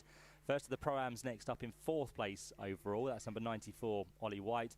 And then George Gamble and James Wallace in fifth and sixth. Stephen Jelly, after that good lap, gets him into seventh place ahead of the second of our Pro-Am competitors at the minute, which is Max Coates. And then Ollie Jackson and Seb Hopkins, the first of the rookies now, finds himself down there in 10th position. But there are probably a few that you'd expect to be a little bit higher up, and we'll see if they can do anything in these closing stages as we start to build the temperature once again in the tyres, and the drivers get themselves back into the rhythm they need as the final third of this qualifying session is about to begin. There goes Will Martin down towards Paddock Hill Bend. That was a 31.8, so he's still building what he needs. We've got the two Roslyn Gold by Century Motorsport cars working their way in towards Paddock Hill Bend. It's George Gamble ahead of Andrew Rackstraw, so I just wonder if there's going to be a little bit of a helping hand from George here to try and give a tow to Andrew as they turn away from Druids and head down towards Graham Hill Bend. And of course, if your teammate can help you out, then they'll do their absolute best, whether it be in qualifying or the races tomorrow. And as we said, there's some vital points up for qualifying on pole in this session, so whatever they can do from Century Motorsport to do that, they will. In terms of Will Martin, the teammates he has for this weekend are Aaron Mason and also that of Ollie White, but both of those come from the Pro-Am category, so whether they can be of help in hand, we'll have to wait and see. But Will Martin still continues to be the quickest at the minute as they start again to build. No quick sector times currently coming through, so they're still looking for the pace they need, and once they feel that those tyres are into the optimum temperature, then they'll be onto some Banzai laps as Sid Smith now continues to weave down towards Paddock Hill Bend. Sid Smith just outside the top 10. A man you probably expect to be up there inside the top 5, but Sid Smith has had one of those seasons which really hasn't come together as probably much as he'd have liked, but second year within the championship for Sid this season has only taken the one victory along the way, including 6 further podiums, but Sid Smith finds himself 4th in the championship, and he has got a chance still of catching Angus Whiteside for 3rd. He's only 2 points back coming into this weekend, so that could be a nice dice between Angus Whiteside and Sid Smith as we head into the two what are fairly lengthy races tomorrow around the Brands Hatch Grand Prix circuit. We'll have 2 races of what's going to be 17 laps for the Porsche Carrera Cup of Great Britain, so it's going to be heading towards somewhere in the region of half an hour, just under, all dependent on safety cars and any interruptions. But yeah, for Sid Smith, he does really need to have a good battle with Angus Whiteside to try and pull something from this season. Just under 8 minutes to go, still waiting for the sector times to appear, and here we go. Will Martin has just gone through sector 2 and he's done the best of anyone, so he's looking to extend further the gap over Andrew Rackstraw. So Will Martin is the first man possibly in this second stint now to give us some times. Who else is looking good? Jonathan Beeson, a little bit lower down the order, has found himself actually last overall, which means he's also second in the AM. So Cole Cavers has got the march over him currently. But Jonathan Beeson could be on for a better lap this time round. He's gone and done a personal best through Sector 1, a personal best through Sector 2 as well. And Will Martin's about to come towards the end of the lap in the number 10 machine for JBMotorsports. So he'll appear now through the final couple of corners, and up towards the line does go Will Martin. And what does he do there? So 128.4, so still 2 seconds away. So it's probably just a teaser through the middle sector to see if the car was ready to go. And I reckon he will be on his way very shortly. Jonathan Beeson, what can he do then? I think he's going to be on very much for an improved lap here in the 44 machine. He comes as well towards the line at the back of this trio, and the number 44 machine will be heading through. In fact, now he's behind Henry Dawes, who goes through now Here comes Jonathan Beeson in the white and blue machine, and for him that will be an improvement now ahead of Cole Cavers, so he does get his AM pole back, so that puts him 0.3 of a second up the road from the number 22 machine, so they are 15th and 16th place within the order at the minute. And now we are starting to see the times coming up in our sectors, because through sector 1, best of anyone for Andrew Rackstraw. He's just gone and done a 27.5. There's a personal best as well for George Gamble, 27.9. And not too bad a first sector for Ollie Jackson in the number 48 machine. So all of them on for an improvement on this lap. George Gamble goes through sector 2 with a better lap and up into what's going to be third place now. Finally does come Sid Smith. So from 11th to 3rd in one foul swoop. He goes up into the inside of row number 2. But you've got some quick drivers still coming from behind here, and that could very quickly drop Sid Smith back down the order. We'll wait and see. As through goes James Wallace. That will not be... Yes, it will be an improvement. Finally on the screen, goes up to 5th. Make that 6th, because Ollie Jackson goes quicker in the 48 machine, up now onto the 3rd place of the timing screens, and still on Pro-Am pole as it currently sits. There goes George Gamble through. Does he improve? Yes, he does, to 2nd place. So he goes up 6 places to George Gamble, but not for long, because his teammate Andrew Rackstraw comes through and goes 2nd quickest. So the gap now between the top 2 was a 10.5. It remains that because Will Martin also improved on that previous lap with a 126.323. So the gap the same, but both of those drivers improving their lap times that time through. 5 minutes on the clock. Sid Smith is potentially on for another good lap, although he's lost slightly a bit of time through sector 2 here, but let's see what he can do through sector 3. It's a personal best for Sid Smith, so I'd offer up Sid possibly for the front row of the grid as it currently stands. That green and white backed green recycling machine heads its way now through Clark Curve, lights the blaze for Sid Smith. He's dropped down to 7th place, but for the line he comes. Can he get himself to the top of the order? He does go quickest, he does, finally through, and he does a 126.289. So Sid Smith didn't really link the lap together, but sector 1 was the best of anyone, and sectors 2, 3 and 4 were kind of okay, but it seemed to do the job, and he now goes 34 thousandths of a second quicker than Will Martin. So at the minute, the points that Will Martin need in terms of being quickest in qualifying have just been stolen away by Sid Smith. So the Essex driver goes on to pole position. Will Martin now 2nd and Andrew Rackstraw in 3rd.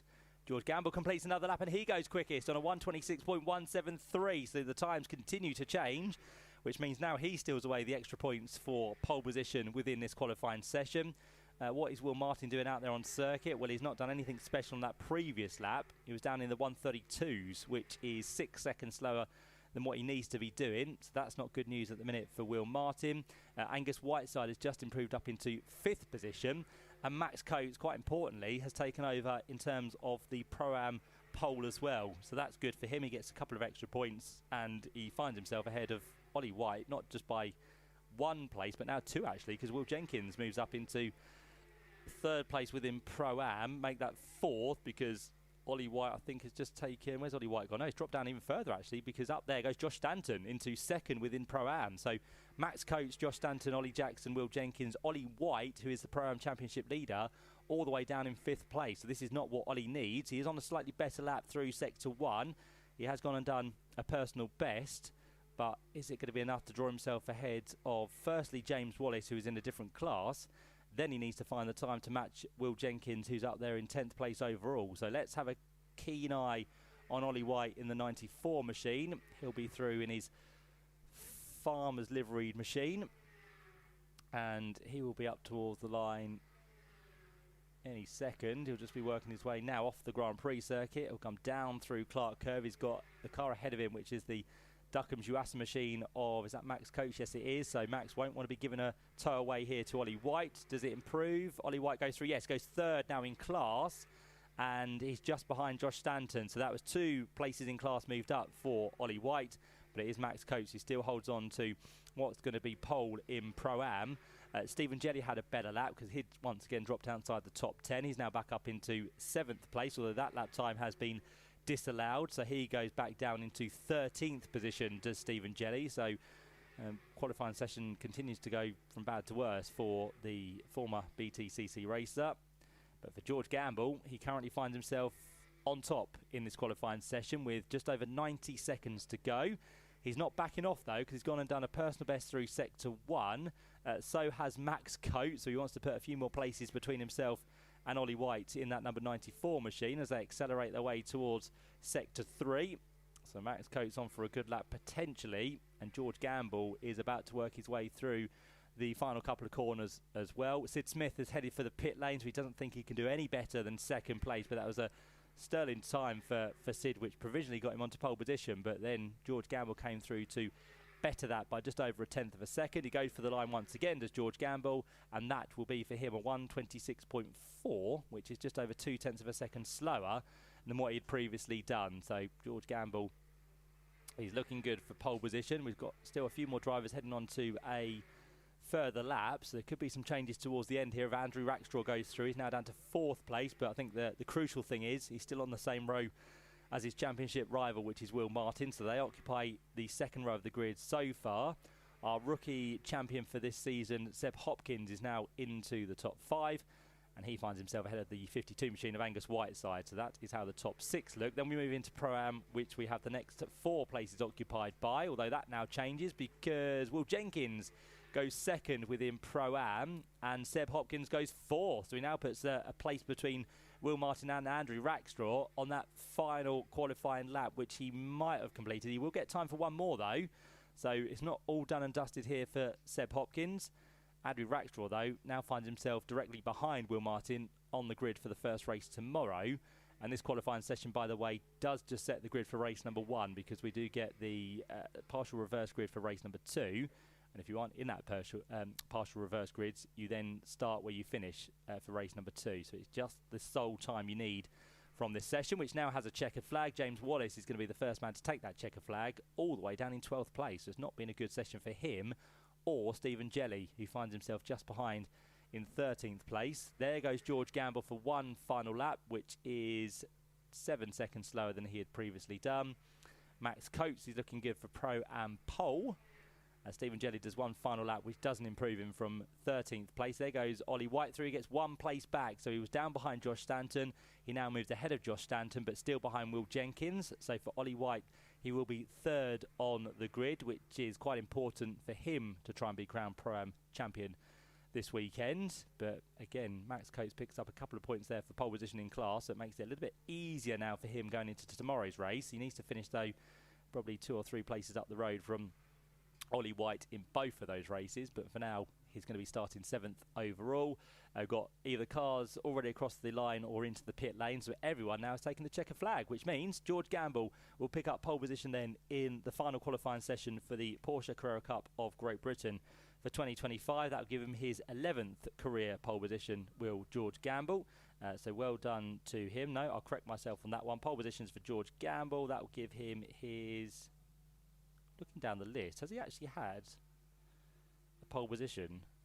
It doesn't look like he has, actually. So George Gamble, I think, will be on for his first pole, which is quite surprising there. We'll have to check that. As the champion, yeah. Yeah, I was quite surprised not to see him on the list there. But first pole, apparently, for George Gamble, according to the statistics we have from Porsche. So George Gamble takes pole position on a 1:26.173. Second place goes to the way of number 99, which is Sid Smith, on a 1:26.289. Third place for number 10, the first of our championship contenders in Pro, is Will Martin. He did a 1:26.323. Fourth place for number 18 is Seb Hopkins, the first of the rookies as well. He will be on a 1:26.334. Fifth place for the championship leader, number 40, Andrew Rackstraw, 1:26.384. Then behind that we have Angus Whiteside on a 1:26.463. Top 6, by the way, covered by less than 0.3 of a second. Couldn't get much closer, could you, if you tried? 7th place then goes the way of number 71, which is our Pro-Am pole sitter, and Max Coates. That's quite tasty for him to get those extra points towards his championship tally. A time of a 1:26.558. 8th place then for number 30 is going to be Will Jenkins, 1:26.636. He's the man in the middle, really, between the two championship contenders, because next up you have Ollie White in Pro-Am. He did a 1:26.724, and then 0.05 of a second back from that was Josh Stanton in the 59 machine on a 126.729. Then came Ollie Jackson in 11th before we moved back to the Pro category, and James Wallace in 12th. 13th place went the way of Stephen Jelly, and then behind we have Aaron Mason, who returns to the championship this weekend. Henry Dawes was in 15th place. Jonathan Beeson takes pole within the AM category ahead of Cole Cavers by 0.2 of a second. So it sets us up really nicely for tomorrow.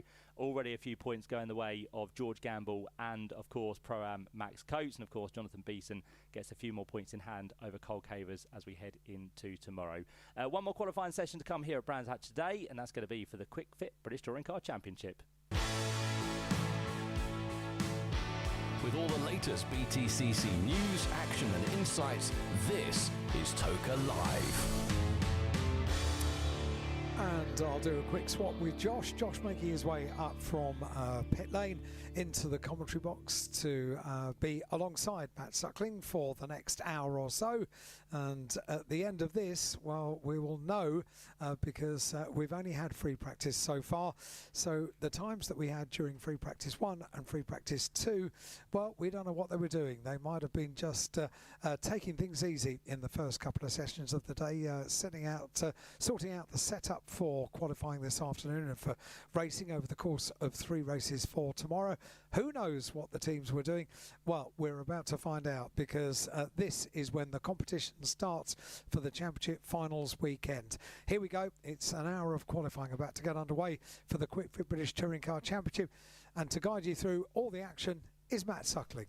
Thank you, Alan. Yep, so not too far away now from the all-important final qualifying session of the season here at Brands Hatch to get underway. It's been the build-up across the course of this morning and early afternoon with 2 free practice sessions, and we kind of have an idea who might be quick, but as we said, there might be a few teams out there not giving everything through those sessions, might be saving something for a bit of a surprise for this final Quick 6 qualifying of the season. So as Alan said, an hour of qualifying to look forward to, so get ready for this. It's normally quite drama filled, and of course if you miss out by a few thousandths, or if you're not in the right place at the right time, those 10 minutes can go by very, very quickly indeed. So you make sure you need to be out there as best as you can on the track at the correct time. So the way the Quick 6 qualifying format does work, which was introduced for the first time back in 2024, we have 4 segments of qualifying. We have the first part, which is split into 2 groups. You have Group 1 and Group 2. That is all decided after the second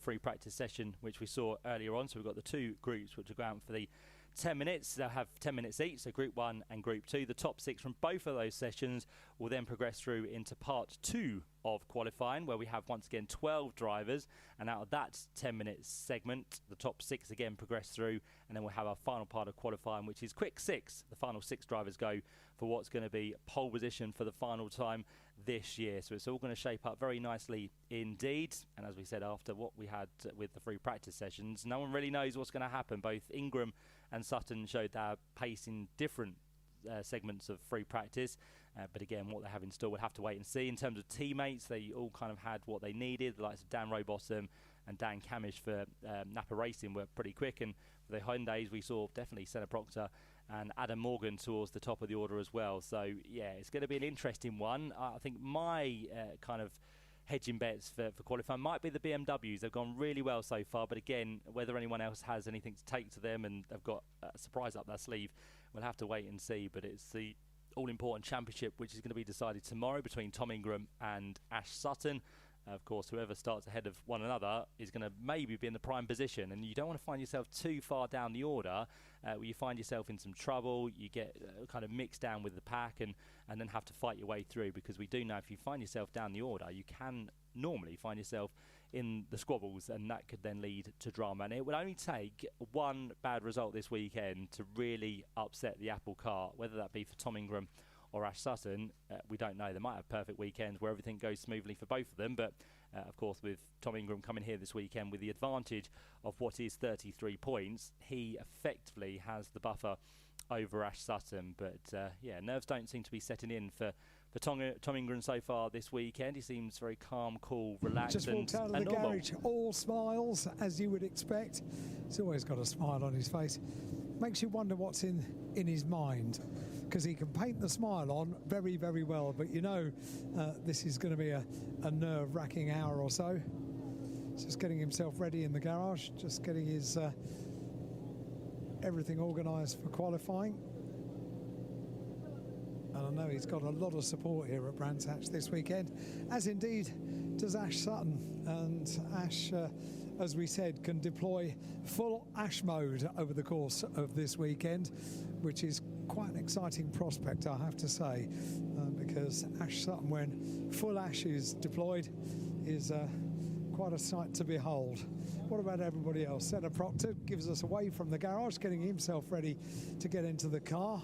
And just walking past the BMWs, there's a lot of people down here at MB Motorsport this weekend inside the garage, supporting their local reigning champion Jake Hill in his final weekend for now in the Quick Fit British Touring Car Championship. Announced in the week running up to this meeting that he's off to do other things over the course of next year.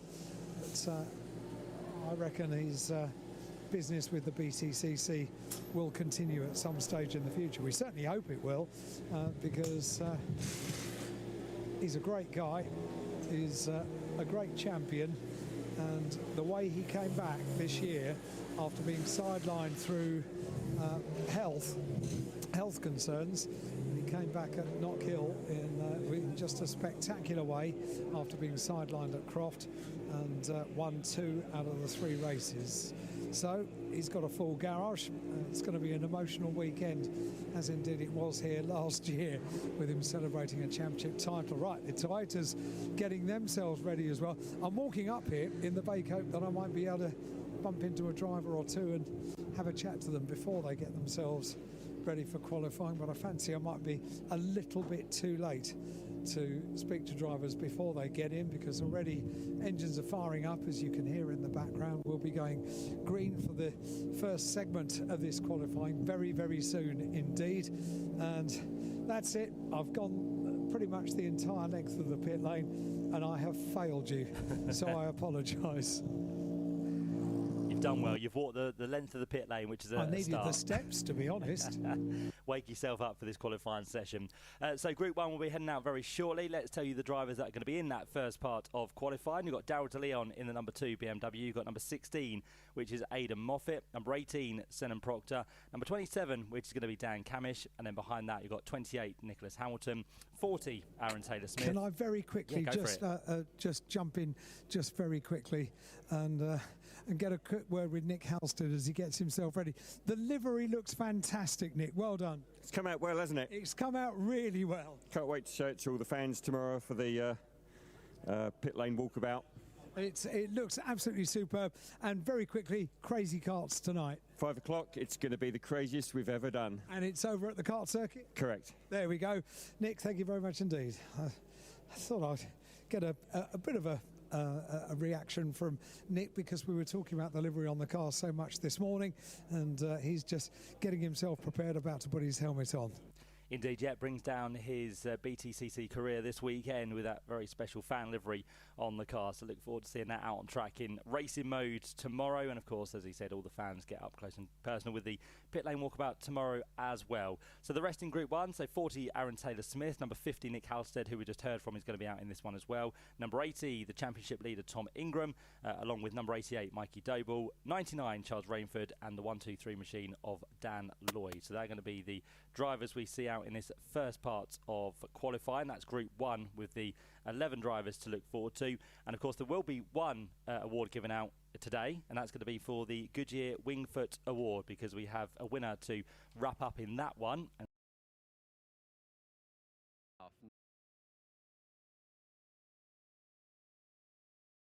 We're in an okay group, I think is the right way of putting it. There's not that many Hyundais. Well, we love watching you when you get your elbows out. We saw last year you come from the back in the second race to 5th, so we're going to see plenty of that. But first things first, get quality out of the way. Yeah, that's the plan. We need to get at the front, and then we'll a tap race day the way we need to. Best of luck. Best of luck. Thank Fingers you. firmly crossed for you. It's going to be exciting, isn't it? It's going to be fantastic. You know, every stage of this weekend is important. They are struggling with the boost. You know, Tom only has 1 second, Ash only has 3. That is nothing compared to 15 seconds that some people have. So for them, qualifying near the front as far up as they can is always really important here. But it's not going to be easy. It never is, apparently. And it's going to be happening very soon. So, David, back over to you. Louise, thanks very much. Right, we are getting ready for qualifying. Tom Ingram is going to be in that first group. We'll have a look at the groups in a moment, but he is going to find, as Tim and Louise were saying, with the lack of boost available to the championship leader, it ain't going to be easy around here. But Tom Ingram will be in the first group. Ash Sutton is in the second. Daryl De Leon is going to be also in Group 1, joined by Charles Rainford, Senna Proctor, Aidan Moffat, Dan Lloyd, Aaron Taylor-Smith, Mikey Doble, Dan Camish, Nick Hamilton, Nick Halstead, the other drivers to join Tom Ingram within Group 1. Now, breathless up the stairs, Tim has arrived. Right, the good news is it's dry. Yeah, it's still a bit blustery. But, yeah, this is a wide open session, isn't it, really? It is, but, you know, the good thing about this session is, and the good thing for the drivers, this is a real driver's circuit. I mean, Tom was saying how close the times were, and that's surprising. You normally expect that, say, on the Brands Indy circuit or Silverstone. But here, with such a lot of variety of corners, a longer lap, many more corners, usually the driver can make more of a difference, and you get bigger gaps. Certainly that's what these guys with very limited boost available we're hoping for, but we'll have to see what they can do. One of the things that we've been discussing, certainly in races over, I suppose, really Knock Hill onwards, certainly in the second half of the season, is the chess element of this from the two teams. What Napa can do to help Ash, what Virtue can do to help Tom. It's more clear-cut in the races. What, if anything, can your teammates do to help you in a qualifying session? Well, there's no element of giving someone a tow. That isn't going to work round here. The lap is too complicated and not enough opportunities. Really only one place to do it, and that's on the exit of Surtees on the run down to Hawthorns. But it's too difficult to set it up. What they can do, though, is report back on track conditions for Group 2, for example. Anything that they might find out on track could be passed on. But tomorrow's where the teammates will really come into play. So we are good to go, pretty much. Drivers on board, and there you can see, as we jump from car to car, our assorted on-board camera carriers, which will include like to Chris Smiley. You've got Tom Ingram, Ash Sutton, who will carry the cameras as well this weekend. Ash Sutton, 14 pole positions to his name, 12 to Tom Ingram. Down the pit lane strides Alan Gow to oversee qualifying, the last qualifying session of the season. I know you always get quite excited about the first one when it's a level playing field, but the last one of the year is special as well. Yeah, that's a good point, actually, David. You know, the first one is exciting because everyone's on exactly the same boost. The last one's important because the championship's at stake. Absolutely. So, yeah, I guess you can top and tail the season with two dramatic qualifying sessions. One thing that we didn't think was going to play a part was the weather, although we have had one ITV pundit tell us that weather is arriving during this session. We'll see if he's right. Yes, indeed. For now, it is a dry track surface, and we are good to go. I said it was blustery. There's evidence as the flags flutter in the paddock. Spencer Aldridge, Tom Ingram's engineer, who's been with him not only at Team Virtue, but also going back to the Speedworks days, where the relationship really was formed, and it's been a really successful partnership, and another title for Tom would be another for Spencer, and they're one of the paddock's best double acts, aren't they? Absolutely, those two, and Ash Sutton and Tony Carosa. But you're right to touch on the wind, David. The wind is blowing effectively down the front straight, and these cars, when they tip into the fast corner, the front-wheel drive cars particularly, they are on an absolute knife edge at the rear of a diesel. It only takes a tiny little push. Sometimes you see it with a little touch from a car, but a gust of wind could be enough to upset them. Tom Ingram was saying to me off camera that the car feels quite nervous when it gets the wind behind it at the wrong place. The Toyotas making their way on track. Aaron Taylor-Smith there, he had a puncture in FP2 at Paddock and put himself off into the gravel. And I said to the team, I'm sure it was the puncture that put him off. Yes, that's what he told us. I said, well, that's what he would tell you. But anyway, we'll give Aaron the benefit of the doubt. A puncture, and he went through the gravel, did a bit of damage to the bodywork, but nothing serious. No, he came back and went quicker afterwards. Yeah. But BMWs have been very strong. Remember earlier this year, obviously on the Indy circuit, they were absolutely dominant. And although there's only 3 corners that we use that are the same as the Indy circuit, they've been very strong so far. Straight out of the box, they were quick in both free practices. And we've actually got 3 of the 4 BMWs in this first stint. So if you assume that they should go through, that already takes away several places. We may not necessarily get a chance to discuss this before we get into the bones of Group 2, because we might be hearing from Group 1 drivers. But a thought about Jake Hill's, how would you phrase it, move to another championship, or his departure from touring cars, career advancement? How would you badge it? Well, I'd call it a career advancement, because he's won this championship. He wants to be an internationally acclaimed driver.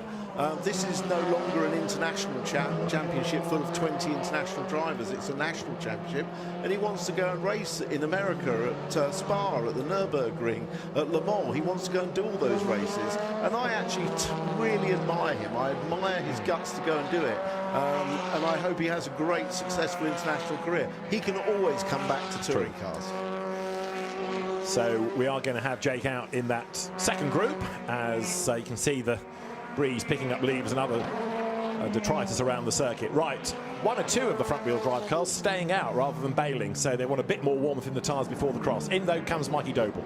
Yeah, despite this being a long lap and therefore more opportunity to get the heat in the tyres, they are taking that second lap to make sure those rears are good and warm when they're transferred diagonally from the front.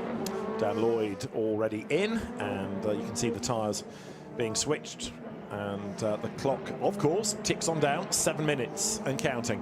The Napa Fords collectively seem to be a little bit low down in FP2. There was Dan Rowbottom 6th, granted, but Camish 17th, Sutton 18th, Sam Osborne, Silverstone winner, only 20th. It's going to be interesting to see what they can do to find pace in qualifying now.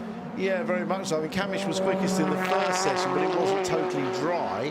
I know that Ash Sutton didn't run any soft tyres in free practice 2, which I thought was surprising, because normally you want to baseline the car on the tyres you're qualifying. They'll all be on soft tyres now, because the balance can change from the medium to the soft. So I was a bit surprised at that. I think he probably just ran out of time. Yeah, we haven't seen the real pace of the Napa cars yet, but now's the time as Ingram starts his first in-lap,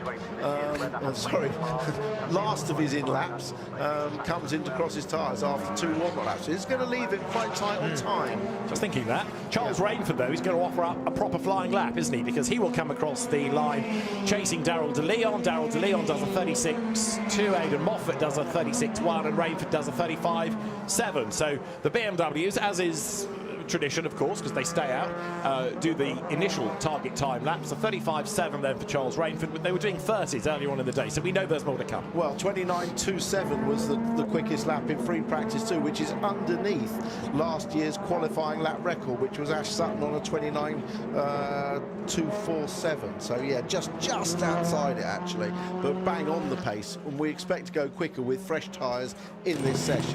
Now again, we're looking for the top 6 who will go through. We're hearing there are 1 or 2 spots of rain. Yes, there are indeed, because they're starting to fall on the window next to us.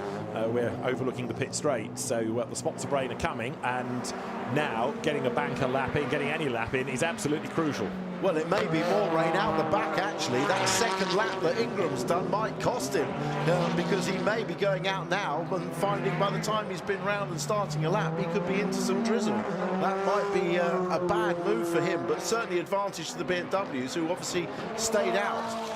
Never quite understood how Alan Gow manages to make it rain on cue and on demand. But anyway, spots of rain come. They're not doing that much yet, but they might be. And as Tim rightly says, it could be even wetter out the back of the circuit. As Darrell de Leon then, who was on pole position at Silverstone, makes his way up towards the timing line.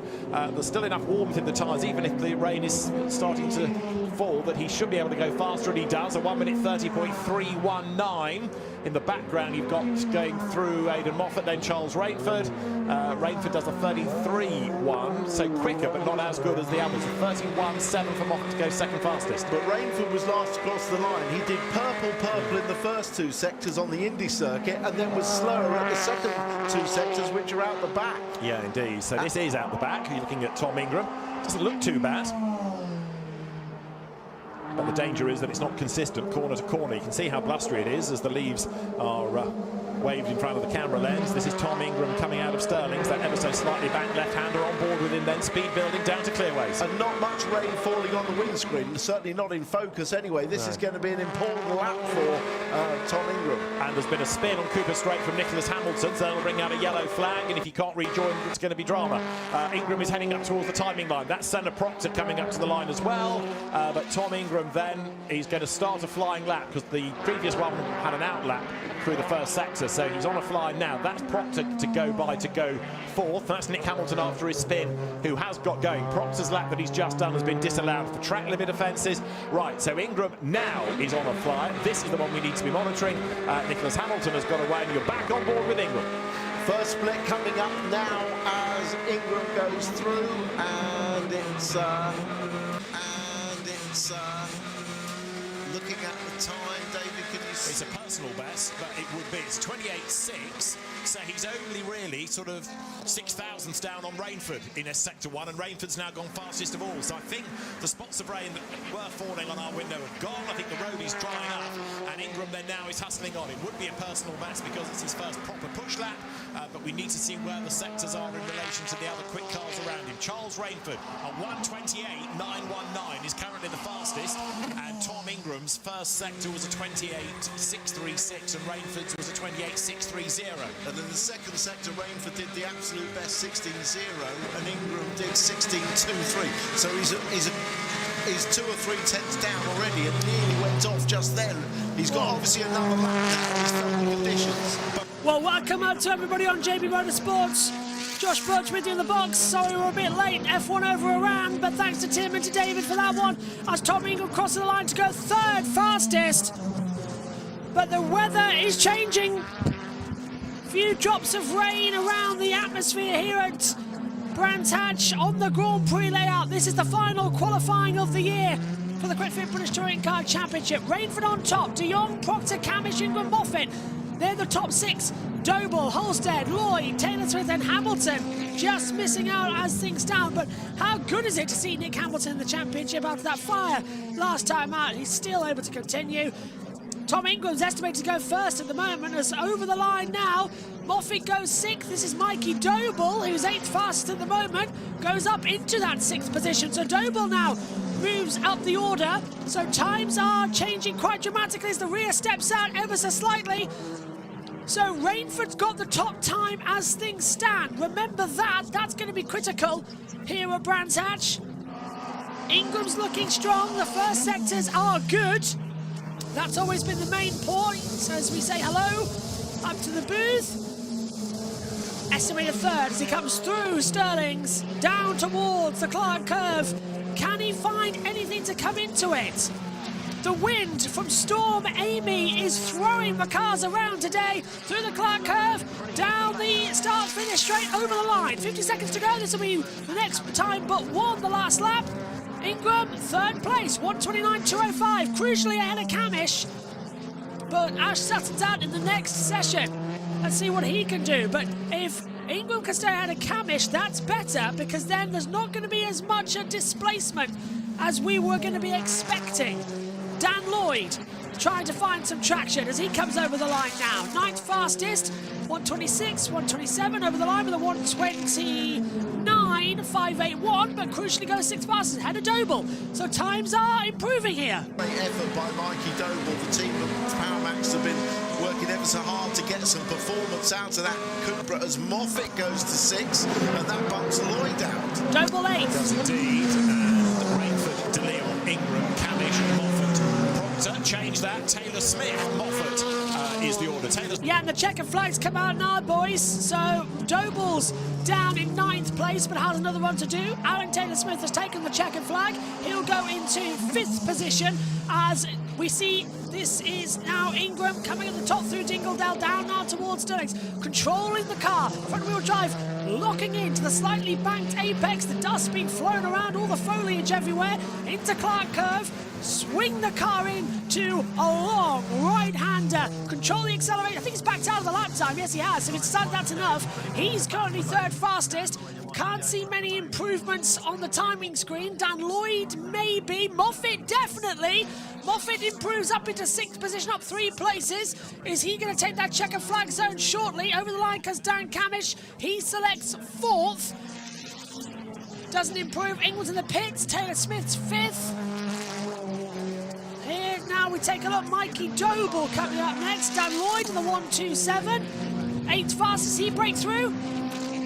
No, stays 8th. Doble's not going to improve. 27, 28, 29 down. You can see, unfortunately, the look on Dan Lloyd's face. Not happy. Doble's trying to use all of the sector time points to get into it. As there is Tom Ingram in the Team Virtue garage. Oh, and that's Doble off the track.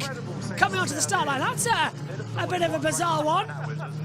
Doble running wide and losing on everybody else. So the top 6 going through to the next session is Rainford, De Jong, Ingram, Camish, Taylor Smith, Moffat, Proctor, Lloyd, Doble, Holstead and Hamilton. No time set, but will start down in the back of the field. Group 1 done then. Group 2 is coming up soon. So down to ITV. So Charles Rainford the fastest. Mikey Doble's qualifying is over, and he will bring the car back to the Motor Parts Direct with Power Max Racing team, and they can have a look at that ready for tomorrow. So let's have a look. This is a big slide by Mikey Doble coming out of the Clark Curve. Well, that's a long way down the pit straight, so I'm assuming he put a wheel off on the exit of Clearways and got into a bit of a tank slapper, and that's the end of it, because that's a long way down the track, isn't it?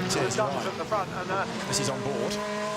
Right, so he's approaching Clearways now, down a gear, late turn in. Does he get an oversteer moment, or does he run?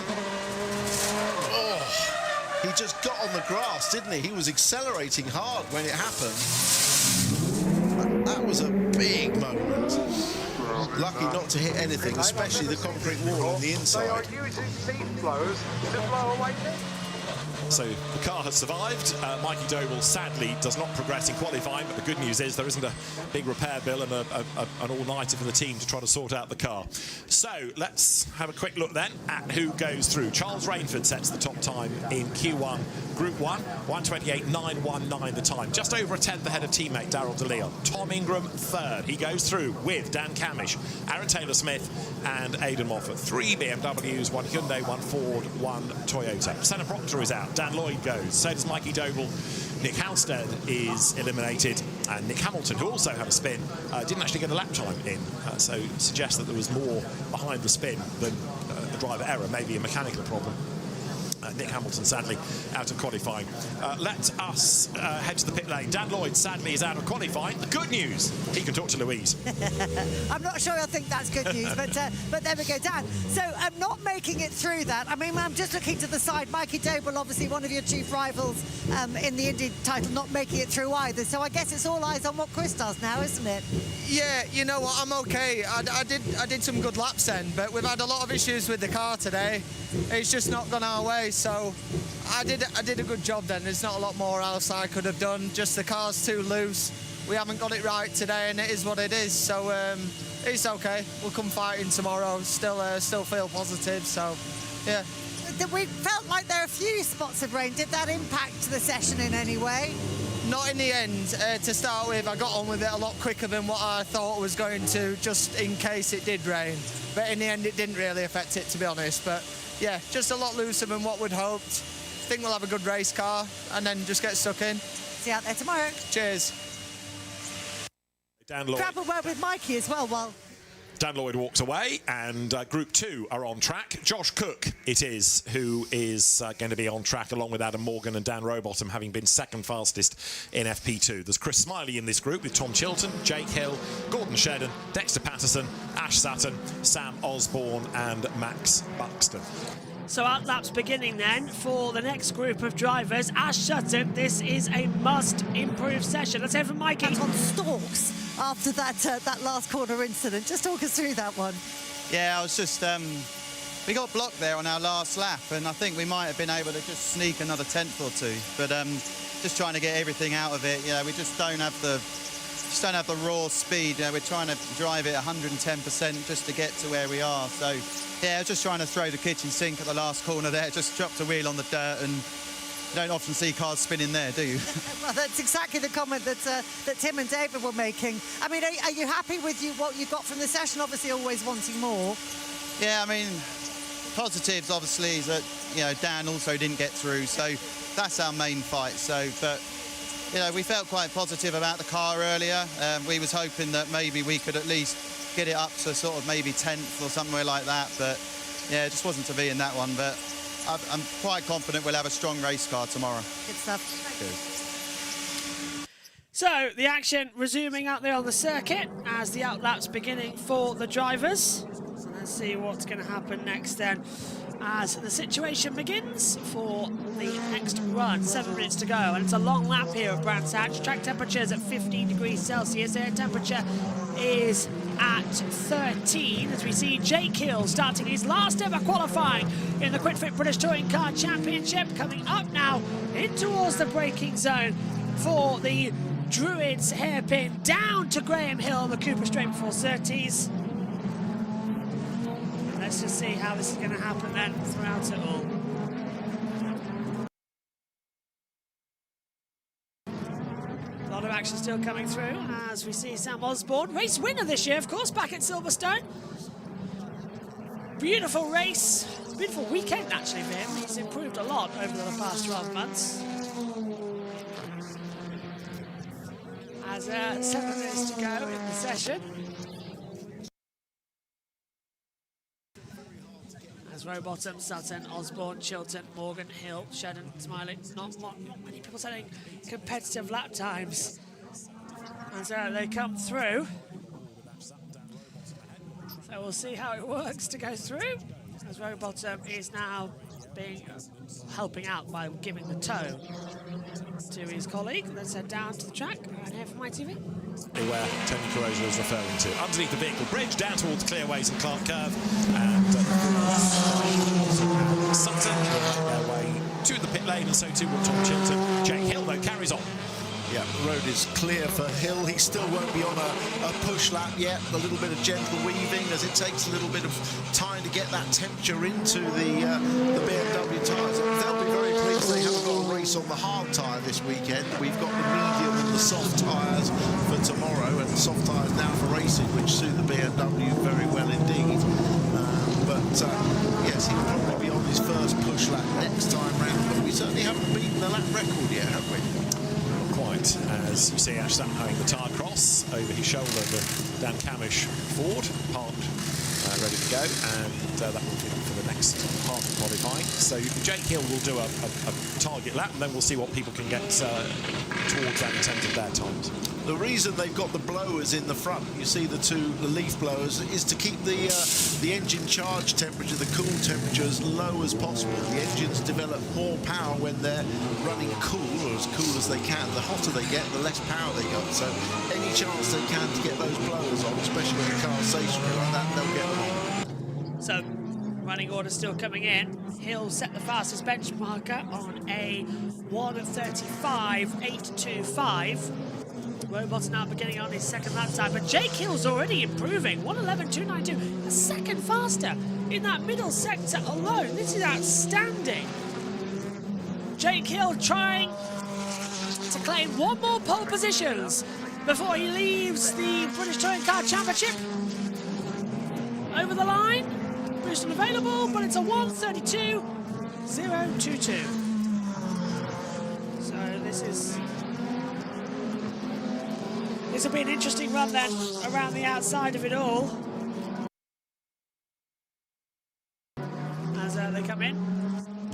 Morgan, control of the exit slide. First 2 sectors were purple overall as well. Desperately trying to hold the advantage between it. Down he comes towards Dingledell. Up the hill. Nice control of the slide before the Sheen curve. Down into Stirling's Bend. It's 2 seconds up at the moment on Hill's time, but Hill can find it. He's got the delta. He flies in. Reminder that we've got a race after, a couple of races after this actually as well, to go into it.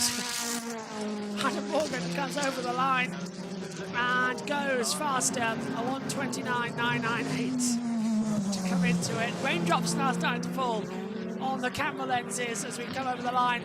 Now, lock in, Ash Sutton, down towards turn 1 at Paddock Hill Bend. Focus inside, Rhea still stepping out. You can see a little bit of shine coming over from the circuit there. No sign of rain as he comes up into Paddock Hill, comes through Paddock Hill Bend, into Hayward's Hill, into Druids, down to Graham Hill, Cooper Straight and Surtees coming through. Hill coming across the line, can he have any traction for 3rd place? Hill again, faster, 1:27.723. First sector for Sutton, 4 tenths up, and the picture goes blank as we get our track camera angles back. We're now seeing driver's eye on board, but that looks like Max Buxton to me. As they come through, Sutton's first sector time is up. We've got trackside angle back. This is Adam Morgan running in 2nd position. He's got fastest delta time so far. Over the line now. Can he have any traction? Can he have any momentum to swing through? Hugs the inside line. Rhea steps out. Over the line. Adam Morgan from 2nd. Does he improve to 1st? Answer yes. 1:29.343. Sutton's improving. What's the first lap time then for what could be our champion? 3rd, 1:29.963. Osborne 1:30. Ah, Chilton 1:29.623. Pole sitter is looking strong. Patterson's 4th. Sutton's now 5th with Fastard, and now Sutton 6th. Rowbottom's gone 2nd. Over the line, and Smiley goes 6th. Sutton again could face it that he's not having the best run as Jake Hill faster again. 1:29.208. And that is Josh Cook in the Toyota stopping. And I think that might have to be a red flag. With a minute to go, he stopped on the back stretch coming out of Surtees at Pilgrims. No sign of the red flag yet, but I've got a feeling they might have to throw it. It's in a dangerous part of the track. The clock would then reset to 5 minutes. So we'll see if that changes. Adam Morgan in 2nd position and Jake Hill at top. They are on fire right now. Ash Sutton's trying to match the momentum with a minute to go as he throws the car in downhill. He's up by a 1/10 of a second so far.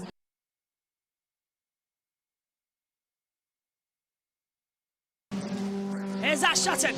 Boost unavailable over the line. What's he got? Fastest of all sectors 1. Green sectors 2 and 3 over the line. Breaks through to 3rd. That might just be enough. Raindrops are falling in turn 1. So that's not going to have the momentum that we need it to. Still so much left before they fly to the next session. Sutton's not giving up. Yellow flags have been called in. They are not going to red flag the session. Sutton's having to clean his windscreen a little bit there as well. Shedden goes 6th.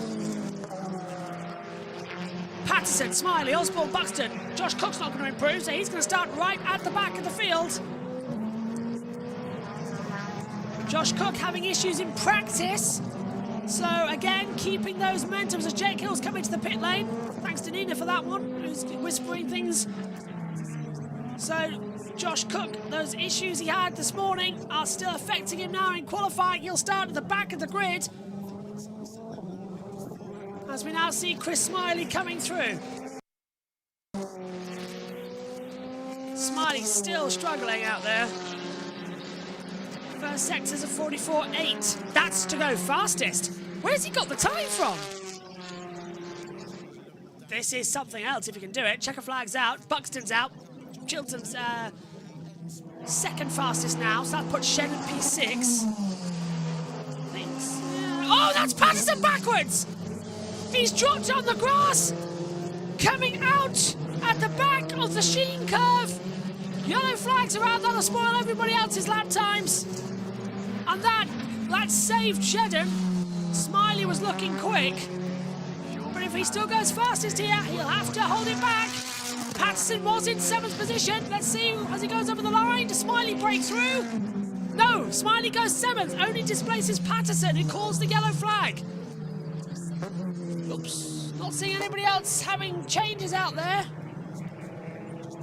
So I think Hill, Chilton, Morgan, Sutton, Rowbottom, Shannon go through. Right, what happened to Patterson? Got on the grass at the exit Sheen curve, hits the dust, spins it round. The wheels are spinning, it's drifting in wide. He avoids the heavy contact with the barrier, so it shouldn't need a red flag or anything or delay. Just the lightest of touches to said barrier. Out goes Smiley, Patterson, Osborne, Buxton and Cook as we head down to ITV. And Cook's car needs recovering, so Q3 is going to be delayed. Resurface flag, so we know it's a loss of oil pressure. Just wonder if any liquid may have come out of the back of the Toyota Gazoo Racing UK Corolla. Right, a big sigh of relief for Ash Sutton because he has made it through. So Jake Hill, the fastest out of that group. Second, Tom Chilton. And third fastest, Adam Morgan. Fourth to progress, Ash Sutton. Dan Rowbottom goes through, and so also Gordon Shetton. So Ash Sutton making his way back to the pit lane, and a quick turnaround, of course, for the drivers out of Group 2, those that are required, ready to go back out. Jake Hill the fastest then, but only by 38 thousandths of a second from Tom Chilton, getting ahead of Adam Morgan, his teammate. Ash Sutton fourth, ahead of his teammate Dan Rowbottom. And Gordon Shedden, with the M Sport engine, of course, again in the Toyota Corolla, he is sixth. Out, Chris Smiley and Dexter Patterson, Sam Osborne and Max Buxton, and barely in, Josh Cook, having not been able to record a lap. It was his first flying lap, his first proper flying lap, where the car ground to a halt. But a philosophical Josh is able to force a sort of smile and work with the marshals to get the car out of the way. And it's been yet another of those seasons. Poor old Josh seems to be in the wrong place at the wrong time. Yeah, it seems incredible, doesn't it? He hasn't had a win this year. Such a regular winner, particularly at Thruxton, of course, but not this year. But there are moves afoot, I hear, for next year already with Josh Cook. Which will be good news to see him back in a competitive car. So there'll be a moment or two's delay while that car is brought back to the pit lane, and then we'll go for the second part of qualifying. Crucially, that both Ingram and Sutton are through. As we watch the championship fight develop, to see where they can qualify. Ingram was slightly quicker than Sutton went, so at the moment has a little bit of pace advantage despite a couple of seconds less boost. But it's going to be very, very hard now because there are a lot of fast cars with a lot of boost in this final 12, which will get knocked back down to 6 again for the final part of quali. Blowers back on the car. Keep that temperature down. They'll get that nicely cooled before it goes back out. Another set of tyres on the car. Has not a lot of steering lock, as you can see on these cars. There really isn't a lot, but just enough, it looks like, to get round. I think what they're trying to do is bring it back down the hill rather than go all the way around the lap.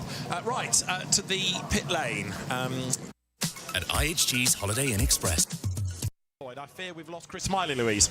Yeah, we have indeed. The third man in that triumvirate of drivers battling for the Independent Drivers' Trophy, and the third of them to go out early doors. We spoke with Dan earlier on. He was saying the car just wasn't quite where he needed it to be. How was yours? Yeah, the car felt good, actually. The second flying lap, the heavens opened. And, yeah, kind of was relying on that one to get through. It was considerably up on that lap. If I had been able to finish it off, it would have got us through into Q2. But out through the back, Sheen curve, it absolutely, it rained. So, yeah, not ideal. But, the car felt okay there. Everything considered with, the conditions and stuff. Just disappointing to get put out in Q1 because we're better than that today. Really frustrating. I mean, what's your thoughts looking ahead to tomorrow? Yeah, tomorrow's all about keeping my nose clean, you know, trying to take as many independence wins as we can, and yeah, let the other two tangle themselves up. I like your thinking. We'll see you out there. Cheers. Cheers. Louise, thanks very much. I wouldn't necessarily have described it as the heavens opening, but maybe if you're on slicks in a racing car and there's a bit of rain, it constitutes that in your mind. It certainly got his attention, didn't it? That'll do, yes. Well, the main point is it was the same for everybody. But there we go. He's got big things to think about tomorrow in the independents. That's a team that's come a long way. They've done a really good job Restart Racing, and they've done it sort of under the radar, really, just quietly built. Yeah, Dan Lloyd's had a lot of bad luck, but then he got that outright win, which he was perhaps very well deserved of. But they've done a really good job. A fantastic job. The right move to change cars and take on the Hyundai that obviously was built and developed by Accelerate, and it's been the right move for them. Right, we're almost good for Q2, aren't we? There is Tom Ingram. So let's just remind you, as the green flag is waved, Charles Rainford, Daryl DeLeon, Tom Ingram, Dan Camish, Aaron Taylor-Smith, Aidan Moffat from Group 1. Aidan Moffat in for only the third time into Group 2. Q2 this year. Jake Hill, Tom Chilton, Adam Morgan, Ash Sutton, Dan Rowbottom, Gordon Shedden from the second group. They're also going to be on track, and everybody pours out onto the circuit. So 12 cars we have, 10 minutes are on the clock, and we want to whittle this down to 6. So if we talked about groups 1 and 2 being tough, this is the ultimate tough group, because you lose half of them, and these are the good people because they've progressed already to be here. Yeah, and if you think that those 4 BMWs, well, 3 of them, I mean, all 4 of them have been in the top 4 of their group. So it's actually, that theoretically ought to mean 4 of these 6 places are going to them. Yeah. That is very true as well. So now we've got Rowbottom, Sutton, Camish, Ingram, Chilton, Morgan, Hill, De Jong, Moffat, Rainford, as well as Shedden and Taylor-Smith, all going out in the next session. Let's see what happens now. A pack from different teams. There's Dan Rowbottom, there is Ash Sutton behind him, and Dan Camish. We saw, of course, some of the front-wheel drive cars doing an extra lap in their earlier groups before they hit it. Yeah, we've also seen in previous meetings where people who in the second group actually just put a new pair of front tyres on and keep the hot rears on, and then that avoids that pit stop. But whether Ash feels he could do that, or whether he feels that he absolutely needs a brand new set to do the best job he can, I don't know. We'll have to wait and see. At the moment, they're staying out.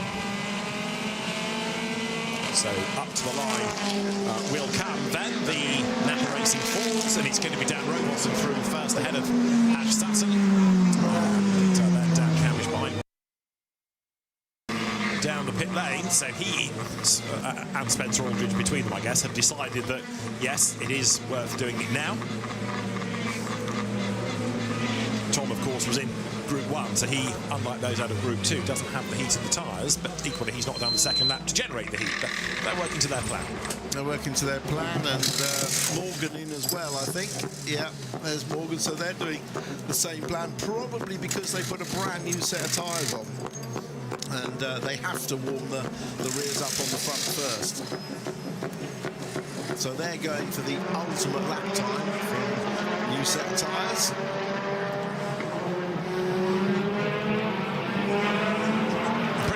Stops as well to try and not lose too much out of the 10 minutes. So there is Ash Sutton, Dan Rowbottom ahead of him. Yeah, let's see if they peel into the pits and change tyres, or whether they stay out. Looks like they're very much on tyre warming mode. Skid marks there across the track from Dexter Patterson's excursion. Such a difficult corner, that blind bend at Sheen Curve, where you pop over you turn in before you even see the corner, and have to just hope that the track is there for you on the exit. Both of them peeling in after 2 laps to diagonal the tyres. Everyone is. And is Chilton. So they're all diving in now. It's got Rowbottom, Sutton, Camish. Now Daryl De Jong's gone to the top, so De Jong's actually going to have a lap time here. But he's still warming up, so Hill ahead of De Jong. So the BMWs, who are key round here, are struggling a little bit. Good traction at the exit there, trying to find some more speed. Shedden goes fifth, so it's De Jong, Rainford, Moffat, Hill, Shedden. but these are not by any means the fastest times we're going to see in this qualifying so far. Shannon's got a bit of something stuck in the radiator duct there up front. I wonder what it is that comes in. It's leaves. Of course it is. Storm Amy is causing havoc in the UK right now. And look at Shannon, just completely out of control through Graham Hill Bend. Complete lose of traction. Really trying to hold it all together quite nicely, but we'll see how it goes. So down we go again. First sector time, of course, is faster. Shannon's just annihilating the board at the moment.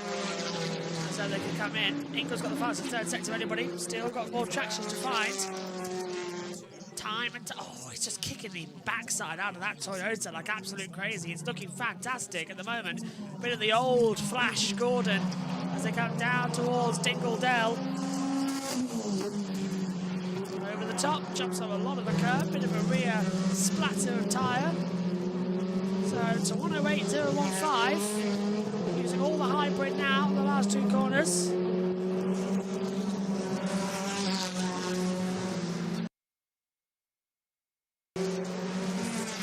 132.6 for Hill, 133.092 for Dion. Raven 133.236. The more staying order so far. Here comes Shannon, knocks it out of the park. 129.160. Look at Tingram now.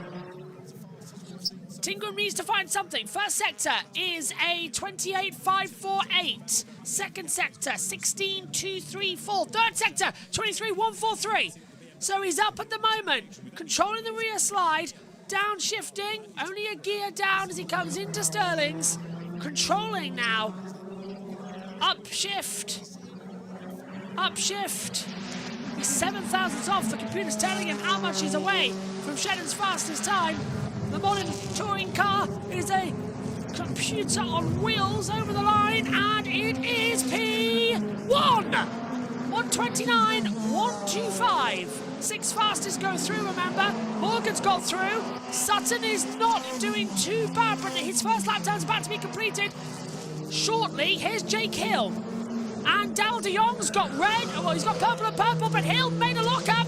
He's managed to save it, but went very deep coming into Stirling's. De Jong now losing out of the third sector. That's going to Jake Hill, 23.022. So even with that slide, De Jong's flashing Jake Hill now as they come over the line with 3.5 minutes to go. Hill first, De Jong first. That puts Ingram in danger. Rainford goes fourth because Ingram's not going to have better times here. Moffat 6th. Sutton 9th at the moment, but no official time set. This is Jake Hill and Pilgrim's Drop coming into Halewood. And what are we looking at? Was this the slide? Is it track limits? Oh, it's marginal. But he's got a rear tyre on the dirt, and he still was only 34 thousandths off Dal de Jong. Look at that, though. The top 5 are separated by 85 thousandths of a second. A remarkable improvement at the moment at the top. Now, we've got 2.5 minutes and counting. Rowbottom, Sutton, Camish, Chilton, Taylor, Smith. They've not yet done a lap time. So our 6 at the moment are DeLeon, Hill, Ingram, Rainford, Shedden, Moffat. That could all shuffle. Here, first up is Ash Sutton heading towards the line. He's not yet in the top 6. He doesn't make it. He doesn't make it on his first run. And Chilton goes ahead of him. Sutton's in real danger. Slower last sector, not great news. And he's down in fact to 9th because Camish has gone 7th and Rowbottom has gone 8th. The Napa Fords collectively have got one last push realistically at this, and they have got to exploit it. Taylor Smith goes 9th, so DeLeon, Hill, Ingram, Rainford, Shedden, Chilton are the ones that are set to go through as we stand with 1 minute and 3/4. Well, usually the first lap with the tyres crossed is the best, but at least it gives you a feel for the balance and where you are with the car, and you may be able to go quicker on the second lap. It's quite a long lap, so you're taking a lot out of the tyres each time round, but we know what this man is capable of. Yeah, we do, and his first sector's a 45.059. He's half a second down. He's got no data left at the moment, and I wonder if Ash Sutton is going to get caught out. When have we ever seen him go well in qualifying? It's always a race matter. Remember last year, he crashed directly in front of me, out of the title hopes, with that accident in the first race. Controls the slide. Again, down we come towards Clairwoods and the Clark curve. The last two on the circuit. Chilton is directly behind him. Over the line we go. Over now. 11th. Oh, it's only 10th. It's only 10th and Chilton's gone fastest. 1:29.021, and with only 30 seconds left, I don't think Sutton's going to have the time. Ash Sutton is going to start the race from 12th on the grid. This is major. But Ingram's in the pit lane. Ingram's out too. Ingram's in the pit lane. He's out. Ingram is out of qualifying. He's 7th. It's a big deal because it's first chance for the title, and Ingram is out. Dal de Jong to the top. 1:28.995. Could he get back-to-back pole positions after Silverstone? Ingram out, Sutton out. But Sutton's on a lap time. No delta improvements. Sutton is pushing as hard as he can to see if he can do anything, if he can get any delta time. But he's 2 seconds back his best time. And that's lap time deleted for track limits. Ash, his best time deleted for track limits. What are we going to see? 7 tenths down at the moment. That's only going to put him 11th. This is make or break for the World Championship. On board, you can see he's fighting for control. Over the line. Ash Sutton, you can hear the wind. And he's 11th. Only ahead of Moffat. Ingram out, Sutton out in the second part of qualifying. They start 7th and 11th on the grid for race 1 and round 28 of the QuickFit British Touring Car Championship. Why Ingram didn't feel the need to push again? He's out, he's ahead of Ash, he's protected the car, but he hasn't got points of pole position. De Jong, Chilton, Morgan, Rowbottom, Camish and Hill. A completely unpredictable top 6 to go through to the next session. Out, Ingram, Rainford, Shedden, Taylor Smith, Sutton and Moffat. Another poor qualifying from the Nappers. Shocking. Absolutely shocking. I never know what's going to happen in the touring cars. It is ecstatic stuff.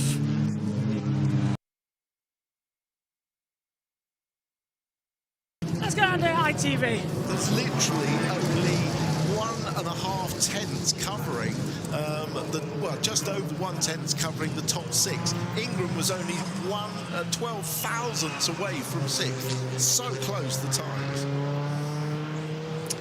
So the cars make their way back to the pit lane, and we then will go again for the final 10 minutes. And just looking to see those that have progressed into Q3.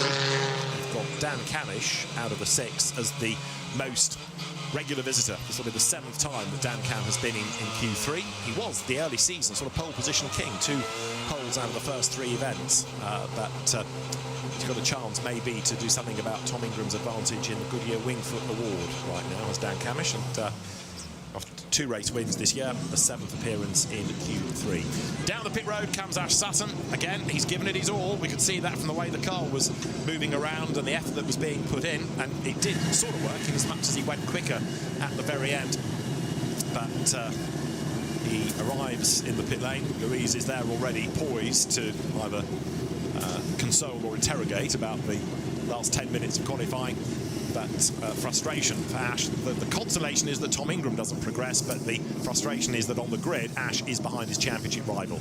So at the end of Q2, it is Darrell de Leon who is the fastest from Tom Chilton, Adam Morgan 3rd from Dan Rowbottom, then Dan Camish and Jake Hill 6th. They will go into Q3. 7th on the grid provisionally then, Tom Ingram. Charles Rainford will start 8th, Gordon Shedden 9th. Aaron Taylor-Smith 10th, Ash Sutton 11th, and Aidan Moffat will be 12th. That's subject to anything that lurks in the system by way of penalties or anything that might indeed happen in the next 10 minutes. So the cars are going to get ready to go.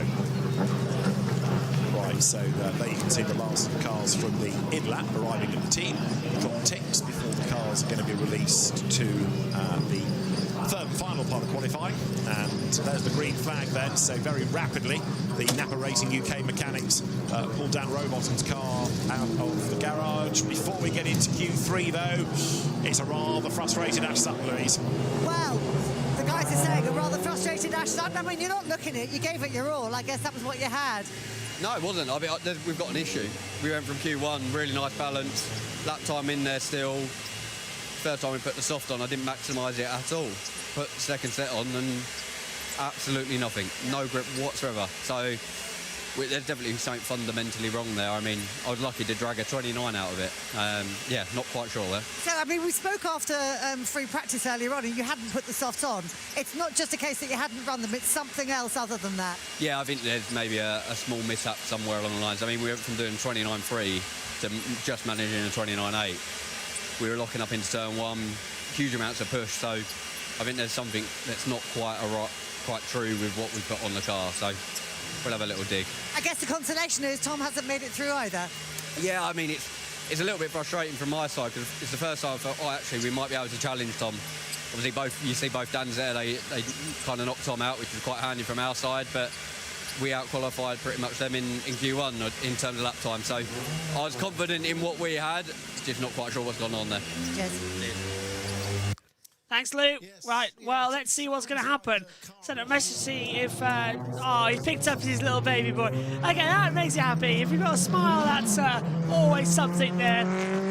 Ash has turned into a complete family man at the moment. So nothing there from Tom Ingram. I have sent a message down to Lou to see if we are going to hear from Tom. We know that we just saw an image of him walking to the pit lane with his helmet on, still strapped, looking at the timing screen. Still nothing at the moment. There's Dal de Jong going to get going again.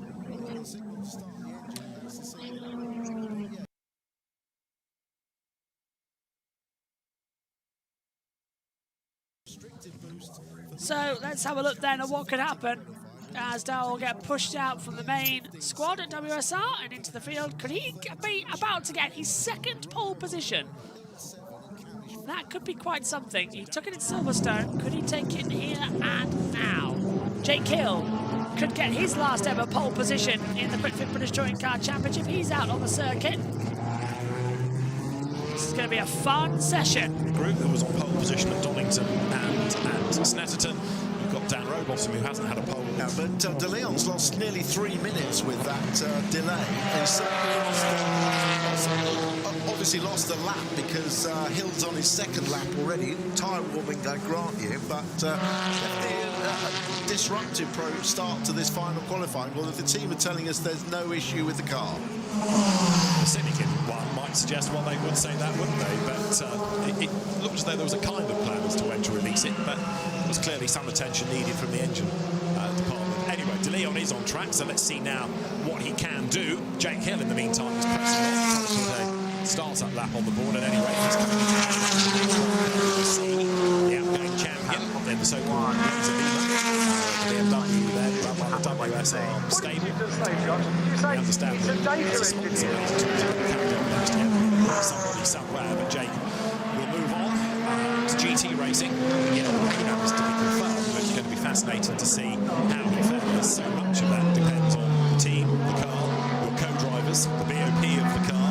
It's going to be a very, very different challenge for Jake. Yeah, it's very different when you go from driving as an individual, like you do in the touring cars, to being a part of a team with a teammate and everything else. You can't yourself determine the outcome of the race, and that takes a bit of getting used to. But we've seen lots of drivers who've come from driving single championships, driver championships, go on to have fabulous GT careers and long and professional careers, which is actually what you want as a driver.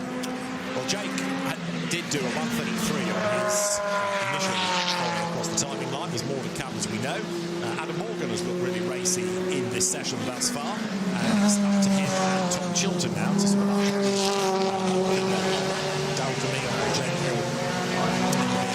Dan Camish and Dan Rowbottom Napa Racing.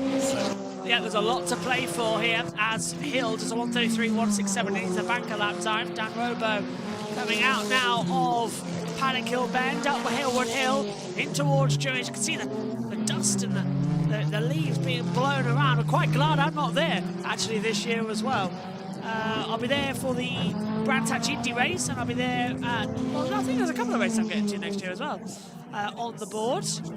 2 people are there. Jess Ball's there right now, and Nina's going to be there tomorrow, trackside, and you can catch all the Instagram action on JBMotorsports' Instagram page, and also on Nina Racing Secrets as well. So you can catch everything from tomorrow from trackside. As Adam Morgan's middle sector looking strong. First sector fast, second sector fast. He'll be our benchmarker with probably a 1:29 on the overall clock. A bit of sunshine actually, but yeah. Dowdy on 1:33.592. Here comes Adam Morgan then. 4 minutes to go in this qualifying session. Is he quicker or not? Over the line now. It's a 1:28. No, it's a 1:29.032.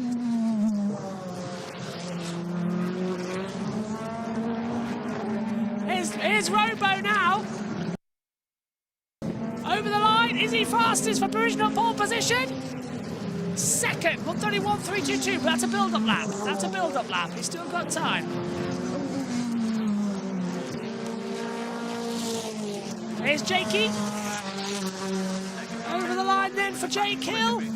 Is this going to be any good? Purple sectors 2 and 3. Provisional pole position. Should belong to him. And only second. Wow, he's 3 tenths down. 1:29.385. 0.353 down on the overall board. That was a shocker.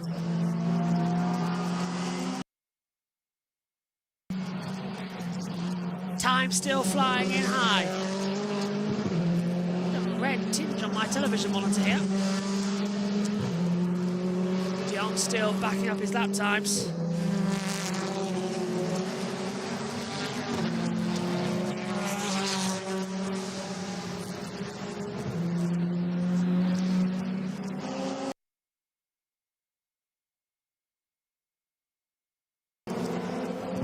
Dow de Jong, 1:31, he's down on that second time, stays in third position. Robo, provisionally P1, if this computer's correct. Has he got the traction?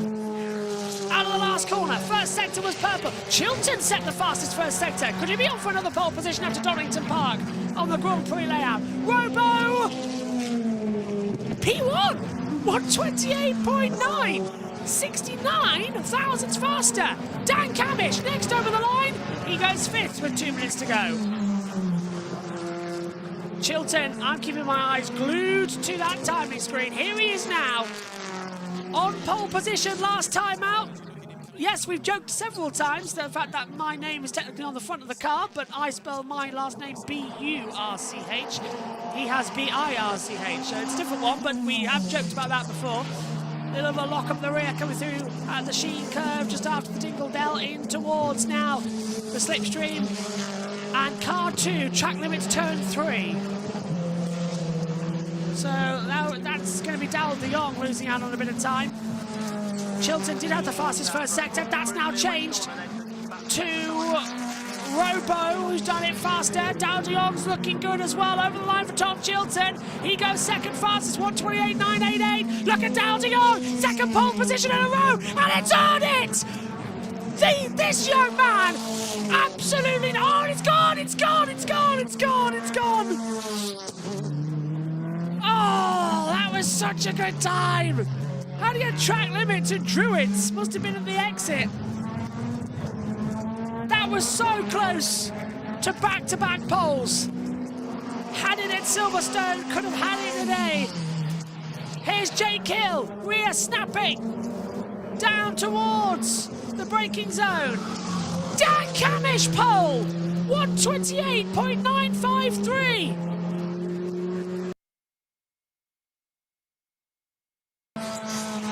Kill, last ever qualifying, up to the line. He's flashing the lights.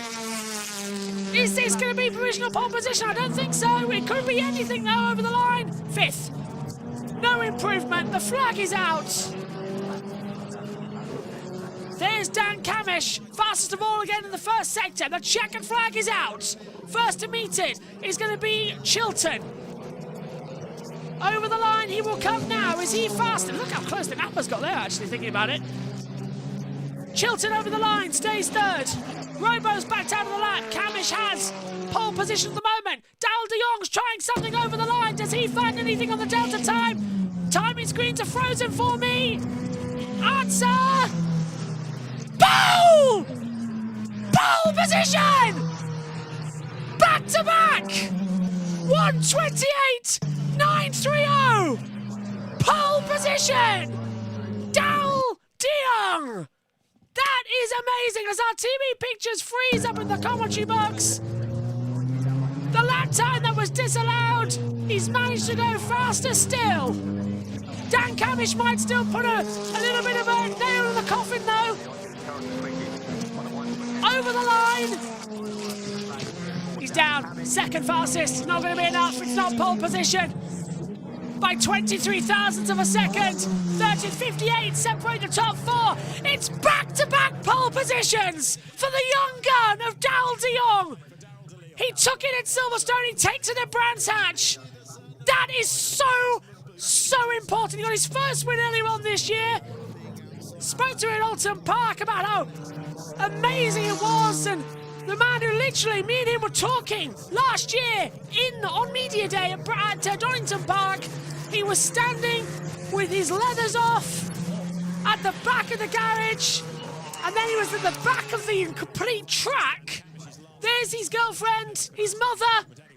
Spoke to them as well on the day. They were just furious that he couldn't get in the car. That was last year, of course, with a different team when he was making his debut in the championship as a full-time driver, standing at the back of the media. He was standing literally at Donington Park at the back of the railings on the phone the entire day. Miserable, dejected, carried on for the season, got better in the second half with the car, moved to BMW this year, and it's been high upon high. I am so proud of that man. That is epic. I was speaking with Nina just before during qualifying. If Jake Hill, with him leaving at the BMW MB Motorsports squad with Laser Tools, Dal de Jong's the man to go into that seat. Now just please pass technical. That's all I want to know. Fabulous run. We've got races to come today, so don't go anywhere. Another one still on action. Robo's past it looks like. But we've got one more race coming your way at 4:30 UK time. The Virtue Mini Challenge, 20 minutes of action. That's going to be live here as we hand over to ITV for the full results. De Leon, fastest at Brands Hatch on the Grand Prix circuit by just 23 thousandths of a second from Dan Camish, who in turn was 100th quicker than Dan Rowbottom. Tom Chilton, 4th, a further 25 thousandths back. He was 44 thousandths quicker than Adam Morgan, who was 3/10ths quicker than Jake Hill. Silly margins pretty much between the tiny fractions of a second, but it goes to show even on the 2.4 mile long Grand Prix circuit just how competitive the championship is. Daryl De Leon, second pole position of the season. Dan Camish's 2 poles were split by Jake Hill, so yes, he did take 2, but not as a sort of back-to-back pair like Tom Ingram and Daryl De Leon have had. Going to be a very happy Daryl, but of course he's now got to convert that into race pace, and that's where he went awry a bit at Silverstone. It is, but Brands is a circuit, obviously the short circuit, where he won his first race, so he'll be feeling very confident. He'll be hoping for some nice warm weather tomorrow, and I'm absolutely sure he'll start the first race on the set of soft tyres, probably the best set he's got, and try and win that race, and not worry too much about the rest. But of course it also sets him up beautifully for the Jack Sears Trophy, which is he's trying to win.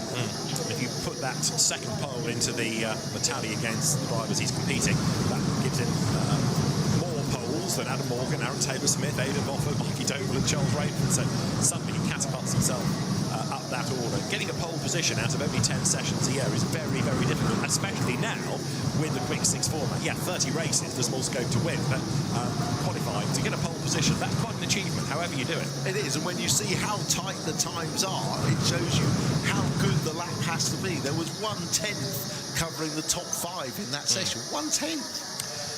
So the cars are weighed, the car's ride height is checked. They have to self-start as well. They can't be pushed down to the team. They have to start up. And when Phil Danbury, the scrutineer, the front of the car, is happy, he'll let Daryl de Leon go. And the WSR team can start the celebrations. So number 2 at P1 for the second qualifying session in a row. Bravo, Daryl de Leon. Really good effort down that as the car is waved into place. And as Daryl de Leon can celebrate pole position, there's also, as I was saying a little moment ago, the Goodyear Wingfoot Award winner to celebrate. We'll come to him in a moment. First up, Daryl de Leon has done it again. That is 2 in a row in terms of qualifying and pole positions in the British Touring Car Championship. But the Goodyear Wingfoot Award, based on qualifying performance, is won by Tom Ingram. And Louise, here's the first, I suspect, of many interviews with him over the weekend. Well, absolutely, and we're actually going to start with the trophy being presented. Matthias Till is here. He's the head of Goodyear in Europe. So, Matthias, please present the first trophy of the weekend to Tom. Thank you, Matthias. I mean, Tom, congratulations. Obviously, as we said earlier on, so much of the focus this weekend is on the main trophy, but that's an important one to get, isn't it? It is. It's kind of the consistency of qualifying all year, really. We've been there or thereabouts. I feel a bit of a fraud picking this one up when I was out in Q, whatever. Great job by these boys. It was a really fast qualifying session that, even looking at the times, we were never going to get to. We were never going to quite get to where those guys are. But yeah, very good to pick this up. I think the Wingfoot Award is, we all kind of overlook it, but it's an important one for the season. As I spoke to you before qualifying, it's become incredibly important these Saturdays in the last sort of handful of years. So yes, it's definitely a good one to get. Few more to pick up this weekend, hopefully. We've got to try and keep this going. I sense a little bit of frustration. I was down in your garage when you got out of the car. I sensed a bit of frustration. I mean, it was like, I think it was a 100th away from making it into the final session. I don't think it's necessarily frustration, just a little bit of, oh my God, really? It's just one of those that it can very easily be that if it's a hair's width between being in and being not. So not necessarily frustration. I think it's just one of those of, oh, really? So close. Like when you miss a 2-foot putt, it's one of those. And I'm quite good at that, as missing those. But yeah, I think we've had a good day. We've out-qualified Ash, which is a nice place to be. So yeah, despite us not quite getting everything we wanted out of it, we've got to be grown-ups in it and actually look at the bigger picture. Good stuff. Well done. Congratulations on that one. I am now going to go... Weighs a ton. It's seriously... Solid silver as well, I heard. Well, somebody lied to you, but there we go. It's still very lovely. Right, let's have a wander around and see who we got here. I can see our pole man actually is now out of the car, so let's pick our way through and go and have a word with Daryl for the second race in a row. This is a very nice habit that he's obviously getting into here, which will just butt in. Thank you, Alan. Daryl, congratulations. I mean, it's like buses, isn't it? You get one and another one comes along straight away. Yeah, it's wow, I couldn't believe it again. It's to have my maiden pole at Silverstone and then to come to the next round and do it again is, I just got to say a massive thank you to my engineer Jenna Collins and all of WSR. Well, here's the little trophy that goes with it. So where's that going to sit? Next to my first one. But yeah, they're amazing trophies, and it's just an honour to be awarded this again. I mean, it was a last-ditch attempt, wasn't it? Interestingly, no purple sectors at all, but you still got it, having just lost a quick lap for track limits. Yeah, the track limits are they're quite difficult, especially when you're giving it everything out there, and a little bit of push or understeer can actually ping the track limit sensors. So my engineer told me coming out of Graham Hill that my first push got deleted, so this needs to count, and I just sent it the outback section, so I'm so happy that it was enough for my second ever pole position. Amazing result as well in the context of the Jack Sears Trophy, because I mean that's kind of yours to lose in many ways, but this is exactly how you want to be starting that fight to keep it, isn't it? Yeah, it's again, it's like I said to you earlier. I just want to go out there and enjoy it, and starting from pole is the best position. So hopefully I can hold my ground this time, and hopefully our race pace is good. But again, like you said, it's exactly what I wanted for tomorrow. Well done, well done. Right, now let's go and see if we can find... here we go, Dan Cam, who is going to be starting on the front row alongside Darryl. You were so close to that pole, but he just came and nicked it from you right at the end. Yeah, absolutely, and well done to him. Absolutely, great job. Funny qualifying that. I mean, we were so low down after practice, and we kind of trusted that wasn't going to be the final finishing position for us. We've seen it before, certainly at Croft and certain places where you look a bit detached, but you know that wait till we bring, the newer tyre and some of the other bits that we can do for qualifying, and there you go. All the speed comes back. So, yeah, I'm happy. But you're always happy. When I crossed the line, I thought, that's a great lap. That is a good lap. I didn't know where I was. No one told me. And then when you find out you've only missed out by a few hundreds, you think, that's a shame. The last lap, actually, the thing is, when I came across the line and I saw the lap time, I thought, well, that's about as good as I can do. So we might as well go for broke now. There's nothing to lose at this point. If I make a mistake, what does it matter? But I think my last lap was only a couple of hundreds slower, and I had a big moment where I clouted the curb, probably trying to cut a bit too much and gain a bit of an advantage. Maybe without that, we would have had a shot, but we start on the front row. If you'd have told me that before the session, I'd have snapped your hand off and said, I'll see you in the morning. So, no, very happy. Obviously, Robo third, that gives us a good opportunity tomorrow. Yeah.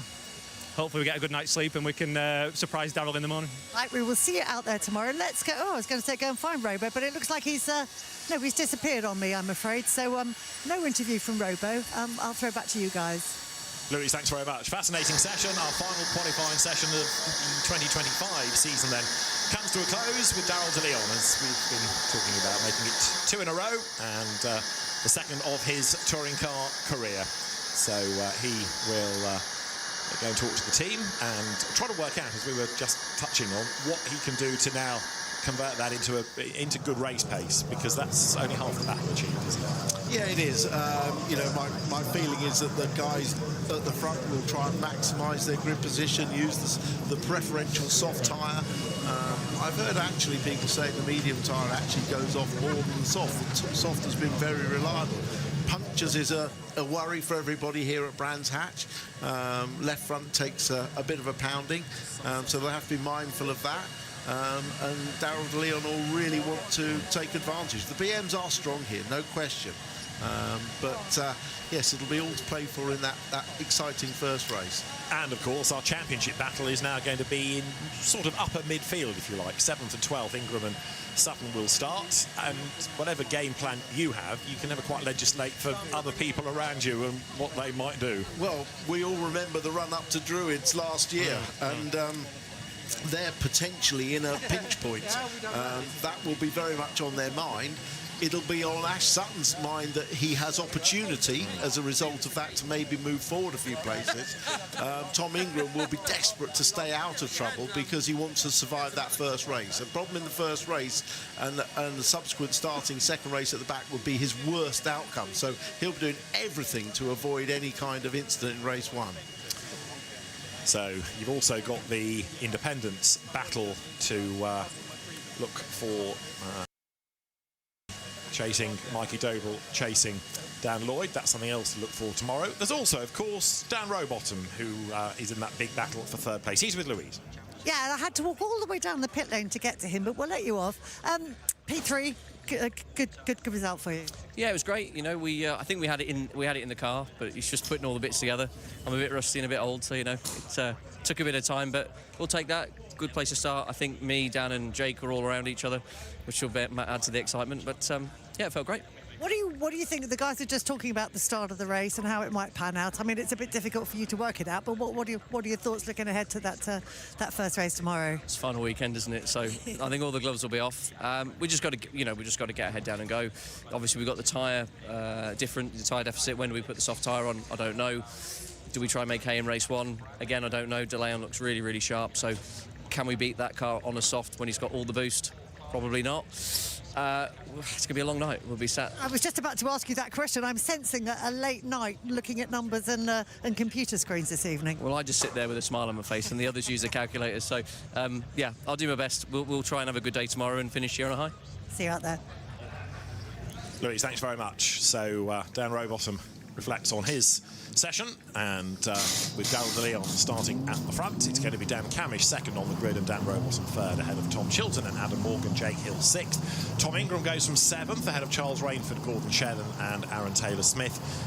11th on the grid will be Ash Sutton, then ahead of Aidan Moffat. He did move right up at the very end on that last lap, didn't he? 13th, Senna Proctor from Chris Smiley and his teammate Dan Lloyd, then Dexter Patterson from Mikey Doble, Sam Osborne, Nick Halstead, Max Buxton will be next. Then it's Nick Hamilton and Josh Cook, one to watch up from the back of the grid, assuming that all is well. So it's going to be a very busy day tomorrow, and we are going to be looking forward to it over on ITV4. We'll be on air from around about 10:30. For now, from Louise Goodman, Tim Harvey and David Addison, it's goodbye from us. There's more action to come, as you can see. The mini challenge is ready to go. Richard John Neal is going to talk you through that.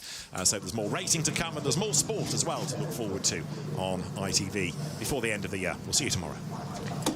Well, as they set off and we're about to have all our action from the next racing days, let's cross back over and join that Virtue Mini Challenge Round 17 with Toka Radio. Scoring points for the team's championship to try and help out Napa Racing UK in the absence of Jamie Osborne. So Jamie Osborne will stay on his points 564. Then we've got Lewis Selby, who's also on 564 points as well. So here's the closest competitor effectively to Tom. And then Max Edmondson sits just 12 points adrift on 82 points behind. So that's 552 he's accumulated this year for the Pro Alloys Racing team, and Max Edmondson is fourth in the championship. He is likely to wrap up the Rookie Cup within this first race of the weekend, because he's 86 points clear of Harry Hickton, 50 points on offer for a race win, so effectively he needs over 100 points plus the extra points you get for fastest laps as well to be clear of Harry Hickton. So they are going for the Rookie Cup. In terms of the sports division, Archie Johnson comes into this weekend 12 points clear of Henry Howarth. So that's a very close battle between the two competitors within JCW Sport. And then for the Rookie Cup in JCW Sport, it's Henry Howarth who leads Archie Johnson by 12 points. And in terms of the team's championship, very close between Napa Racing UK, which is the blue team compared to the yellow, and they are battling out with Accelerate Driver Development Programme, who are 30 points adrift. So that's how all things look. So everything's still to play for. We'll see what gets wrapped up possibly in this first race of the weekend for the Virtue Mini Challenge, which now head off onto what's going to be their formation lap around the Grand Prix circuit, and then we're going to be looking forward to 20 minutes of racing for the first time this weekend. A couple of different cars out there for this weekend. For the first time we see the F66, which is in the hands of Albert Webster, and also one in the hands of Alex Brandon.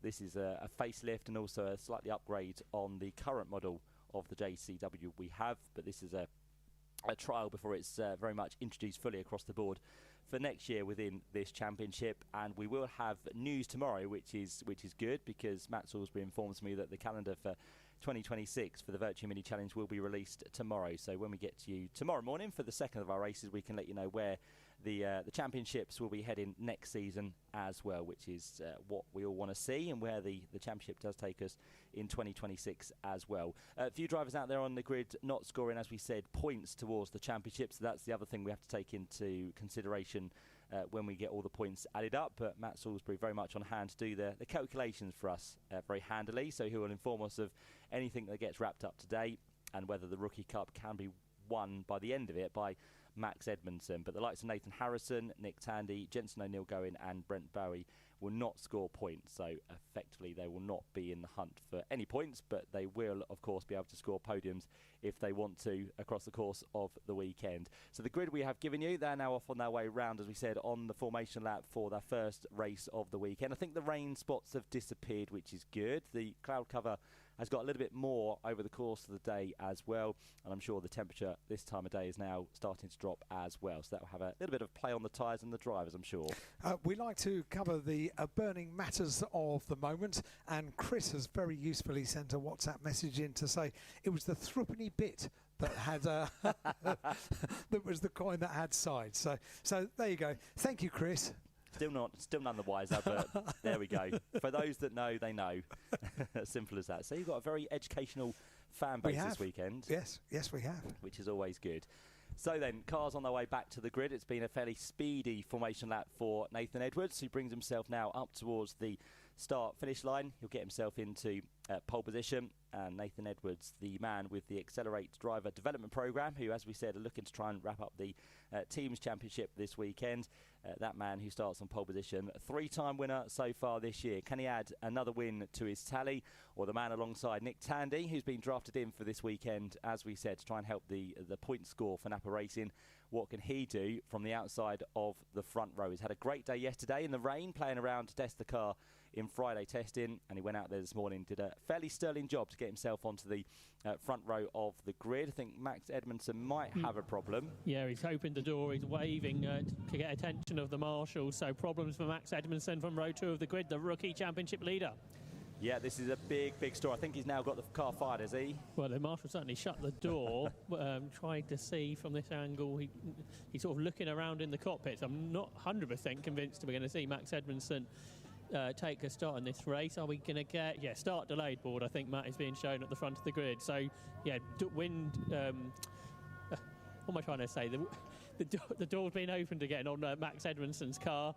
So, yeah, I don't think all is well with the drive on row 2 of the grid, I'm afraid. So, start delayed. Yeah, so the marshal shut that door quite abruptly, didn't they? And Max was almost told to get on with the job. But whether he's trying to recycle the car and try and sort the problem out for himself, I'm not too sure. But, yeah, Max Edmondson, not what he needed. As we said, one of them who is trying to wrap up the rookie championship here this weekend. He's got a fairly healthy margin, but of course if Harry Hickton does well today and Max Edmondson doesn't score, that could really bring the gap down for tomorrow's 2 races. We're still with an unknown about Max Edmondson, who sits there waiting patiently, but Marshall's not too sure what they are doing, and officials might be on hand as well, but I think we've got the trackside recovery team on hand. Yeah, that's right. Yeah, there's some members from the BARC on hand here, but yeah, there is an MSV trackside recovery pickup on its way. So Max Edmondson looks like it is going to be a non-score here, Matt, and a non-score in the mini challenge can really affect your championship scenario.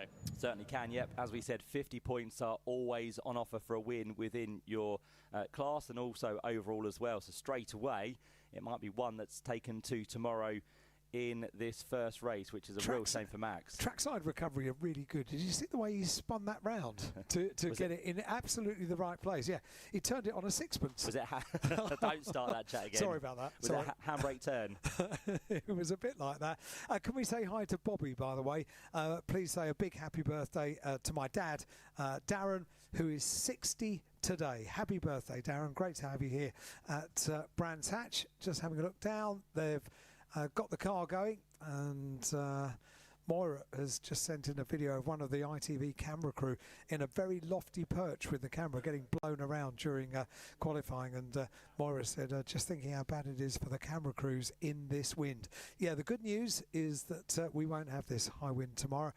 We are assured that we won't. So now with that recovery almost complete, about to get the car to a place of safety, we'll be on another countdown for the start of this one. We will indeed, yep. So Max Edmondson is going to do another U-turn effectively around the track. So, yeah, they're going to bring him the opposite way down the pit lane, but that's for quickness, to make sure we don't have too much of a delay on the circuit and to make sure that the drivers get away without too further delays. So that has really scuppered the rookie lead he had coming into this weekend. So all of a sudden, Harry Hickton now needs a solid race with no problems, and effectively he needs maximum points to try and really jump him up onto the tail of Max Edmondson. And also Max coming into this weekend was only 12 behind the likes of Jamie Osborne and Lewis Selby, so that's a big points haul missed out in this first race. So it's really coming undone for Max. He's not going to lose the lead in the rookie championship, but of course it's going to mean that we do have a reduced margin between the top 2. Thought there's almost another issue for a car on the grid there, but I think all of them at the front have managed to get away, which is good. And yeah, maybe some fluid has been dropped actually where Max Edmondson's car was. Yeah, so I think there is a slight flurry of liquid down there. Not a huge amount, so it shouldn't cause any concerns, but marshals and officials just waving the competitors to the outside of the track, and whether they're going to worry about dressing out, not too sure, because of course that car is now gone, so it won't cause an issue, but it might just cause an issue as the race wears on. So yeah, a little bit of dressing to be done. It shouldn't take too long. As I said, it was just a little bit of a pull where that car was meant to sit from Max Edmondson. So unfortunately out this race, if the team can get it sorted, they will, but it looks like it might be a non-starter for the first race for Max Edmondson. So it affects him both in the overall championship and of course within the Rookie Championship a bit more. That's the one he's more importantly worried about. So Harry Hickton, who finds himself quite high up on the grid for this first race. He was going to be starting from 6th, but effectively he'll gain another position now with the missing car of Max Edmondson. And Harry Hickton wasn't without his problems as well this morning, because we wondered where he disappeared to. It was eventually found that it was down on the inside of Paddock Hill Bend, and when he was recovered, there was a slight bit of damage on the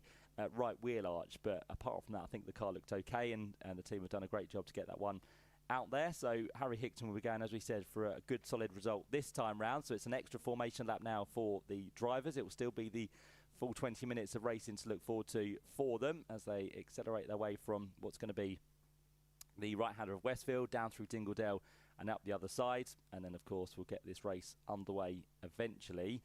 But yeah, this is really going to affect things, as we said, for Max Edmondson. And if they don't get him out there, then for race 2, it will also be for him from the back of the grid. So this is the problem. If you have your qualifying which sets the grid for race number 1, it then puts you on the back for race number 2.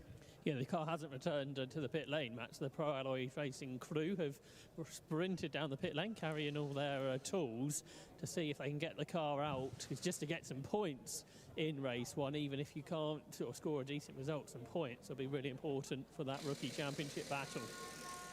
Certainly is, yeah. If I turn to my right now, I can see them all kind of working at the end of the access road where team members are on hand. I think also Championship organiser Ria Bucamp is down there as well, just to try and do what she can. Of course, everyone wants to see competitors out there on circuit, and of course for a championship aspiration, everyone will do as much as they can, but this is probably not going to be a quick fix, unfortunately. But as you rightly said, Josh, if they can just get a couple of laps out there to complete the race, then they might be able to scramble some points. But don't think it's looking too good, unfortunately. The safety car on standby down in its usual position behind. That gets now into position after leading the cars round on this formation lap. And we have Nathan Edwards and Nick Tandy on the front row. A vacant spot now where Max Edmondson would have been. And then Tom Ovenden is going to find himself there on the outside of row 2, with lots to look forward to then in this first race for the Virtue Mini Challenge. The green flag has been waved all the way at the back of the grid, and we get set for the red lights to come on then for the first of 3 races this weekend. As we said, they illuminate on the gantry and the lights go out after a lengthy hold, and it's an even start from the front row. Bit more wheel spin from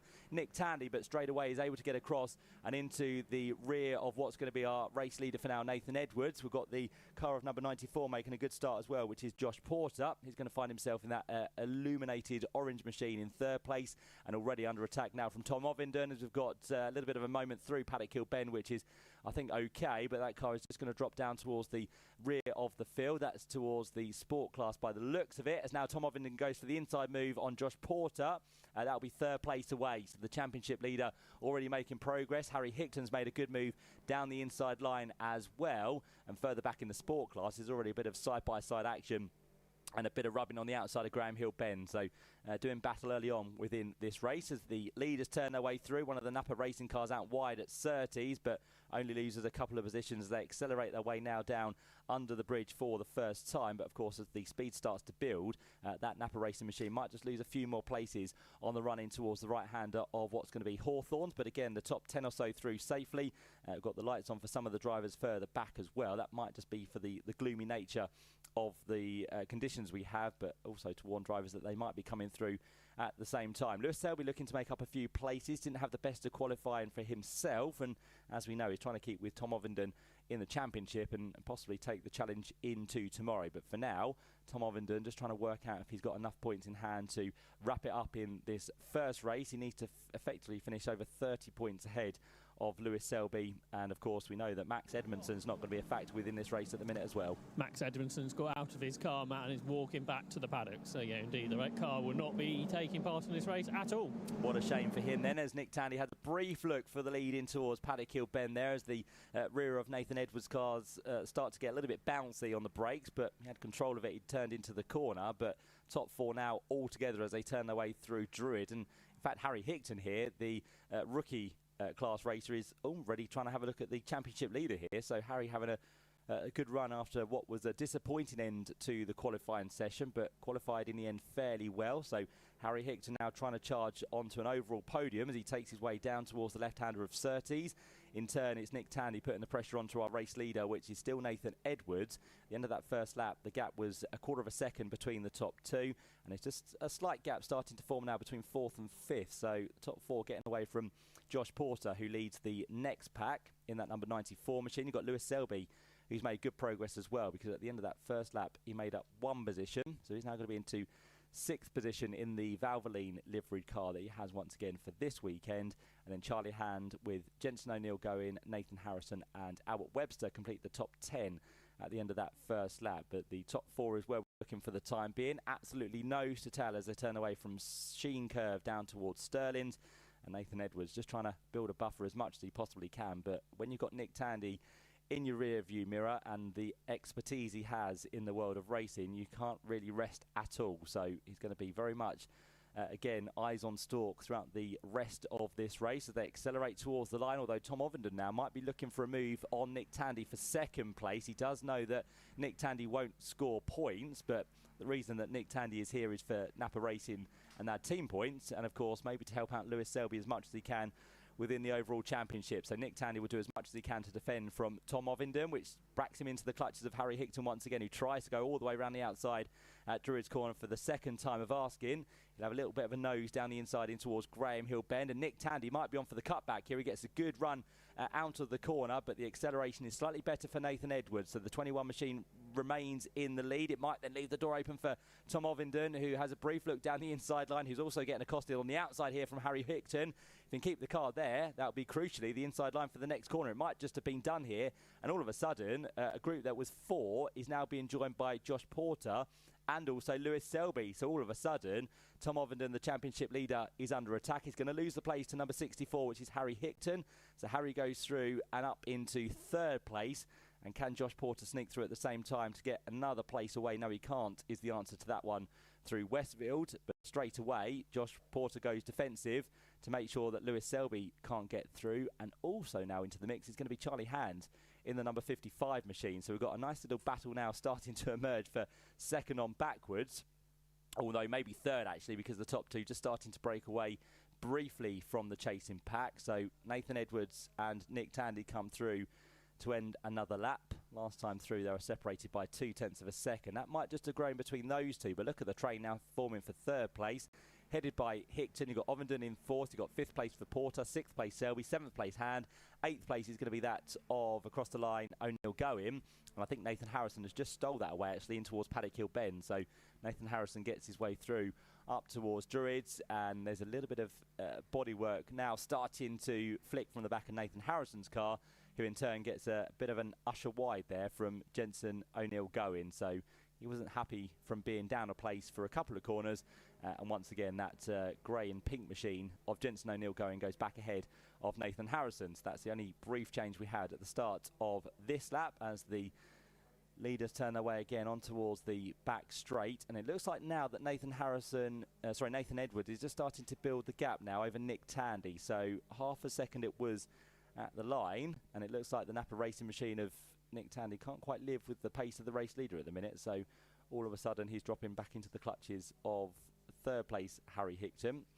Now whether this is a ploy for the team to try and help out Lewis Selby, we'll have to wait and see, but of course that is the main priority possibly for Napa Racing, is to try and get both the teams and also the overall championship done this weekend. We know it's going to be a hard task with the gap that Lewis Selby had coming into this weekend, and Tom Ovenden has of course lost that place now to Harry Hickton, so he has lost the points to Harry, but for now Josh Porter is not put in too much pressure on the back of our championship leader. So through they come up towards the line once again, 13.5 minutes left on the clock. Is anyone looking to have a little bit of a move down towards the first corner at Paddock Hill Bend? They all sit line astern for the time being, only towards the back again. Nathan Harrison thinking about a move down the inside line, but again Jensen O'Neill Going has that one covered, although on the exit of the corner almost a run towards the inside line, but Jensen just manages to get that car over to cover the line, and then Nathan Harrison tries another attack round the outside in towards Druids. And again, this is kind of whatever you do, I do the opposite of. And again, Nathan Harrison is almost pushing Jensen O'Neill Going through the corner. He gets again his nose up the inside line, but that's not quite going to be the acceleration he needs to try and complete the move on the run down towards the left-hander at Surtees. And now he does go to the inside, and Jensen doesn't really fight the corner this time. So Nathan Harrison finally does get the place away. So he goes up into 8th position. And I think that might have been the lesser of two evils there, because if Jensen would have fought that for too much longer, they would have continued to lose ground to the cars ahead, which they've already done, because they're probably a second and a half, if not more, now back from those cars up the road. So it might be the fact they need to work together to bring that gap down. And I was slightly worried actually on the left front of Jensen O'Neill-Going's car. It's just starting to flap there, so whether there's been a slight bit of contact between him and Nathan Harrison, but of course with the wind we have today, if any wind does get under that left front, it could very much blow the bonnet up and cause a bit more of a problem for the number 45 machine. So we'll see if that does affect things in the closing parts of this race. With just under 12 minutes to go, JCW Sport Battle continues on its way as well, because that's currently being led by Henry Howarth, who's being chased here by the number 10 machine of what's going to be Archie Johnson. So those two continue to do battle in this race, and also of course they do battle within the championship as well, because as we said into this weekend, Archie Johnson had just 12 points in hand over Henry Howarth, and 9 it went down to after qualifying because of the 3 points in... Oh, it's 9 as it stands now. Okay, so yeah, it's coming down, which is what we're looking forward to. So 12 points it was, 9 points down to now between what's going to be Archie Johnson and Henry Howarth. They are the opposite order within this race at the minute within the sport class. As down towards Graham Hill Bend goes the battle between the 13 and the 12. So they are currently fighting for 10th and 11th. So on their way they go towards 30s once again, as Harry Campy up the road from Alex Solly. Alex for a couple of seasons has been a competitor within the trophy category, but for this season working his way through the JCW ranks, which is good to see. But having that nice fight at the minute with Harry Campy in what is overall position, and also 4th within the rookies. So we've got the rookies pretty much 9th on backwards. The only outliers there are Charlie Hand in 7th place overall, and of course Harry Hickton, who leads the rookies and finds himself on the overall podium currently, but he's still got this pressure from behind now, because Tom Ovinden's still looking to hustle his way through. He gets a good run through the left-hander of Sterling's. Tom Ovinden does kick up a little bit of dust on the exit of the corner though, so that might have just hampered his pace on the run down under the bridge for the 6th time of asking. But again, Tom Ovinden is in this precarious position of he wants to attack, but of course if he attacks he might then come under a little bit of pressure from Josh Porter as well. So he's got to be canny about what he does. I think the main priority here is that he is ahead of his championship rival Lewis Selby. So currently it's not enough points to wrap up the championship in this first race, although he gets a great run through Paddock Hill Bend. It will then give him the inside line in towards Druid's Corner, and Harry Hickton again doesn't have too much to fight here, although he might... Oh no, he's got a problem possibly. He runs out very wide and in turn lets Josh Porter through at the same time. So Harry Hickton more concentrating on the rookies, especially with Max Edmondson not being in this race. Max walked away from the car after they got it back into the pit lane, or part of the pit lane, but yeah, he's gone back to the paddock since then, and Max Edmondson, as we know, will lose a huge amount of points here to Harry Hickton. But the reason for Harry Hickton slowing on the exit of Drew is not too sure. Did he possibly miss a gear?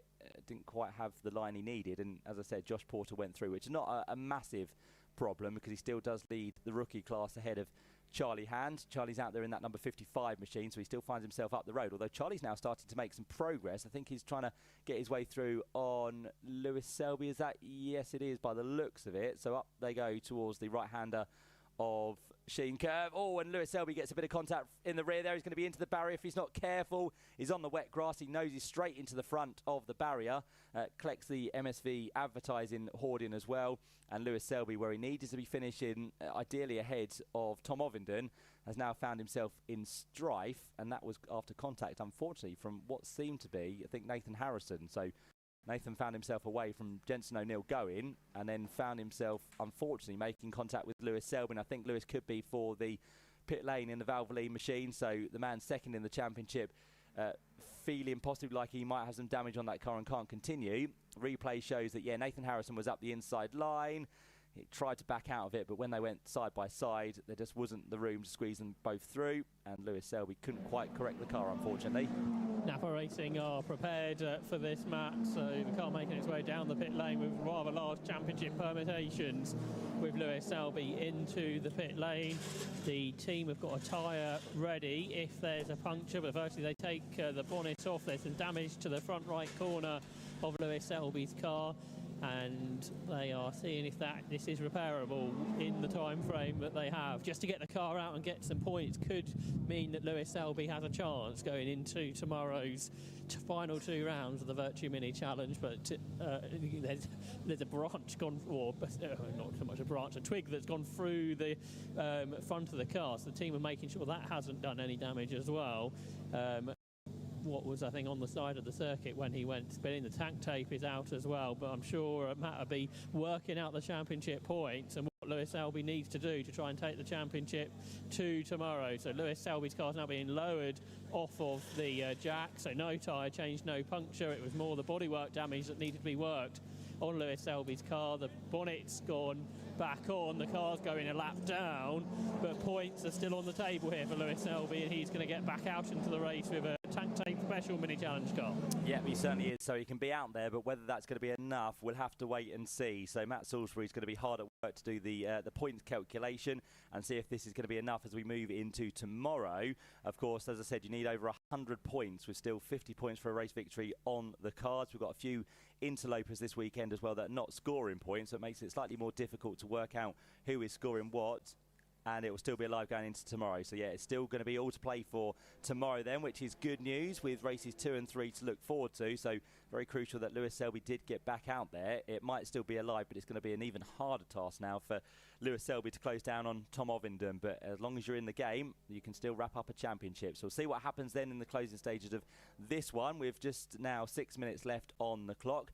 Tom Ovenden is still under pressure here though from Josh Porter. So he's all of a sudden in that number 94 machine come alive in the latter stage of this race. So Josh Porter hanging as much as he can to the back of the 24 machine, and he's going to start hassling before too much longer.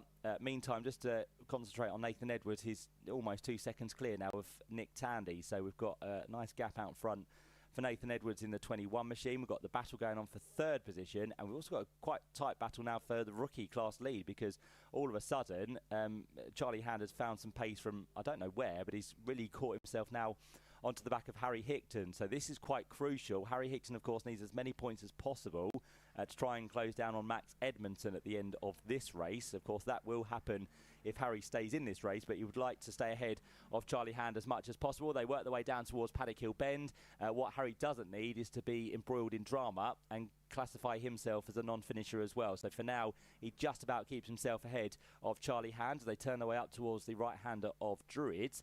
This is where a couple of laps ago the car just seemed to falter slightly for Harry Hickton. He needs to be careful not to leave the door open on the run down towards Graham Hill Bend as well, which he might just be doing now, because Charlie Hand sides his way through on the inside line. Harry Hickton is run out wide onto the grass, and also into the mix now comes Nathan Harrison, who is not battling for rookie, but he is trying to get himself up the order in the overall position. And Harry Hickton is going to be destined for the pit lane as well, because through the back door is about to come. So whatever issues that car has been suffering have now come to Harry Hickton in a more serious way. So what was looking bad for Max Edmondson might now also be looking bad for Harry Hickton. So an early cut through the Indy circuit for Harry Hickton.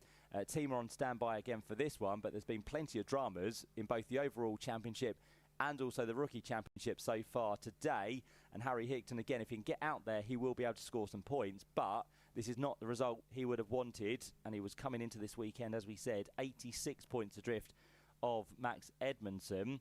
So the question now will be, Charlie Hand could be in a slightly better position. He's still quite a way adrift of both Max and Harry, but 137 points adrift this weekend. If he catches with 50 points, yeah, and Harry Campy will also move up as well, won't he? Because he was 117 points adrift. So Harry Campy moves up into third place in the rookies now. That we've lost Harry Hickton. So maximum points should be going the way of Charlie Hand as it stands. Second place points in the rookies will not go to Jensen O'Neill going, because he's not scoring, is he? So that will be Harry Campy for second place points in the rookies. Very frustrated. Harry Hickton has got out of his Mini and he's storming down the pit lane. Very upset with how the race has ended for him. I think it was a mechanical issue. They had the bonnet off the car, so that's another twist in this championship battle that just keeps on giving. Certainly does. Yep, drama-filled races so far today, and that's the thing, isn't it? If this was a problem which was in qualifying, which caused the drama, the team thought they had it fixed, and it's now come back to bite them once again. So rookies will not be done, but we are going to have a few more interlopers to bring into the mix tomorrow. So both Harry Campy and also that of Charlie Hand are going to be ones to get themselves into the mix a little bit more for tomorrow, so that's going to be an interesting factor. As we said, as it stands, Tom Ovenden still has to go into tomorrow with a championship to be decided. He's still not kind of confirmed in third place at the minute because Josh Porter is very much hassling the back of his car as he works his way through, and this is what we said. Tom Ovenden has to be a little bit more careful as he thinks about the championship, whereas Josh Porter wants to go for glory and wants to try and take the final step on the podium away from the car ahead of him. So he continues to push all the way down under the bridge. We come through with just over 2 minutes left on the clock, so that's going to be Nathan Edwards to start his penultimate lap of the race. Nick Tandy comes through still in second, although now he is going to be 2.2 seconds adrift of the race leader. And then Tom Ovenden and Josh Porter go through in third and fourth place. Still fifth place for Nathan Harrison. So this has been a fairly good comeback drive for Nathan after having a good squabble with Jensen O'Neill going in the early stages of this race. And then behind Harrison we have the rookie class leader, which is now Charlie Hand, and Charlie is 3.4 seconds clear of Jensen O'Neill going. And then Harry Campy is a further 4.5 seconds adrift as well in third place of the rookies, but as we said, picks up second place points for the rookies because Jensen is a non-point scorer. Owen Hillman's about to be under attack here from Lewis Selby, but Lewis is a lap down, so that won't count for anything in terms of an overall position and more points going the way of Lewis Selby. So for now, he is still down there in 22nd position overall with just over a minute left on the clock. In terms of the sport category, Henry Howarth is your race leader there ahead of Archie Johnson. Those two still separated by 0.3 of a second. So that's been a really good dice in the sport category once again in this first race of the weekend. You've got third place at the minute for Ben Crosley, and then you've got up into fourth place now in that class. That's going to be the 210 machine of Chris McKenzie. So that's how sport division currently looks, as they very shortly will head on to their last lap. But for third place, Tom Ovenden still, as we said, continuing to hang on by a couple of fingernails at the minute, but Josh Porter might be about to launch something on the run down in towards Clark Curve for the penultimate time of Askin.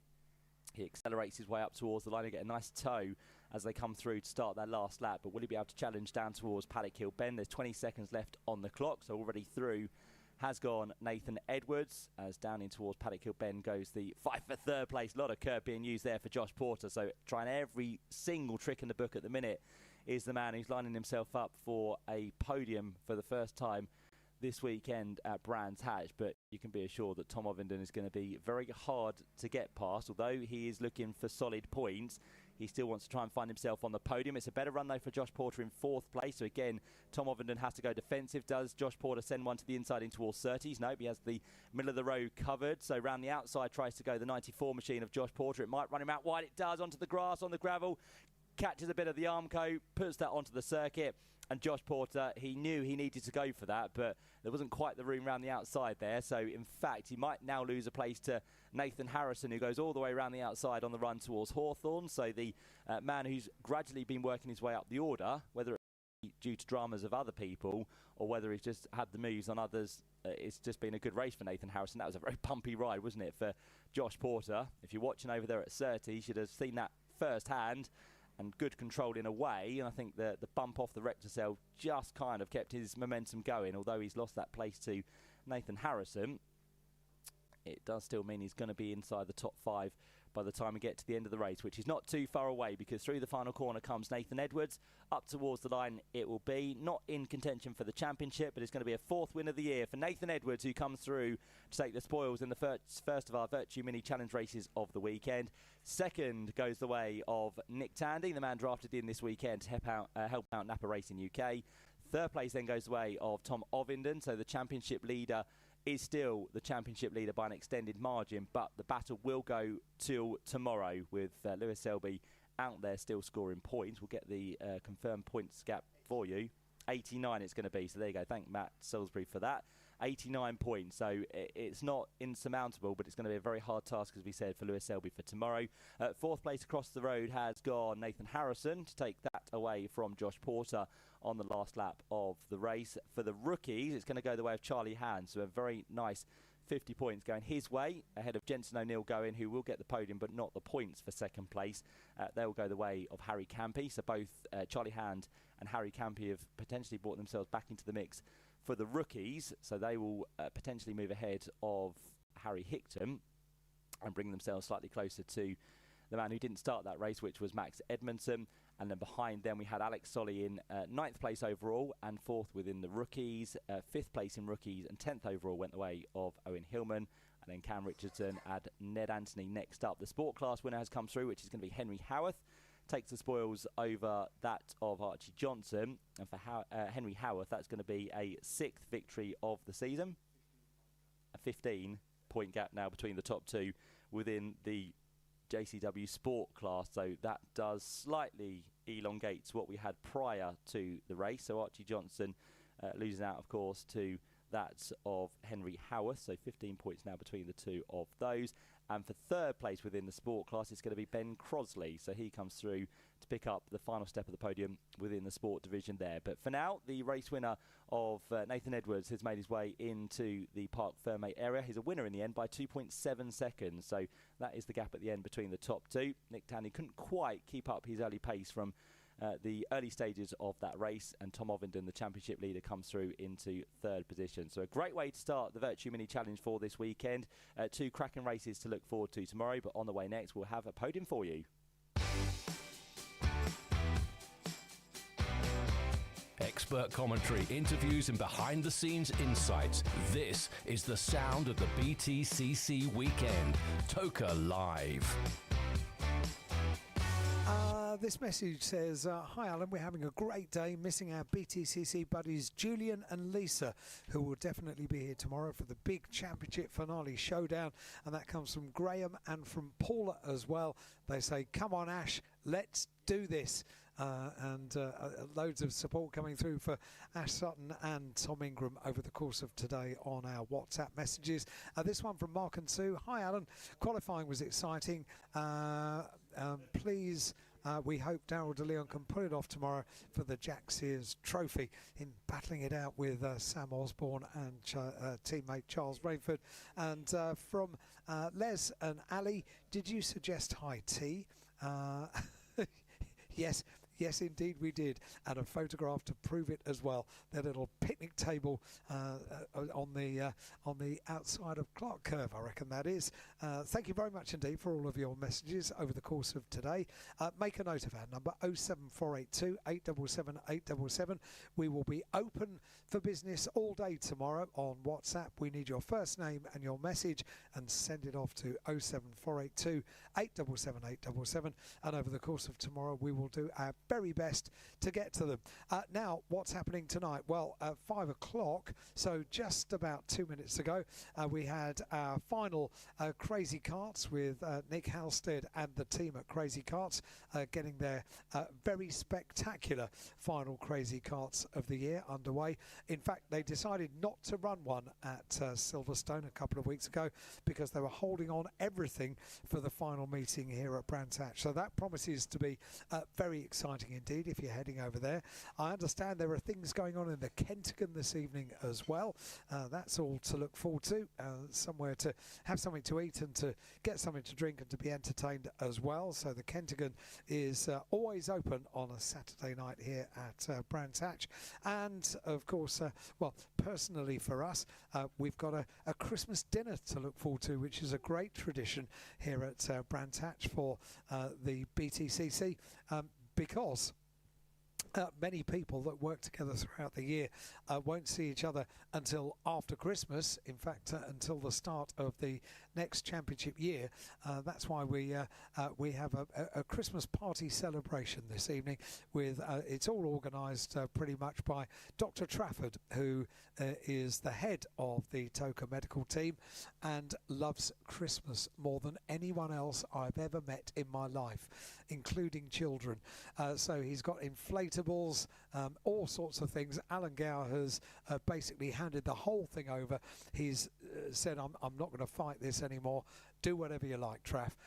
And Traff will do his best. So we've got a Christmas dinner to look forward to. Poor old Matt has got to go off and work now. Yeah, I will be back at the pub tonight, serving me food, How serving me long drinks. does it take to get there? About an hour, I'd say. Okay. Yeah, not so too good. bad. You can collect your thoughts. I might have dinner as well. Yeah, well, yes, yes, I would if good. I was you. We need you back bright and early tomorrow morning. Pit Lane Walkabout gets underway at 9 a.m. tomorrow morning, and we'll be covering all of that on TOCA Live. You need to get yourself off. Thank you, Alan. Matt Suckling, great job today. Thank you very much indeed. Matt Suckling makes his way away from Brands Hatch. If you see him, are you in the BMW? So, make way, gang way for Matt Suckling. He's got thirsty customers to serve over the course of this evening in his pub. We'll get the name of the pub tomorrow as well. But Matt will be back on air at 9 o'clock tomorrow morning. And so too will Josh, who is overseeing the festivities down in Park Fairmay. And very soon we'll be ready for a podium, our final podium of the day. Josh, how are you doing?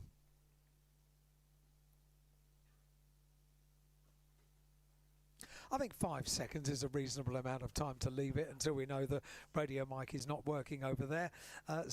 Just enough time to let you know what the timetable is doing tomorrow. And Josh, as soon as you do have signal, then do please come back and talk to us and tell us how far off we are from our final podium of the day for the Virtue Mini Challenge. Everything gets underway, as we say, 9 o'clock tomorrow morning with the Pit Lane Walkabout autograph session. And I'll give you the advice we gave you earlier on today as well. If you have a favourite driver, go there first. There will be a lot of people queuing up for Pit Lane Walkabout, in particular for the Championship Finals weekend. It's an incredibly busy pit lane for half an hour tomorrow morning. Go to your favourite driver first of all, and then anyone else that you can get after that. Just be very happy with that. Racing gets underway here at Brands Hatch tomorrow at 10 o'clock. 20-minute race for the Porsche Sprint Challenge at 10 o'clock. 10:35, 20-minute race for the Vera Tours F4 British Championship. And then the pit lane opens for our first touring car race at 11 tomorrow morning. Race gets underway 11:25, and that's a 15-lap race around the Grand Prix circuit at Brands Hatch here. At 12:05, we've got the Virtue Mini Challenge. 12:40, we've got the Porsche Carrera Cup GP. But I think we're ready for a podium with Josh. Yes, indeed. The podium presentation for round 17 of the Virtue Mini Challenge. James Gilby from the Championship is up on the podium to present our awards for both our podium presentations. We start with the JCW Sport class, and in third position, Ben Crossley. Well done, Ben, an 8th podium of the season in JCW Sport, up onto the third step of the podium for round 17 of the Virtue Mini Challenge, and he receives his third place trophy from James. In second place, Archie Johnson. Well done, Archie, a 12th podium of the 2025 season. He gets a handshake from Ben Crossley and from James Gilby, who hands over the second place trophy to Archie Johnson. The winner in the JCW Sport class was also the rookie winner, Henry Howarth. Well done, Henry, a 6th victory of the year in the Virtue Mini Challenge. Up onto the podium climbs Henry Howarth, up onto the top step. He receives his rookie winner's trophy and his JCW Sport winner's trophy. Up on the top step, Henry Howarth for the 6th time this season. Congratulations to him and to Archie Johnson and Ben Crossley, who are also up on the top step of the podium for some photographs. And now they will make their way off of the podium. So congratulations once more to Henry Howarth, the winner, 2nd for Archie Johnson and 3rd to Ben Crossley. So we move on to our podium presentation for round 17 of the Virtue Mini Challenge for JCW. And firstly, the rookie winner, Charlie Hand. Well done, Charlie, a first rookie win of the 2025 season. Up onto the podium climbs Charlie Hand, and he receives his rookie winner's trophy. And we'll be up on the top step for some photographs with that rookie winner's trophy. And then we will move on to our top 3 overall. And in third position, Tom Ovenden. Well done, Tom. A 10th podium of the season. So he will make his way up on to the third step of the podium. In second position, Nick Tandy. Well done to Nick. First race in the Virtue Mini Challenge, and it's the podium. It's second place for Nick Tandy, up onto the second step of the podium he gets. And the winner of round 17 of the championship, Nathan Edwards. Well done, Nathan. A 4th win of the season, up onto the top step of the podium. We'll get Nathan Edwards. We'll get Charlie Hand back up onto the podium as well for some photographs. So the rookie winner, Charlie Hand, the top 3 overall, Nathan Edwards, Nick Tandy and Tom Ovenden. Josh, thank you very much indeed. Our final podium of the day for the Virtue Mini Challenge. And of course, they'll be racing here twice tomorrow at 12:05 and at 4 o'clock tomorrow afternoon as well. Well, there we go. That's it for today's action from Brands Hatch Grand Prix. We'll be back tomorrow as well for all of the action. And just a reminder, we have Jess Ball Trackside tomorrow, and follow at Nina Racing Secrets and at JBMotorsports IG on Instagram for all of the behind the scenes content from the final day of the season. Nina is going to be trackside for us. JT and myself will be back in the box to call the last racing action of the year, where we will decide our champions of 2025. We'll see you tomorrow for the last day. Bye bye.